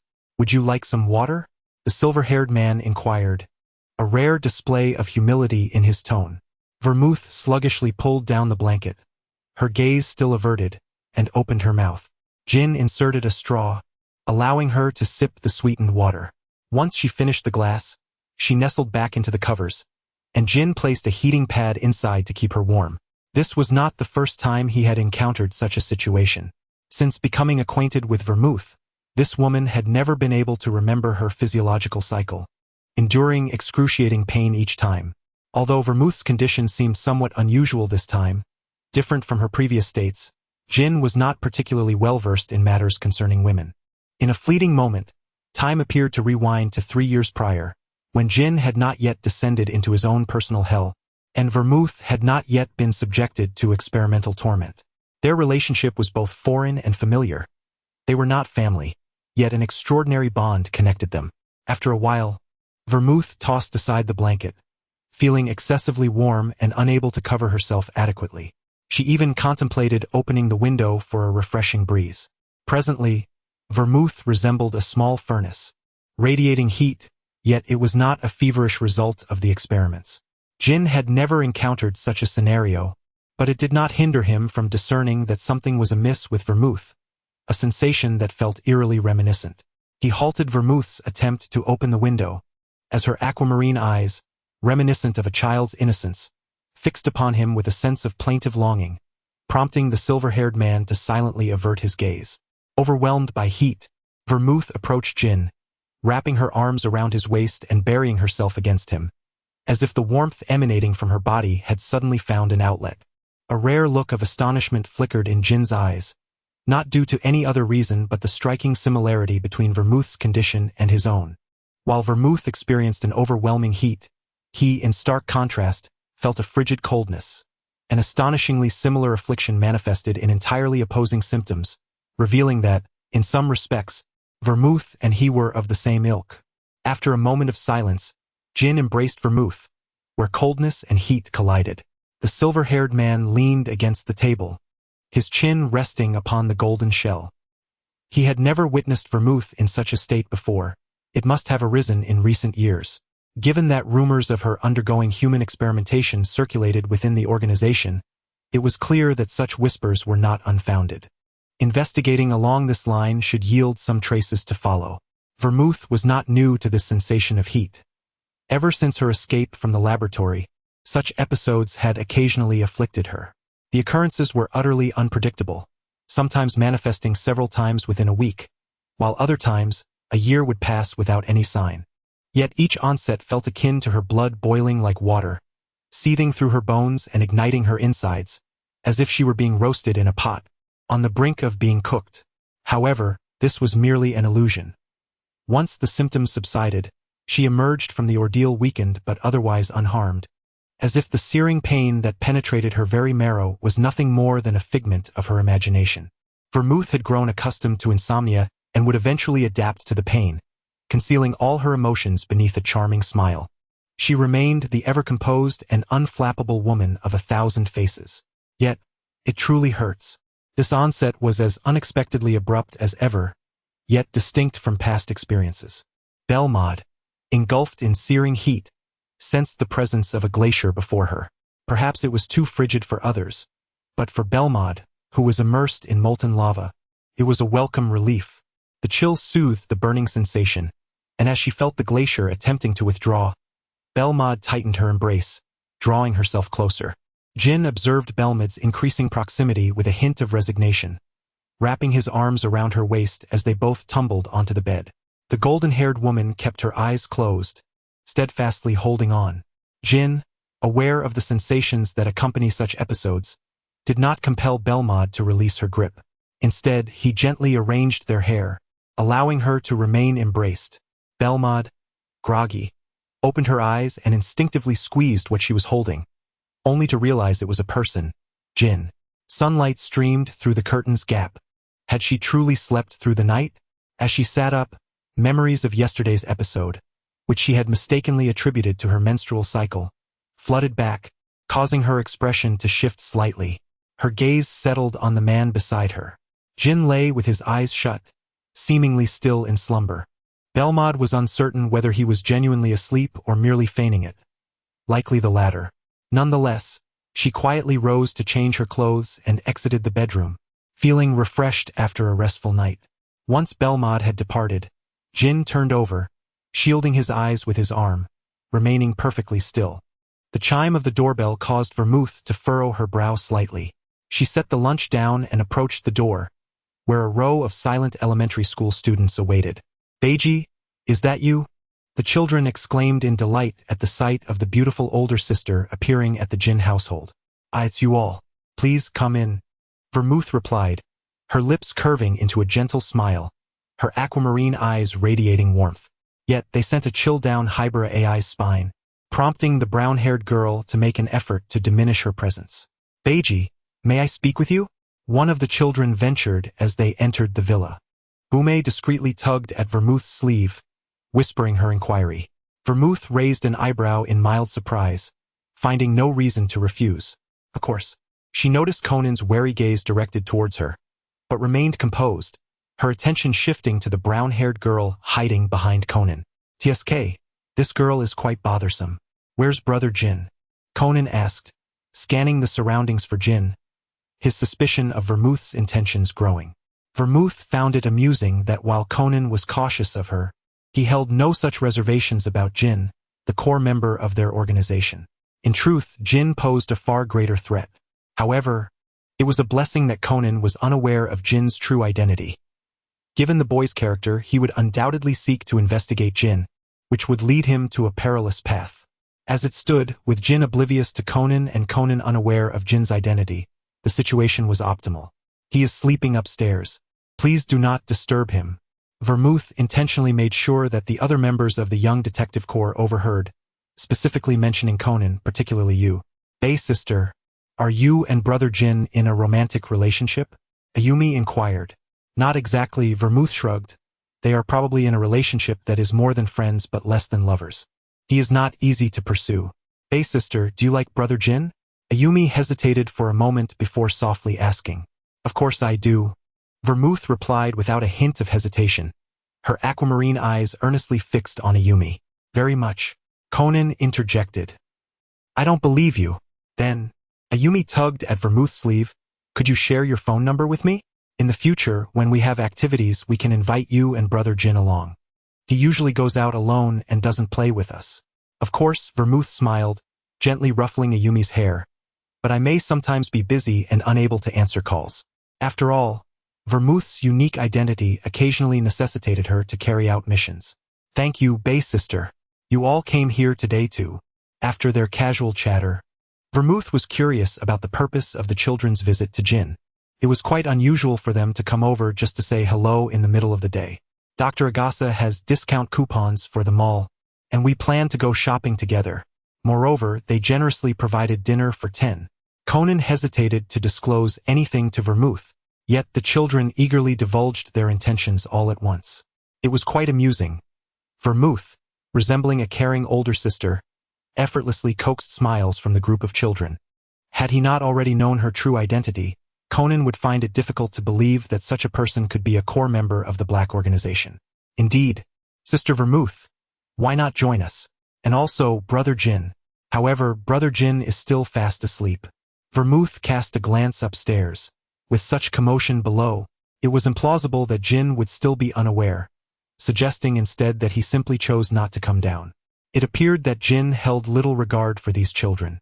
It's already noon. Is brother Jin really one to sleep in? The children expressed their disbelief. Chapter 40. Subtle changes. Born observed the children's expressions of disappointment and pondered for a moment. Don't crowd. I'll go take a look. I'll go too. Conan volunteered. That's not permissible, Born replied, distributing juice to Ayumi and the others. Jin particularly detests uninvited guests in his room. You wouldn't want him to dislike you, would you? This statement held undeniable weight. Jin indeed harbored a profound aversion to strangers encroaching upon his territory. Anyone daring enough to intrude must be prepared for his wrath. Although he regarded the villa as somewhat derelict, it was still off-limits to just anyone, and should Jin truly become incensed, the consequences would be irreparable. After advising the young detective team, Born ascended to the second floor. In the bedroom, Jin stood with his back to the window, offering no acknowledgement of Born's entrance. Jin? The blonde woman closed the door, tentatively calling out before stating her purpose directly. The children wish to invite you to the mall. Jin remained indifferent, signaling his refusal. Let us go, accompany me for a stroll. Born settled on the edge of the bed, grasping Jin's left hand, their fingers entwined. Jin. Jin opened his eyes, and for a fleeting moment, their gazes met, his muted green eyes locking with hers of a softer hue. Though no words were exchanged, Born understood that Jin had acquiesced. Otherwise, he would surely have drifted back to sleep. After resolving their lunch, Born led Jin and the group of children towards the popcorn building. The children chattered incessantly while Jin, donning a low-brimmed hat and headphones, remained silent throughout, appearing as though he had yet to awaken fully. He truly displayed no interest. Shopping is a pastime cherished by every woman, and vermouth was no exception. Alongside Morlin and Suzuki Sonoko, they meandered through the aisles, experimenting with various outfits, and soon, a bond of friendship blossomed. Jin, what do you think of this?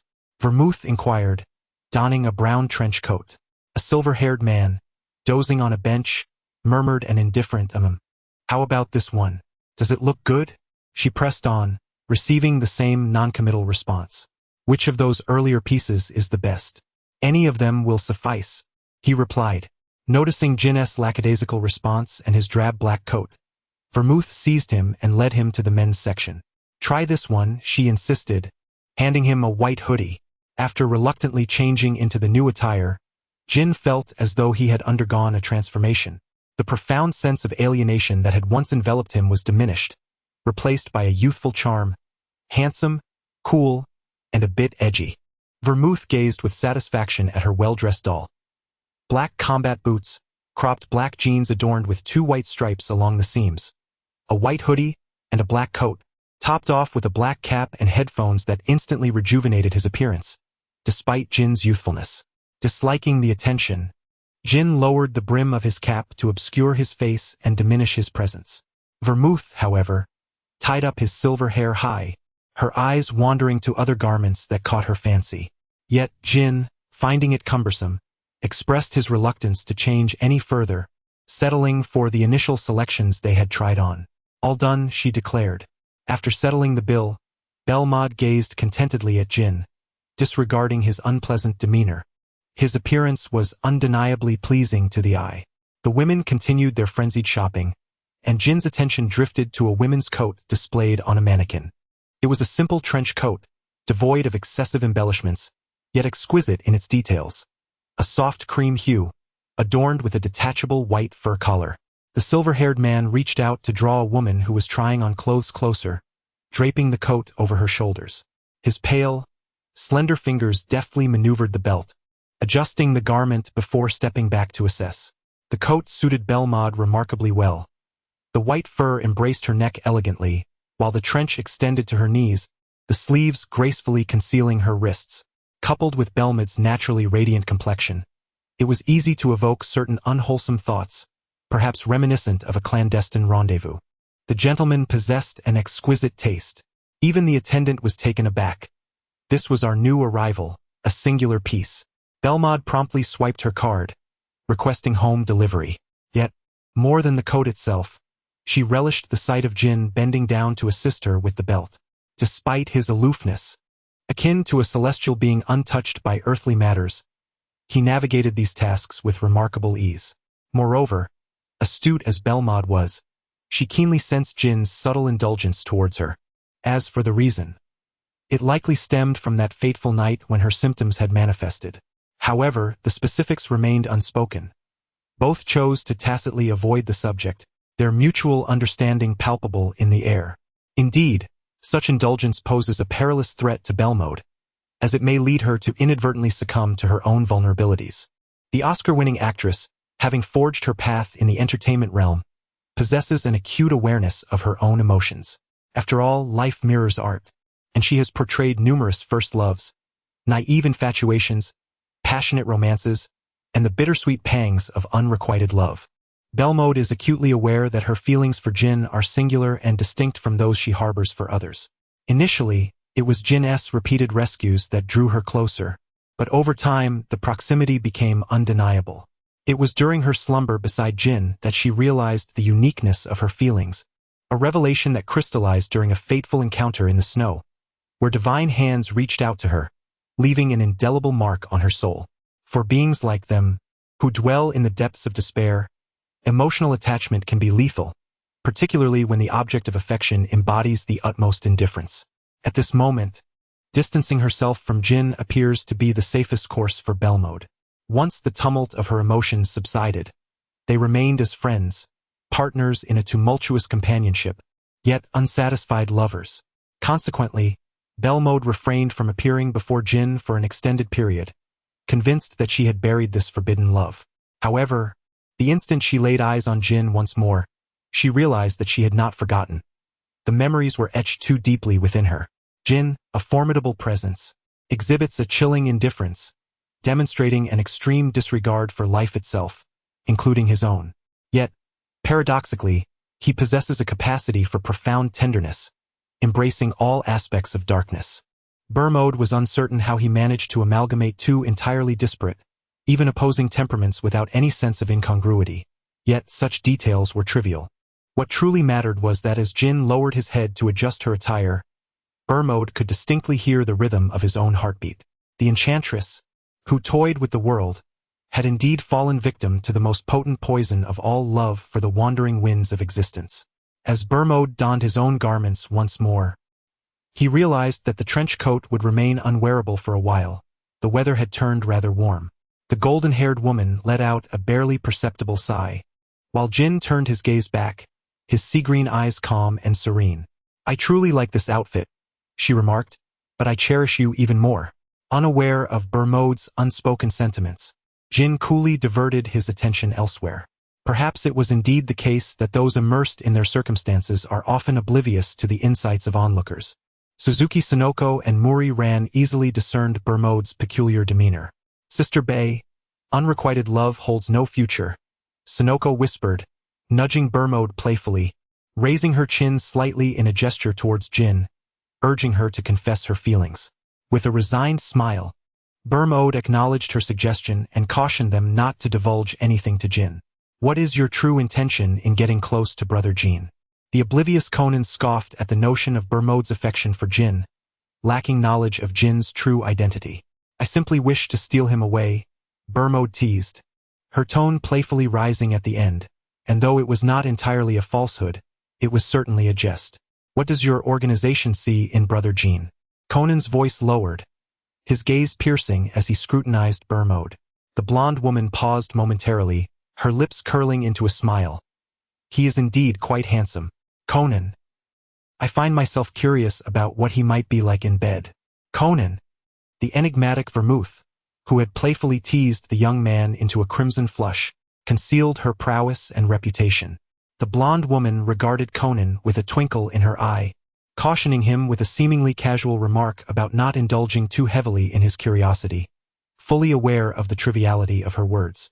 Conan watched in astonishment as Vermouth approached Jin, wrapping her arms around his waist from behind, adopting a demeanor reminiscent of a young girl. In contrast to Conan's flickering flame of excitement, Suzuki Sonoko and the others wore expressions of amusement. This pair certainly deserved their support. "Stand firm." Jin, lacking any sense of romance, brushed Vermouth aside, his gaze towards her perpetually indifferent, or perhaps, he regarded everyone with similar detachment. Cold and aloof. You truly are unfeeling, Vermouth lamented, her eyes fixed on Jin with a sorrowful intensity. Mr. Jin, do you have someone you cherish? Suzuki Sonoko, noticing the sudden disappearance of the pink bubbles, couldn't resist approaching with her inquiry. If even a stunning beauty like Vermouth could be overlooked, it either meant he had someone special or he simply was not interested. Jin cast a glance at Suzuki Sonoko, whose thoughts were plainly written across her face, and replied coldly, No. No first love, no crushes, no romances. My history in love is as blank as a pristine canvas. Suzuki Sonoko discreetly pulled Vermouth aside, and together they steered clear of Jin, whispering softly, the content of their conversation unknown. Jin displayed no interest in their hushed exchanges. He adjusted his headphones and departed the spot. Even if he had not intended to eavesdrop, he could still catch snippets of their discourse. It was somewhat amusing to Vermouth how deeply concerned these youthful souls were about her feelings. Unlike these innocent and carefree children, she possessed a clearer understanding of emotions. A pure romance was utterly implausible between her and Jin. His rationality and composure rendered the likelihood of him becoming enamored almost non-existent. Vermouth harbored no illusions that Jin would ever develop feelings. That would be akin to scaling a mountain, an arduous feat. For a detached deity to descend from their lofty pedestal is a considerable challenge, and to evoke emotion from an indifferent god is nothing short of an impossible endeavor. Chapter 41. Inevitable Death. Bermude is also a rational individual. Her subtle relationship with Jin has reached a satisfactory equilibrium, and no one can predict what might unfold should they venture further. Goodbye, Brother Jean. Goodbye, Sister Bei. The grim specter of death did not spare even their meal as the group bid farewell to Jin and Bermude, with a mission awaiting them the following day. Bermude parted ways with Jin after they had walked a short distance, taking a different path to leave the sight of the young detective league. Jin paused, watching Bermude disappear from view, then stopped to check his phone for new emails. For a fleeting moment, his expression darkened, embodying a chilling juxtaposition of divinity and demonry. Casually extracting a cigarette from his case, he placed it between his lips, moving with an elegant nonchalance that belied the extreme danger he exuded. The silver-haired man deleted the email and lingered in the alley, savoring his smoke before departing, his demeanor as indifferent as ever, as if nothing had transpired. The night before the storm. The rain commenced in the dead of night, a relentless patter against the world, and the sky was draped in a somber gloom. Jin reclined on the sofa with half-closed eyes, listening to the sounds emanating from his headphones. The assassination DJ, Jim Light, had devised 3 plans. The third was the least favorable, employing blackmail to coerce the opponent into withdrawing from the race, while a yellow McLaren 600 LT was parked by the roadside, while Jin lounged on a recliner. On the passenger seat rested a Chetak M200 sniper rifle, equipped with a detachable 7-round magazine, capable of firing either 408 Chetak or 375 Chetak cartridges. This remarkable system boasts an exceptional range, delivering precision smaller than a penny at distances of up to 286 meters, 500 yards, making it the longest-range sniper rifle among contemporary models.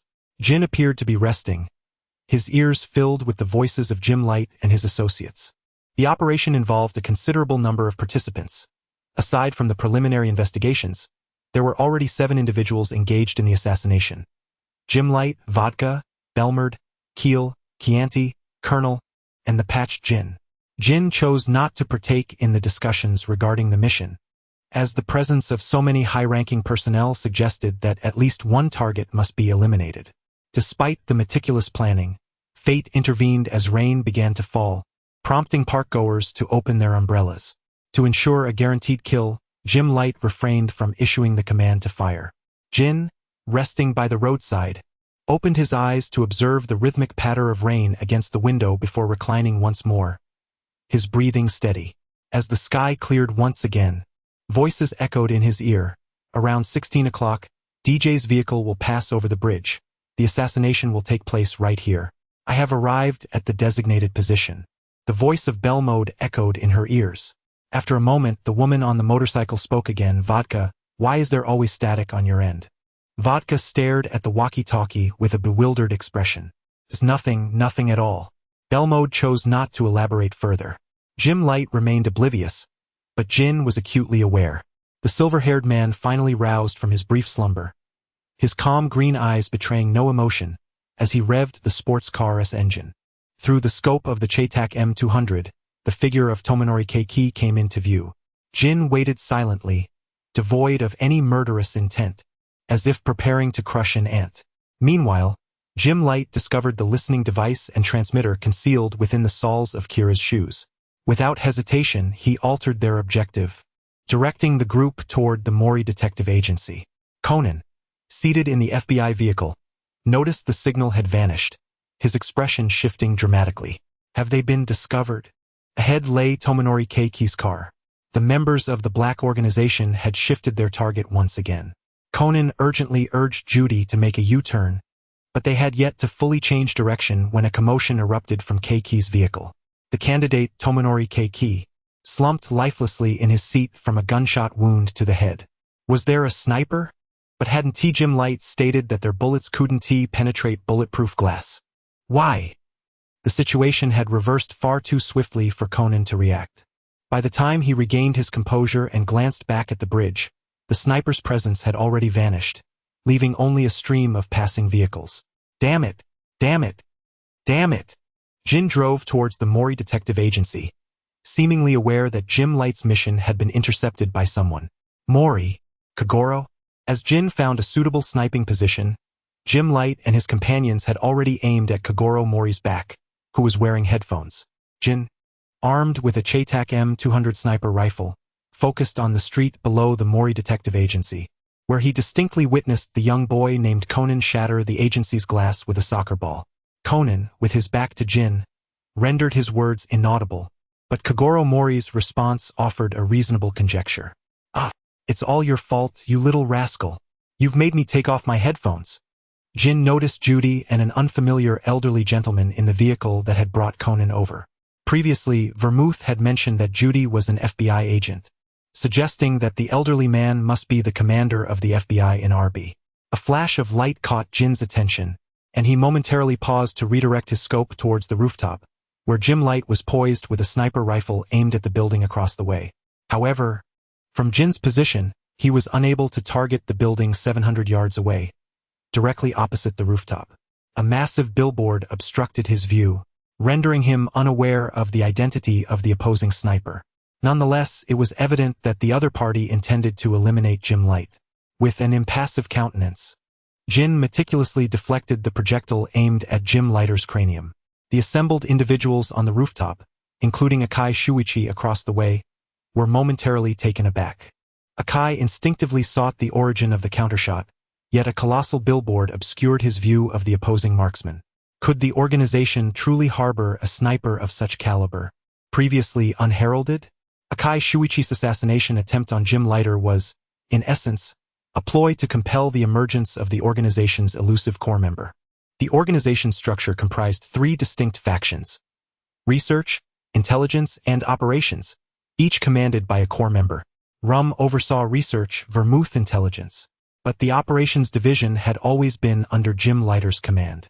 The enigmatic figure commanding the operations division, whose codename, gender, and appearance remained unknown, had never surfaced. The demise of the operations leader would surely draw out this core member. Confronting an unknown adversary posed challenges, but their continued concealment was even more problematic. Akai Shuichi unleashed another volley of shots, each thwarted by the mysterious sniper's deft intervention. Observing Jim Lighter's successful extraction, Jin cast a final glance toward the sniper's vantage point, 700 yards distant, before retreating with his rifle. The announcement of Domin Yasuharu's death dominated the news cycle. Conan, incensed, struck the wall. Their sole acquisition from the operation was KIR. Otherwise, it was a resounding defeat. Who was this enigmatic sniper? The organization's snipers. I am only familiar with Chianti and Korn. The others are unknown. Inquired by Hybra AI, Shiho Mayano, a former high-ranking member of the organization with the codename Shirley, remarked on the extraordinary marksmanship present within the organization, a feat previously unbeknownst to her. In a calm tone, Akai Shuichi, who had once infiltrated the organization under the alias Shinichi Akai and was known as the Silver Bullet with the codename Black Whiskey, responded. Jim Light's expression was icy, emanating an air of impatience. This mission had culminated in utter failure, having lost Gil, and it was only through the intervention of Jin that the situation was salvaged, as he had nearly fallen victim to Akai Shuichi. Was Gil abducted by the FBI? Vodka couldn't help but inquire. Jim Light frowned, harboring little fondness for Vodka, whose incessant queries struck him as foolish, further aggravating his irritation. Do not bother me. Ever since ascending to the leadership of the operations team, Jim Light had scarcely endured such a significant setback, provoking a sense of humiliation that he directed, albeit unjustly, at Vodka, Chianti, Corn, and Vermouth, fueling his frustration. Is that what has you agitated? Vermouth, nonchalantly leaning against her Harley motorcycle, cigarette in hand, appeared unfazed by Jim Light's ire. In terms of status, she surpassed him. In terms of capability, she was his superior. Thus, there was no necessity for her to endure his displeasure, reflecting on his lack of composure. Jim Light, dismissing Vermouth, was met with her exhalation of a smoke ring. Are you preparing for that mission?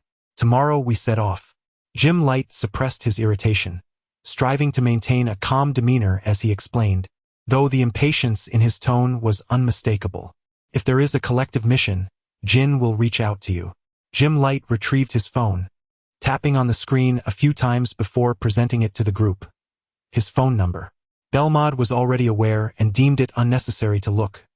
Bourbon, Chianti, and Vodka cast brief glances, waiting until they nodded in acknowledgement before Jim Light reclaimed his phone. When will we finally meet him? Bourbon pondered as he recalled the recently memorized number, realizing the final core member of their organization was about to make his entrance. After all, they needed to familiarize themselves with their new leader. Bourbon, you've met him, Haven Tiu?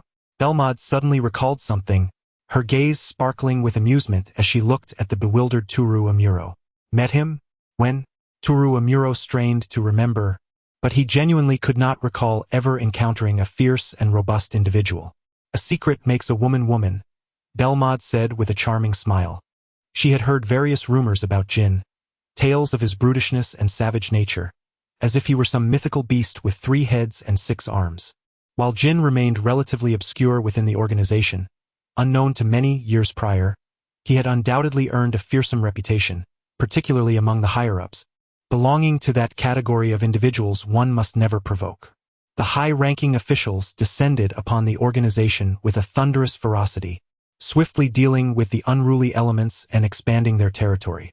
This transformation allowed the organization, having suffered significantly from a change in leadership, to undergo a rebirth, evolving into a formidable entity, even more terrifying than before.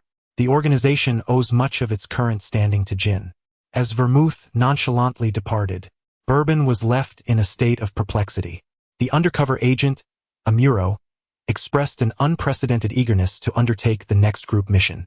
However, Jin himself displayed little enthusiasm for the group task, delegating the investigation into KIR's whereabouts to Vermouth and subsequently falling silent.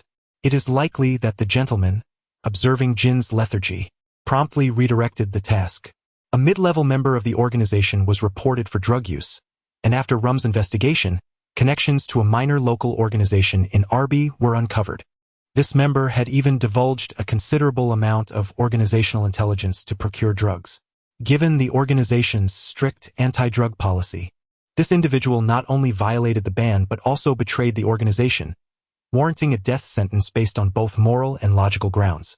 Perhaps a fate worse than death awaited him. As for the other organization, the gentleman instructed Jin to deliver a lesson to them. Originally, this task was meant for Jim Wright. However, due to the peculiar nature of this organization, the gentleman harbored concerns about Jim's potential failure, thus covertly assigning the mission to Jin, allowing him to mobilize the action team to investigate and simultaneously eliminate the garbage. This is the reason behind the brevity of the intelligence investigation for this mission. Jin had previously gathered a wealth of information, and Vermouth also participated in the data collection.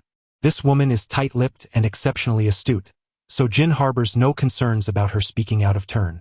As for Bourbon's involvement in the investigation, It was Jin's intention to assess his capabilities by specifically calling upon him. Initially, there was also Keel, but as he is currently in the custody of the FBI, they must forego his participation for now. Once this mission concludes, barring unforeseen circumstances, there should be no further collective missions in the immediate future. They will await Vermouth's discovery of Keel's location before proceeding to retrieve the organization's members. As he contemplated the upcoming itinerary while firing from the sniper's perch, a slight tremor in his wrist caused the aim to waver. Jin set down the sniper rifle, gazing at the target, which he had missed at a distance of 300 yards. It is indeed a formidable challenge to achieve a bullet's trajectory in mid-air. Incorporating some form of tubing might facilitate better control over the bullet's direction, as executing a turn in mid-flight makes it exceedingly difficult to ascertain the point of impact. The sound of a door opening reached his ears, yet Jin did not turn around.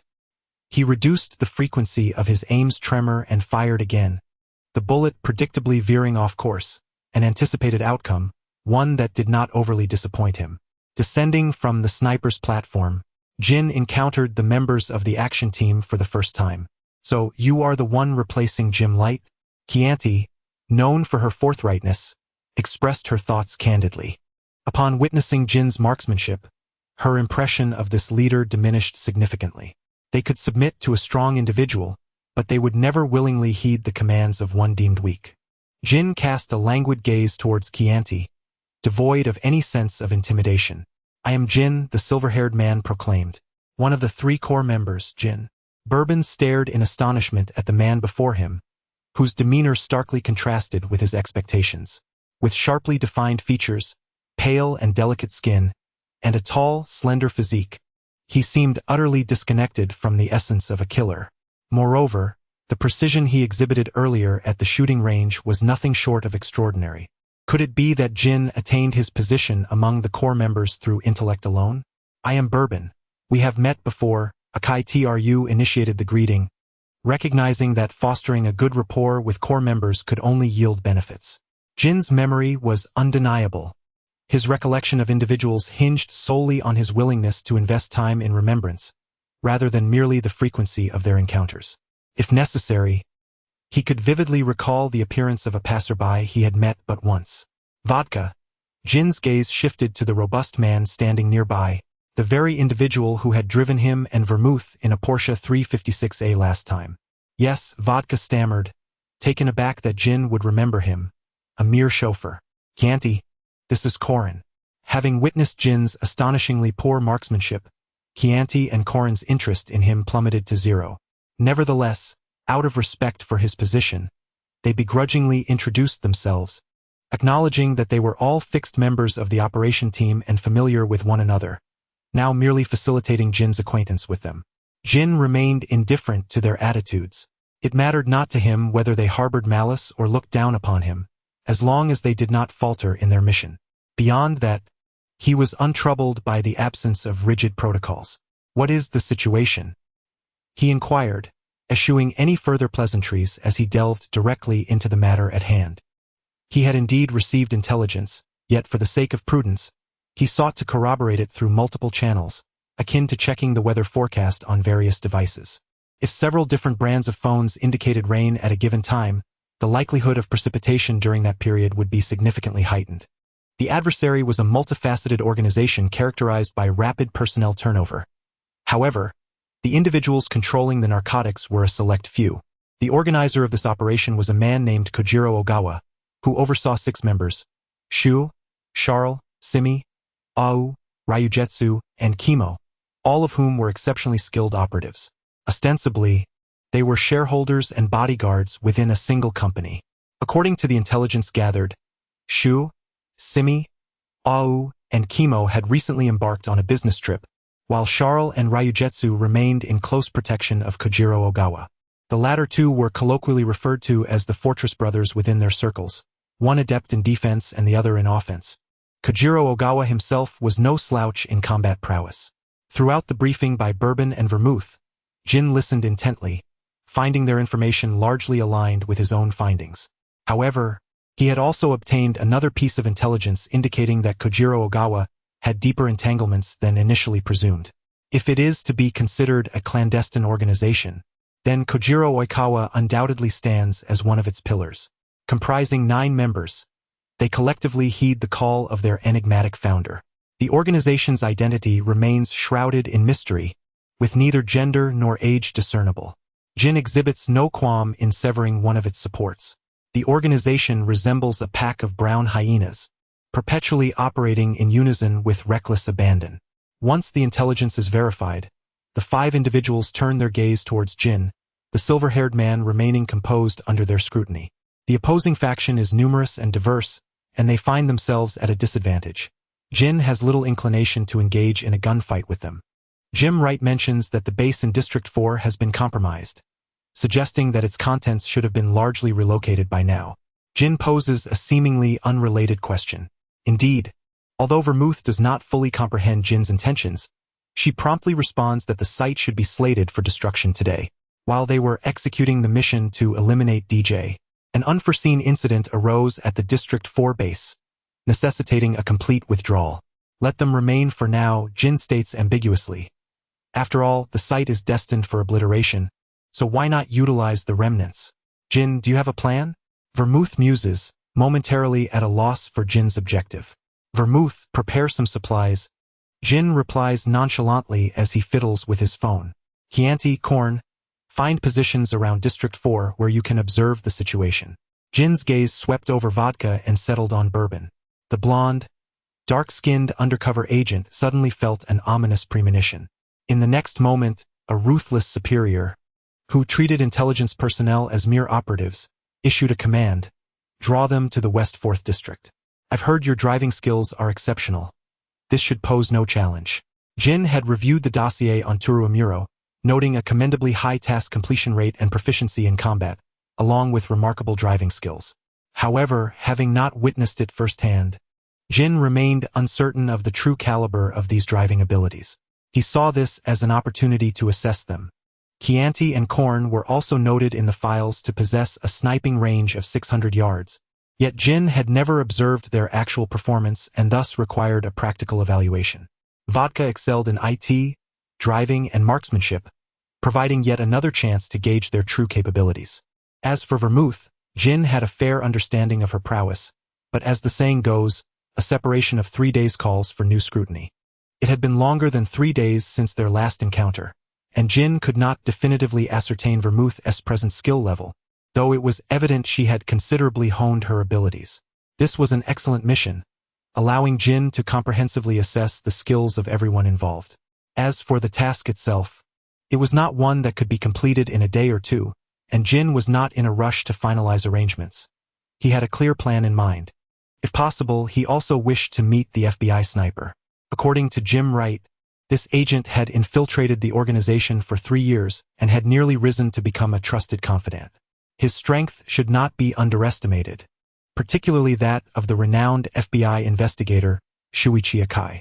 However, these matters are of secondary importance. The opportunity to meet that FBI agent will arise again in due time, so there is no need for haste. The silver-haired man still bore his nonchalant and indifferent demeanor, his gaze remaining tranquil and shallow, his aura consistently cold and detached. He seemed like a rather straightforward individual, yet his thoughts remained elusive, akin to a dense fog. The more one sought clarity, the more obscured the vision became. Since the task has already been assigned, it is time to commence the action. Chapter 43. Capturing the tortoise in the jar. Swift as a hand regardless of how frail and seemingly powerless Jin appeared, he was the commander-in-chief of this mission. Thus, even if the orders were somewhat peculiar, Bourbon and his team were compelled to comply. As Amuro drove a Mazda, engaged in a thrilling race with a group of individuals, he felt as if he were being pursued by a flock of alpacas. These adversaries were genuinely formidable, with dozens of people in multiple vehicles surrounding them from various streets. Even though it was night and they had not turned on their headlights, such audacity was quite excessive. Bourbon, utilizing his exceptional driving skills, successfully evaded one encirclement after another, leading the pack of brown hyenas toward the West 4th District, where snipers lay in ambush. How unfortunate! In comparison to his teammates' predicaments, Bourbon was in the direst situation. The Mazda, weaving through traffic, was inevitably destined to be cornered. Jin, observing from above with his sniper rifle, noted that Bourbon's driving prowess exceeded his expectations. Impressive indeed. As Bourbon neared the West 4th District, Jin leisurely retracted his sniper rifle and made his way toward the base in that direction. There were plenty of low-level adversaries outside, ample for Chianti and Conan to eliminate. However, there were also snipers on the opposing side. One misstep could result in a counterattack. As Jin stepped into the base, Vermouth unexpectedly appeared, seemingly from nowhere. The blonde woman regarded him with a hint of curiosity, fully prepared. She found Jin's orders somewhat perplexing. To reinforce the walls of the West 4th District, at least to give the appearance of being fortified, while relocating all excess materials, leaving only a few large barrels behind. What was the intention behind this? With an impassive demeanor, Jin issued the next command to retrieve Bourbon, displaying no intention to address Vermouth's perplexity, while simultaneously eliminating the sniper. Snipers are a troublesome presence in chaotic skirmishes. Since he was not an ally, it was prudent to dispose of him swiftly. Meanwhile, Bourbon, designated as bait, had just leaped from a white Mazda when, in the blink of an eye, the vehicle's fuel tank was detonated. This ragtag organization posed a significant challenge, composed of individuals of varying skill levels. The tactic of overwhelming numbers can be effective in certain scenarios, as Bourbon now found himself ensnared in a dire predicament. Chianti and Conan scoured the vicinity for the concealed sniper, while Vermouth provided support to Bourbon. Yet, despite their efforts, they found themselves grappling with the overwhelming adversaries. The sheer multitude was daunting. One ant is inconsequential, 10 ants are similarly unthreatening. But what of 100? 1,000? 10,000? 100,000? And if among these ants were to lurk a few fire ants? Fire ants are notorious for their potent venom. A single bite can result in severe skin necrosis, with the possibility of necessitating emergency medical attention. These ants are widely distributed across the globe, and a bite from a fire ant inflicts excruciating burning pain, causing the skin to swell, blister, and form pus-filled lesions. For those with weakened constitutions or allergies to their venom, symptoms of shock may manifest, potentially leading to life-threatening conditions. Faced with such a relentless swarm of ants, can one truly remain composed? Can one navigate the chaos with ease? Bourbon and Vermouth now find themselves in a precarious situation, besieged by the relentless common ants and the formidable fire ants. Yet, these two intelligence operatives manage to navigate the predicament with relative ease. Although Vermouth is not primarily skilled in combat, it does not imply a lack of prowess. Rather, her fighting abilities simply pale in comparison to her other talents. Jin's decision to assign her to this location was merely an attempt to gauge Vermouth's limits. As he observed her movements, he instructed Vodka to affix warning labels on several large canisters, such as caution, poisonous. Once Vodka had diligently placed the few labels, he glanced towards Jin, who had stealthily approached. "What are these?" he inquired. "You'll find out soon enough," Jin replied, unfazed by Vodka's inability to discern his thoughts. After all, who in this world could truly comprehend his mind? Thus, Jin's demeanor towards everyone remained equally enigmatic. He tossed a few small black spheres, specifically prepared for this mission, before declaring, "Let us go. The show is about to begin." Jin led Vodka to the second floor of the base, where they concealed themselves in the shadows, observing Bourbon and Vermouth as they lured the host of ants into the facility. The entrance to the base subsequently sealed shut, leaving only a few feeble emergency lights stubbornly illuminating the darkness. "No noise," Jin cautioned, aware of Vodka's inquisitive nature. Bourbon and Vermouth stood side by side, both adorned with gas masks, while Vermouth held another mask in hand. The black sphere previously placed by Jin erupted, releasing a fragrant aroma reminiscent of fruit. What scent was it? The crowd, sensing something amiss, became alert. Vermouth shook the gas mask in her hand and kindly informed them. "There is but one gas mask," indicating that only one among them may survive to claim it. Those who quickly recognized the nature of the fruity gas underwent a swift change in expression. Due to the gas mask, Bourbon's voice carried a muffled tone, as the sarin was indeed a rare substance. Sarin, known scientifically as isopropyl methylphosphonofluoridate, belongs to the category of G-type nerve agents and is classified as a neuroparalytic agent. It possesses a faint fruity scent, is a colorless and transparent liquid, easily mixes with water, and can dissolve in organic solvents, readily penetrating porous and coated surfaces. Among all neuroparalytic agents, sarin exhibits the highest volatility and exerts a potent constricting effect on the pupils. When sarin infiltrates the human body through various means, its toxic impact can damage neural transmission. The latency period of sarin is exceedingly brief. When toxic through the respiratory tract, the absolute lethal dose is 0.1 mg min-L, while the median lethal dose varies with body weight, ranging from 0.025 to 0.7 mg min-L. Gas masks can provide protection against sarin. Bourbon was unaware of the source of the lethal chemical agents associated with gin, yet it did not diminish the alarm bells ringing in his mind regarding gin. Although Shikuzo Ogawa's personal bodyguards, Charles and Luyu, along with other hired assassins, harbored some skepticism, the team, ominously dubbed the Brown Hyenas, had descended into chaos. Only one could survive. It must be himself. Vermouth hurled a gas mask into the crowd, triggering a frenzy among dozens of people. One individual launched an attack, then two, and soon the scene erupted into utter disarray, resembling a brutal hunt. Bourbon and Vermouth quietly slipped away. On the second floor, Vodka stood frozen, gazing in disbelief at the carnage below, then glanced at the nonchalant and indifferent gin beside him. A chill ran down his spine. This individual was far more ruthless than Jim Light, killing without shedding blood. The chaos revealed the stark disparity in strength among the crowd. No matter how many, it is a place designed for selecting the strongest, consisting of 18 levels. The higher one ascends, the better the living conditions and the greater the strength of the individuals. Everyone begins their ascent from the 18th level, where hundreds vie for survival, with only one ultimately living to ascend to the next level, and so forth. Jin succinctly enlightened Vodka about this place, which Vodka found unfamiliar. It is understandable, for this realm fundamentally contradicts reason and embodies a training methodology that extinguishes humanity. The training camp is shrouded in obscurity, with few aware of its existence, its origins and purposes remaining an enigma. Nonetheless, it has persisted for a considerable duration, and many individuals on the Pinnacle leaderboard have emerged from this hellish training camp. In the dark underworld, two significant rankings exist: the Pinnacle list and the Assassin list. The Pinnacle list can be described as the top 100 assassins from the Assassin list. However, due to the substantial disparity in strength, a separate list was created. The two survivors are codenamed Disheveled, ranking as the 28th assassin on the Assassin list. Of course, the living adversaries are not limited to these two. There is also an elderly man, appearing gaunt and resembling one who survives by begging, yet he instills considerable caution in Vermouth. He is the 93rd ranked elder on the Pinnacle list. A mere rank difference on the Pinnacle list signifies a colossal disparity in strength. Hence the Assassin list frequently fluctuates, while the Pinnacle list remains unchanged for years.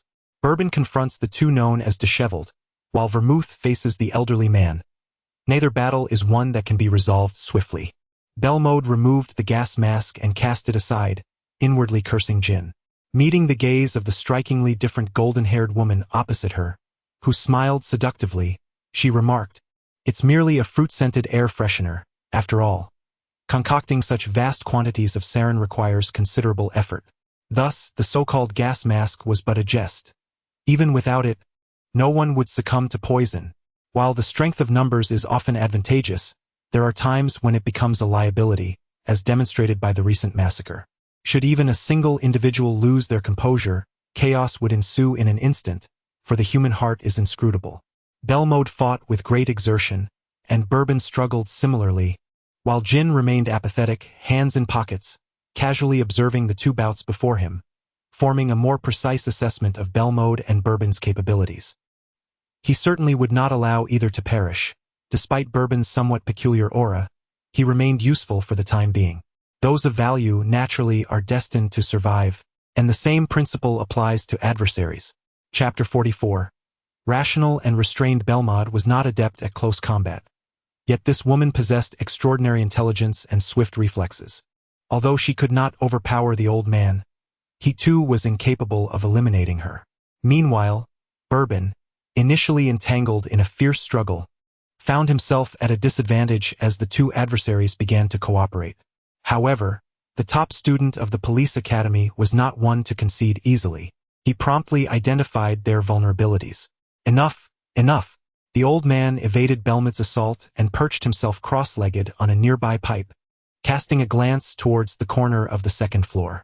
He was merely intent on claiming a bounty, unwilling to risk his life. With the cessation of hostilities, Belmode, recognizing the unspoken cue, refrained from instigating further conflict.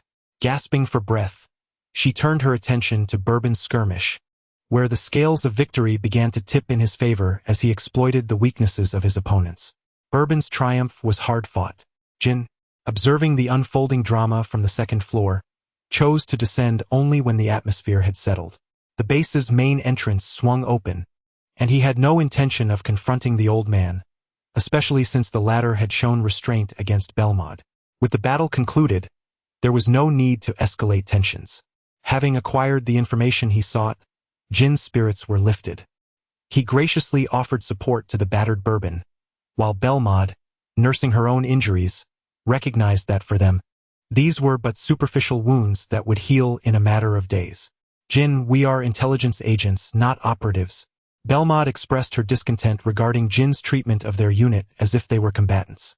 Jin, indifferent to the plight of his companions, delivered the unfortunate duo to the organization's medical facility before nonchalantly departing, for he had other pressing matters to attend to.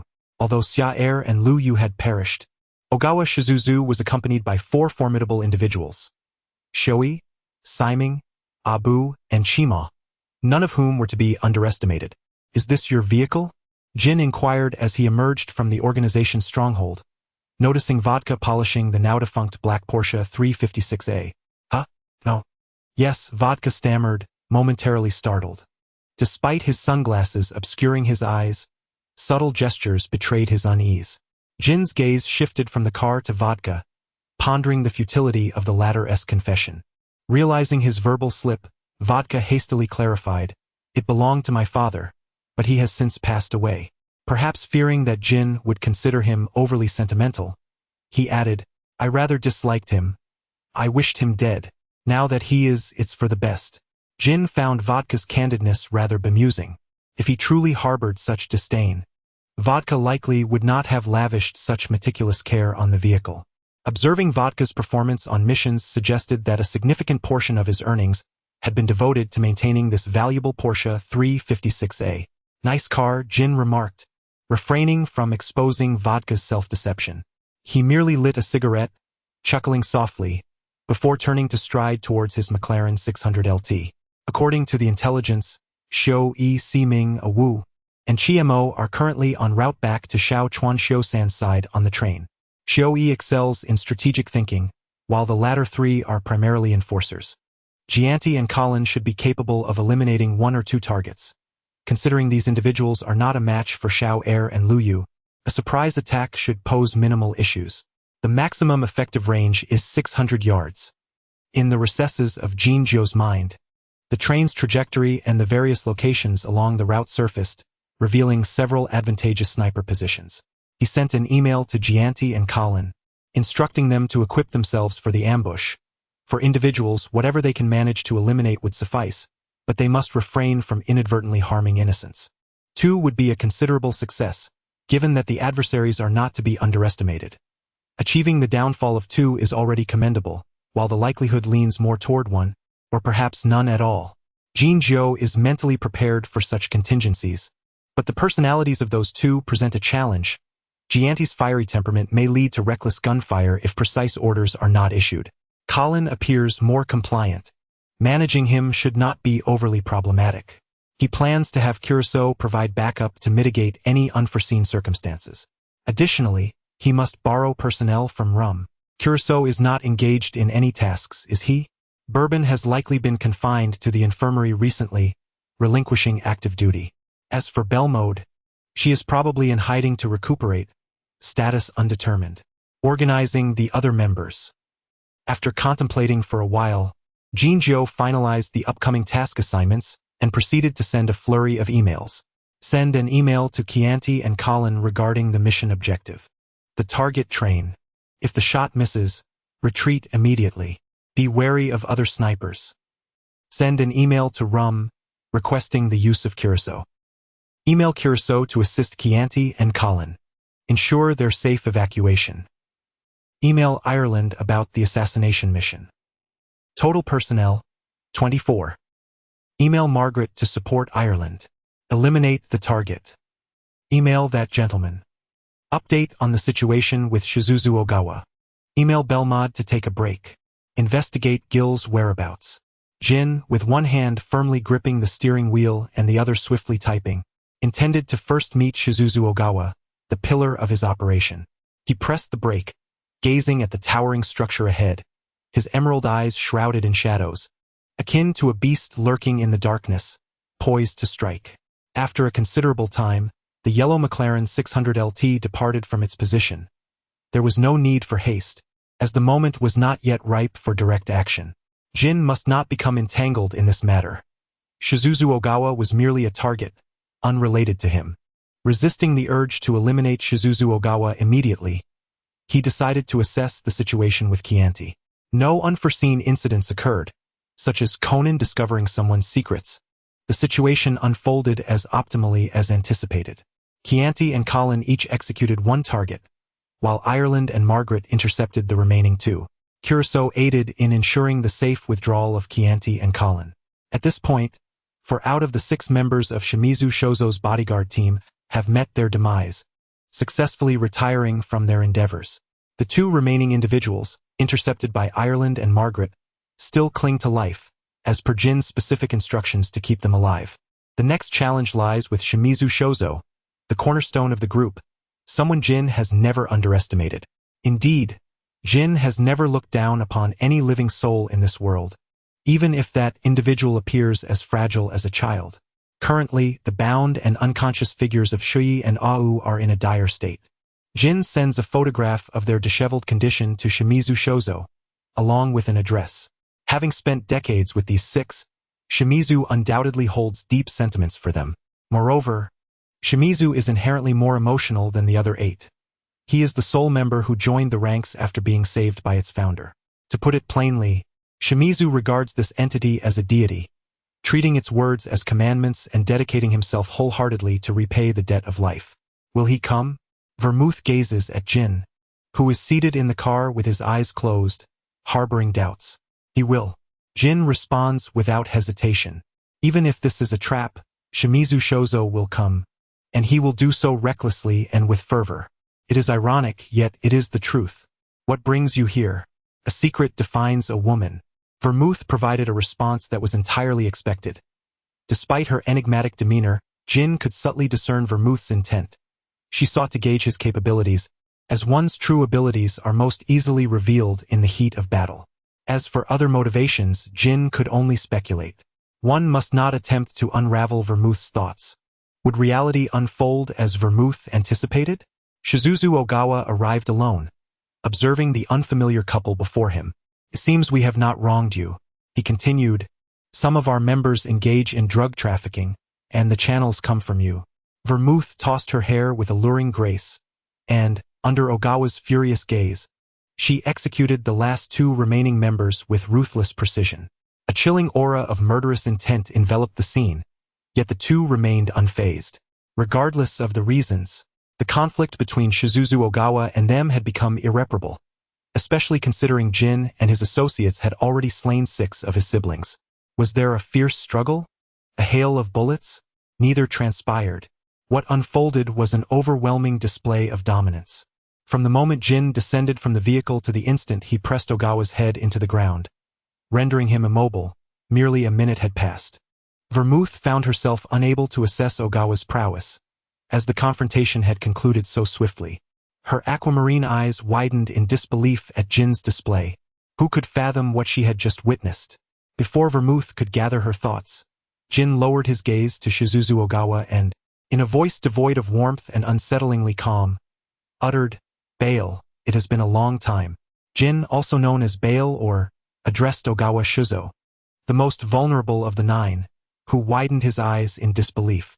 Ogawa strained to glimpse Jin's expression, recognizing the codename they had abandoned over a decade ago. How could anyone possess this knowledge now? Could this individual be a survivor of that clandestine experiment? Such a possibility seemed unfathomable. How could anyone have endured that concoction?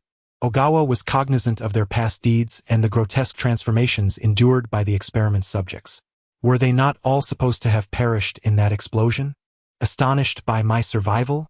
Jin's voice remained as placid as ever, as if he were restraining a comrade rather than an adversary.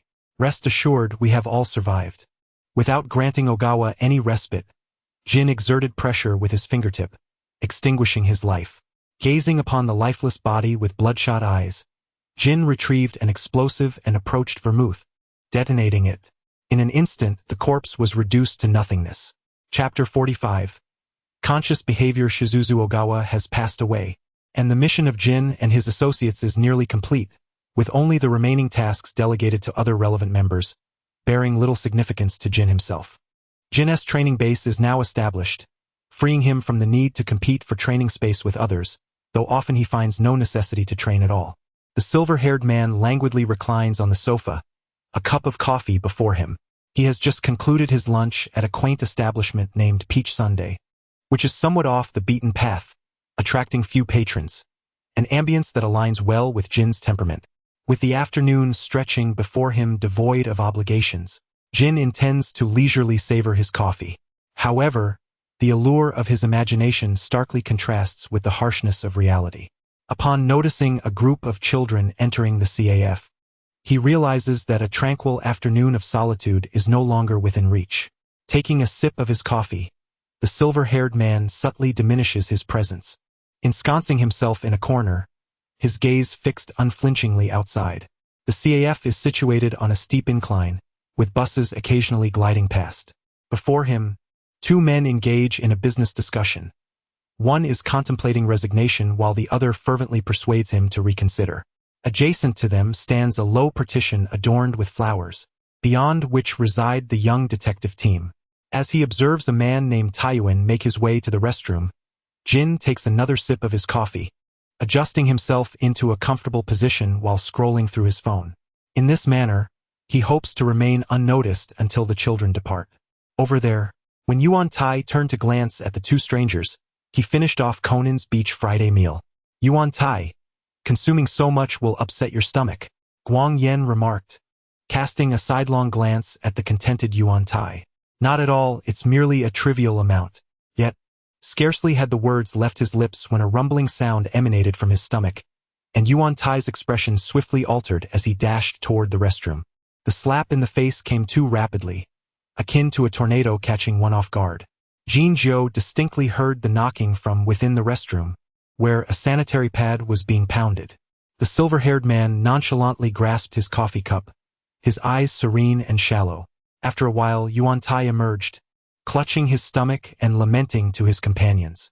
The man who had previously entered the restroom finally made his exit, prompting Yuan Tai to rush over eagerly.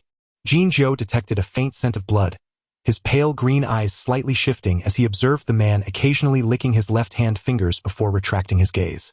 Apologies. Apologies.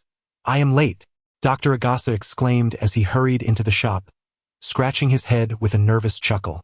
He then produced several coupons, stating, I have discount vouchers for this establishment, so feel free to order whatever you desire. Great. I want a blueberry milkshake and milk pudding. Yuan Tai, having emerged from the restroom, overheard Dr. Agasa's words and exclaimed joyfully, spilling forth a multitude of food requests, showcasing his utter lack of memory. My lighter is missing. It may have been left in the restroom. I'll go look for it. As Conan placed his order, a man who had just stepped into the restroom, cigarette clutched between his lips, returned to the lavatory. Jin casually lifted his gaze, his exceptional eyesight effortlessly capturing the sight of a triangular wooden wedge beneath the wheel of a delivery vehicle on the slope, along with a reflective line. After a moment's silence, the silver-haired man stood and strode towards the door, genuinely wishing to avoid entanglement in a murder case. As he passed the unfortunate gentleman, oblivious with his back turned to the window, Jin swiftly seized him and hurled him aside. The man barely had time to utter a curse before the delivery vehicle crashed in, transforming the very spot he had occupied mere moments ago into rubble. Had he remained seated, the man's irritation instantly morphed into relief, a cold sweat breaking out on his back. He had narrowly escaped death. Brother Jean. The loud exclamation drew the children's attention, who then noticed the tall, slender figure clad in black. Jin turned his gaze towards them, as if just now aware of their presence, the black headphone cord dangling at his ear, a striking contrast of black and white. "Sir, thank you for saving my life." The rescued man, overwhelmed with gratitude, attempted to grasp Jin's hand, only for Jin to deftly evade the gesture. The silver-haired man's expression remained aloof, as if the heroics he had just displayed had never occurred. "No need. Besides, I merely wish to avoid involvement in a homicide. Now that no one is deceased, I can leave without further ado. What concern is the remaining investigation to me? What has transpired?" Upon emerging from the restroom, Taiyuan beheld the unscathed man, and his pupils suddenly contracted. His lips, drawn downward, were a portrait of ire, but this expression swiftly morphed into one of confusion. Conan, observing this peculiar transformation, realized that it was far from mere coincidence. This man harbored intentions of murder. Had it not been for Brother Jinen's timely intervention, that man would have certainly met his demise. With this revelation, Conan's perception of Jin improved. A person who instinctively comes to the aid of others cannot possess a fundamentally malevolent nature. However, this notion was clearly a misjudgment on Conan's part. Jin's instincts were only triggered in life-threatening situations. The act of saving someone could never be a reflexive behavior. Rather, he merely exhibited remarkable reflexes, capable of instantaneously controlling his instinctive responses, with the duration so brief that it rendered his true intentions nearly imperceptible. "When did you arrive?" Kurosawa Jin inquired suspiciously, casting a glance at Jin, who seemed to have been lurking silently in the shadows all along. "I've been here for a while," Jin replied nonchalantly, his hands tucked into his pockets, as he surveyed the wall that had been punctured and observed the assassin who had just retreated into the restroom, now attending to the man who had nearly met a tragic fate. Desiring to depart swiftly, Jin made his exit. "Brother Jinen," Ayumi exclaimed as she witnessed Jin's departure, hastily pursuing him. "We're going camping tomorrow. Will you join us?" "No," Jin replied, producing a cigarette case with a tone of indifference. What amusement could there possibly be with a bunch of children? Having ventured out with them numerous times before, encountering a myriad of cases, predominantly involving homicide, this group of miscreants seemed to carry an aura of calamity. He had no desire to become embroiled in any murder investigations, nor did he wish to cultivate familiarity with the police, as such entanglements would severely hinder his movements. Declining the invitation from Bume and evading the inquiries of law enforcement, Jin stood silently by the riverside. His right hand rested before him while his left hand held a half-burned cigarette against his right arm. Leaning against the railing, with his long legs slightly bent, the silver tips of his hair danced in the wind. The bright sunlight was partially obscured by white clouds, casting expansive shadows upon the earth, within which Jin found himself ensconced. The silver-haired man exuded an air of indifference and detachment, his posture languid and relaxed, as his emerald eyes fixated on the shimmering surface of the river, allowing the cigarette in his hand to gradually burn down to its end. A rumble of an engine echoed from the far end of the road, and out of the corner of his eye, he caught sight of a white Mazda RX-7 FD3S approaching. Disposing of the cigarette butt, Jin's demeanor became increasingly nonchalant. He endeavored to empty his mind, seeking a temporary cessation of thought. While he was far from being entirely at ease, he could still manage to place himself in a relatively relaxed and pleasant state. As he did now, compared to the bustling grandeur of the city, Jin preferred solitary moments by the rivers, lakes, and seas. His mood remained buoyant, undeterred even by the proximity of the Mazda, which failed to disrupt his tranquil disposition. In contrast to Jin's indifference, Bourbon was considerably more mindful of the core members of the organization present here. After all, he had just exchanged intelligence with the police liaison Kazami Yuya, and was on his way home when he caught sight of the enigmatic core member. After a moment's hesitation, Amuro Turu decided to pause and offer a greeting, recognizing the importance of fostering good relations with higher-ups, especially since they would inevitably cross paths in the future. Having resolved to make contact, Amuro eased off the accelerator. The silver-haired man leaning against the guardrail turned his head slightly. The man with black skin and short golden hair greeted him with an innocuous demeanor, his violet-gray eyes shimmering with a glint akin to a leopard attempting to masquerade as an innocent kitten. Although he resembled a leopard, he did not provoke Jin's vigilance. The individual before him bore no ill will, prompting Jin to merely cast a fleeting glance at Amuro. His gaze shallow yet tranquil, evoking imagery of an untouched primordial forest. Viewed from above, it presented a lush sea of greenery. Amuro was momentarily entranced, before donning his flawless smile once more. I am Amuro Toru, codename Bourbon. We have met during a previous mission. Perhaps sensing that Jin might have forgotten, Amuro introduced himself again. I know, Jin replied, not one to forget a significant intelligence operative. Is there something you need? Jin had little interest in idle chatter. Even if Amuro had approached him merely for a greeting, Jin would have brushed him off without uttering a word. Such matters were trivial, and since they were inconsequential, he saw no reason to concern himself with how others behaved. No, Amuro Toru has likely discerned certain aspects of Jin's character, yet he remains vigilant. Do you require my assistance to escort you home? Although it is highly probable that Jin would decline, as revealing one's home address to a member of an unfamiliar organization is certainly inadvisable. Moreover, this individual is a core member of the organization and should prioritize such matters of privacy. Very well. Then I shall. Good. Just as Amuro Toru was contemplating a retreat due to the lack of information, he momentarily faltered, a flash of surprise evident in his violet-gray eyes. Is there an issue? The tall, silver-haired man raised an eyebrow slightly. Amuro Toru chuckled softly and took the initiative to open the passenger door of the Mazda. Shouldn't you all be particularly mindful of personal privacy? Amuro Toru provided an explanation for his recent lapse, noting that even with someone like Vermouth, with whom he shares a relatively amicable relationship, he only knows that her apartment is located on a certain street, without any knowledge of the specific address. Chapter 46. The Reluctant It Matters Not. Jin, unfazed, mused that true privacy cannot be known by outsiders. What is known is no longer private. Can you cook? He casually inquired, noticing the assortment of vegetables resting on the back seat of the car. Indeed, would you care to sample my culinary skills? It was only when Toru Amuro brought the final dish to the dining table that the golden-skinned man fully regained his senses.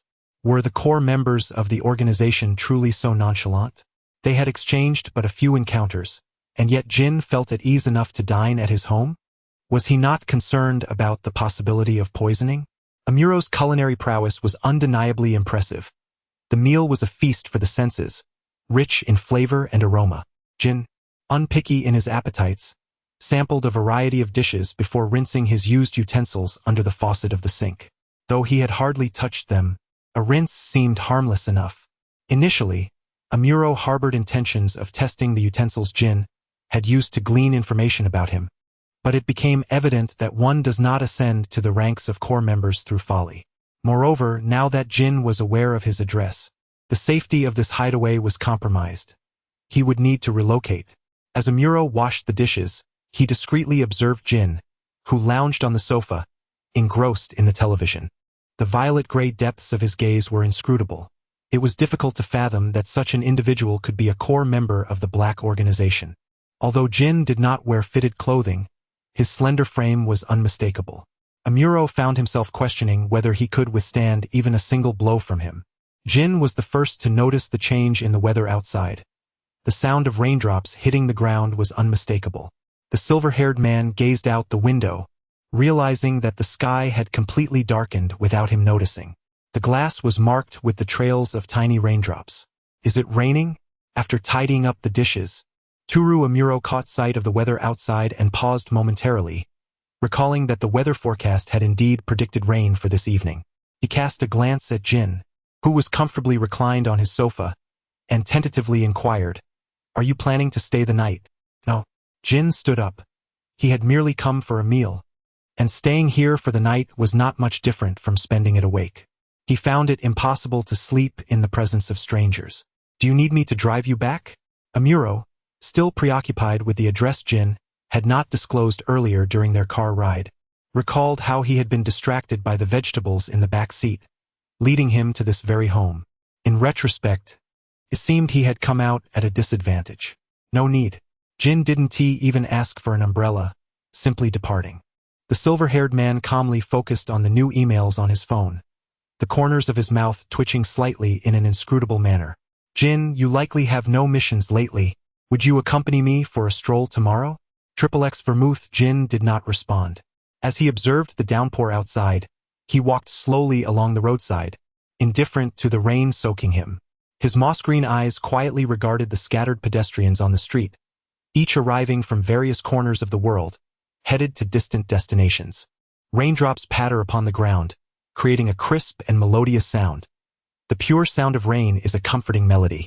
Jin has a fondness for these natural harmonies, like the wind whispering through the treetops or raindrops cascading onto the earth. These sounds envelop him in tranquility. The black headphones dangle from his collar, resting against his chest, while his extraordinary auditory sensitivity attunes to the subtle movements of the world around him. Jin's pace is unhurried, his steps measured and calm. Upon returning to the villa, he finds himself nearly drenched. After a refreshing hot shower, he sinks into the softness of his blankets. A profoundly pleasurable experience. A small black ball rests atop the adjacent table, its large eyes gleaming even in the darkness. Meow. Jin reaches out to caress the fluffy head of the black ball. At precisely 10 o'clock, he retires for the night. Jin's slumber is notably light. He is roused the moment Belmod appears in the villa's courtyard, turning away from the door as he shifts in bed. Jin. Belmod taps gently on the door, receiving no response. She enters without hesitation, finding Jin sprawled on the bed.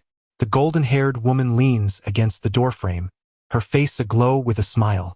Laziness is not a commendable habit, she remarks, lifting the black ball that circles around her. Sleep is a natural physiological need.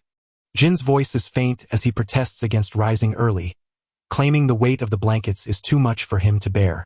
This, of course, is said in jest, for the night prior was filled with relentless rain, the downpour drumming against the window in a symphony of sound, leaving him in a state of half-sleep throughout the night. Did you encounter Bourbon yesterday? Vermouth did not overly entangle with Jin on certain issues. One of the few traits that makes Jin somewhat resemble an ordinary person is his propensity to indulge in slumber, often sleeping for an entire day, rising only when absolutely necessary. The information flows with remarkable clarity. Jin did not inquire how you came to know this.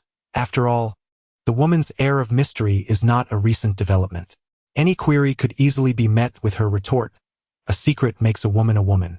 Since answers were unattainable, why bother asking? Grateful for the compliment, Vermouth approached Jin, who distanced himself with a hint of disdain. He extracted a slender cigarette, ignited it, and cast a glance out the window, where the sky loomed ominously, suggesting an imminent downpour. Accompany me for a moment. A task requires some equipment. When it comes to missions, Jin did not hesitate, fully aware that Vermouth's insistence was hardly for anything earnest. The mundane rituals of brushing teeth, washing his face, combing his hair, and changing clothes unfolded like those of an ordinary individual. Vermouth held a delicate lady's cigarette between her fingers, her beautifully arched eyebrows slightly raised, as she exhaled a perfect smoke ring. Observing Jin as he secured a black square box, roughly the size of an adult's palm, to his waist, he inserted the headphone jack into it, donned the headphones, and cloaked the entire ensemble beneath his dark coat, concealing both the box and the headphone wire. Bermud has always been intrigued by the purpose of that box, which has compelled Jin to carry it incessantly. The headphones, which seem to impair auditory perception, baffle Bermud as to why Jin chooses to don those seemingly ordinary black headphones throughout the day. She had inquired about it once, only to be met with vague responses, and thereafter refrained from further questioning. Matters Jin wished to keep private were impenetrable, impervious to both coercive interrogation and tender persuasion. Though it was said to be a shopping excursion for equipment, Jin's direct pursuit of clothing upon entering the store was hardly surprising. Bermud was aware that Jin's mission was somewhat obscure, merely understanding that it involved attending a certain banquet to engage with specific individuals. The details were not probed, for if Jin desired to share them, he could do so effortlessly. Yet what need was there for such revelations? Bermud held a stunning blue evening gown against herself, its ethereal design captivating her. The gown predominantly featured shades of blue, complemented by delicate white accents, with sheer fabric gently veiling her calves and back. Bermude's complexion was remarkably fair, not the unhealthy pallor that characterized Jin, but rather akin to the pristine snow of spring, tender as a newborn's skin. Her golden curls cascaded down her back, framing a long, alabaster neck. Her aquamarine eyes sparkled with mirth, and her lips curved into a heartwarming smile, exuding elegance and charm with every graceful movement. This woman, if unleashed, would undoubtedly be a formidable enchantress. Had anyone not noticed the captivated gazes of the female sales associates? Jin has developed an immunity to the allure exuded by vermouth, remaining unperturbed even when astonished. After all, he has witnessed this woman in her most enchanting state, when she appeared innocent and fragile, evoking an irresistible urge to dismantle her composure and witness her unguarded emotions. "Is it beautiful?" Vermouth inquired, leaning closer to Jin, her eyes sparkling with childlike innocence, seemingly eager for his appraisal. Jin replied coolly, causing the golden-haired woman to display a fleeting look of disappointment. With a forlorn glance at him, she retreated to the changing room. While Vermouth changed, Jin slipped away to a nearby tea shop and purchased a cup of lemonade. By the time he sauntered back, Vermouth was already waiting for him. "You didn't tea buy me one?" she lamented, her eyes filled with a sorrowful glint. "Aren't you on a diet?" Jin remarked, uninterested in Vermouth's ability to stage a dramatic scene all by herself. Vermouth raised an eyebrow, unceremoniously seizing Jin's drink and taking a few sips, leaving a crimson mark from her lipstick on the straw. "This isn't even milk tea." Jin stared at the lipstick stain for a moment before relinquishing any thought of reclaiming his drink. "No wonder you keep gaining weight," he quipped. Vermouth retorted, "What did you just say?" Her lips curled into a radiant smile, yet her gaze was sharp enough to cut. "Gaining weight? This emotionally oblivious fellow deserves to remain single for a lifetime. With such a lack of emotional intelligence, if he were to find a girlfriend, he should be able to get along famously with that woman." Sherry, sharply sensing the woman's impulsive urge to commit violence beside him, Jin nonchalantly averted his gaze, dismissing the matter entirely. Vermouth bit down on her straw, walking alongside Jin as they exited the mall. She intended to find another location to continue her endeavors. Just before leaving, she casually turned her head and spotted a familiar figure not far away. A fashionable woman with golden short hair, adorned with glasses, accompanied by an elderly man with graying hair. Locking eyes with Judy Stein across the street, Vermouth perceived the sudden blaze of fury igniting in those blue orbs. In response, she offered a radiant smile. Meanwhile, James, having sensed Judy's unusual demeanor, also caught sight of the woman across the road.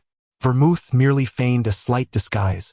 Those who knew her well could still recognize her, especially since Chris Wynyard was a renowned actress with a considerable fanbase. "Judy, do not act impulsively," James cautioned, fully aware of Judy's background. Chapter 47 Reunion with the FBI. "I understand. But why does that woman persistently follow Mr. Jean?" Judy suppressed her animosity. The FBI had investigated Jean, and he appeared to possess no attributes warranting the attention of the dark organization.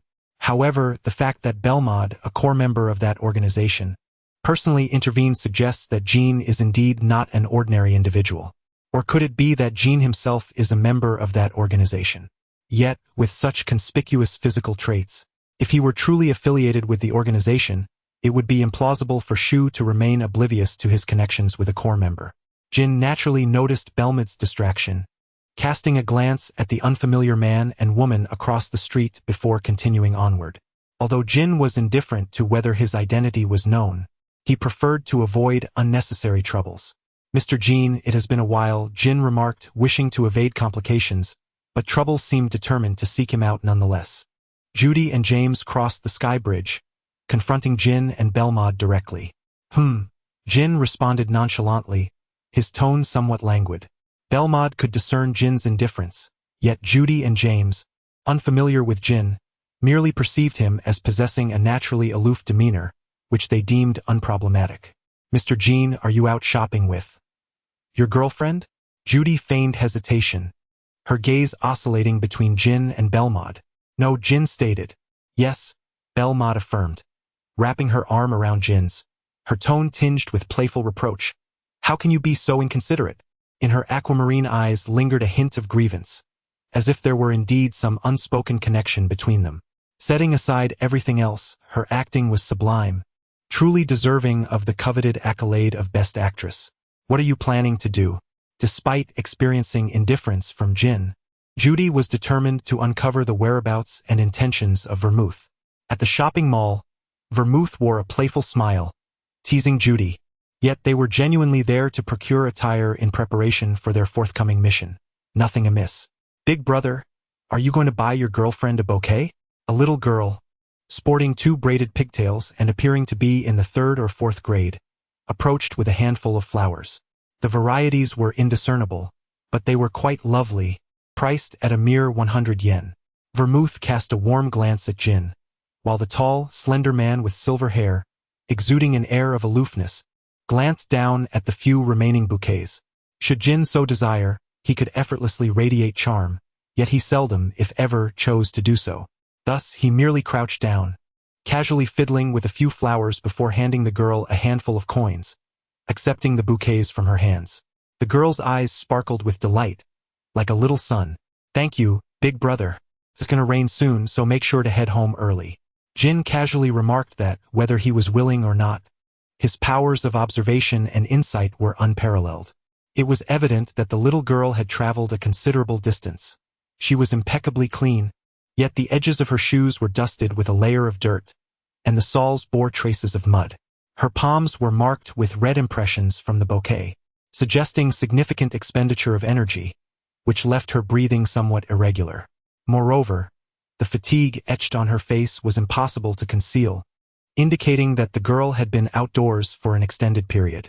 The flowers she carried were not those sold in a reputable florist. They were likely cultivated from her own garden. Most notably, there was a distinct floral fragrance about her, a scent that could only be acquired from prolonged exposure to an abundant array of blossoms. There was no significant floral market in the vicinity, implying that she must have come from elsewhere. As for the reason for her presence here, it could be due to the crowd, a matter of habit, or perhaps an intention to sell flowers while also procuring other items. Ultimately, these details were of little consequence. Such fundamental deductions were instantly apparent to Jin, akin to a high school student recognizing the error in 7746 without the need for conscious thought. He thrust the bouquet into Belmode's arms. "Could you not hand it to me gently?" Belmode exclaimed, caught off guard by the sudden floral assault, holding 6 bouquets with an expression of resignation. This individual would never learn to cherish delicate things. Jin typically found such remarks unworthy of response. "Is there something you need?" Shifting his gaze to the side, he noticed Judy and James, whose complex expressions locked onto him. The moment he looked their way, they swiftly concealed their inexplicable glances. Judy found herself at a loss for excuses to join Jin and Vermouth, especially since Jin evidently had no desire for idle chatter. Moreover, their unfamiliarity was palpable. Without the youthful detective boys to break the ice, the atmosphere would have turned icy in an instant. Even if Judy possessed the gift of gab, conversing with someone who hardly reciprocated would be futile, potentially jeopardizing any goodwill. Their slow progress in this regard stemmed from Jin's icy demeanor and aloof nature. As Jin and Vermouth vanished from view, James finally spoke up. "Is that him, Ken?"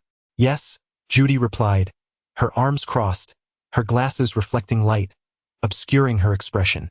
Her voice was steady and calm, a stark contrast to her earlier playful banter. Judy was certainly no naive fool. She was an elite agent of the FBI, and for reasons unknown, Vermouth had set her sights on him. "Is that so?" James mused, his words ambiguous. Being targeted by such an organization undoubtedly indicated he possessed remarkable qualities. Though Jin is perpetually clad in dark attire, it is indeed a challenge to perceive him as an embodiment of unmitigated malevolence. He exudes a strikingly contradictory aura, positioned at the intersection of light and shadow, half illuminated by the sun, half shrouded in darkness and bloodshed. Presently, Jin conceals his sinister nature beneath a facade of brightness, employing an air of aloofness and silence as a disguise to mask his cold-hearted ruthlessness. Shopping seems to be an inherent trait of women. Vermouth busies herself in the mall, trying on outfits, comparing, and trying again with boundless energy. Meanwhile, Jin, donning headphones and appearing as though he has just awoken, sits on a sofa within the store, his hat lowered to obscure his face, lost in thought, a bouquet he has just purchased resting on the table. He senses a familiar gaze before he registers it visually, without lifting his head. With arms crossed and eyes shut in contemplation, he remains oblivious to Vermouth, who, while in the fitting room, leans her head toward him. Even with his eyes closed, he can feel her piercing stare. The silver-haired man, displaying an impassive expression, gently pushes away the little head that intrudes upon his space. "You're not asleep," Black Zetsu remarks as he settles beside Jin, his short legs swinging in midair. After a brief silence, he tilts his body and rests his head on Jin's lap, gazing up at the strikingly handsome yet detached young man. Black Zetsu raises a hand slightly, his mouth opening and closing in silence, yet no sound escapes him. Jin finally opens his eyes, his aquamarine orbs calm and untroubled. He glances at Black Zetsu, then shifts his gaze to the bouquet before him, enveloped once more in silence. "Jin, I wish to go home." After an indeterminate passage of time, Jin, lost in his reverie, was abruptly roused by a faint sound. Fortunately, his hearing surpassed that of ordinary individuals. Otherwise, he would have been oblivious to such a subtle sound, one that could easily dissipate with the slightest breeze. Jin paused for a moment and glanced down at the boy, Akai Silver, who lay upon his lap, fixated on the coat rack. Although he had both parents, he found himself residing with others. Yes, Professor Agasa was indeed kind, yet he was not a substitute for one's own parents. Despite Akai Silver's mental maturity surpassing that of a typical child of 7 or 8, his physiological state remained unchanged. He turned away from Jin, facing the bouquet on the table, yearning for home. Jin, having navigated life independently since childhood, struggled to grasp the depth of Silver's solitude. His own experiences with his parents were shallow. When they were alive, he often found himself staring at the ceiling of a hospital or drifting in and out of consciousness. After their absence, his existence was fraught with peril, marked by survival amidst chaos and darkness. The inability to empathize stemmed from a lack of experience. However, understanding was not entirely beyond his reach, having witnessed much in life. "I'm not preventing you from returning," Jin remarked, his emotions generally subdued yet acutely aware of the fluctuations in others' feelings. "Really?" Akai Silver perked up instantly, his characteristic tuft of hair standing on end.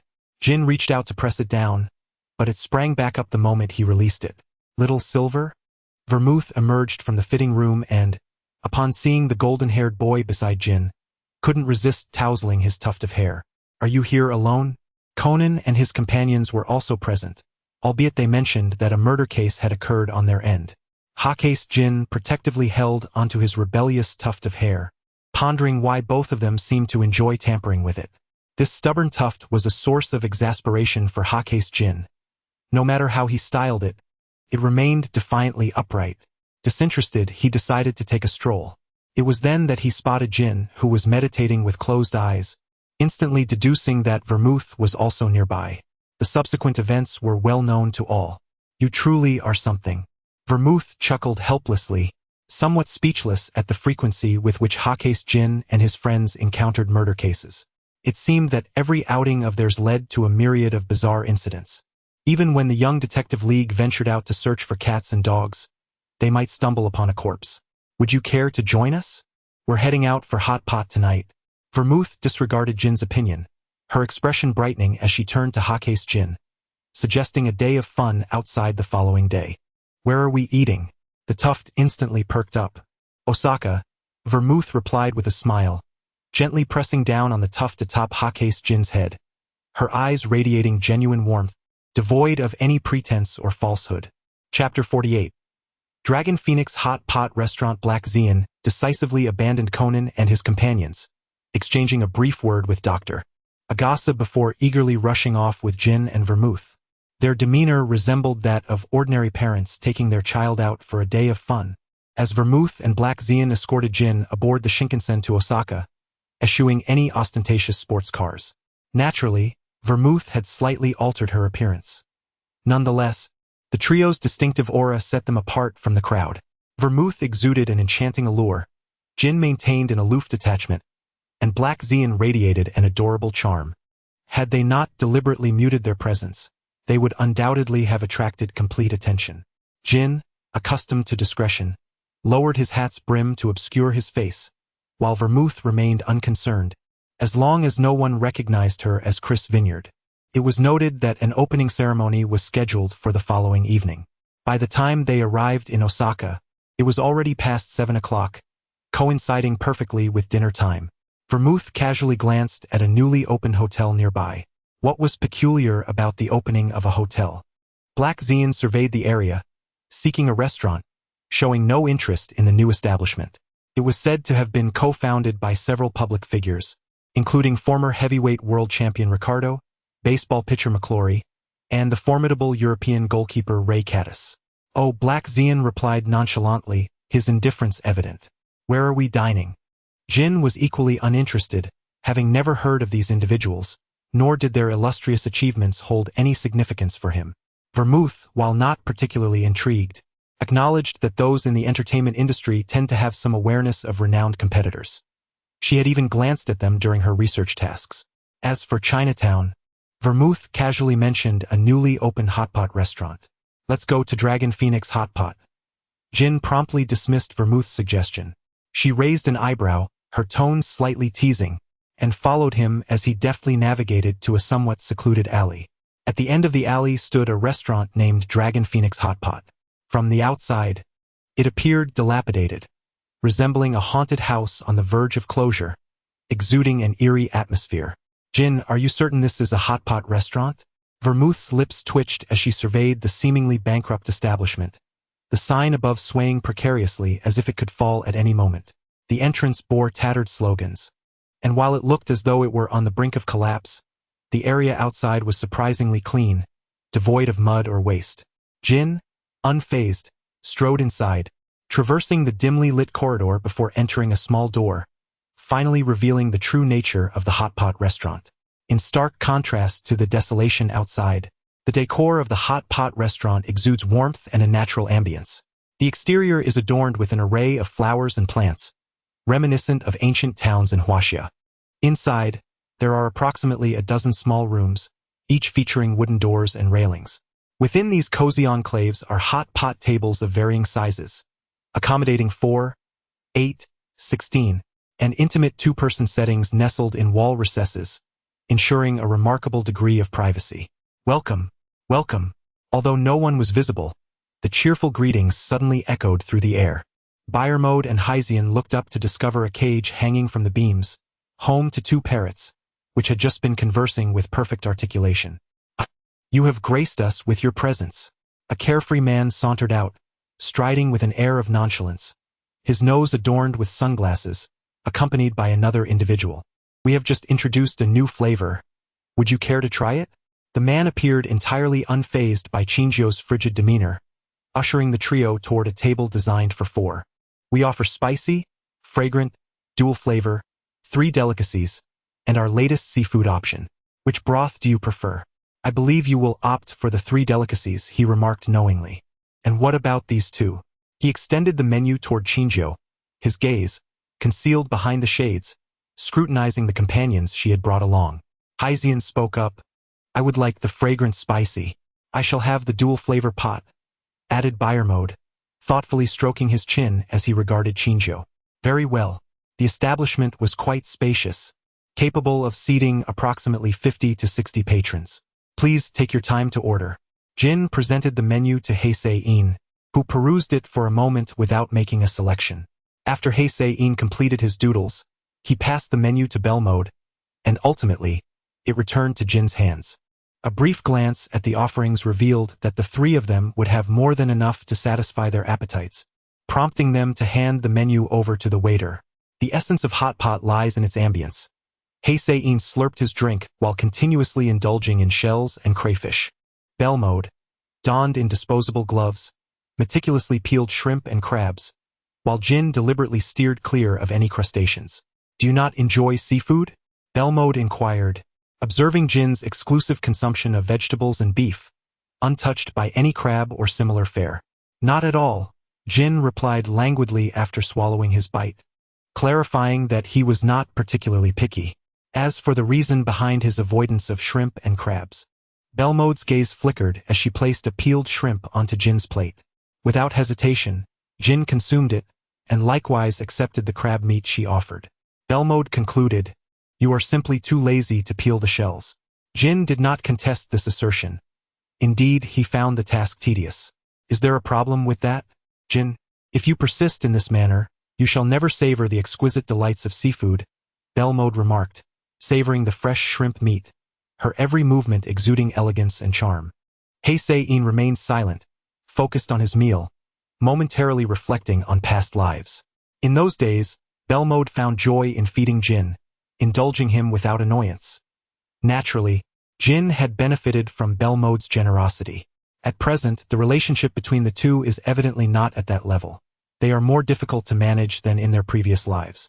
One is composed and indifferent, while the other is alluring yet dispassionate. Jin approaches everyone with a similar demeanor, distant, polite, cold, and proud. Meanwhile, Vermouth navigates through the throngs like a solitary wolf, a cunning fox, thriving in the dark jungle where only the strong survive. In contrast to Haizo's greedy glance at what is on the table and what is yet to come, Jin savors his meal with deliberate calmness, leisurely preparing the beef tripe, dipping it in sauce, allowing it to cool slightly before placing it in his mouth. Dining on hot pot is not something that can be rushed. After satisfying himself to a point of fullness, Haizo finally engages in casual conversation with Vermouth while unhurriedly finishing the remaining dishes. The ingredients here are exceptionally fresh, with fruits cultivated by the owner himself. Although the portions are modest, they are commendable for their organic quality. "Jin, do you know the owner here?"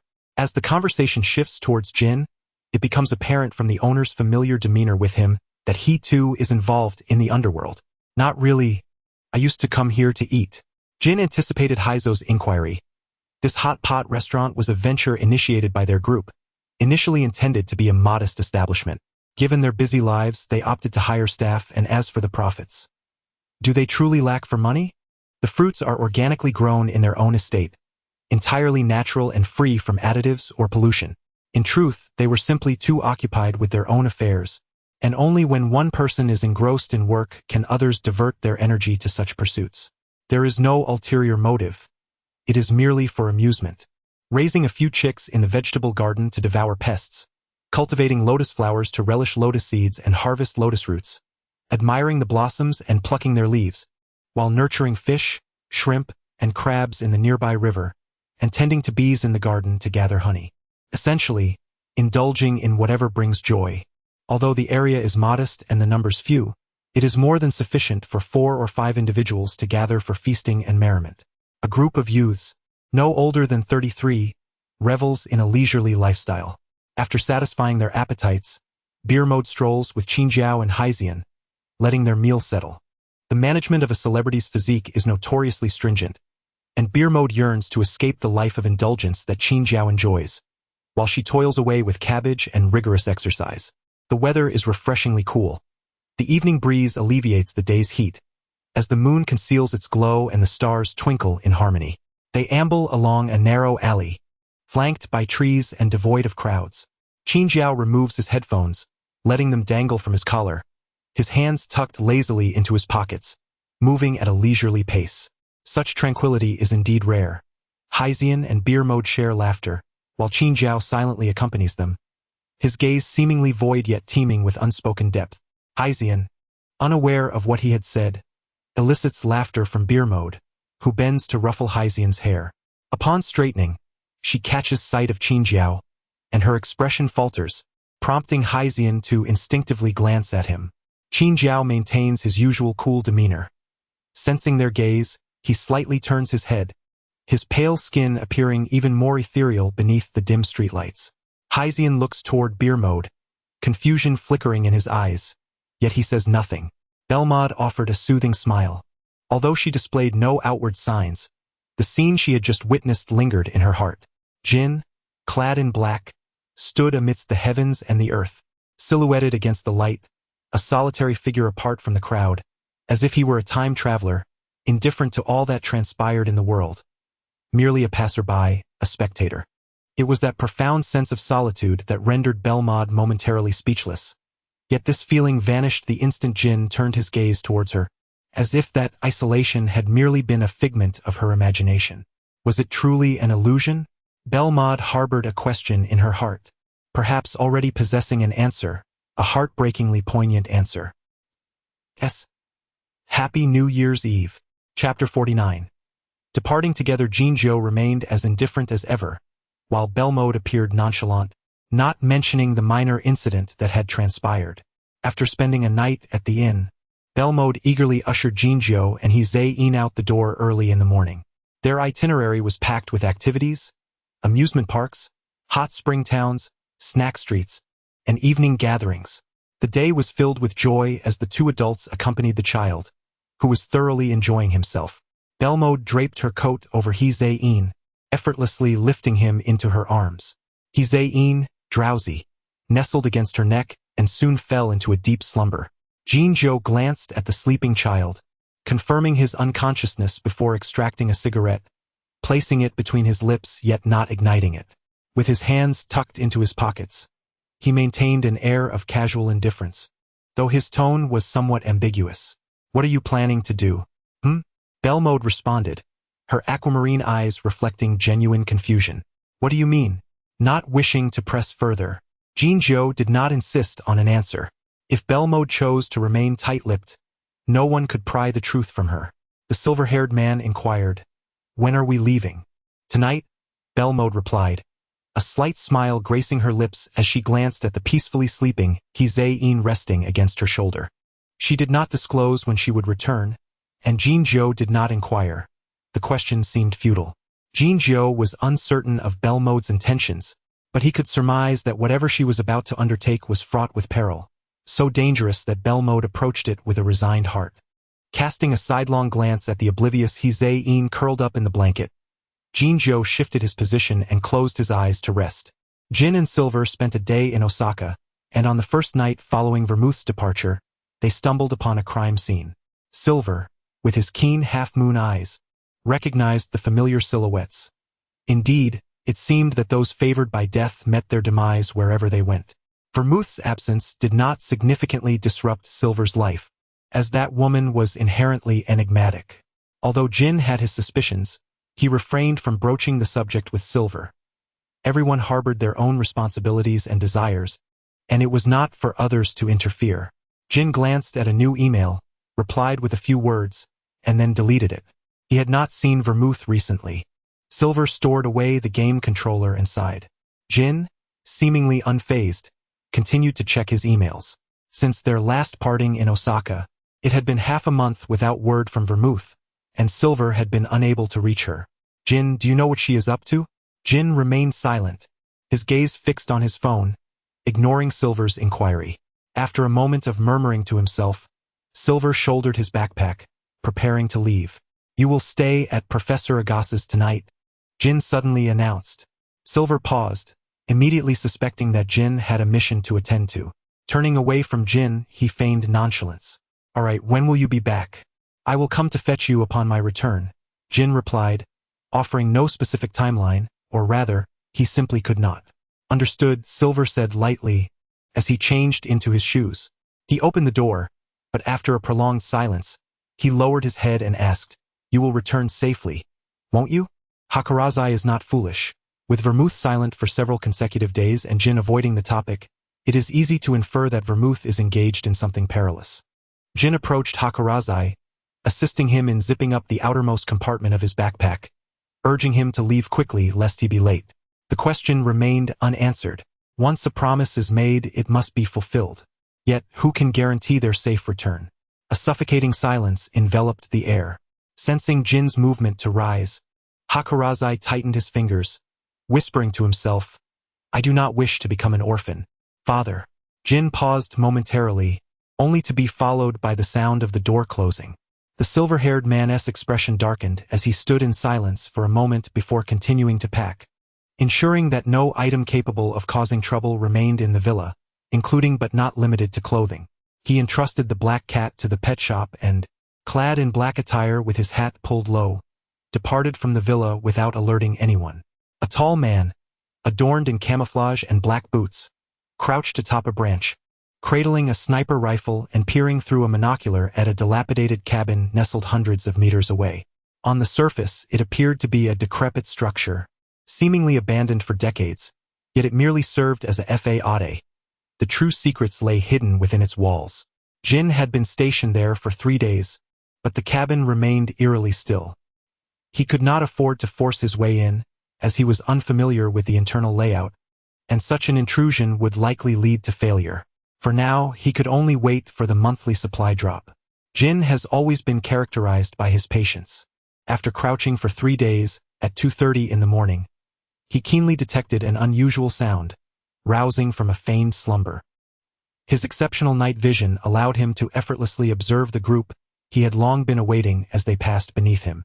With a subtle movement of his fingertips, he hurled an inconspicuous little object into one person's hair, then resumed his stillness. The jungle fell silent once more, or perhaps it had always been so. Leaning against the tree trunk, Jin wore headphones, not the pair he usually donned, although they were also black. This time, they were wireless. During such missions, he never wore wired headphones that could hinder his auditory range. The night sky was unusually dark, devoid of any stars. In the jungle, the camouflage provided greater concealment, and Jin tucked his radiant silver hair beneath a layer of dark locks, remaining motionless against the trunk, attentive to the sounds emanating from his headphones, which yielded no noise whatsoever, not even the sound of footsteps. The base within the vine-covered structure seemed to be constructed from some sound-absorbing material, entirely muffling even the slightest movements. Over an hour passed, yet the headphones remained silent. The listening device was rendered useless. Jin donned a pair of black sunglasses, pressing a button on the temple, which allowed him to clearly view a positional map reflected on the lenses. The group he had observed was approximately 100 meters away. An hour to traverse just over 100 meters? As if propelled by an unseen force, Jin leaped from one tree to another, stealthily advancing toward the group below, his movements silent as he deftly maneuvered along the trunks. Coming to a halt on a branch, he gazed into the abyss of the chasm before him, reactivating his tracking device. The location was unmistakably correct. Could it be at the chasm's base? This precipice was not merely a barren cliff. Rather, it was adorned with a plethora of vegetation. Retrieving his sunglasses, Jin descended from the tree and began to scale the cliff face, unencumbered by safety measures. While safety ropes could offer protection, the risk of detection from above loomed large. Gripping the protruding stones, he carefully descended, the enveloping darkness providing an opportune cover for his infiltration, despite the inherent dangers. After descending approximately 100 to 200 meters, his exceptional night vision detected an anomaly. He paused his descent and cautiously shifted to the side, revealing a darkened opening before him, about half a person's height and 2 persons wide. It was clearly a naturally formed cave, artfully concealed among the foliage. Once more donning his sunglasses, Jin realized he had arrived at the location of the group. Nevertheless, the device only provided a 2-dimensional map, leaving the exact depth of their position uncertain. He could only speculate based on the signal's intensity, which had grown notably strong upon his arrival. Concealing a dagger within his palm, Jin bent low and entered through the narrow opening. The passage was constricted at first but widened as he ventured deeper, revealing traces of human presence within. Gazing at the earthen barrier before him, Jin mused that it was a cul-de-sac. The tunnel led directly to this point with no diverging paths. He probed the soil with his fingers, then with his dagger, his brow slightly arching in contemplation. Could it be excavated? 3 hours elapsed. Jin surveyed the small aperture, barely passable. Though traversable, it was only about the size of an average person's head. He was grateful for his ability to contort his body. Otherwise, this task would have stretched into an eternity. The pile of earth appeared to have been placed there from the other side, an obstruction. The outermost layer was soil, transitioning to a mixture of cement and earth deeper in. He mused that he should consider himself fortunate it wasn't reinforced with diamond or concrete. After maneuvering through the opening, Jin brushed the dirt from his person, adjusted his gear, and proceeded. It wasn't long before he reached a technologically advanced door. Fixating on the keypad beside the entrance, Jin retrieved a small laptop and connected it to the door system. His fingers danced across the keyboard, and moments later, the door slid open. Jin slipped inside. Beyond the door lay what appeared to be a base, roughly the size of a soccer field. Activating his tracking system, he noted that the signal had moved. Jin surveyed his surroundings, heightened his vigilance, and advanced stealthily. The silence here was unnerving. A vast underground base constructed of white metal stretched before him. One could only imagine how long it had taken to excavate this place. The pervasive whiteness made Jin's camouflage all the more conspicuous. Suddenly, a door ahead opened, and Jin swiftly took cover, observing 3 figures as they passed by. Dressed in pristine white coats, 2 men and a woman clearly regarded the latter as their leader. Their faces bore an expression of cold indifference, not akin to the nuanced apathy of a seasoned observer who has witnessed the myriad facets of humanity, but rather an eerie, robotic detachment, each step measured with precision. The woman at the forefront cradled a stack of documents in her left arm, and as the protagonist scrutinized the densely packed data, it became evident that the trio traversed a path devoid of any concealment. Should he choose to follow, their gaze would inevitably catch him. Once the 3 departed, he descended silently from his elevated position, donning his sunglasses anew. The signals from the earlier group had vanished, indicating their departure from the vicinity. Chapter 50. Underground tracking. Instead of pursuing the 3 individuals, Jin directly made his way towards the location where the previous group had lingered for an extended period. The entrance to this area was equipped with sensor-activated doors that opened automatically upon detection of movement. Jin gazed silently at the conveyor belts before him, where an array of ingredients was placed, meticulously prepared into meals deemed most nutritionally beneficial for human consumption, subsequently dispatched to an unknown destination. This vividly illustrated the notion that dining was merely a means of survival. Casually, Jin affixed a locator device onto the conveyor belt. It appeared that there were approximately 200 to 300 meals here, yet Jin failed to perceive the presence of so many individuals in this space. The locator device thoughtfully revealed potential pathways where people might be. After all, the meals were intended for human consumption, tailored to the specific dietary needs of different individuals, maintaining the human body at an optimal nutritional level. Suddenly, Jin came to a halt. He had encountered a similar scenario before, recalling the unsettling memories from when they participated in that experiment, where they were treated akin to laboratory mice. With a sense of discomfort, Jin touched his leg and exited the room, following the direction indicated by the locator. Unsurprisingly, he discovered a series of partitioned small rooms, reminiscent of an animal enclosure in a zoo, where each person had their own private quarters, and the food on the conveyor belt would be automatically dispensed into their respective rooms. Jin silently observed the entire scene, which one might refer to as a laboratory. Upon entering through the main door, he found himself in another chamber that appeared to serve as a staff lounge. However, it bore little distinction from the smaller rooms, merely a bed, suggesting that aside from sleeping, the personnel likely occupied themselves elsewhere, such as in the laboratory. As he sensed the approach of others, Jin discreetly slipped aside.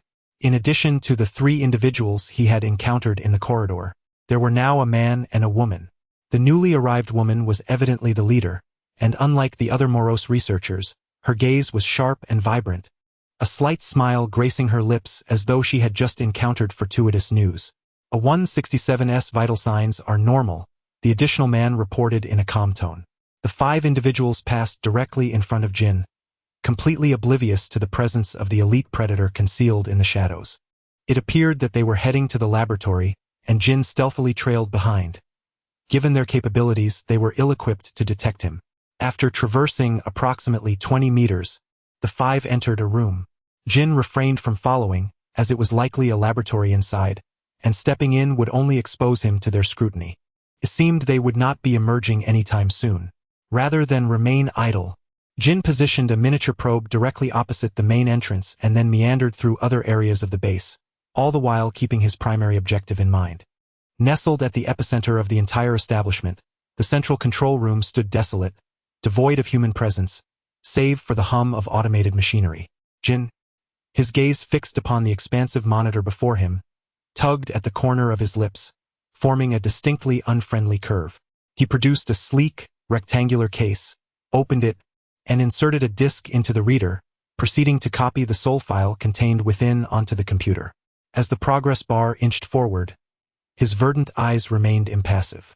Suddenly, the base was pierced by the strident blare of alarms, yet Jin remained unfazed, his focus unwavering until the progress bar reached its zenith.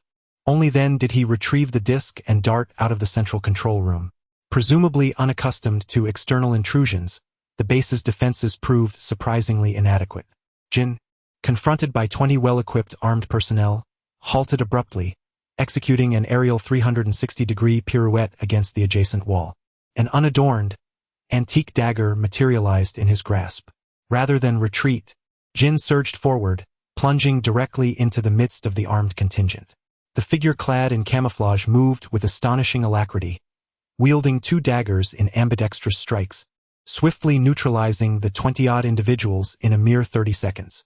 This, however, was merely a prelude, for a clandestine base of this magnitude undoubtedly possessed more substantial defensive measures.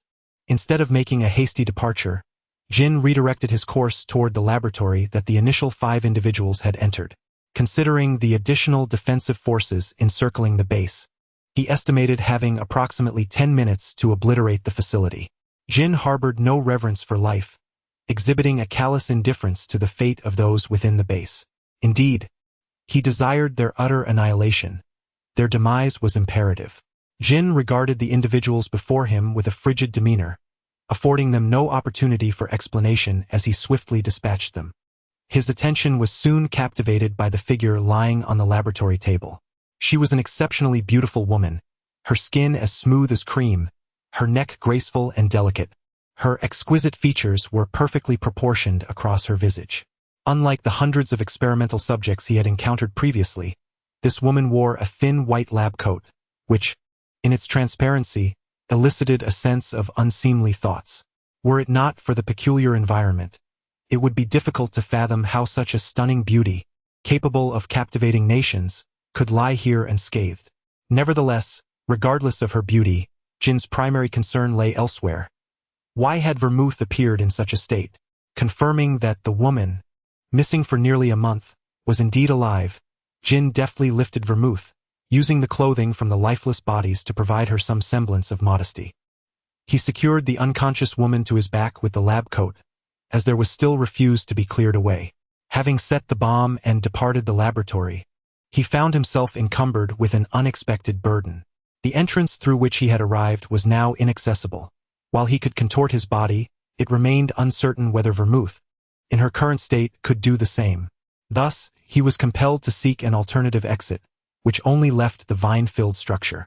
With the base's alarm system blaring, it was certain that armed personnel would soon converge there. The weight on his shoulder was substantial, yet carrying a person did not impede Jin's pace. It was merely a matter of burden running, a triviality.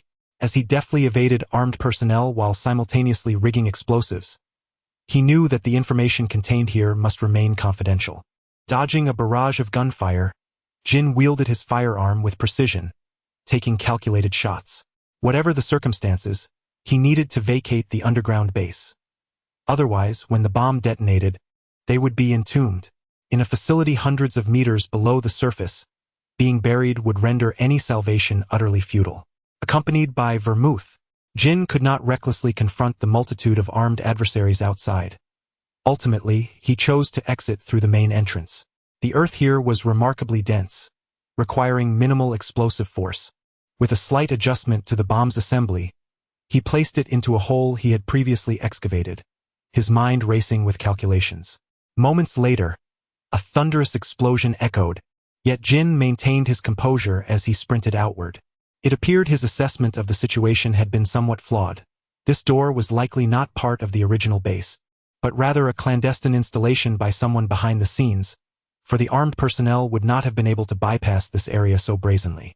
This was fortuitous, as he had no desire to engage in protracted conflict with them.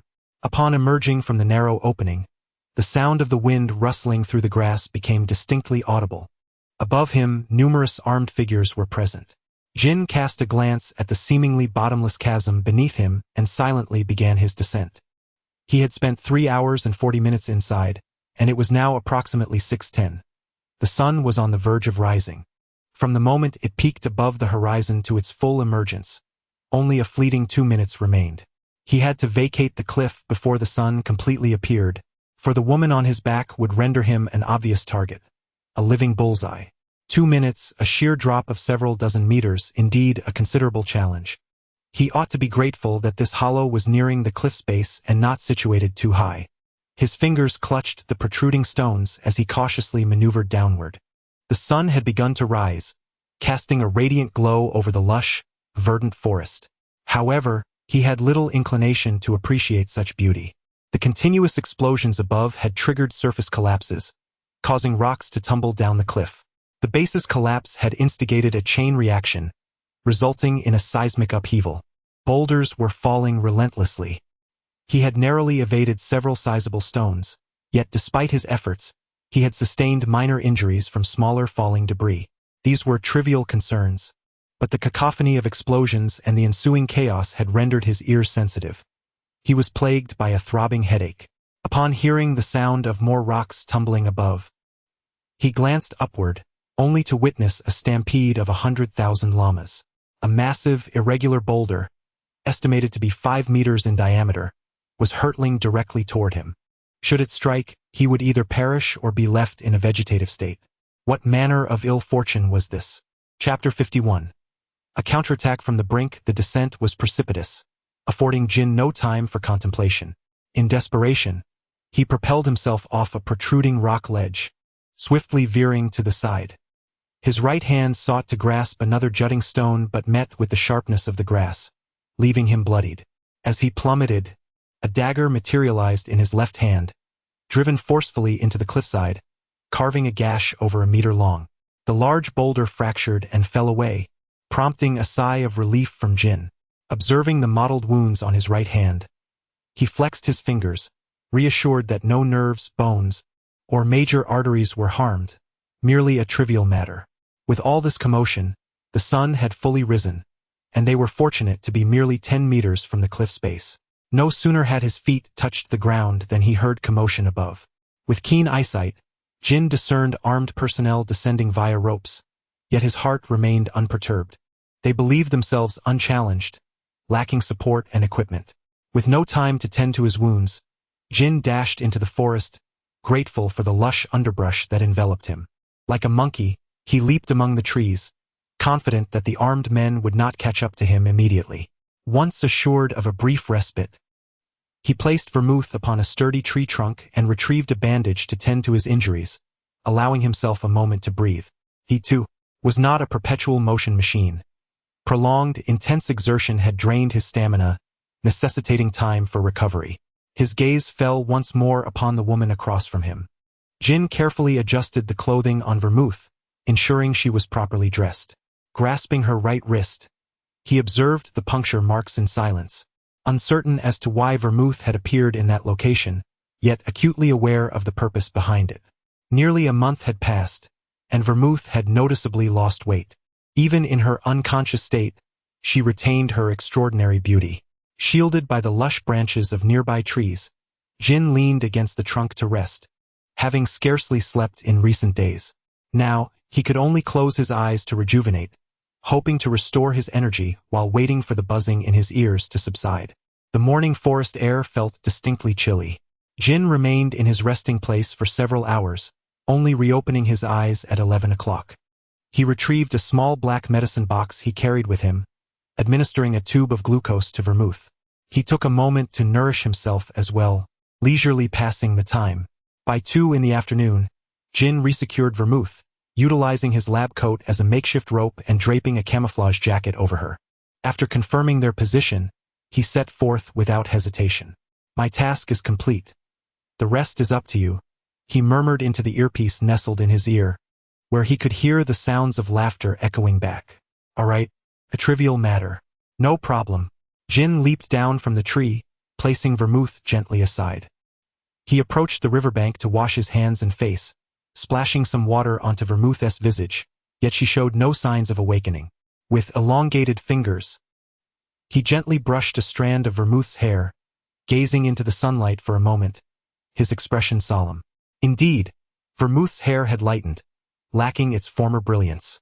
However, to those unfamiliar with her, the change was hardly discernible, leaving one to ponder how she might appear in the future. He hoisted Vermouth onto his back and traversed the forest, arriving at the inn he had reserved prior to their journey. Unforeseen circumstances had left him unprepared with clothing for Vermouth, necessitating an impromptu shopping excursion for attire.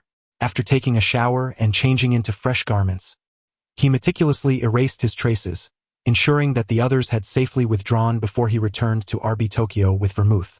At this juncture, it had been precisely over a month since Vermouth's disappearance, and he had been away for half that time.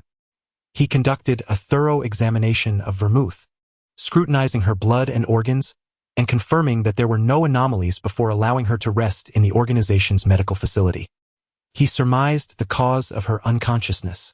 Her body had yet to fully acclimate to the administered drug, but he believed she would recover with time. His certainty stemmed from the blood analysis, revealing that the substance injected into Vermouth was a modified version of the drug they had once been subjected to. While it undoubtedly bore some risks, it also held numerous benefits, provided she could endure the ordeal. Belmont awoke on the third day of her confinement in the organization's infirmary. As the awareness gradually returned to her, the golden-haired woman's gaze shifted slightly, revealing a shadowy figure clad in black, standing with its back to her by the window. She then noticed the foredrip attached to her hand, and it took a considerable amount of time before she fully regained control over her body. "How do you feel?" Jin, fully aware of Belmod's awakening, refrained from speaking until she had regained her autonomy. "Thirsty." Her voice was so hoarse that she could barely recognize it herself. Jin cast a glance in her direction, then filled a glass with water from a nearby dispenser and held it to her lips. "How did I end up here?" Belmont queried, her strength gradually returning. She recalled being rendered unconscious, followed by the sensation of something being injected into her body, leading to a state of persistent disorientation, as if her very blood were aflame with agony, all the while rendering her powerless to resist. Jin stole a glance at her but offered no response. After all, the organization's members were unaware that Belmont had been delivered by him, allowing her to speculate freely.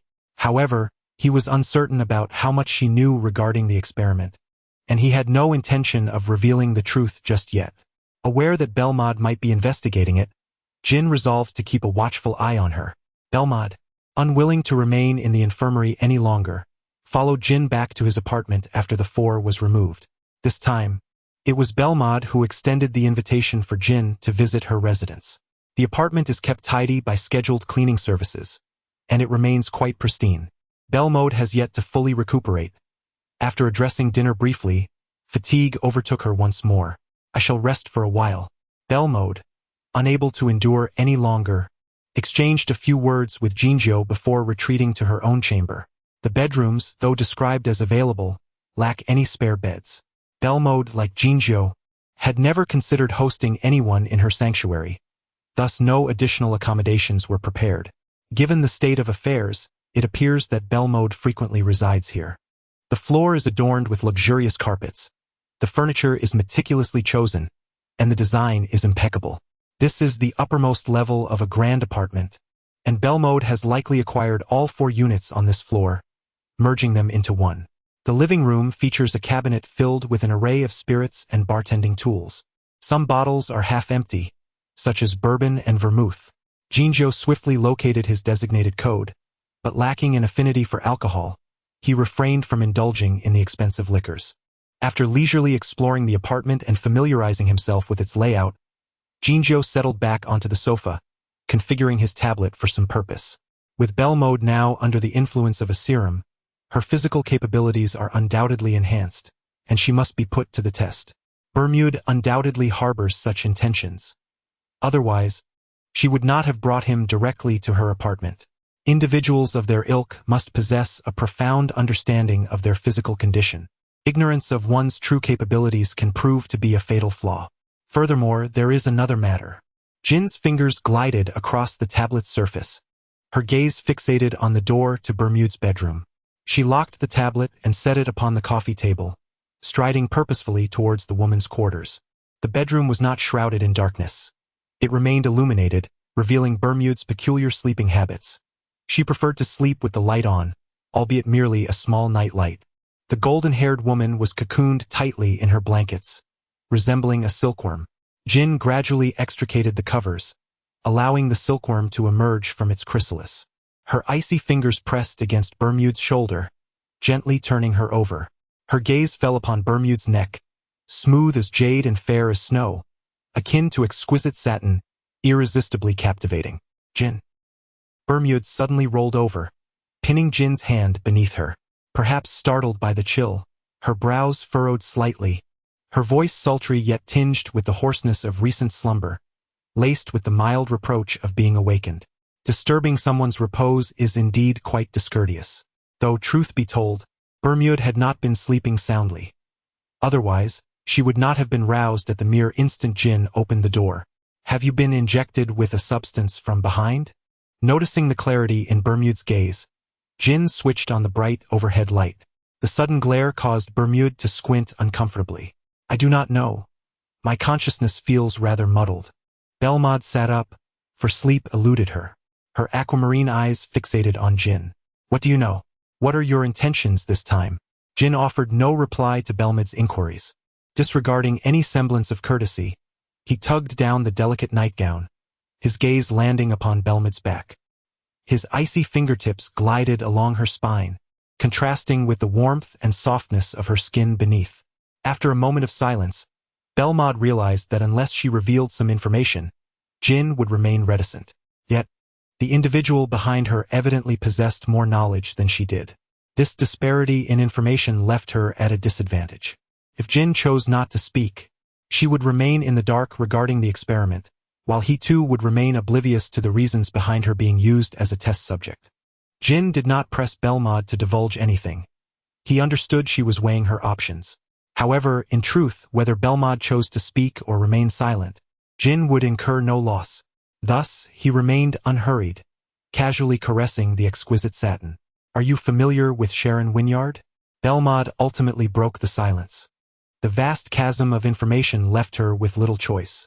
While she could indeed remain silent, such a stance would yield her no advantage. Engaging in a modicum of information exchange with Jin proved far more beneficial. Chapter 52. Untold Stories. The Oscar-winning actress, Chris Wynyard, was nominally the mother of the former Vermouth.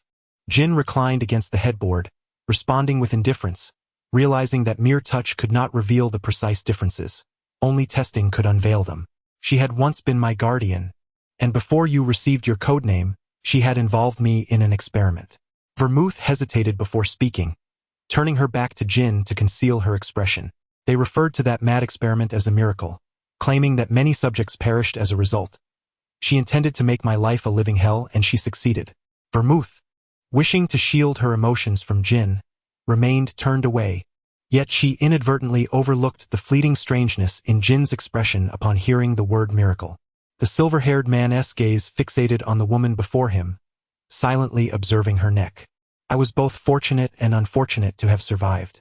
Vermouth's tone was remarkably calm, as if the one who had endured the experiment were not her, as if the one who had suffered beyond despair were someone else entirely.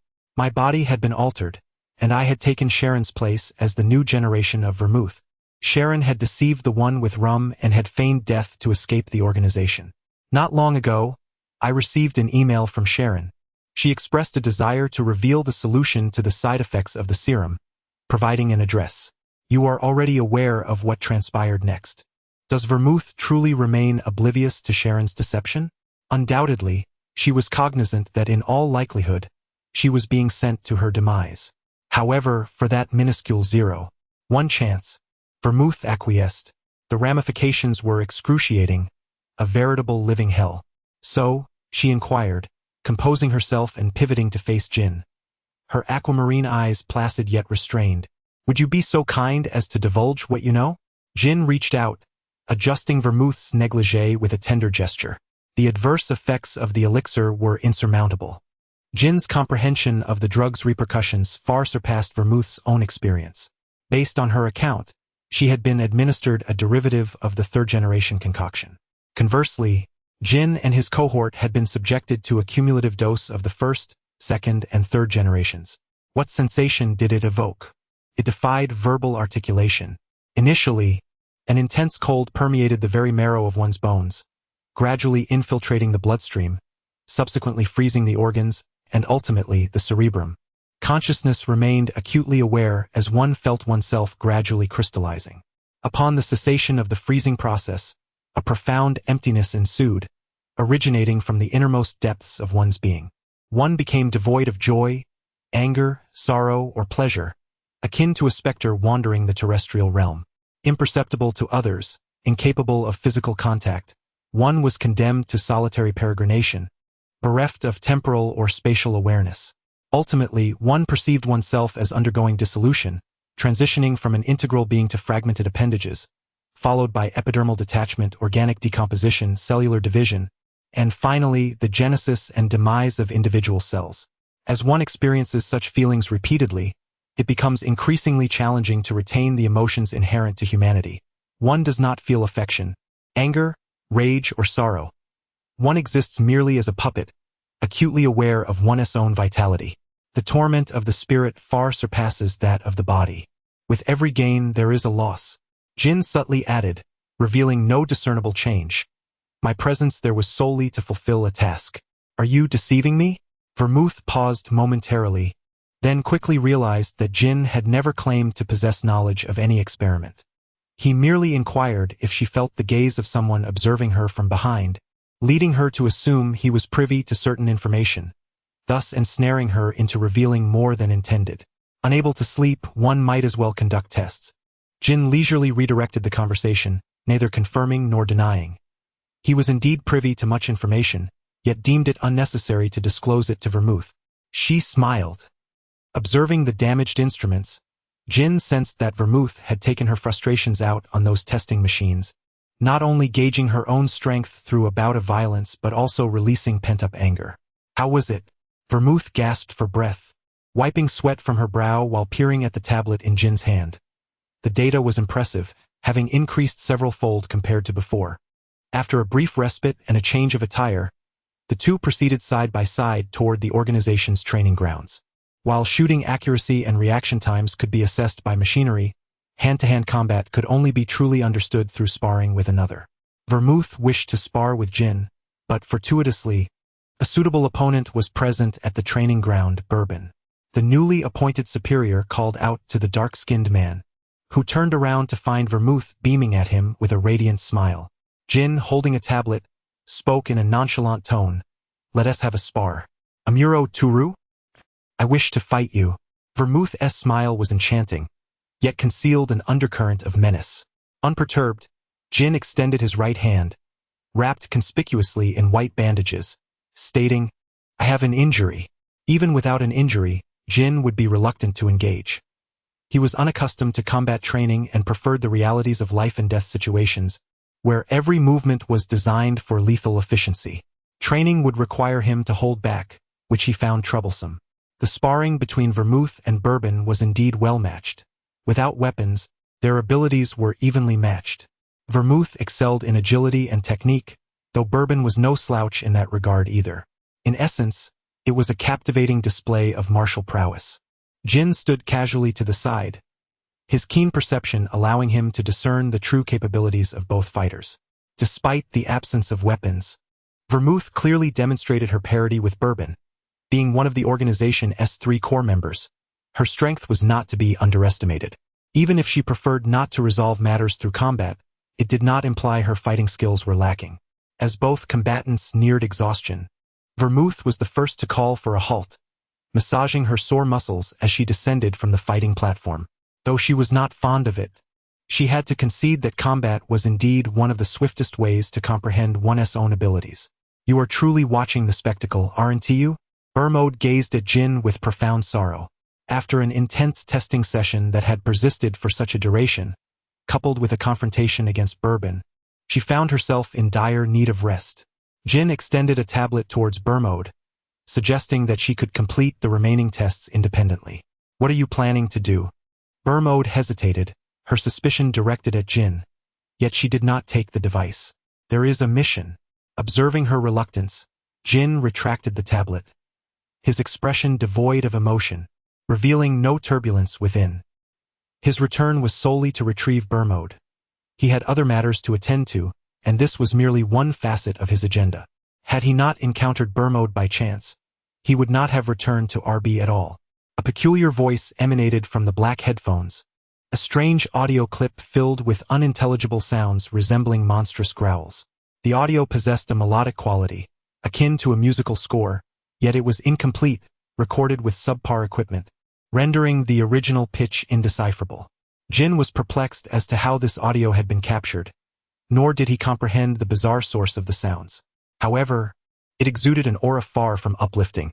That audio resonated like demons from the depths of hell, howling, tempting, struggling, and despairing, amalgamating into an extraordinarily complex emotion. Kill has news. Bourbon spoke after waiting for the two core members to conclude their exchange. There was an accident near Noyashi Town. Burmode, you are to verify the information.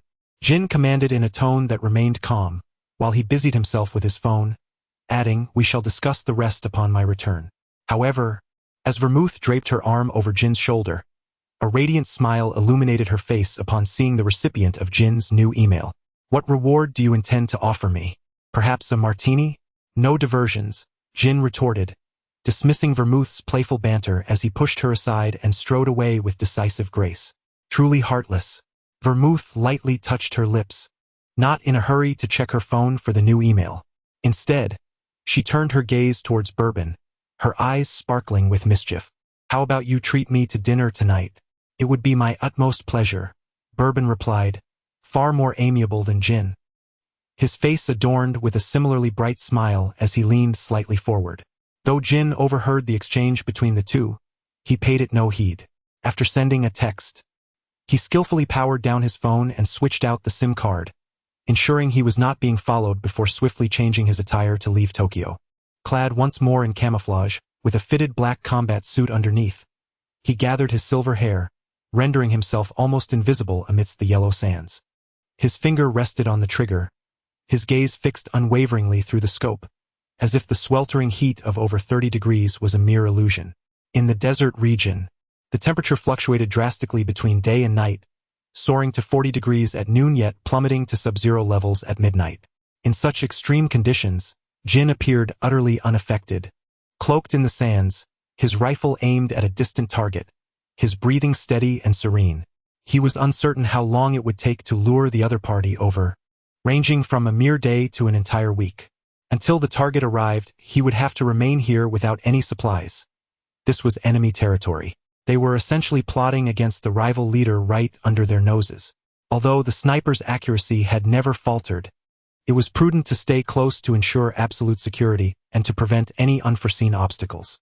It was easier to evade capture when the adversary was disorganized. Even with their disguises, caution was paramount to avoid any mishaps.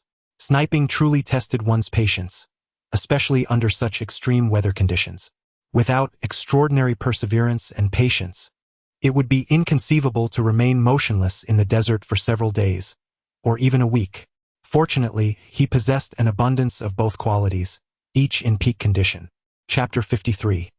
The Sea of Death. The desert is enveloped in a profound silence, where the majority of its fauna emerge only under the veil of night, retreating to their burrows for slumber during the daylight hours, save for the whispers of shifting sands stirred by the wind.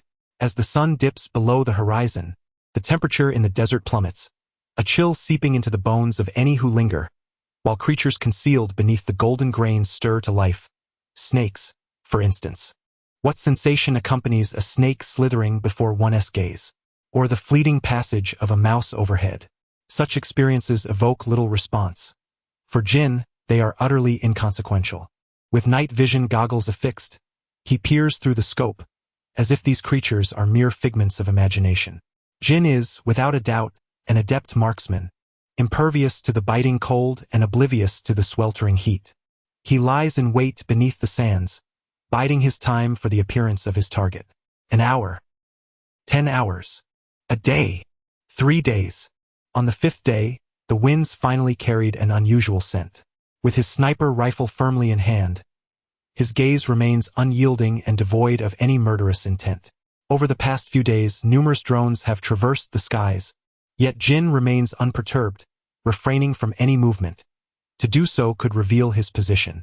Fortunately, This is not Jin's first encounter with such circumstances.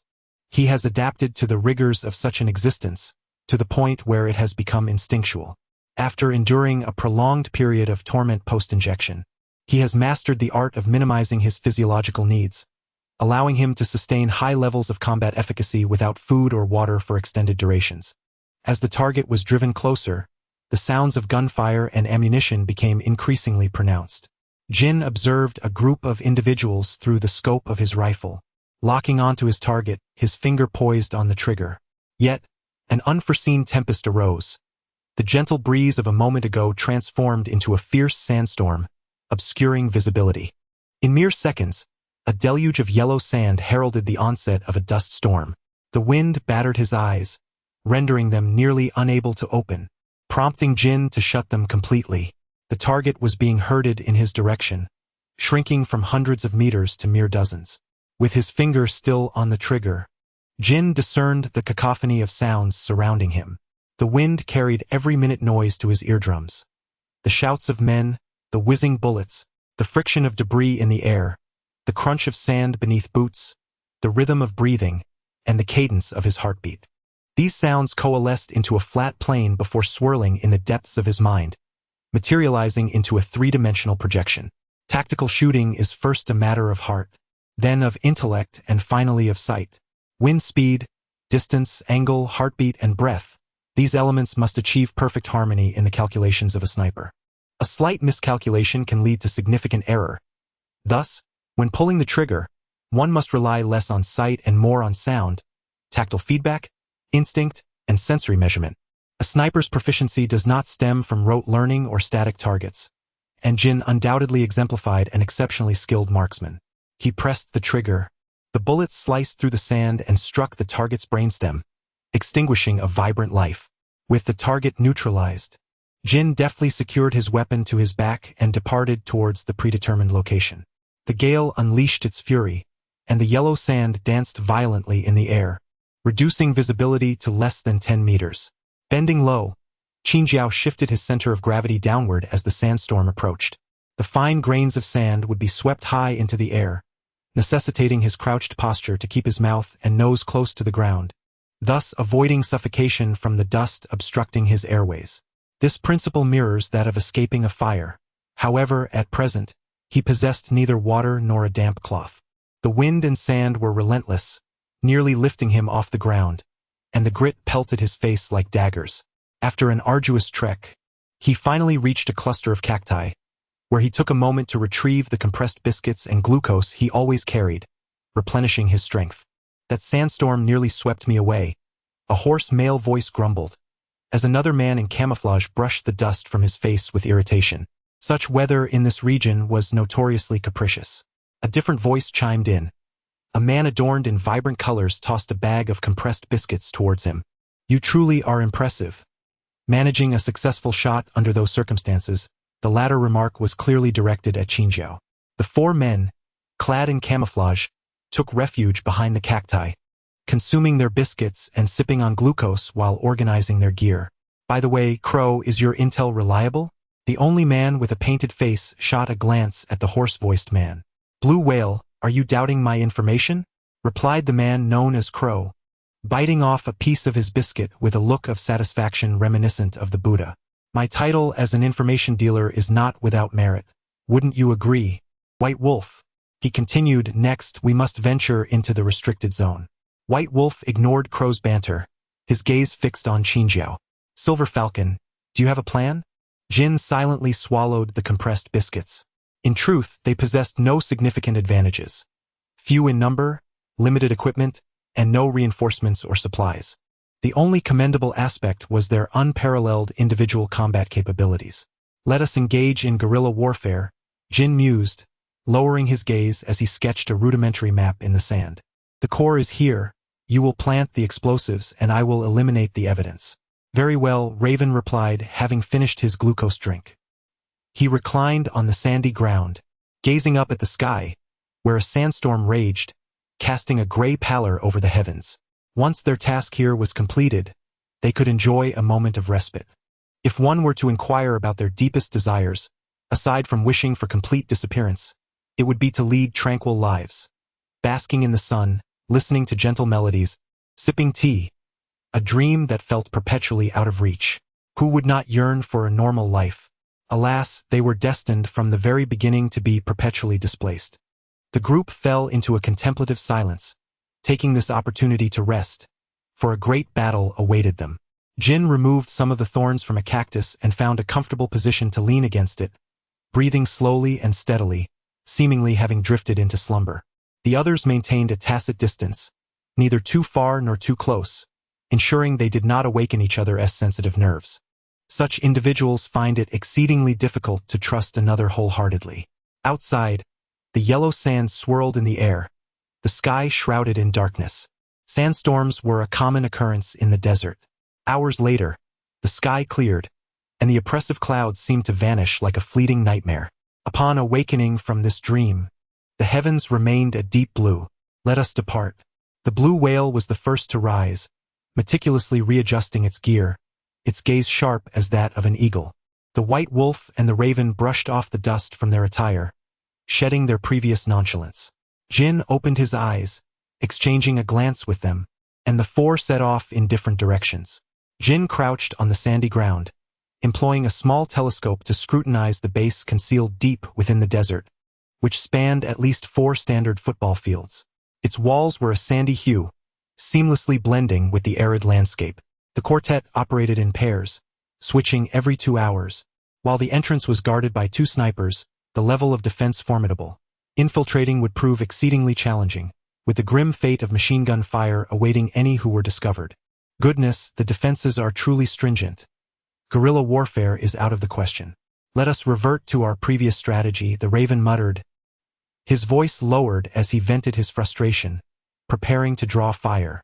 Shortly thereafter, an explosion erupted, and the base was instantly engulfed in alarms, with the raven single-handedly orchestrating a storm of bullets. Seizing the opportunity amid the ensuing chaos, the remaining trio infiltrated the base. Jin stealthily approached an individual, swiftly dispatching him and quickly donning his attire, making his way deeper into the facility. The raven's lone act of drawing fire was undoubtedly taxing. The enemy could not be amidst a barrage of profanity flooding the comms. Crow and his cohort diverted the brunt of the assault, enabling Jin to infiltrate the base's central control room unimpeded. There, he implanted the virus, obliterated the hard drives, and initiated their extraction. Although succinctly described, the data's obliteration immediately plunged the base into a state of maximum alert, unleashing a torrent of firepower that compelled Jin and his team to retreat into the most perilous region of the desert, the Sea of Death. They had anticipated this eventuality. This forbidden zone, fraught with mortal danger, deterred most from venturing within. Here, nature reigned as the most merciless executioner. The capricious weather patterns could shift from serene skies to violent sandstorms in an instant. Quicksand lurked beneath the surface, while venomous serpents lay concealed underground. The perils posed by nature were immeasurable and ever-present. They found themselves caught between Scylla and Charybdis, with peril ahead and behind. Jin, cradling his sniper rifle, sought cover behind a dune, his sights trained on the pursuing desperados. Their bodies were undoubtedly shielded by ballistic vests, their heads protected by helmets. Thus, his only recourse was to target the narrow region between their eyes and slightly above, aiming to strike the brainstem, a wound from which there would be no recovery. As an aside, Jin's marksmanship in controlled bursts was also exceedingly formidable. From a distance of over 200 meters, errors are improbable. Although Jin's reaction was swift, the adversaries retaliated after the initial casualties. While uttering profanities and seeking shelter, they issued commands. The sniper's position was compromised with the first shot, enabling the opposition to pinpoint the blind spots. Jin deemed it imprudent to linger, particularly upon witnessing the deployment of a rocket launcher. Confronted with such ordnance, retreat was the only rational course. The sound of projectiles hurtling through the air elicited a grimace from Jin. The opposition, resorting to superior weaponry, was utterly unscrupulous. The sensation of rockets detonating in close proximity was profoundly unpleasant. Only Jin's inherent discipline prevented a torrent of invective. The adversaries, intent on eliminating the intruders who had jeopardized their years of endeavor, unleashed a barrage of ordnance, transforming the desert into a maelstrom of smoke and fire. Chapter 54. A sky ablaze with flames. Do they not require any payment to manufacture bombs? The airwaves are inundated with expletives, suggesting that everyone shares the same plight, relentlessly pursued by artillery fire. The ability to curse indicates that their situation has not reached its nadir. Fortunately, these projectiles lack a targeting system. Otherwise, they would have been reduced to ashes long ago. Nonetheless, the incessant explosions inflict considerable suffering upon Chinjo, his ears ringing with a persistent drone. It is often said that the weather in desert wastelands is capricious, and indeed, the sandstorms have returned, obscuring visibility. Never before has he felt such gratitude for a sandstorm. The threat of artillery has dissipated, yet the trials posed by nature are only just beginning. The sandstorms in the wasteland are more ferocious than those outside, with visibility plummeting to less than a meter. If they cannot swiftly locate shelter from the swirling sands, they risk being swept into the sky or buried beneath the yellow dunes, the former being the more likely outcome. With every effort made to lower their center of gravity, eyes become the least useful of faculties in a sandstorm, for nothing can be seen, not even the shadows of those nearby. Sand whirls everywhere, and the fine grains begin to hinder their breathing. Chinjo has now lost both sight and sound. In such conditions, these senses are of little utility. Instead, survival hinges upon experience and sheer luck. Yes, luck. After all, in such an expansive desert, no one knows how far the nearest shelter lies or whether they can endure the journey to reach it. The prowess of Jin is undeniable, as is his fortune. Otherwise, he would not have survived until now. One might say that individuals like him, who have endured, possess an irrefutable strength, and have been favored by the goddess of luck. Taking refuge behind a colossal boulder, Jin finally found the breath to pause, for just moments ago, he was nearly engulfed by the swirling sands. As for the other three, the ferocity of the sandstorm severely disrupted communication, and he was entirely unaware of their current predicaments. However, those individuals are not easily defeated. As long as they can find shelter, the probability of survival is a staggering 90%. If they fail to locate any cover, well, such is fate. Life and death are dictated by destiny, and in such extreme conditions, one cannot afford to concern oneself with others when survival is paramount. Let it not be said that they are devoid of compassion. They are acutely aware of their own natures. After all, who has reached this point without a heart of ice? Upon finding shelter, the remaining task is to engage in a silent struggle against the forces of nature. For the duration of the sandstorm remains uncertain. Should such a tempest persist for an entire month, the prospect of any of them escaping alive would be bleak.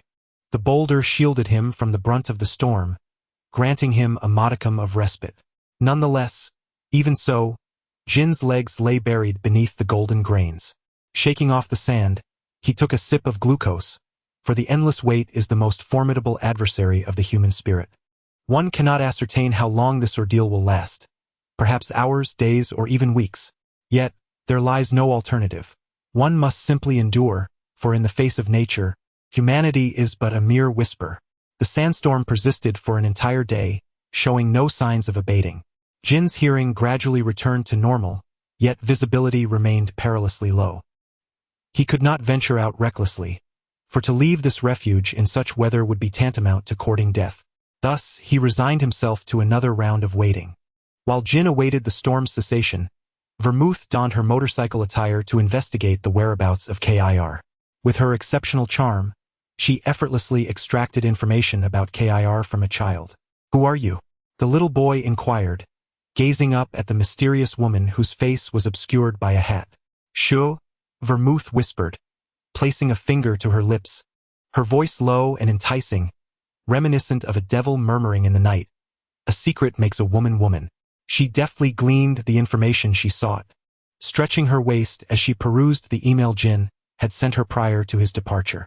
"Let the peripheral members infiltrate and investigate." Jin, did you anticipate KIR's predicament when you issued such an order? Knowing that KIR had been in an accident, it was only natural to pursue an inquiry into which hospital he was taken. The rest could await Jin's return. Nevertheless, one must ponder. Where has that fellow vanished to? He seems to enjoy disappearing every now and then. There was also that experiment. Jinzhou claimed she would undertake a mission, yet she subtly inquired about it with that individual who did not assign any tasks to her. This implies that Jinzhou ventured there of her own accord. Thus she must possess some knowledge of that place, specifically the experiment known as Miracle. Belmod also became aware of changes within her own body. Aside from her hair lightening, her emotions seemed to have dulled considerably.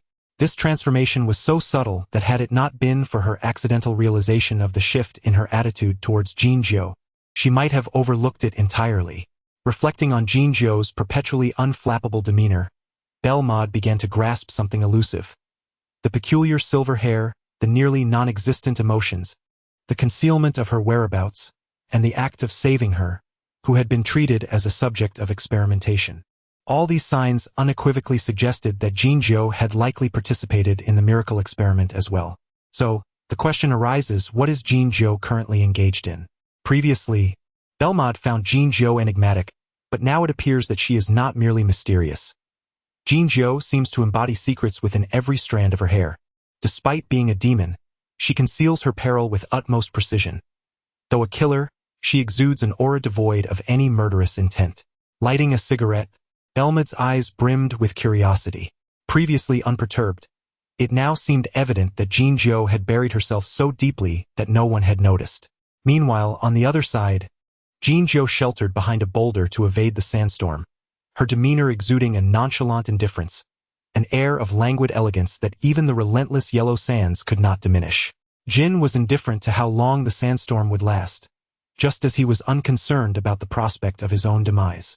In truth, he had been awaiting it, anticipating death, longing for a world that would forget him. The sandstorm did not claim Jin's life.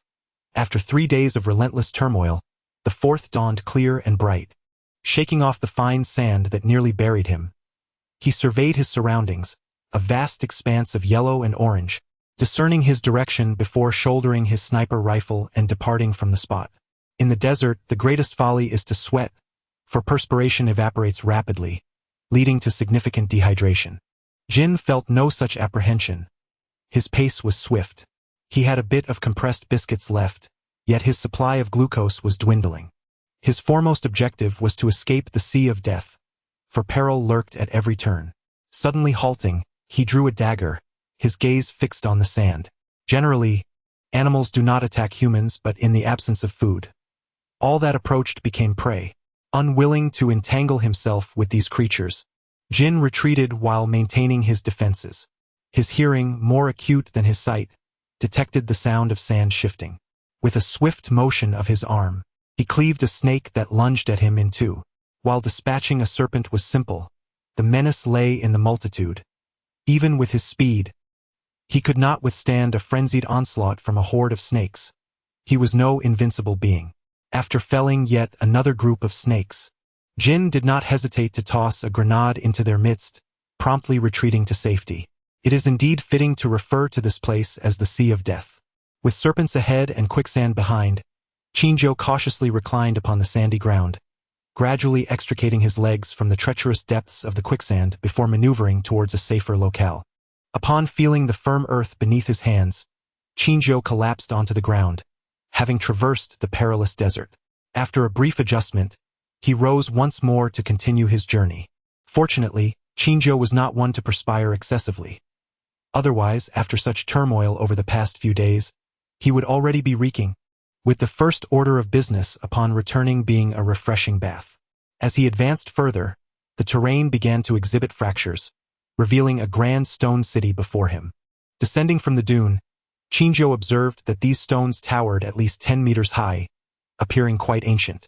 The city was devoid of any intact pathways, with routes opening up in every direction, leaving him to ponder what enigmatic entities lurked within. Jinzhou did not rush inside but instead sought a secure spot outside the stone city to rest. "Damn, I nearly met my demise," he muttered, as a gruff voice echoed in the air. The raven, keenly aware of an unabashed gaze upon it, glanced up and noted the solitary figure. "Oh, just you? Very well. I shall wait. How long have you been here?" 16 hours. After a prolonged period without water, Jinzhou's voice was inevitably somewhat raspy, yet his spirits remained high. This could be regarded as a pact. The waiting time was limited to 24 hours, and once the hour arrived, he would depart without delay. Not a single minute longer, there were still 8 hours remaining. 8 hours. The raven sipped a small amount of water and fell into silence, awaiting the moment. At the 22nd hour and 57th minute, the blue whale arrived, leaving just 1 hour and 3 minutes to go. The three individuals remained in silent anticipation. With merely 2 minutes remaining, the blue whale cast a glance at the sky, noting that the sun was on the verge of rising. Once it ascended fully, they would need to depart. The moment arrived. The crow broke the silence, rising to his feet and casting one last look over the desert, devoid of any human presence. It was time to leave. The white wolf might have encountered an unforeseen mishap preventing his timely arrival, or perhaps he had perished. If he were alive, he would have naturally communicated with them by now. However, the likelihood of that seemed slim. To be candid, they had traversed this perilous region too frequently. The Sea of Death was indeed fraught with danger. Yet, if one were to focus solely on the journey, 3 days was ample time to arrive here. They could not afford to linger, for waiting served no purpose. If the white wolf were alive, he would have made it to this point. If he were not, then they were merely squandering time. The trio walked silently into the Stone City, a place often labeled as a forbidden zone where death was commonplace, particularly for them. Within the Stone City, weeds thrived and the pathways twisted unpredictably. Upon reaching a fork in the road, they marked the stone and pressed onward in silence. As their remaining provisions were scarce, necessitating the conservation of energy, especially hydration, the adage that water is the source of life did not arise without reason. Chapter 55. The perilous Stone City. The Stone City lay shrouded in an eerie silence, devoid of any signs of life. Only the relentless yellow sands whispered through the rocky terrain, revealing the true visage of the city. Once a grand palace, its majestic entrance now stood in ruin, ravaged by the passage of time. The trio tread cautiously within, confirming that this was indeed a palace of considerable stature. Yet, an unsettling peculiarity lingered, the absence of any inhabitants, rendering it a forsaken ghost town. What could have transpired here? Numerous bronze statues adorned the space, each gripping a spear, with daggers sheathed at their waists. Chinjo, intrigued, traced his dagger along one of the statues, only to find no mark left behind. Were these figures forged from steel? Such remarkable hardness. With keen eyes, he spotted a dagger strapped to one statue's leg. Drawing it forth, he made a swift incision upon the bronze, revealing a smooth, clean cut. Chinjo regarded his own dagger, adept at slicing through iron, and deemed it a valuable find worthy of safekeeping. Such an abundance of gold and silver. Came the voice of Crow. Chinjo and Blue Whale approached, confirming the wealth before them. It appeared to be a storeroom. Alas, the treasures lay concealed beneath a layer of sand. Should they be uncovered, they would undoubtedly attract a multitude of onlookers. Crow hefted a diamond necklace, proclaiming its authenticity. Regrettably, none among them were particularly enamored with wealth. They casually sifted through the pile of jewels, recognizing their worth. Crow selected a few pieces that caught his fancy, adorning himself with them. Jin sat atop the pile of jewels, gazing at the jade in his hand. Yet, in comparison to these treasures, he found himself more enamored with the dagger capable of slicing through iron with ease. He selected several items that caught his eye, reasoning that it would be foolish not to take them. Suddenly, sensing an unusual movement in the air, the three individuals instinctively looked up. Jin was the first to detect the sound of wind approaching from outside. After a moment of surprise, he glanced at the gold and silver ornaments engulfed in swirling yellow sand and quickly grasped the urgency of the situation. Run. Without hesitation, the trio abandoned the glittering treasures and dashed toward the exit. Jin felt the air rushing faster, the yellow sand rising once more, and a powerful gust threatened to lift them off the ground. The sand assaulted their faces, making it nearly impossible to open their eyes, yet they pressed on, aware that failure to escape would result in being buried alive. The Stone City had once been a grand palace, but for reasons unknown, it had been lost to the sands of time. The inhabitants likely managed to evacuate in time, escaping a grim fate. However, it was only after an unprecedented tornado days prior that this long-buried fortress re-emerged into the light. Unbeknownst to Jin and his companions, they had ventured into the ruins, and had it not been for their swift reaction and decisive abandonment of the jewels, they would have likely succumbed to the encroaching sands, leaving no trace behind. Even so, they found themselves partially buried beneath the yellow sands, fortunately at a shallow depth of mere centimeters. Rising from the grains, they shook off the sand clinging to them. The once magnificent stone city now lay hidden beneath a blanket of yellow sand. Indeed, it is no surprise that traces of human activity are absent here. One must traverse the desolate expanse of the Death Desert, awaiting the occurrence of an extraordinary tornado, and somehow emerge unscathed. It is only fitting that this place remains largely untouched. The raven shook off the sand clinging to its feathers, surveying the vast, flat desert before it. How fortunate we are, we nearly became buried. The stone city lies deep within the Death Desert, and few are those who can navigate its treacherous terrain. Surviving an immense tornado and subsequently exiting the stone city safely is a feat that has claimed many lives, making the initial challenge a daunting barrier, let alone the subsequent trials.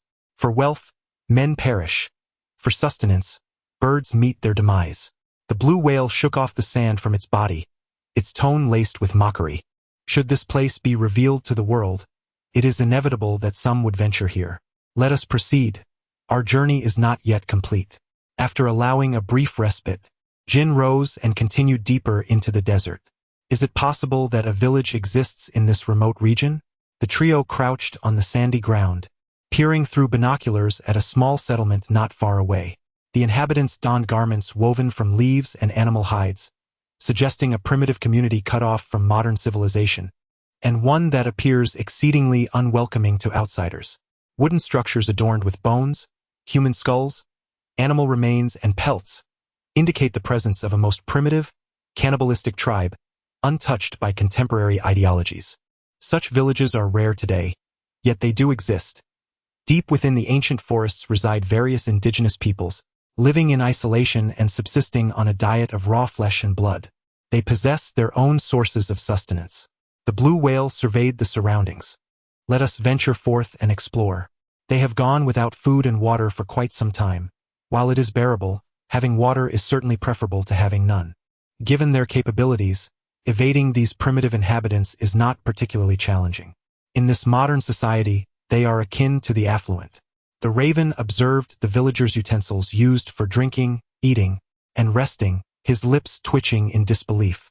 Indeed, they are authentic. Qin Jiao picked up the utensils, examining and feeling them. Without exception, they are antiques, with ages spanning several centuries at the very least. Such wealth. However, these antiques are not their primary concern. The focal point is the most scarce resource in the desert: water. Utilizing the water stored by these primitive residents provided a rare opportunity to quench their thirst. Stealthily, they absconded with some water and food, and the trio of petty thieves departed from the village. At their current pace, barring any unforeseen circumstances, they should be able to escape the Sea of Death in approximately 3 days. Lanji squinted at the sun. With no shade available, they could only endure the scorching heat.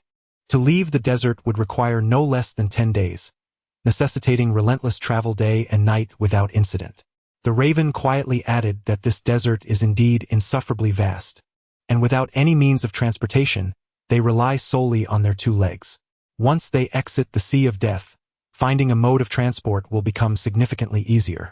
In the boundless desert, 3 minuscule figures navigate through, resting in sheltered spots during the scorching midday sun and seeking refuge during the frigid midnight hours, crawling out of quicksand and evading swarms of rodents.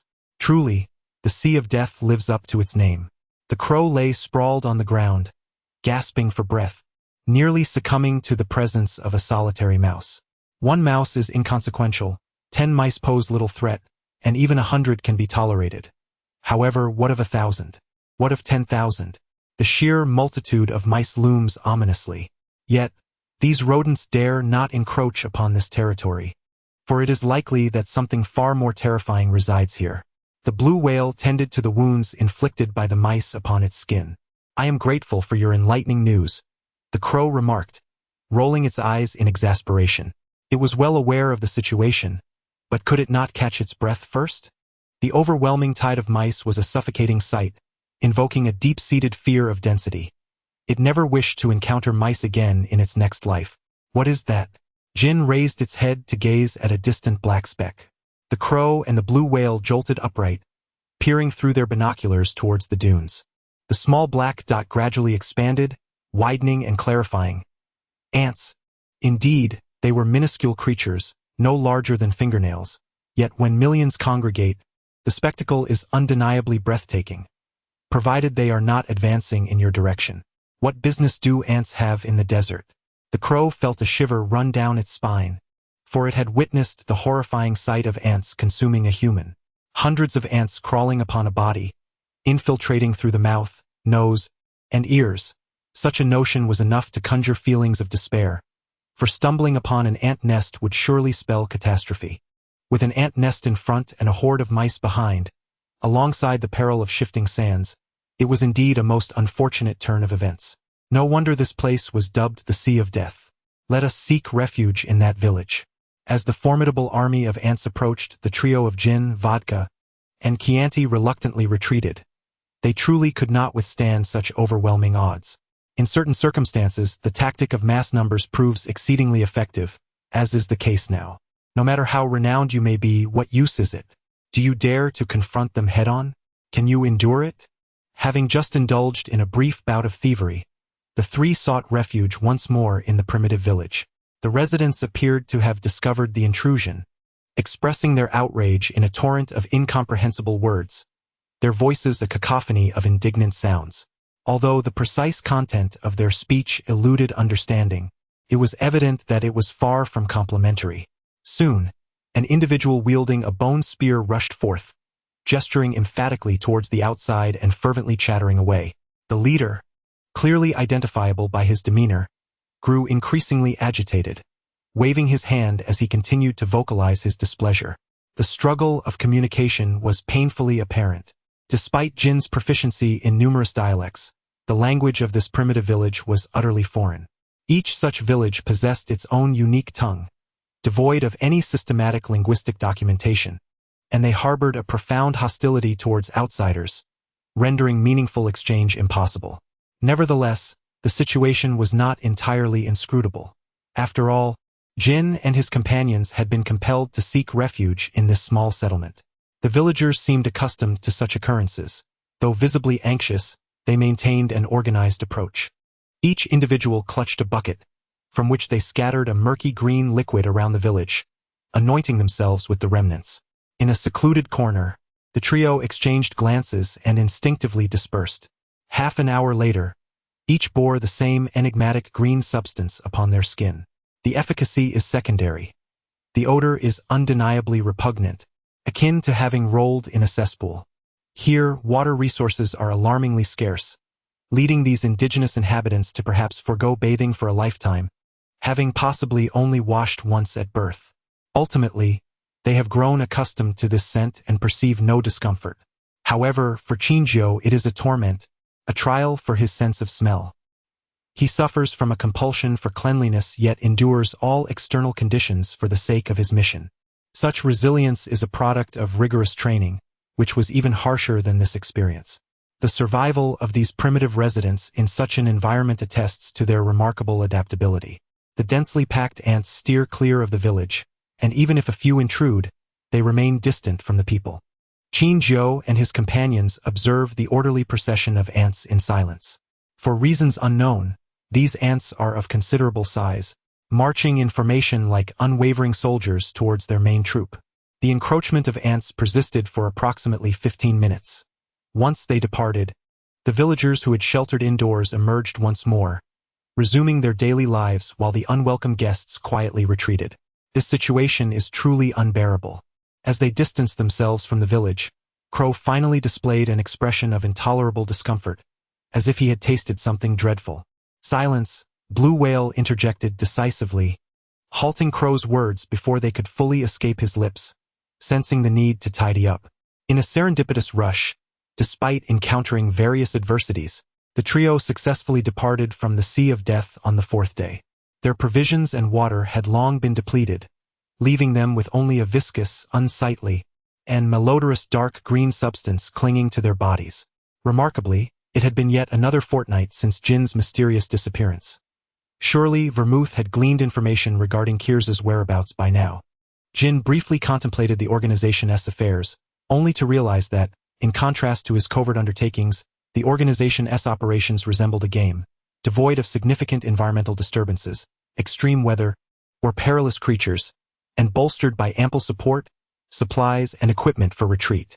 Quite enviable, indeed. In stark contrast, they found themselves confronted by an armed group, staring blankly at the rugged vehicle before them. The 6 individuals within posed little challenge. Merely a matter of dividing their numbers. A swift resolution awaited. They possessed a plethora of valuable items. Surrendering them was essential for survival. The leader, wielding a submachine gun, commanded the others who aimed their weapons at the 3 men, who appeared on the brink of death. A smirk escaped Crow's lips, his gaze turning frigid as he struck with lightning speed. 10 seconds later, the trio reveled in their newfound provisions within the vehicle, while 6 lifeless bodies lay strewn upon the ground. 2 Why the raven caws with glee as it dashes across the desert. For countless days, they have received no news of the white wolf, rendering the likelihood of its survival nearly non-existent. Yet, life and death are but constants for them. Tomorrow and unforeseen events are indistinguishable in their uncertainty. Under the relentless speed of the off-road vehicle, a journey that should have spanned 7 days has been mercilessly condensed into 1. The trio takes turns at the wheel, and although the vehicle eventually runs out of fuel, they are not far from escaping the desert's grasp. Let us pause here, declares the raven with a hearty laugh. You shall be notified when there is news. The 3 figures then diverge into separate paths, their silhouettes bearing an air of solitude and pride. After much effort, they stumble upon a humble town, only to be repeatedly rebuffed at its gates. The reason is painfully clear. The foul-smelling, dark green liquid that stains their attire, compounded by the fact that Qinjiu has been rolling and crawling through the sandy terrain, resembling a vagabond in the eyes of others. At last, they discover a dilapidated shop, where, after paying a steep price, the proprietor reluctantly agrees to accommodate Qinjiu. Upon entering the inn, the first order of business is to scrutinize the surroundings for any listening devices or surveillance cameras. Next, they shed their camouflage attire, now unrecognizable, and cleanse themselves thoroughly. A refreshing shower revitalizes them, yet the surroundings are far from satisfactory. Qinjiu knows he cannot linger here for long. After a brief wash, they find solace in the fact that their camouflage uniforms, crafted from waterproof materials, make the cleaning process relatively effortless. Leaving the small town, he took a rickety vehicle to another slightly larger town, then boarded a bus to depart from there. Following several days of train travel, he arrived in the city, changed his attire and assumed a different identity, then took a ship to the local capital and finally flew back, with a layover that required him to spend several hours in the airport. After numerous identity changes, he eventually returned to RB. Jin meticulously organized his belongings before rushing to his private apartment to indulge in a thorough shower, liberating his silver hair from the confines of a black wig. Only after the foul odor, reminiscent of rolling in a cesspit, had dissipated completely did he feel refreshed both physically and mentally, allowing himself to emerge from the bathroom with damp hair. He switched back his SIM card, turned on the television to watch the news, listening to the local updates while checking his emails, and simultaneously preparing lunch for himself. There were no significant incidents reported. Kill's location was confirmed to be at the Central Hospital of Cup, though the specific room had yet to be determined. He had already dispatched an outer member to infiltrate and gather information. Jin sipped a glass of plain water, mindful of his irregular eating habits, aware that overindulgence could lead to complications. The list of hospitalized individuals has been sent over. Jin, okay, are you back? Vermouth Jin did not respond, continuing to drink his water, his gaze distant as he observed the videos on his notebook. One depicted scenes from Stone City, while the next showcased a primitive village. The initial video was from the base where he had previously rescued Vermouth. He encrypted and stored the series of videos, reclining on the sofa with crossed legs, his expression vacant and devoid of emotion. The phone vibrated, and Jin cast a reluctant glance at the familiar number before answering. Jin, we find ourselves in a bit of trouble. Could you come to our aid? Despite the precarious situation, Vermouth's voice still held a hint of amusement, suggesting that the predicament was not severe. Where are you? Jin's voice remained devoid of emotion, betraying none of the exhaustion that stemmed from sleepless nights. In such a treacherous zone of impending peril, how could he possibly find rest? Merely managing to keep his eyes closed was a feat in itself. Vermouth provided an address, her tone playfully rising at the end, laced with teasing intent. Jin pondered for a moment. Vermouth would not frivolously call for help without reason. Yet, her audacity in speaking so boldly implied that the situation was manageable. However, is there any troublesome task the organization is currently facing? Vermouth, seated on her motorcycle, her aquamarine eyes sparkling with mirth, observed the disheveled figure before her.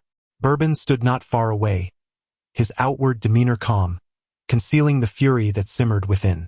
A yellow McLaren 600 LT idled nearby, while Jin, cigarette in mouth, cast a detached gaze upon the man who appeared to have endured severe torture. One eye gruesomely blinded and bleeding profusely. Who is he? Jin inquired, holding the cigarette with his left hand and flicking away the ash, showing no empathy for the man's plight. A rat caught by Margaret. Belmode ignited a cigarette, her expression exuding a nonchalance reminiscent of Jin. Aren't you responsible for the screening of undercover agents? It's reasonable for you to be summoned here, I senti it. Indeed, Jin's tasks were somewhat chaotic, and the scrutiny of undercover agents was a part of his duties.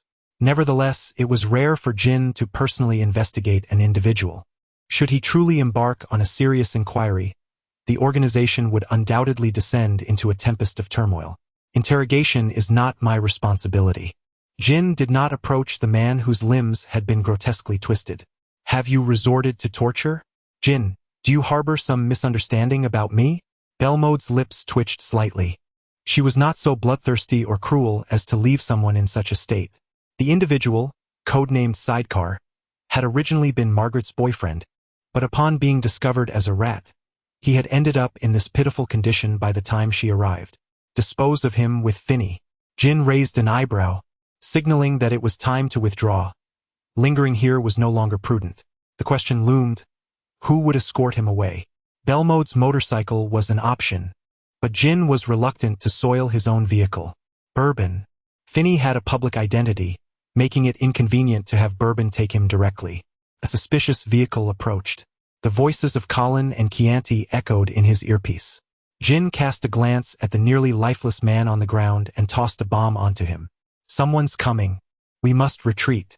Two vehicles, alongside a motorcycle, departed in divergent directions, accompanied by the resounding echoes of an explosion. Margaret, having subjected the sidecar to interrogation, must have extracted some information. Yet, the presence of the sidecar in such a location raises questions. Was it an escape that was intercepted by Vermouth, or something else?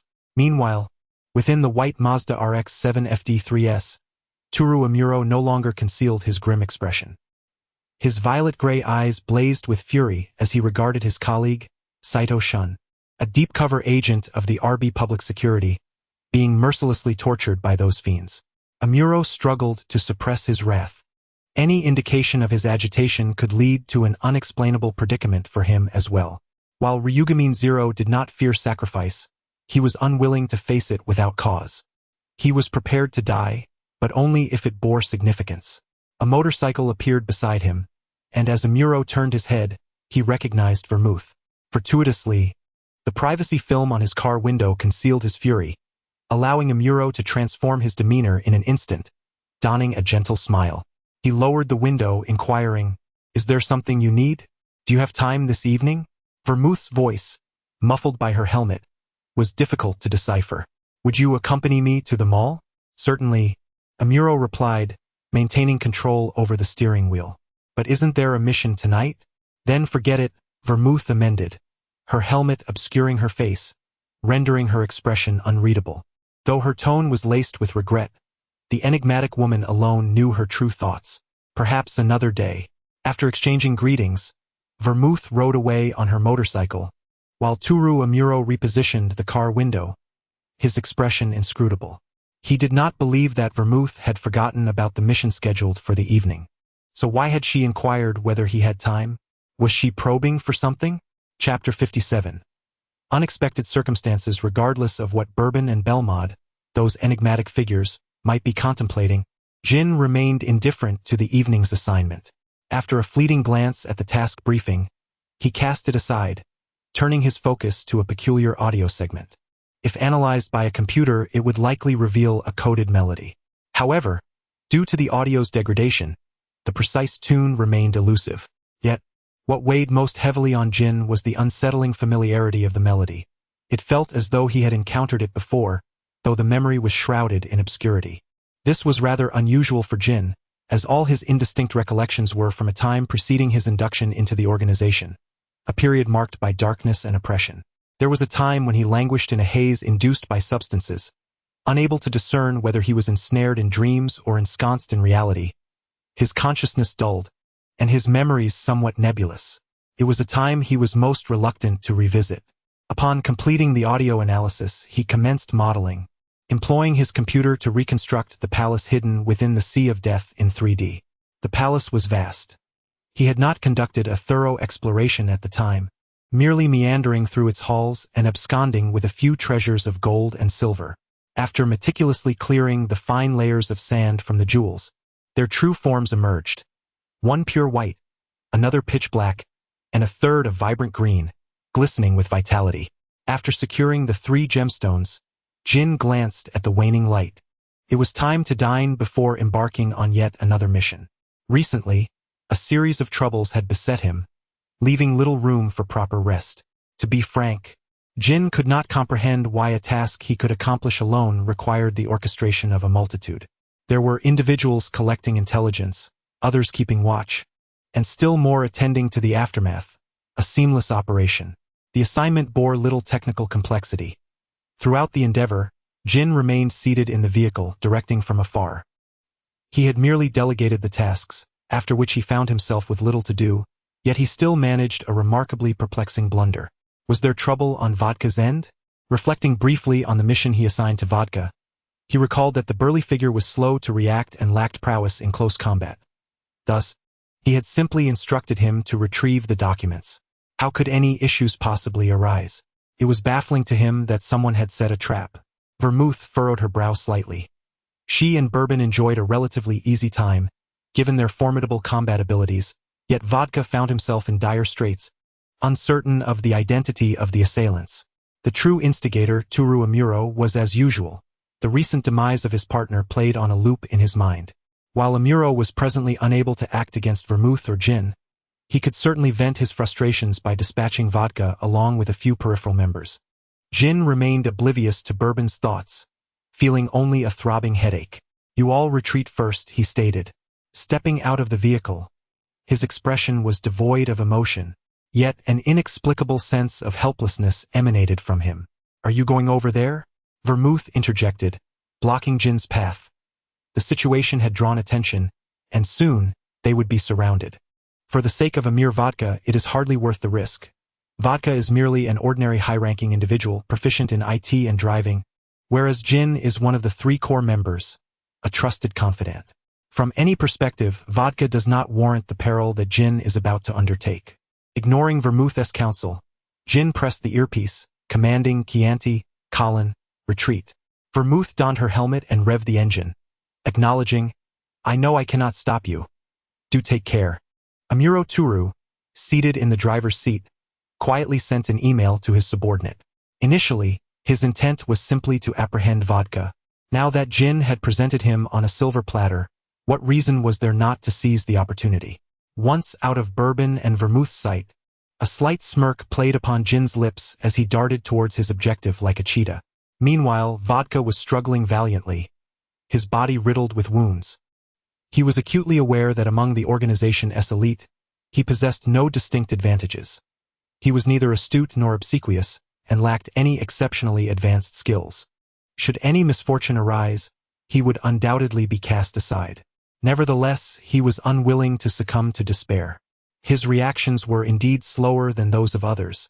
His mind was not as sharp, and his combat prowess was lacking, yet he still wished to survive. Was he truly destined to die like this? As his magazine ran dry once more, Vodka's vision began to blur, a consequence of excessive blood loss.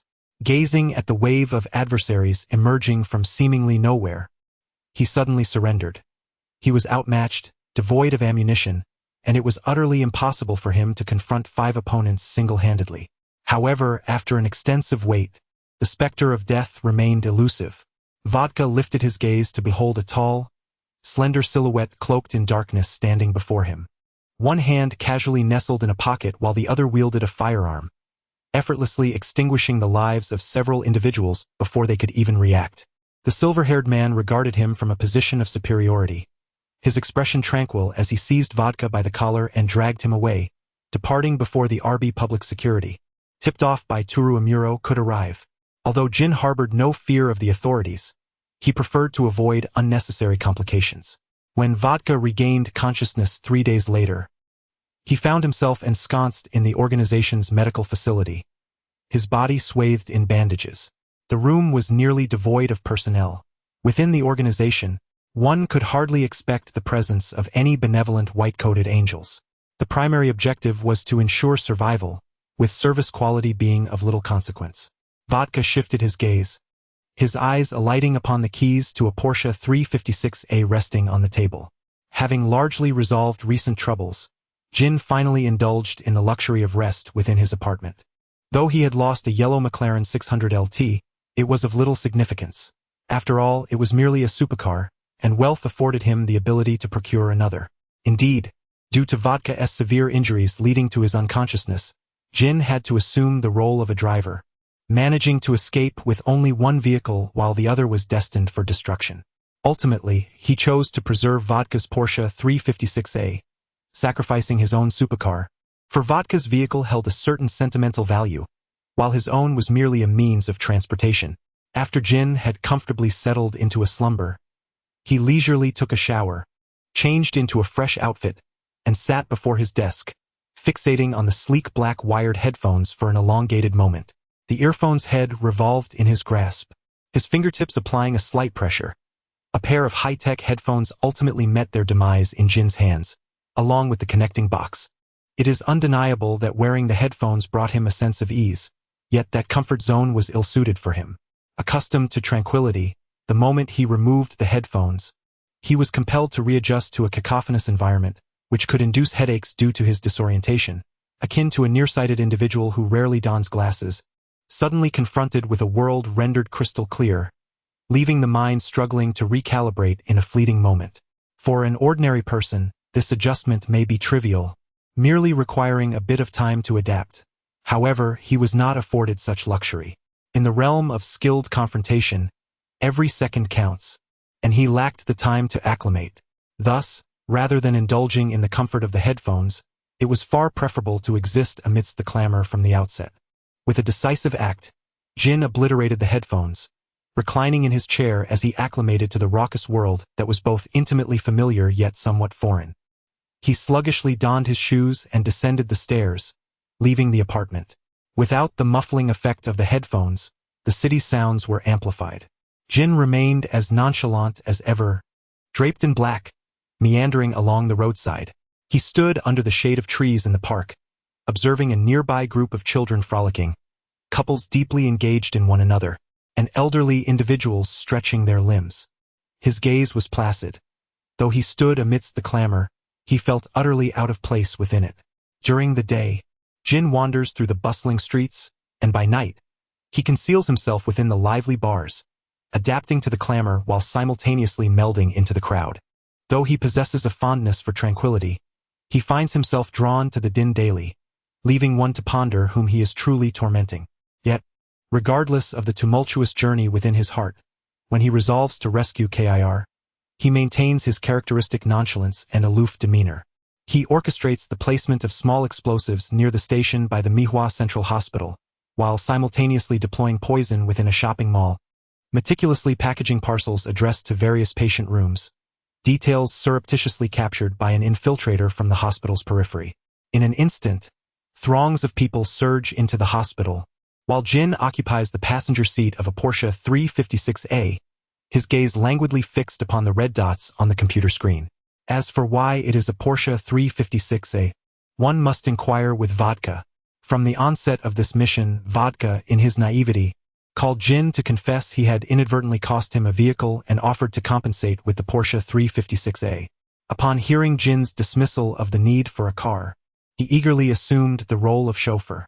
Truth be told, were this behavior exhibited by anyone else, such as Jim Light, it would undoubtedly raise suspicions regarding their motives, for the driver holds the lives of those within the vehicle in their hands. Although Jin was initially taken aback, he soon acquiesced to Vodka's insistence, as the latter's intentions are all too transparent. Most importantly, Jin knows that should he wish to depart, no one could confine him. "Brother," Vodka hesitantly called out, while Jin cast a sidelong glance at him without correcting his address. "What shall we do next?" "Wait," Jin replied, drawing a cigarette.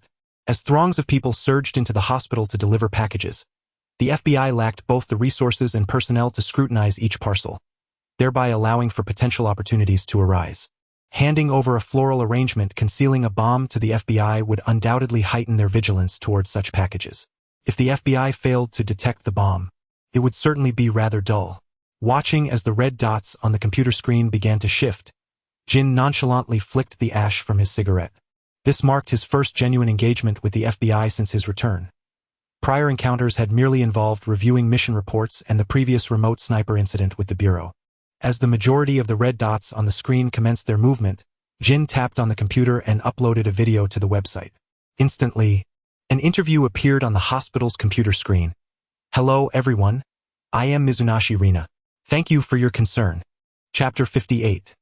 The first confrontation. Upon witnessing the interview, the FBI agents in the hospital were instantly thrown into a state of disarray, hastily converging upon the room where Mizunashi Rena was detained.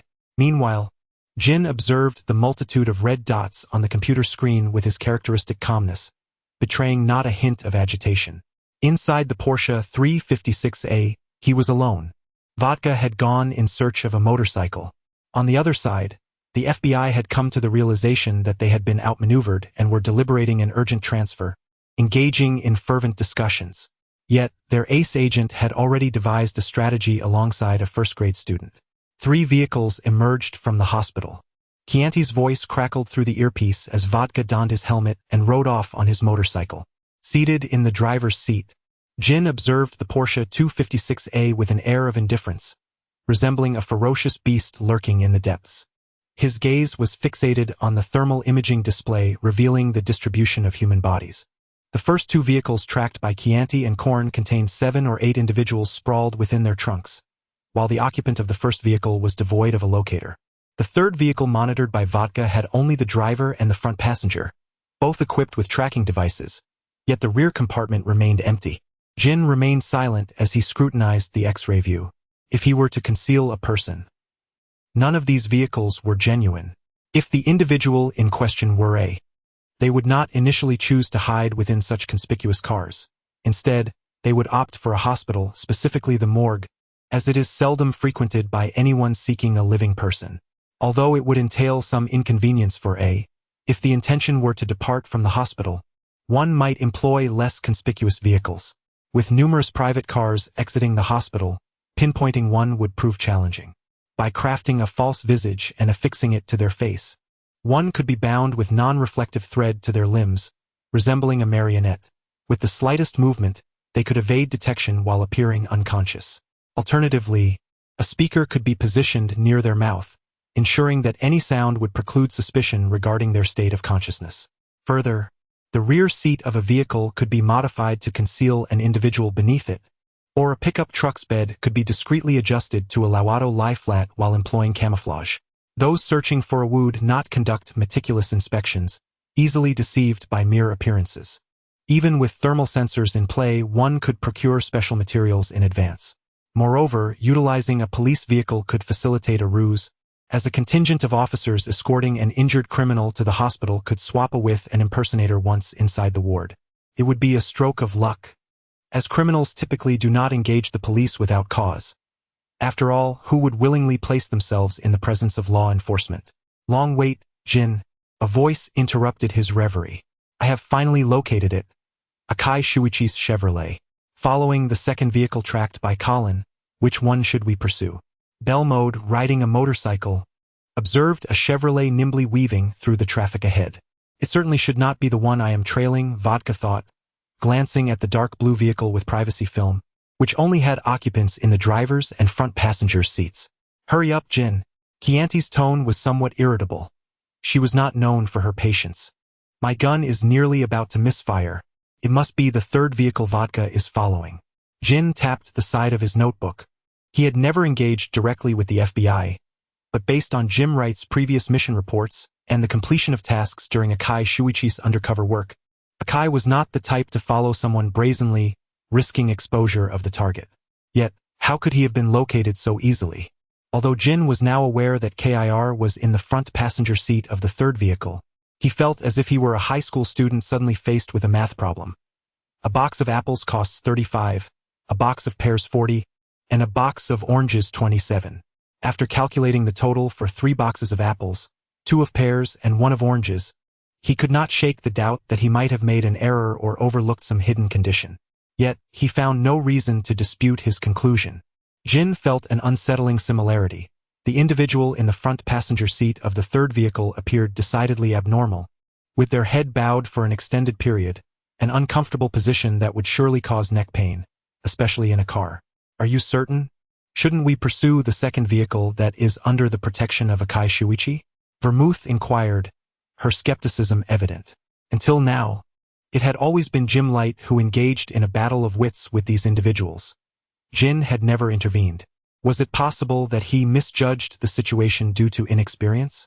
Indeed, brother, Jin replied, the vehicle I am tracking is devoid of occupants. The driver and the front passenger are merely 2 FBI agents. Vermouth was at a loss and Vodka was even more so. The initial plan to divert onto another route to rendezvous with Colin was momentarily shelved due to Jin's remarks. Judging by the trajectory of the vehicle, it seemed destined to circle back to the hospital. Akai Shuichi would hardly brazenly follow behind KIR. And while it was true that the rear compartment of the third vehicle was empty and the driver was indeed an FBI agent, the front passenger was none other than KIR herself. Jin's knowledge of Akai Shuichi was limited to organizational task reports, yet he had crossed paths with him on several occasions. The audacity of revealing his true name upon their first meeting suggested that he was a rather bold individual. Placing the notebook on the passenger seat, Jin ignited the engine of the Porsche 356A. Chianti, Colin, Vermouth, and Vodka were momentarily taken aback. Although doubt lingered in their minds, Jin was the mission commander, and they were obliged to follow his orders. Furthermore, even if Jin's judgment proved erroneous, it would not be their concern. Consequently, they all turned their attention to trailing the third vehicle. A car, followed by 4 motorcycles, trailed behind the third vehicle. Cameron, the driver of this car, placed a call to James, oblivious to the fact that the individual who was supposed to be unconscious in the passenger seat had quietly opened her eyes. Her captivating feline gaze swept across the rearview mirror as she discreetly retrieved the plastic bomb equipped with a locator that the FBI had placed on her. Suddenly, for reasons unknown, the vehicle ahead began to swerve erratically on the road. Jin slowed the car, observing as the vehicle collided with the guardrail. Her emerald eyes narrowed slightly, concealing all her astuteness and composure. A woman clad in black stumbled out, clutching her abdomen, and upon lifting her gaze, she encountered an unfamiliar, indifferent figure standing before the crowd, momentarily taken aback. Gil, what has happened? Belmont inquired as he watched Gil approach. Gil raised his head, his complexion notably pale, exuding a sense of fatigue, yet he managed to respond, I incapacitated him with the box containing the plastic bomb, as I gathered from their conversation that you were coming to rescue me. Apart from Jin, everyone present recognized this woman, who had earned the codename after apprehending an undercover agent. Vodka expressed no skepticism towards Gil's statement. So, you have been awake for some time? The individual known as Gil, Shimizu Lena, nodded in affirmation. Yes, I regained consciousness 3 or 4 days ago. Chianti, eliminate that FBI agent, Jin commanded, her gaze fixed on the information on her phone, not lifting her head. Out of caution, Bourbon had also engaged in the investigation and had since uploaded the mission details. Chianti's lips curled into a cruel smile as he aimed the sniper rifle at the driver seated in the vehicle. Just as he was about to pull the trigger, the car exploded with a deafening bang. Jingu instinctively looked up to see the deep blue vehicle engulfed in flames, dark smoke billowing into the air. It seemed that a plastic bomb had been inadvertently triggered. Kill explained that regardless of the cause of the explosion, it was time for them to retreat, as unrelated parties had already intervened and called for help. The members of the Black organization departed without hesitation. Kill occupied the passenger seat of a Porsche 356A. Although the car had a back seat, one could only crawl through by folding down the passenger seat. Kill cautiously observed the unexpected member of this previously unheard-of organization, noting their uniquely styled hair, which seemed to defy any logical explanation for their anonymity. "Are you certain you knocked him out?" Jingu suddenly inquired. "Indeed, I exerted considerable force to prevent any unforeseen circumstances," Kill replied, assuming Jingu was concerned that the individual might awaken before the explosion claimed his life. He feigned a moment of recollection before confidently responding. Jingu fell silent once more. "You are." The individual offered no introduction, leaving Kill to inquire further. "Jin." Jin reflected on the sound he had just heard, pondering the implications. The sudden explosion undoubtedly distracted one's attention, yet he was certain he had heard the car door open and a heavy object fall, intertwined with the blast, almost simultaneously. The FBI agent in the driver's seat was undoubtedly still alive. This raised questions about whether Gill's confidence in having incapacitated his opponent warranted deeper contemplation. Perhaps the individual possessed a unique constitution or had taken precautions that rendered them unharmed, thus sparing their life. Alternatively, it was plausible that Gill had conspired with the FBI, leading to two potential scenarios: betrayal or infiltration. However, the records indicated that the individual had exposed an undercover agent, enduring severe torture without divulging any information about the organization, which made the likelihood of betrayal exceedingly slim. Therefore, the second scenario seemed more plausible. Yet, if this were the case, the manner in which Gill acquired his codename warranted scrutiny. Would an undercover agent expose another? Especially one who, despite enduring torture, refrained from revealing any organizational secrets. Such an act would be entirely unnecessary. Thus, it seemed likely that an incident had occurred, resulting in one undercover identity being compromised, leading to a life-for-a-life situation. However, at that time, Gill had not yet received his codename, while the other individual was already a designated member. From any perspective, preserving the life of the codename bearer appeared to hold greater value, yet it was Gill, still lacking a codename, who survived.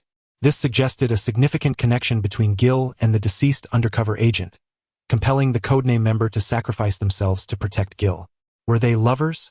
It seemed improbable that someone capable of infiltrating an organization would be driven by romantic notions. Their priorities would likely align with national interests. Friends? Unlikely. Compared to other emotional factors, the likelihood of blood relations is greater. Siblings? Or perhaps father and daughter? Chinju leans towards the latter. Chapter 59. The heart of the cocktail disguised as Mizuki Rina. She infiltrated the organization to obtain information on the CIA undercover agent, known as Kit Aikai. Unbeknownst to her, the man behind the wheel had already considered her father's identity. She was still pondering the identity of Jin, the spirit renowned as the heart of cocktails and one of the 8 major spirits. This implied that the individual before her held a significant status. Moments ago, Vermouth had stood behind him, and as one of the core members of the organization, it suggested that the man codenamed Jin was the last of the 3 core members. However, he was not recognized within the organization, nor had she ever encountered him before. Was he on a mission? Jin arrived directly at the organization's base, where KRU was required to undergo a medical examination. While awaiting the results, Jin took out his phone to send an email. After a brief period, he received a call that was entirely anticipated. "Jin, have you dealt with her?" The voice on the other end queried, laden with suspicion. "Not yet," Jin replied, leaning against the wall, his expression inscrutable, devoid of any goodwill. He resembled a demon toying with humanity, completely indifferent to the chaos he had wrought. After all, she still had her use, did she not? Perhaps sensing Jin's nonchalance, the gentleman fell silent for a moment before stating, "Jin, a person's life and death are not determined by their worth." Jin paused, seemingly taken aback by the unexpected shift in focus. He let out a light chuckle, his demeanor unperturbed and devoid of any resistance. "I know," He understood that one's existence is independent of utility. People live simply because they are alive. However, in his eyes, individuals could be categorized into those of worth and those devoid of it. The former might enjoy a longer lifespan and could be further divided into enemies and others, the former being relentless. This is inconsequential, Jin murmured, catching a glimpse of the report in Kill's hand as he emerged from the room. He added lightly, "Boss." The gentleman immediately grasped that someone had arrived, altering his voice and adopting a considerably more formal tone. "Come to the conference room." Jin fixed his gaze on the disconnected phone for a moment before extending his hand toward Kill. Shui Wulian paused momentarily before handing over the report, her cerulean cat-like eyes flickering subtly. She had heard Jin call out boss just as she left. Did Jin possess that gentleman's contact information? Jin scanned the report, deeming it unproblematic, suggesting that a period of proper recuperation would suffice. He produced a lighter and incinerated the paper document.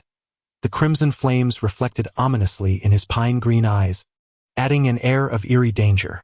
Manage your public identity appropriately, and find your own way back. Jin spoke only after the report had turned to ashes, making his way towards the organization's stronghold. Shui Wulian understood he was contacting that gentleman. Kill's identity was indeed suspect. In the conference room, Jin succinctly articulated his suspicions. However, I currently lack concrete evidence.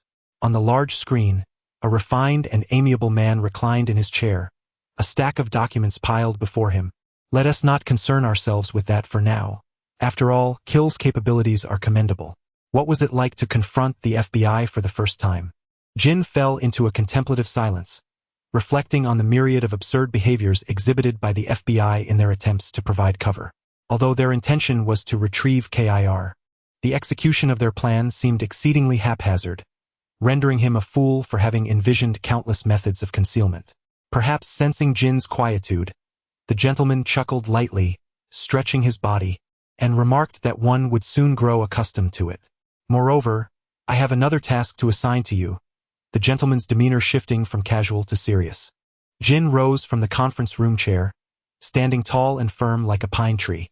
At that moment, they were no longer the casual friends who could chat freely, but rather the organization's boss and its ace assassin.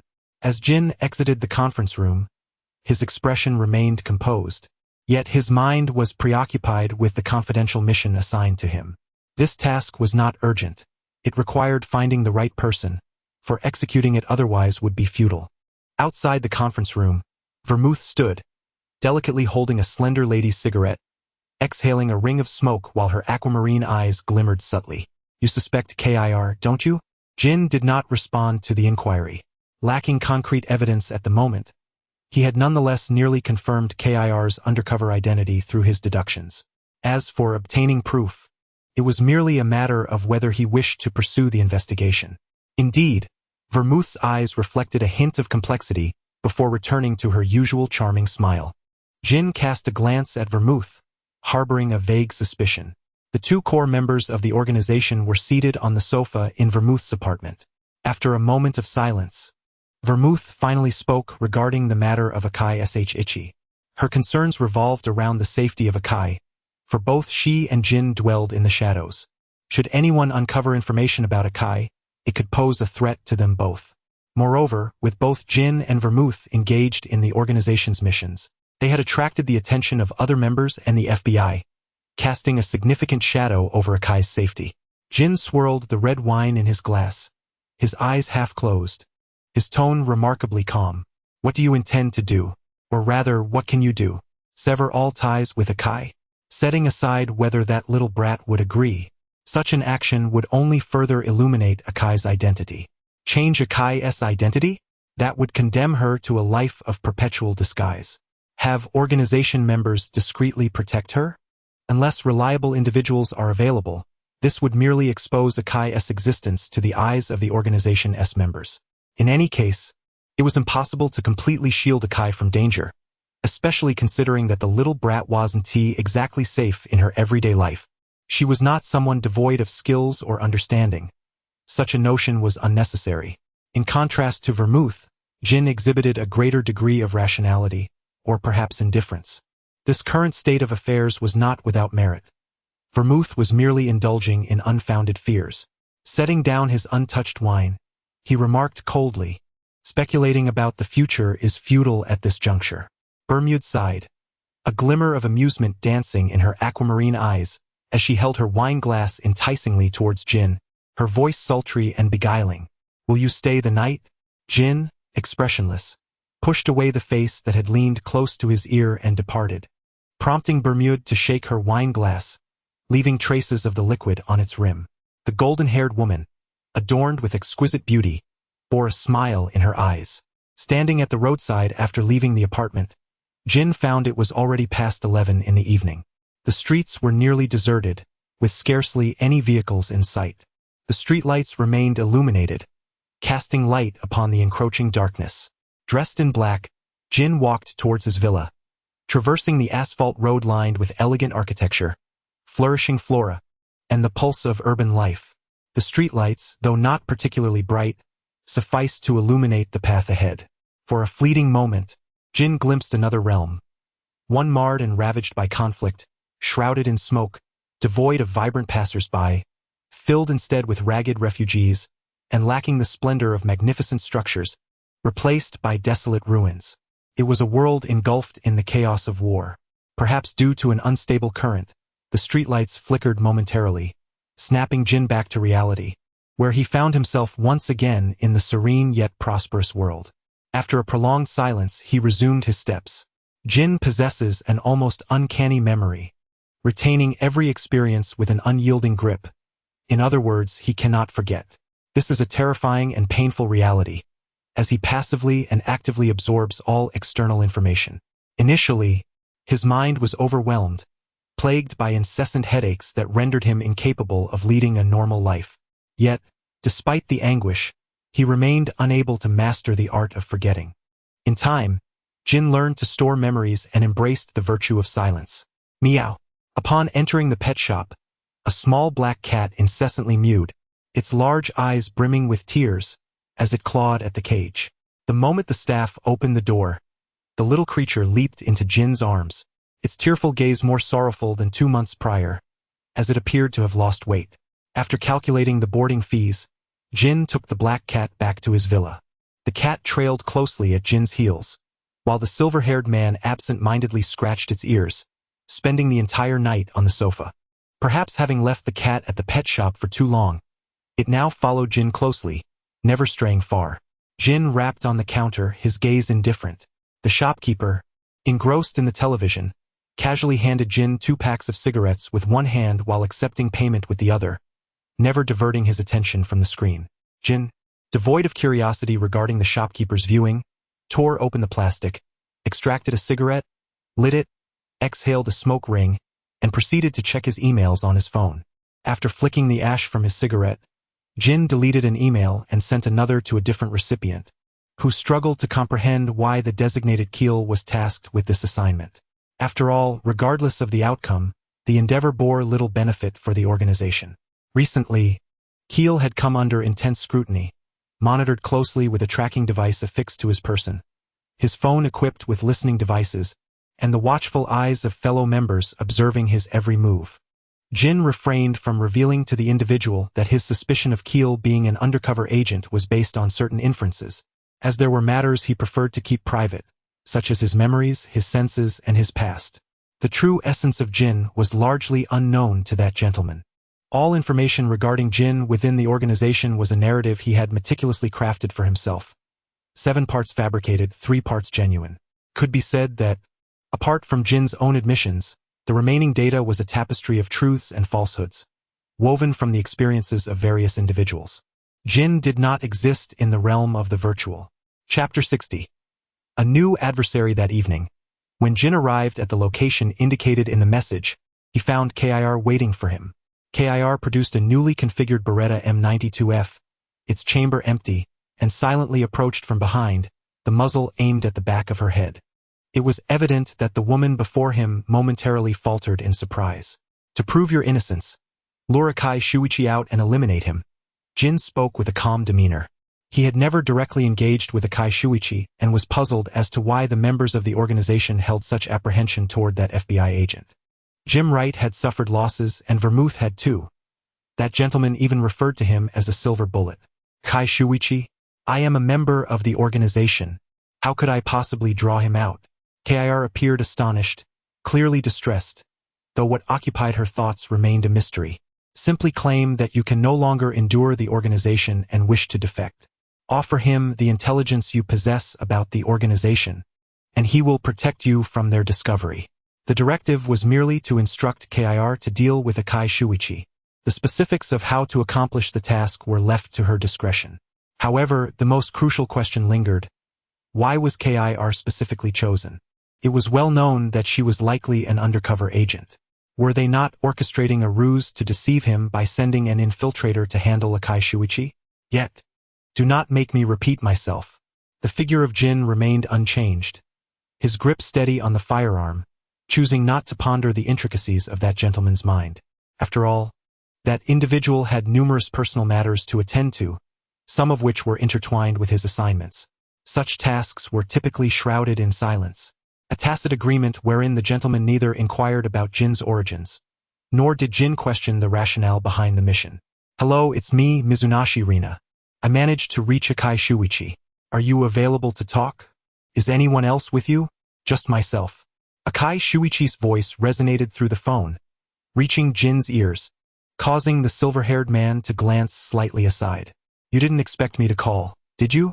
Said Kir, reciting his lines. The truth is, I'm finding it increasingly difficult to remain within the organization, and I hope you can assist me in fleeing. Very well. I'll send you the details of our meeting via email. After ending the call, Jin retracted his firearm. Kir turned to face this significant organizational member, whom he had only encountered twice. This should suffice, Jin remarked, handing over a gun wrapped in cloth. Kir had been under house arrest for some time, prohibited from carrying weapons. Observing Kir accept the handgun, a subtle smirk graced Jin's lips, imbued with a hint of casual amusement. Best of luck. As Jin turned away without hesitation, Kir's expression darkened. On the precipice of the night, Kir leaned against the car, lost in thought as she gazed at the road.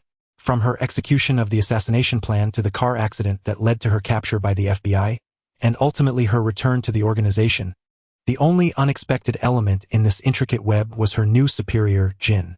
However, thus far, everything had unfolded according to plan. A black Porsche 356A stood parked on an adjacent road, separated by a chasm. If Kir looked up, she could still catch a glimpse of the car's roof. Inside, Vodka slumped over the steering wheel, intently observing the footage captured by the surveillance device affixed to Mizunashi Rina. Where on earth is Akai Shuichi? The weight was excruciating. Unable to restrain himself, Vodka craned his neck to glance across the divide. Their lane was elevated compared to Kir's, allowing them a clear view of the situation. He needed to ascertain that Kir had arrived alone. Jin, casting a sidelong glance at the monitoring video, noticed Vodka fixated on the stretch of road behind Kir's vehicle and cautioned, he should be approaching in the wrong lane. In the stillness of the night sky, amidst the vast mountain gorge, the sound of the car's engine resonated like thunder to Jin. Akai Shuichi drove a Chevrolet, deftly maneuvering against the flow of traffic, and came to a steady halt before Kir. You actually chose to go against the flow, Kir remarked, emerging from her reverie as she regarded the anticipated arrival of Akai Shuichi. She was acutely aware of the performance they were about to enact. Yet, with a completely unfamiliar and untested superior, Kir harbored uncertainty regarding the plan's likelihood of success. After all, I must ascertain whether you truly came here alone. Shuichi Akai surveyed his surroundings as he stepped out of the vehicle, one hand casually tucked into his pocket, while his gaze darted left and right, seemingly confirming that he was indeed alone. Across the road, Jin fell silent for a moment. Such a location was indeed ill-suited for an ambush. However, one could utilize climbing equipment to conceal oneself on the mountainside or hide behind the cliffs beside the road. It was even possible to position a sniper on this side. Did the FBI truly believe that driving against traffic assured them of an absence of ambush? Or perhaps their perception was so keen that they could easily detect the presence of life nearby. Now, I wish to hear about the exchange plan that would facilitate your escape from the organization, Akai stated, maintaining an impassive demeanor as he leaned against the car. Indeed, what I can offer you is Kill raised his head, and the sound of gunfire echoed through the ravine, bullets clattering to the ground with a crisp resonance. Time seemed to freeze for a brief moment. Kill was approximately a meter away from Akai, a distance that made evading bullets exceedingly difficult. Akai's pupils abruptly constricted as blood trickled from the corner of his mouth, his body slumping against the car door. Vodka paused momentarily, while Jin pondered indifferently whether, at such a close range, he could evade gunfire if someone suddenly aimed at him. After a moment's reflection, he realized evasion was impossible. The distance was too short, and even the swiftest reflexes could only avert a fatal wound, making it nearly unavoidable to be hit. Yet, if he were to maintain a modicum of vigilance, he could neutralize the threat at the instant the gun was drawn. In moments of unpreparedness, such scenarios were non-existent. The value of consideration was moot. Remaining alert to the surrounding environment had become as instinctual to Jin as breathing itself. He aimed and fired at the head. Jin seized the radio. Although a shot to the heart was feasible, there was no guarantee the man's heart wasn't situated on the right side or had sustained prior trauma, resulting in cardiac anomalies. The unfamiliar, frigid tone prompted Akai Shuichi to raise his head. Kir shifted her gaze slightly, her voice remaining steady. However, I've already perforated his lung. Disregard him. He'll only last another 30 minutes at most. You may terminate him and withdraw immediately. Jin earnestly desired a swift conclusion. Observing one mole and another feigning their roles was utterly tedious. The FBI's facile return of Kir strongly suggested their awareness of her true allegiance. Staging a performance for his benefit was hardly challenging. He merely wondered where they intended to procure a cadaver. A genuine deception was also acceptable. He held no objections. Jin utterly failed to anticipate that the FBI genuinely intended to conceal Kir, only for the plan to be surreptitiously altered midway. Understood. Kir's measured footsteps echoed like the harbinger of death, advancing inexorably toward Akai Shuichi, the muzzle of her weapon trained on his head. I never envisioned it culminating in this manner. Akai Shuichi clutched his wound, his gaze steely as he fixed on the communicator affixed to Kir's ear. Therefore, enlighten me. Who orchestrated this assassination plot? I too am surprised by how effortlessly this transpired. Kir, under orders, aimed at Akai Shuichi's head. I shall indulge your curiosity. Kir paused, detecting no prohibitive words from Jin, before divulging Jin's codename. Jin. Subsequently, she remorselessly squeezed the trigger. Akai Shuichi collapsed, his lifeblood staining the car seat crimson. Gazing at the sniper rifle resting on the back seat, Jin's mind raced for a few seconds. He detected the approaching sirens before Vodka and the others, confirming his suspicions about the assassination plot. Whether the police were orchestrated by the FBI was now irrelevant. The crucial point was that that person's mission had introduced an additional, lurking complication. He couldn't quite comprehend the rationale behind deliberately inviting such trouble, yet they were to proceed. Retreat. Kir released a 30-second countdown bomb next to Shuichi Akai and drove past the police. Observing the recorded video of Akai's supposed demise on the computer, Jin sent an email to that person with a detached gaze. He had previously cautioned that person about the potential ramifications of the mission. Since that person still wanted to proceed, they likely had other considerations. He remained unconcerned, focusing on fulfilling his role. He dispatched Vermouth to investigate the FBI's side, knowing the outcome already, but the formality had to be observed. However, if it was a staged death, the fewer who knew, the better. Genuine emotion was more deceptive than acting. As for identity verification and such, those were not Jin's concerns. Brother Akai Shuichi is dead. The organization has lost a formidable adversary, Vodka stated, without a hint of doubt regarding Akai's death. Jin didn't bother to correct him. Vodka's awareness of the truth was inconsequential, as it would change nothing. I have never directly crossed paths with him, Jin remarked coolly after sending the email, lighting a cigarette. No matter how detailed the mission report, could not replace first-hand experience. Therefore, he refrained from commenting on Akai Shuichi. On the other side, Akai Shuichi, having faked his death to escape, pondered the code name that Jin had revealed to him, the heart of the cocktail. Such a significant alias would not be bestowed upon an inconsequential individual. It seemed that a member of the organization with a higher status than Jim Light had arrived. Could it be the last of the 3 core members? Moreover, that cold voice seemed familiar, echoing in his memory, yet he could not recall its source at that moment. "Mr. Akai, what are you thinking about?" inquired a clever young boy, observing Akai Shuichi as he recuperated in Kudo Shinichi's villa. The member known as Jin had a voice he had heard before, but the memory eluded him. It was distant and devoid of emotional fluctuation, slightly distorted through the headphones. Akai Shuichi gazed at his altered reflection in the mirror, reaching for a cigarette only to find nothing in his grasp. In that fleeting moment, a realization struck him.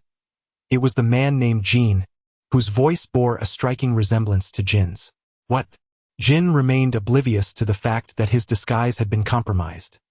Even if he were aware, it would matter little. He had never concealed his identity. Knowing it was merely a matter of course, was it not?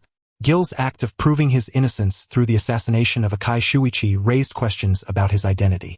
The news of Akai Shuichi's demise had spread within the organization, and the first to express skepticism was Bourbon, the member known for his animosity towards Akai Shuichi. "Only I can kill Akai Shuichi," declared Amuro Turu. "Then find him and finish the job." Jin chose to remain silent on the matter, responding with a certain aloofness. Of course, he did not address Bourbon directly. Rather, it was Vermouth, that ever-curious observer, who acted as the spokesperson. Jin was indifferent to Bourbon's relentless obsession with eliminating Akai Shuichi, dismissing the matter entirely. If Bourbon had the capability, he should find the man and deal with him. If not, his words held no weight. A week had passed since Akai Shuichi's demise, and Vermouth had acquired the news through various channels. The assessments from the RB police and the reactions from the FBI confirmed one undeniable truth. Akai Shuichi was indeed dead. Upon hearing this revelation, Jin merely smirked slightly at the corners of his lips, uttering not a single word. The muted green of his eyes concealed all emotions. He retrieved a cigarette, lighting it but not yet placing it to his lips when a familiar figure rushed toward him. Akai Silver, brimming with excitement, collided with Jin, forcing him to stagger back 2 steps. It was not that Jin was unable to evade. Rather, the boy charged with such fervor that dodging would likely have sent him tumbling to the ground. "What is it?" Jin extinguished the cigarette with a flick, his tone somewhat frigid. It had been a long time since he had seen his own son, and their reunion was marked by his characteristic detachment. "It's been quite a while since we last met," Akai Silver remarked, looking up. Although Vermouth had returned a month prior, this boy had been out of touch, leaving Silver understandably anxious. Jin raised his gaze and caught a glimpse of Conan, who immediately turned his head away. The silver-haired man cast a condescending glance at the bespectacled boy, whose attempts to conceal his presence were glaringly inadequate, suspicion and wariness practically radiating from his eyes. "You sneak out to have fun without me," Black Xian boldly accuses. "These 2 individuals' professions are exceedingly perilous. Can't they simply remain behind the scenes? Must they insist on being in the limelight?" specifically referring to Jin. Jin pays no heed to Black Xian's grievances, well aware that the FBI has already approached him, albeit merely engaging in casual conversation to gather intelligence, never directly inquiring. This is the primary reason Jin allows matters to unfold unchecked. Should those individuals harbor any inappropriate intentions, neither Vermouth nor the other would remain passive. As for Jin, he is uncertain of his own potential reactions. "Go play by yourself," he dismisses, pushing Black Xian away from him. "Brother Jin, it's been a while." The children, oblivious to the underlying circumstances, approach with exuberance, while Hybra AI and Conan unusually retreat to the sidelines. Hybra AI senses no affiliation with the organization emanating from Jin, yet through Conan's demeanor and dialogue, she extracts the truth. Jin, a core member of the organization. The realization that she had previously approached this man without any guard leaves her breathless. It takes Conan considerable time to soothe Hybra AI's urge to flee that very night. In truth, Shiho Miyano, known as Hybra AI, possesses a heightened sense of danger, a byproduct of her prolonged association with the organization. This acute perception is primarily effective against the upper echelons of the organization, as those who occupy high-ranking positions are invariably burdened with the weight of their past actions. Members who frequently take lives emanate a palpable aura of menace, displaying either an exhilaration or a cold detachment towards the act of extinguishing another's existence. However, Jin is an anomaly. His darkness is meticulously concealed beneath a veneer of aloofness. When he appears harmless, even the smallest of birds dare approach him. Yet in moments of peril, even the fiercest beasts instinctively retreat, embodying two polar extremes of temperament. Jin harbors no malice toward others, nor does he possess any murderous intent. He kills solely to fulfill his assignments and, if possible, he would abstain from taking lives. In essence, Jin is a remarkably unique individual.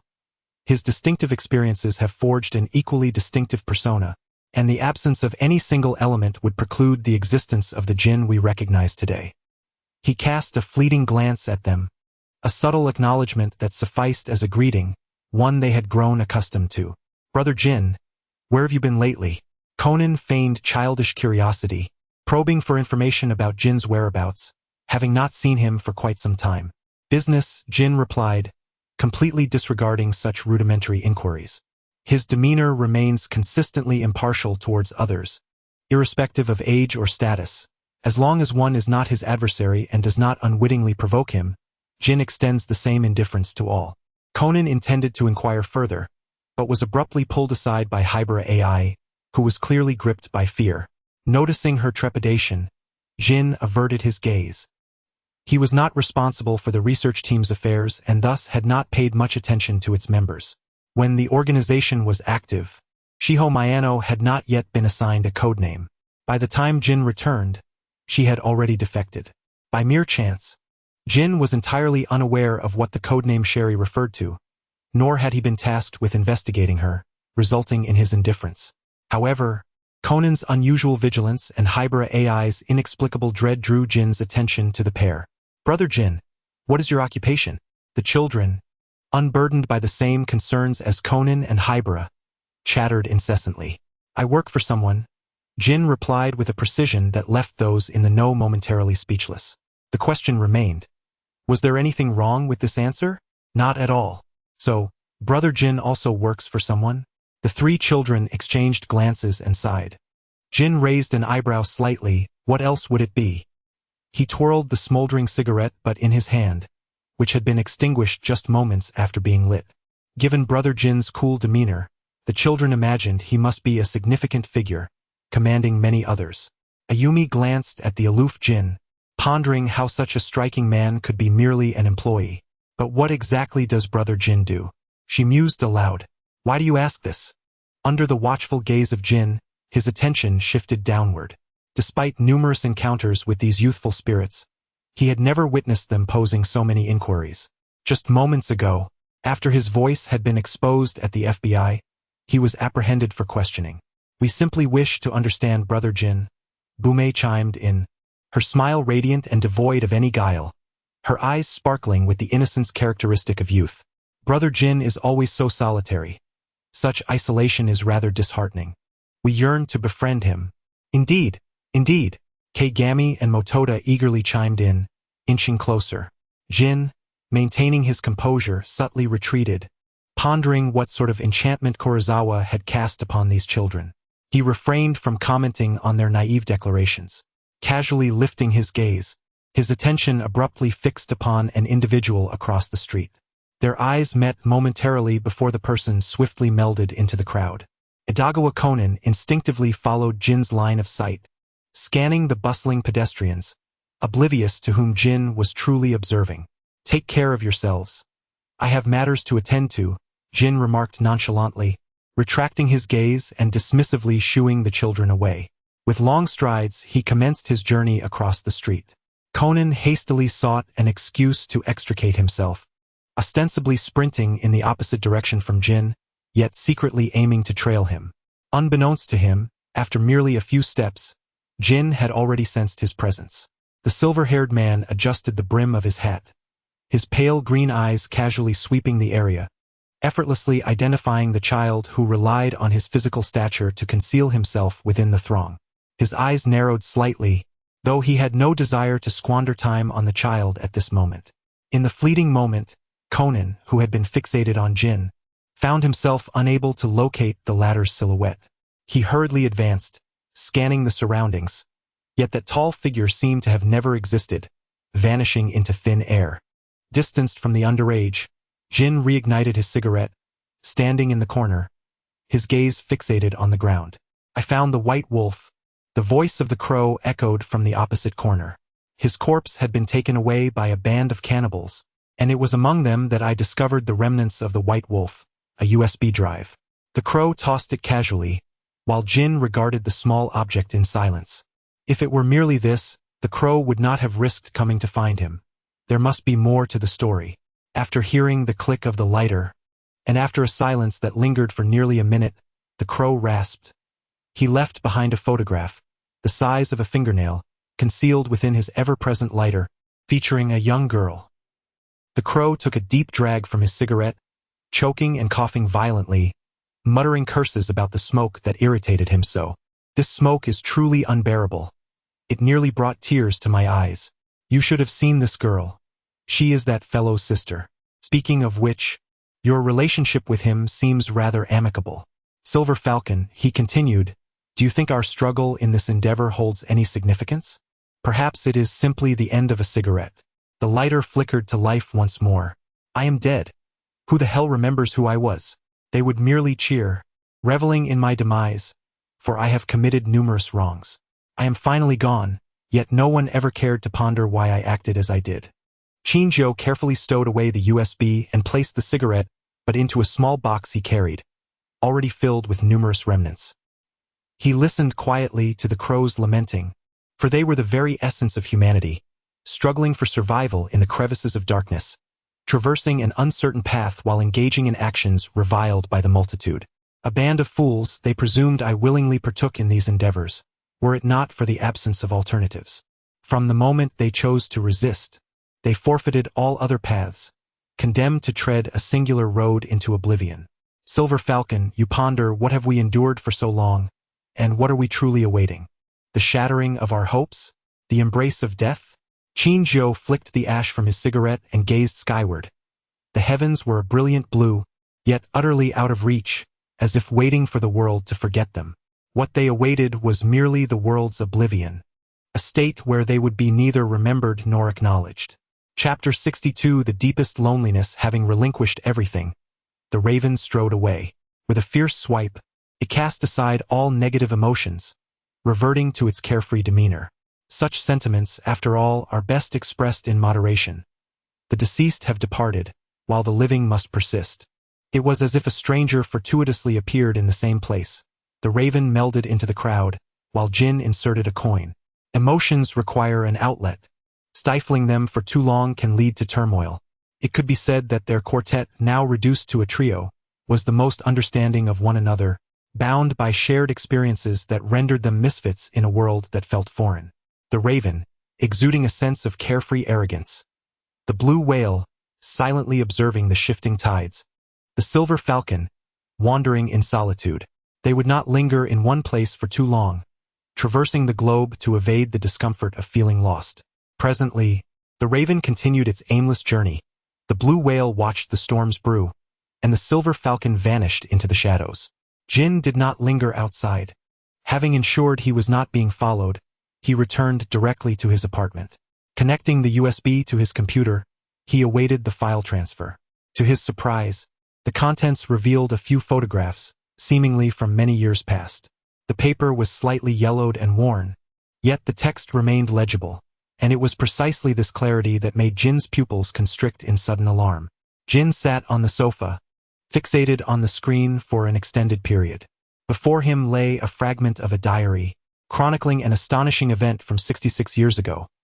A young boy suffering from congenital organ failure miraculously recovered due to a substance known as white diamond, which had gained notoriety at the time.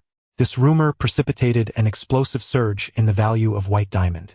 However, 63 years ago, a war ensued, damaging the synthesis formula for white diamond, causing it to vanish from public consciousness for 3 long years. The diary fragment concluded its account here, marking the post-war reconstruction era of 2 to 3 decades characterized by peace and development, followed by a subsequent 30 years of rapid global advancement and transformation, leading us to the present day. Jin encrypted the document and lit a cigarette, his gaze hardening as the facade of cold detachment began to show signs of fracture. From these fissures, the deepest shadows emerged, rendering Jin akin to a demon from the depths of hell. The burning ember of the cigarette grazed his fingers, jarring him from his reverie. He closed the notebook and departed the apartment. The sky had darkened by then. Upon returning to the villa, he was met by two pairs of eyes, one large and one small. Jin, came the enthusiastic call, accompanied by a meow. The cat, more agile than a human, darted towards Jin faster than Hyzian could manage. Jin deftly caught the cat with one hand while grasping Hyzian with the other, guiding the two little companions into the living room. He casually glanced at the villa's decor, pondering that Hyzian was indeed a rather troublesome presence. Jin, we plan to go on a trip tomorrow, Hyzian chirped excitedly while packing his little backpack. Are you coming? Tomorrow I shall venture forth. Jin is contemplating sending Akai Shuichi away. Is this not an opportune moment? Huh? Where are you headed?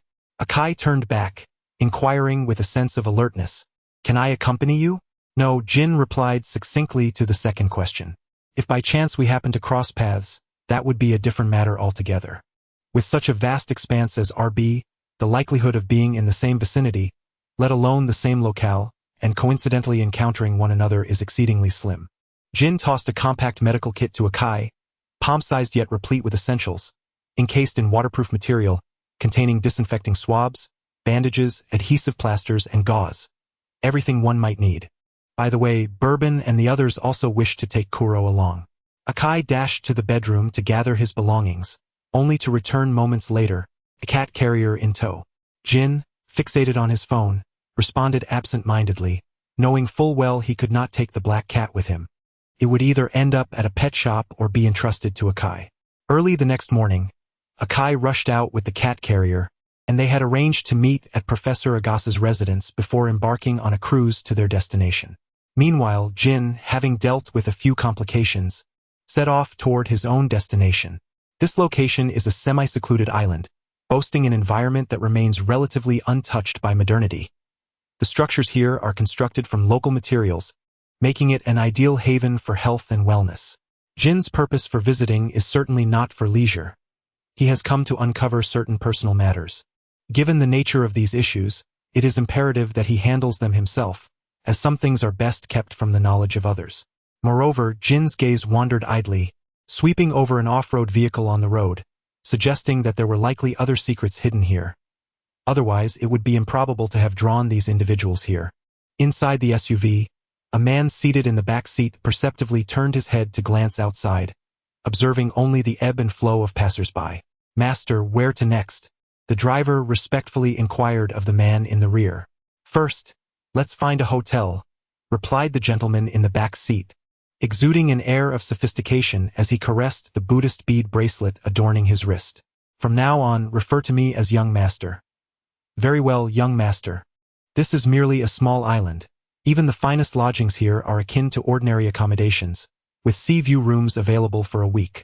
Jin produced a bank card, his moss-green eyes locking onto the receptionist's, momentarily causing her to lose focus as she handed him the room key. The silver-haired man then departed with purpose. The receptionist blinked, struggling to recall the appearance of the recent guest, overwhelmed by the influx of visitors. Jin did not overlook her musing. As he turned the corner, his gaze swept over the entrance of the inn, lowering the brim of his hat. Not to mention, his flowing silver locks were already striking enough. After a day of meandering around the island, he found little of value, though he did not anticipate uncovering much in a single outing. It was merely a matter of familiarizing himself with the surroundings. As the curtain drew closed, Jin reclined on the bed, his fingers dancing through the air as if sketching an unseen pattern. To an observer, this peculiar sight would seem eerie, yet to Jin, each stroke he made formed a frame, each frame piecing together a rudimentary map. During the day, wandering through the streets and alleys, one fails to perceive much. However, once all the houses are sketched upon a single sheet of paper, a certain secret of this village's architecture becomes apparent. Jin gazes at the rooftops. The sounds of the night wind and the chirping of insects resonate in his ears. With so few clues at hand, he finds himself unable to draw any conclusions. Tomorrow, He might visit the seemingly abandoned ancestral hall, which has long been neglected, in hopes of uncovering some insight.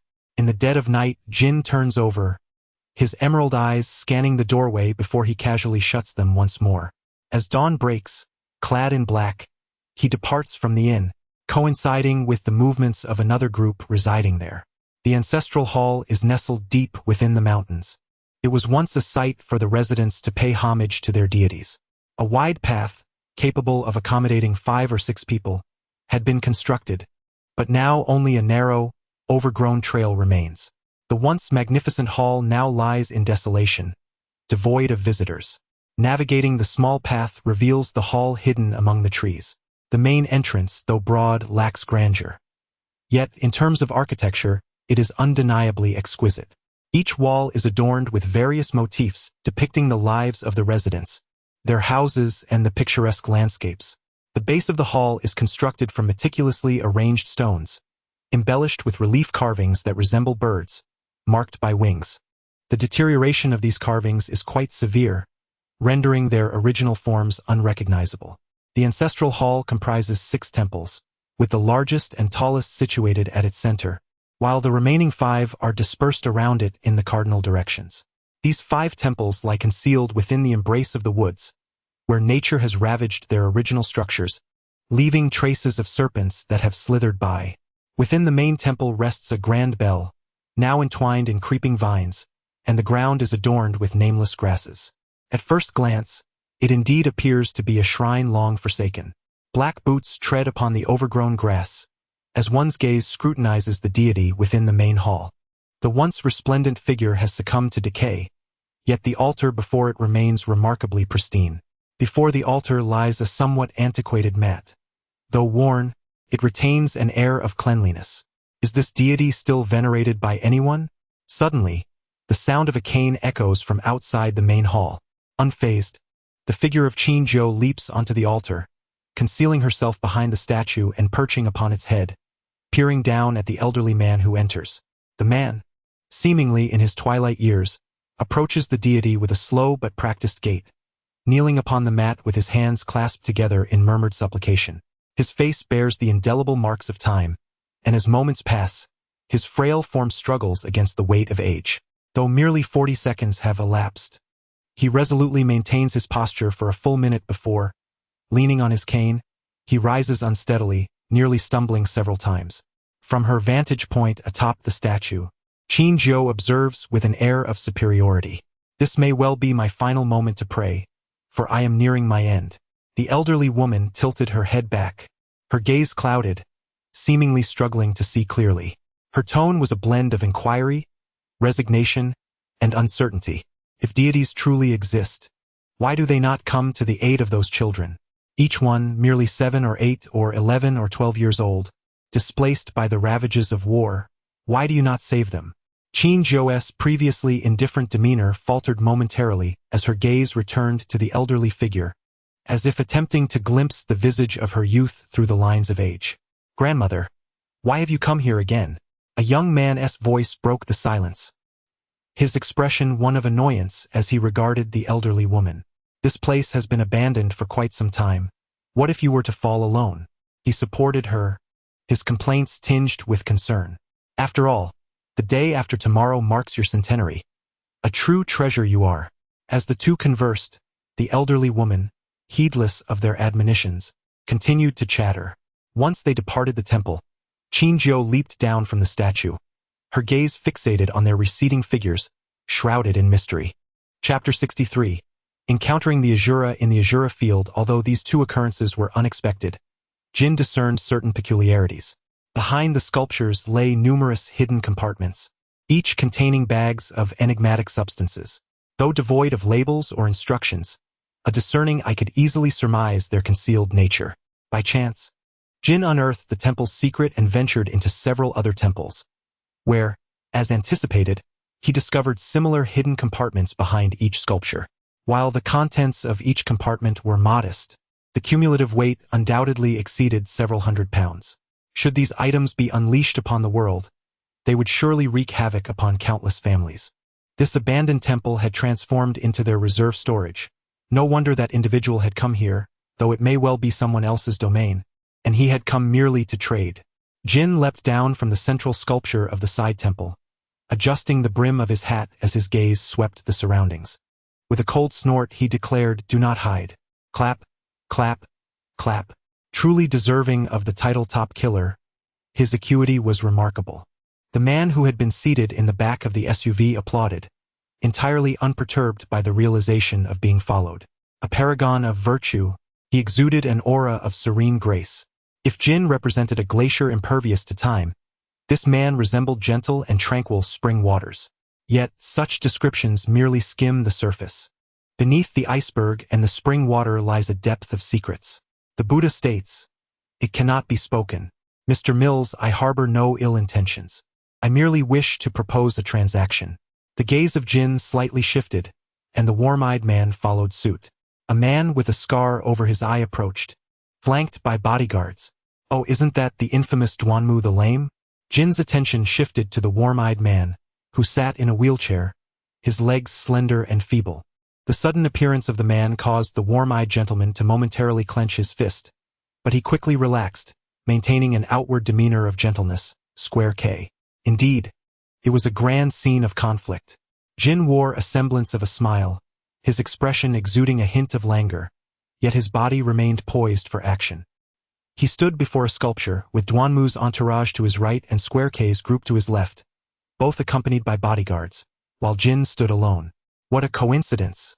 "I too wish to engage Mr. Mills in a transaction," Square K proclaimed, his laughter exuberant, the tension thickening. "Mr. Harry D. Mills, what say you? Whose invitation do you intend to accept?" Duanmu suddenly directed his gaze at Jin, who was observing the spectacle, his smile still warm, betraying none of his notoriety as a prominent drug lord in the Golden Triangle. Harry D. Mills, a name Jin had once adopted, among countless others, some well-known locally, while others belonged to the Faceless. The flames of conflict had reached him. "Rather than that, I am more intrigued by the purpose of your summons." Jin casually redirected the conversation, disinterested in provoking either of these individuals directly. Why invite trouble upon himself? This matter seems rather inconvenient to discuss in such a setting. Duanmu arched an eyebrow, suggesting that perhaps a first-come, first-served approach would be appropriate. K of Diamonds. A scoff escaped K of Diamonds. Yet he opted not to press the issue further, as they both had more pressing matters to attend to. "Mr. Mills, please proceed," Duanmu offered with a gentlemanly gesture. By the time he concluded his conversation with these two individuals, night had fallen. He declined K of Diamond's invitation for dinner, and Jin leaned back on the restaurant sofa, contemplating the intentions of these two men while waiting for their meal to arrive. Setting aside other considerations, dealing with such people was mentally exhausting. The only solace lay in the fact that their goals diverged from Jin's, which, barring any unforeseen circumstances, meant they would not intersect. As for the transactions they mentioned, Jin speared a takoyaki ball and popped it into his mouth. And what about those artifacts from the temple? Were they Duanmu's or K of Diamonds?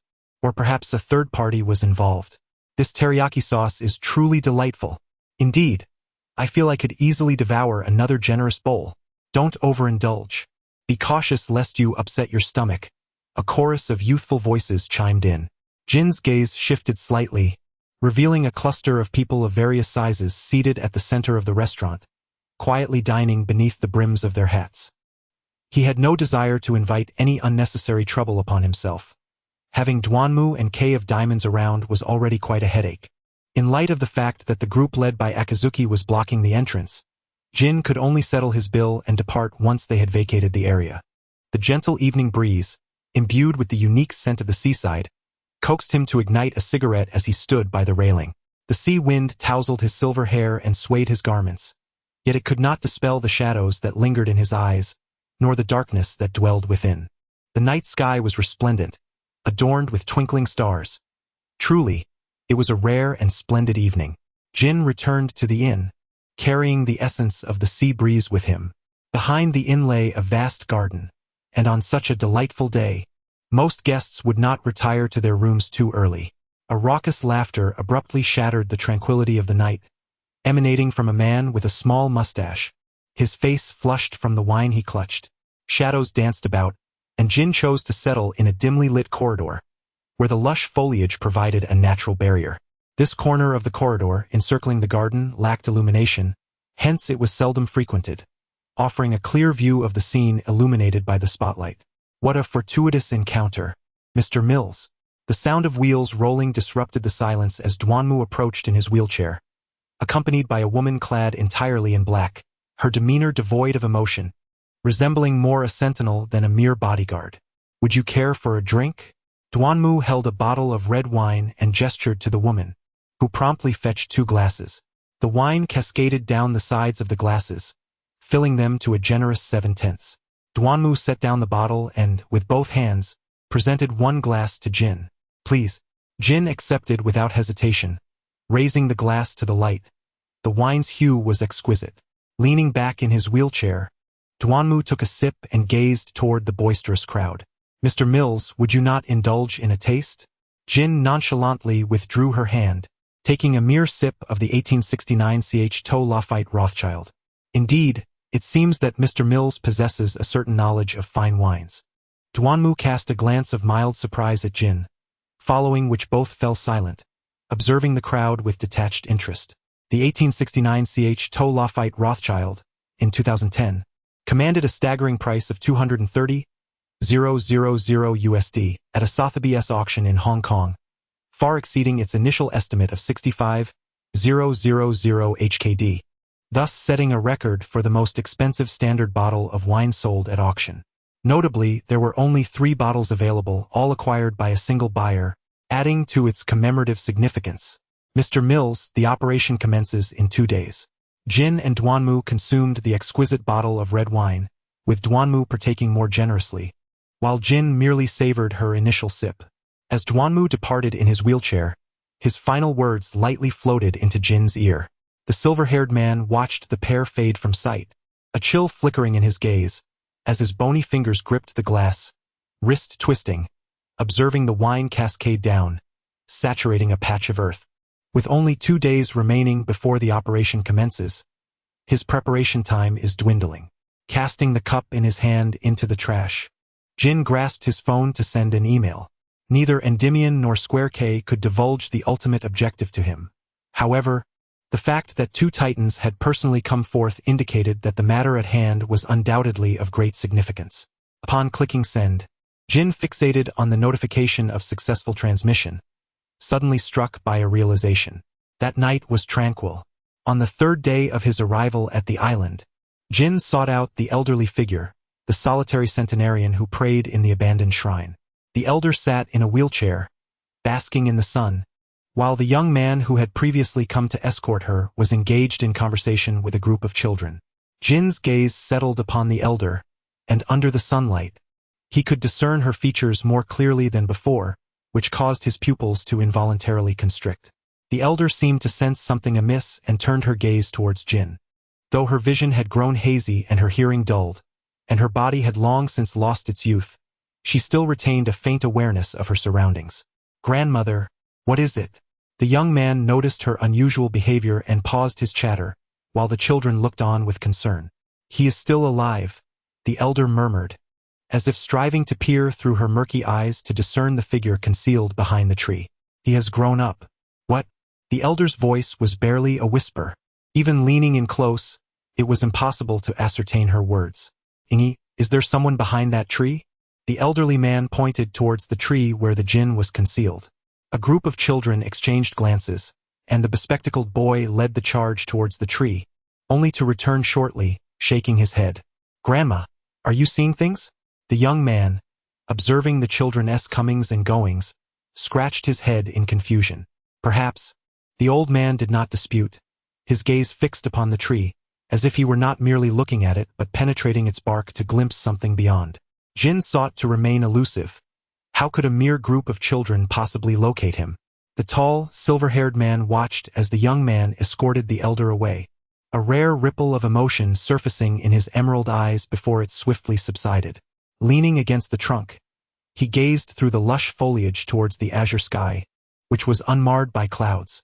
The weather today was splendid, perfect for an outing, or rather, the past few days had been delightful as well. with a steady stream of tourists arriving on the island. Unseen currents stirred beneath the surface. The two titans of the Golden Triangle had converged, bringing with them detectives, assassins, and drug lords. The implications for this small island extended far beyond mere contributions to the tourism industry. Chapter 64. The funeral time is an unrelenting force, indifferent to both sorrow and joy, advancing with unwavering momentum. Qin was initially beside the fountain, contemplating her mission, when unexpectedly, an elderly gentleman in a wheelchair collided with her, his murky gaze fixed upon her. "You have grown," he remarked. Qin averted her eyes, instinctively recoiling from the old man's proximity. He did not inquire why she appeared no older than 18 or 19. Instead, he recounted his life experiences in a voice weathered by age. Due to his frail condition, he required frequent pauses, and by the time he finished, it was already past 5 in the afternoon. Qin found herself somewhat distracted. After a brief respite, the old man spoke softly, revealing that beneath the main hall of a certain temple lay a secret chamber, within which rested a bag of white diamonds, and Qin lifted her gaze to meet the old man's eyes. Despite their cloudiness, they held a clarity that pierced through. He understood that this child before him had fully embraced the shadows, no longer embodying the duality of righteousness and wickedness of her youth. Yet, he also recognized that certain truths remained deeply embedded within her heart. In your youth, you were out of sync with the times. Now, you possess the power to choose your own path. Grandma, a young man, who had been accompanying the elderly gentleman, rushed over, breathless. He cast a puzzled glance at the spot where Qin had been, questioning whether he had merely imagined her presence. He then began to scold, "Grandma, why do you wander about? Do you have any idea how worried we are?" Behind him, Qin silently departed from his initial position and returned to the shrine, which remained as eerily foreboding as ever, beneath the main hall of the temple. Does it refer to the statue below? However, moving such a heavy statue is beyond the capacity of mere human strength. Qin gaze shifted from the statue down to the altar before finally resting on a time-worn mat. Upon lifting the mat, a layer of dust was revealed, but as the dust was cleared away, Qin effortlessly discovered a concealed compartment, hand-sized in dimension, which contained tightly wrapped platinum and a yellowed piece of paper. Qin picked up the paper, his eyes scanning the intricately complex chemical equations inscribed upon it, the minuscule text densely filling an entire page. After a moment of silence, the silver-haired man retrieved a lighter and set the paper ablaze, reducing it to ashes. He then extracted the package, restored the mat to its original place, and exited the shrine. Choosing a tall tree, he perched upon its trunk and opened the package, revealing a substance sealed in plastic, resembling flour but with larger granules, less refined than flour, akin to tiny diamond particles, hence dubbed white diamond. It is difficult to fathom the extent to which countless individuals have lost everything, wealth, family, due to this substance, and how many have descended into despair, struggling in its grasp. Qin gazed at the white particles before him, lighting a cigarette. One could imagine the immense profits that would flow from this bag of white diamonds, eroding countless families and leading many to ruin. If it were to be incinerated, the white diamond, which once ignited wars, would cease to exist. The pine-green pupils reflected the white diamond, as if confronting a golden mountain, asking, "Do you desire me?" A centennial celebration naturally demanded a sense of ceremony. The elderly man, seated in a wheelchair, joyfully observed his descendants before him. However, age took its toll, and soon he felt fatigued. After enjoying the cake and taking a brief respite, he retreated to his bedroom for slumber. Uncertain of the passage of time, the elder abruptly awoke from his dreams and glanced out the window. A tall figure sat by the frame, seemingly aware of the elder's awakening. A strange yet familiar melody began to play, and the elder's gaze grew distant, as if transported back to another era. As the final notes echoed, the clock struck midnight.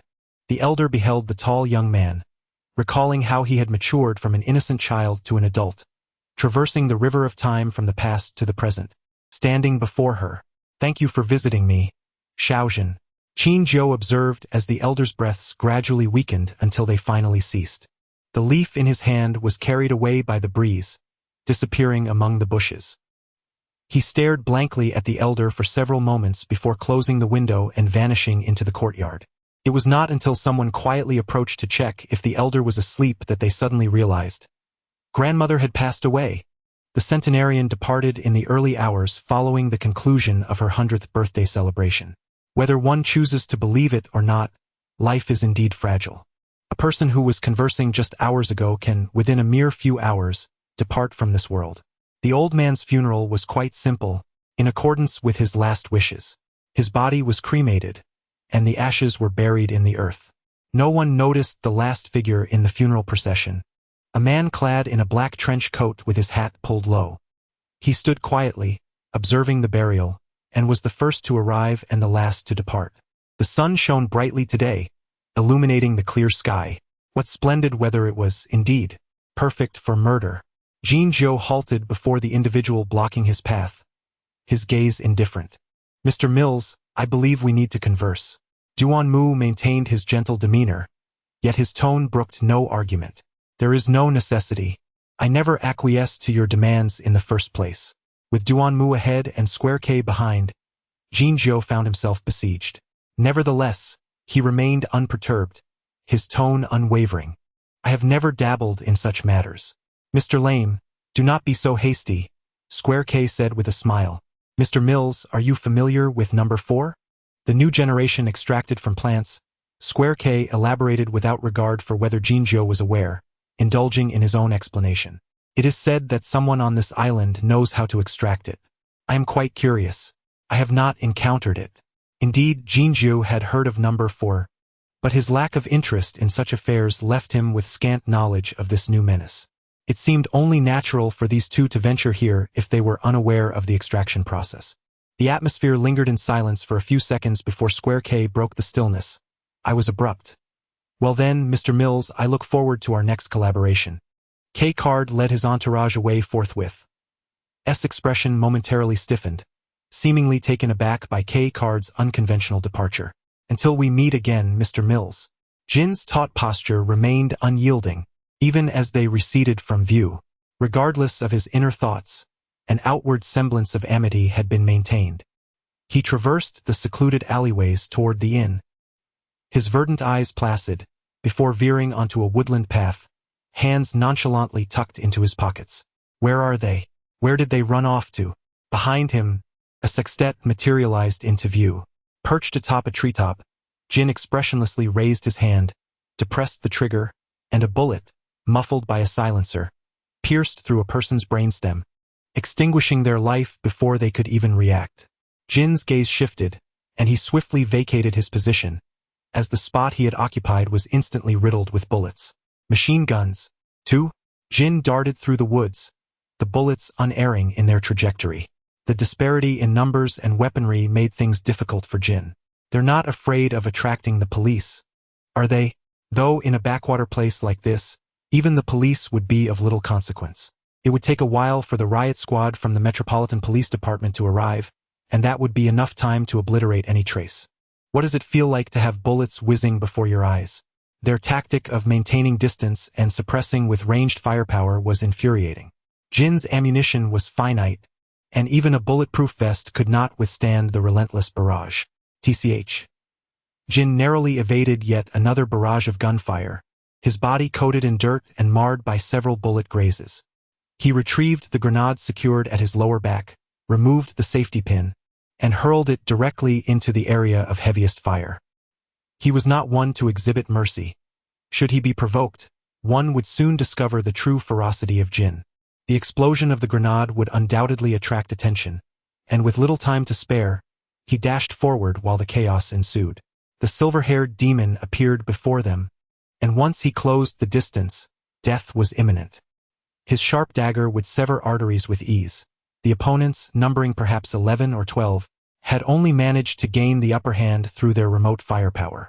Once close, they would be no more challenging than slicing through melons.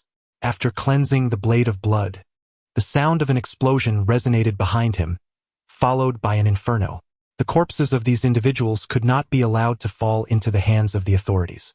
Without further delay, Jin maneuvered through the depths of the forest to evade the throngs of people. aware that he bore gunshot wounds and would undoubtedly attract police inquiries if spotted. Navigating through the dense foliage, he perched upon a tree trunk, observing the flames in the distance. Although he had no penetrating injuries, he bore several abrasions. The bullets, swift and heated, inflicted wounds even upon grazing contact. That said, the two individuals had mentioned their operations would commence in 2 days. Wasn't he that today? While the nature of their intentions remained unclear, it was certain they were not up to any good.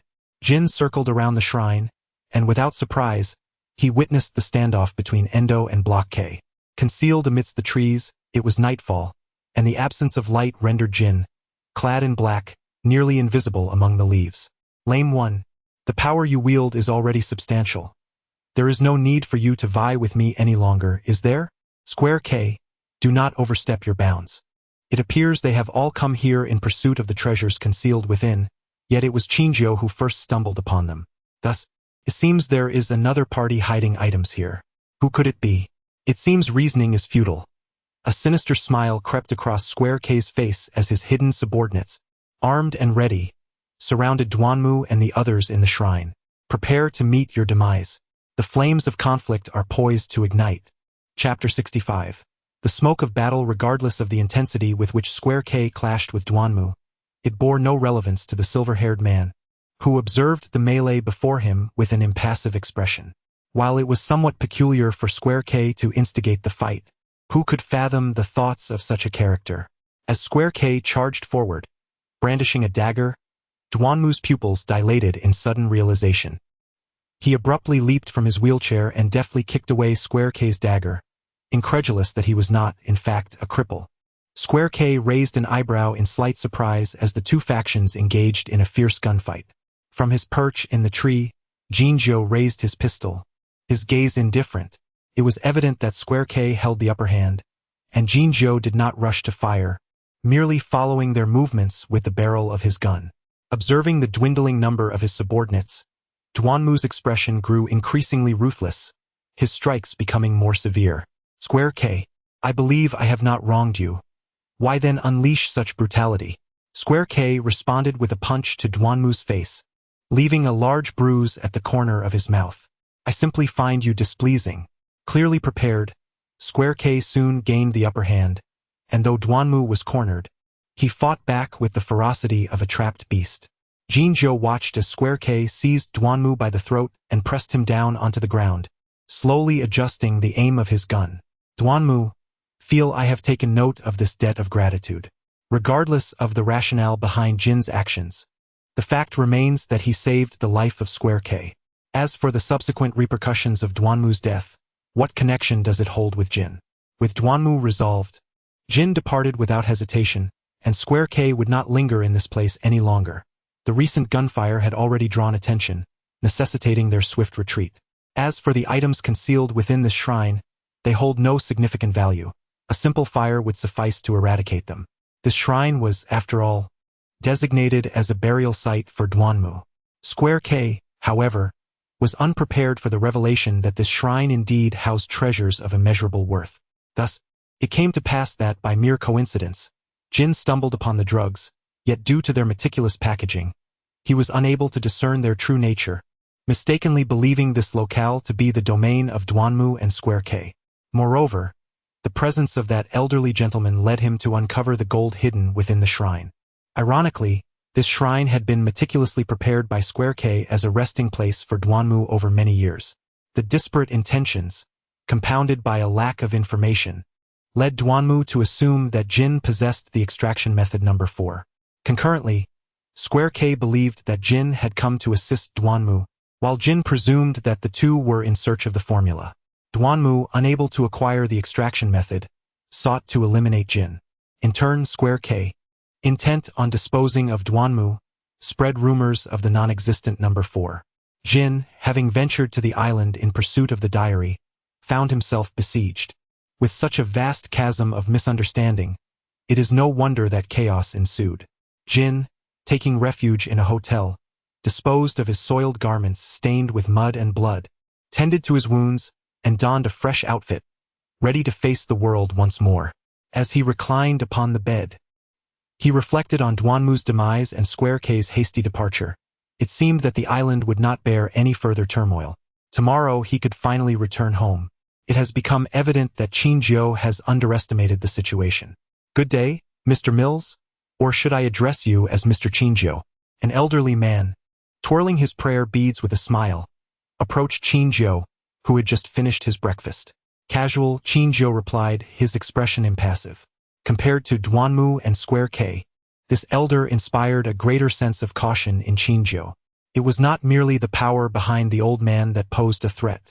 The man himself was no trivial entity, an ancient fox who had transformed into a cunning spirit, perhaps the very epitome of a fox spirit. Regardless of the machinations he might harbor in the shadows, he presented an outward demeanor that exuded amicability and prosperity, embodying the essence of a businessman. This elder was akin to Duanmu's grandfather?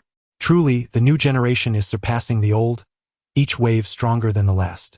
As the elder caressed his prayer beads, he made no mention of Duanmu's demise. It was evident he was already aware of Square K's schemes. However, he appeared indifferent, likely nurturing other potential successors to replace Duanmu, allowing the latter's demise to unfold. Alternatively, it could be that Duanmu had engaged in some imprudent act that invited his own downfall. The youth of today should not be underestimated. Qinjiu stirred the coffee that the waiter had just brought, his gaze distant. What do you think, Mr. Qinjiu? The elder seemed oblivious to Qinjiu's reluctance to engage in conversation, cheerfully toying with his beads.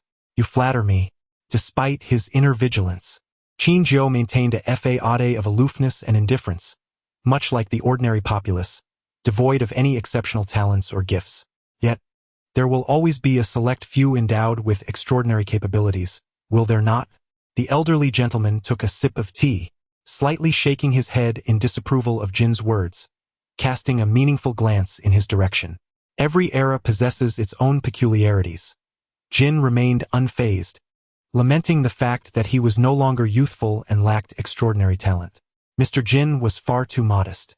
The old man chuckled, his laughter akin to a gentle spring breeze, as if he were an ordinary elder engaging in casual conversation with his younger kin. If one were to consider themselves unremarkable, what of those children such as Duanmu Xiao? Duanmu Xiao, the very individual now confined to a wheelchair and having met his unfortunate demise. Brother Jinan? A chorus of youthful voices broke the moment, prompting the elder to glance over. A few children, surprised, turned their attention towards him. Brother Jinan, so you've come here to play as well. Greetings, Grandpa. The children displayed commendable manners, rushing over to greet the elder who sat opposite Jin. Haha, well met, children. The old man responded with vigor, his gaze settling on He-Zi-In. Mr. Jin, this child bears a striking resemblance to you. Are you siblings? Sort of, Jin replied nonchalantly, intentionally not distancing himself from He-Zi-In. Brother Jin-En, have we interrupted your conversation? It was Bumei who first sensed the tension between the two, cautiously inquiring. Not at all, the elder said, ruffling Bumei's hair. We are merely engaged in light conversation. We've concluded our discussion. He continued, smiling warmly at Jin, whose demeanor was inscrutable. It was merely a bit of playful banter among children. Would you not agree? I have never been particularly interested in the playful antics of children. As Jin observed the elderly man departing, he noted that, while it appeared to be just the old man leaving, there were, in fact, numerous hidden assassins in his wake, including a lady seated at the table behind him. The young detectives chimed in, Goodbye, Grandpa, to which the old man replied, Farewell. Jin rose from his seat, untouched coffee before him, and proceeded to settle the bill. The reason these mischievous children had approached was due to the old man's tacit approval. Had he not given them the green light, they would not have dared to intrude upon their gathering. A gentleman had already paid. The staff gently informed him. The oblivious children, having disrupted Jin's intentions, gazed at him with innocent curiosity, asking, Are you coming to the beach with us? No, Jin replied curtly. His mood was soured, aggravated further by the elderly man's unexpected visit. Having spent a considerable amount of time engaged in a cryptic exchange with the old man to discern his motives, he was exasperated to have his efforts interrupted by this group of children, rendering his careful groundwork futile. If that were not troubling enough, The most pressing concern was that the old man had taken notice of Akai. Who could fathom what the old man might do? It was hardly surprising that Jin's spirits were dampened. He chose to disregard the children as he exited the restaurant, leaving them to exchange bewildered glances, questioning amongst themselves, "Did we do something wrong?" Lighting a cigarette, his gaze indifferent, the moment the old man inquired whether he was Mills or Jin, the confrontation had already commenced. Harry D. Mills, a wanderer navigating the Golden Triangle, was a solitary figure, calling the vast world his home. In contrast, Jin was the ace assassin of a clandestine organization. Their disparate identities were underscored when the old man chose to address him as Jin, implying that their conversation was conducted under the auspices of the organization's elite assassin. This established a certain hierarchical difference. As Jin, he was compelled to consider the organization's interests and could not afford to offend a significant force within the Golden Triangle. The old man further remarked on the exceptional talent of the young man he had selected. Mills retorted that he was neither young nor gifted, merely refuting the notion of his ordinariness without denying his age. Their exchange was abruptly interrupted by a group of children, drawing the old man's attention to Kurosawa Jin. The elder tested his demeanor. Although he appeared nonchalant, this could not allay the old man's suspicions. It was certain that the elder would investigate Kurosawa Jin. Fortunately, Mills had not previously formed a close rapport with him, and as long as he maintained a prudent distance, the likelihood of any complications arising was minimal, though no guarantees could be made. Before departing, the old man remarked that the incident was merely a trivial squabble among children.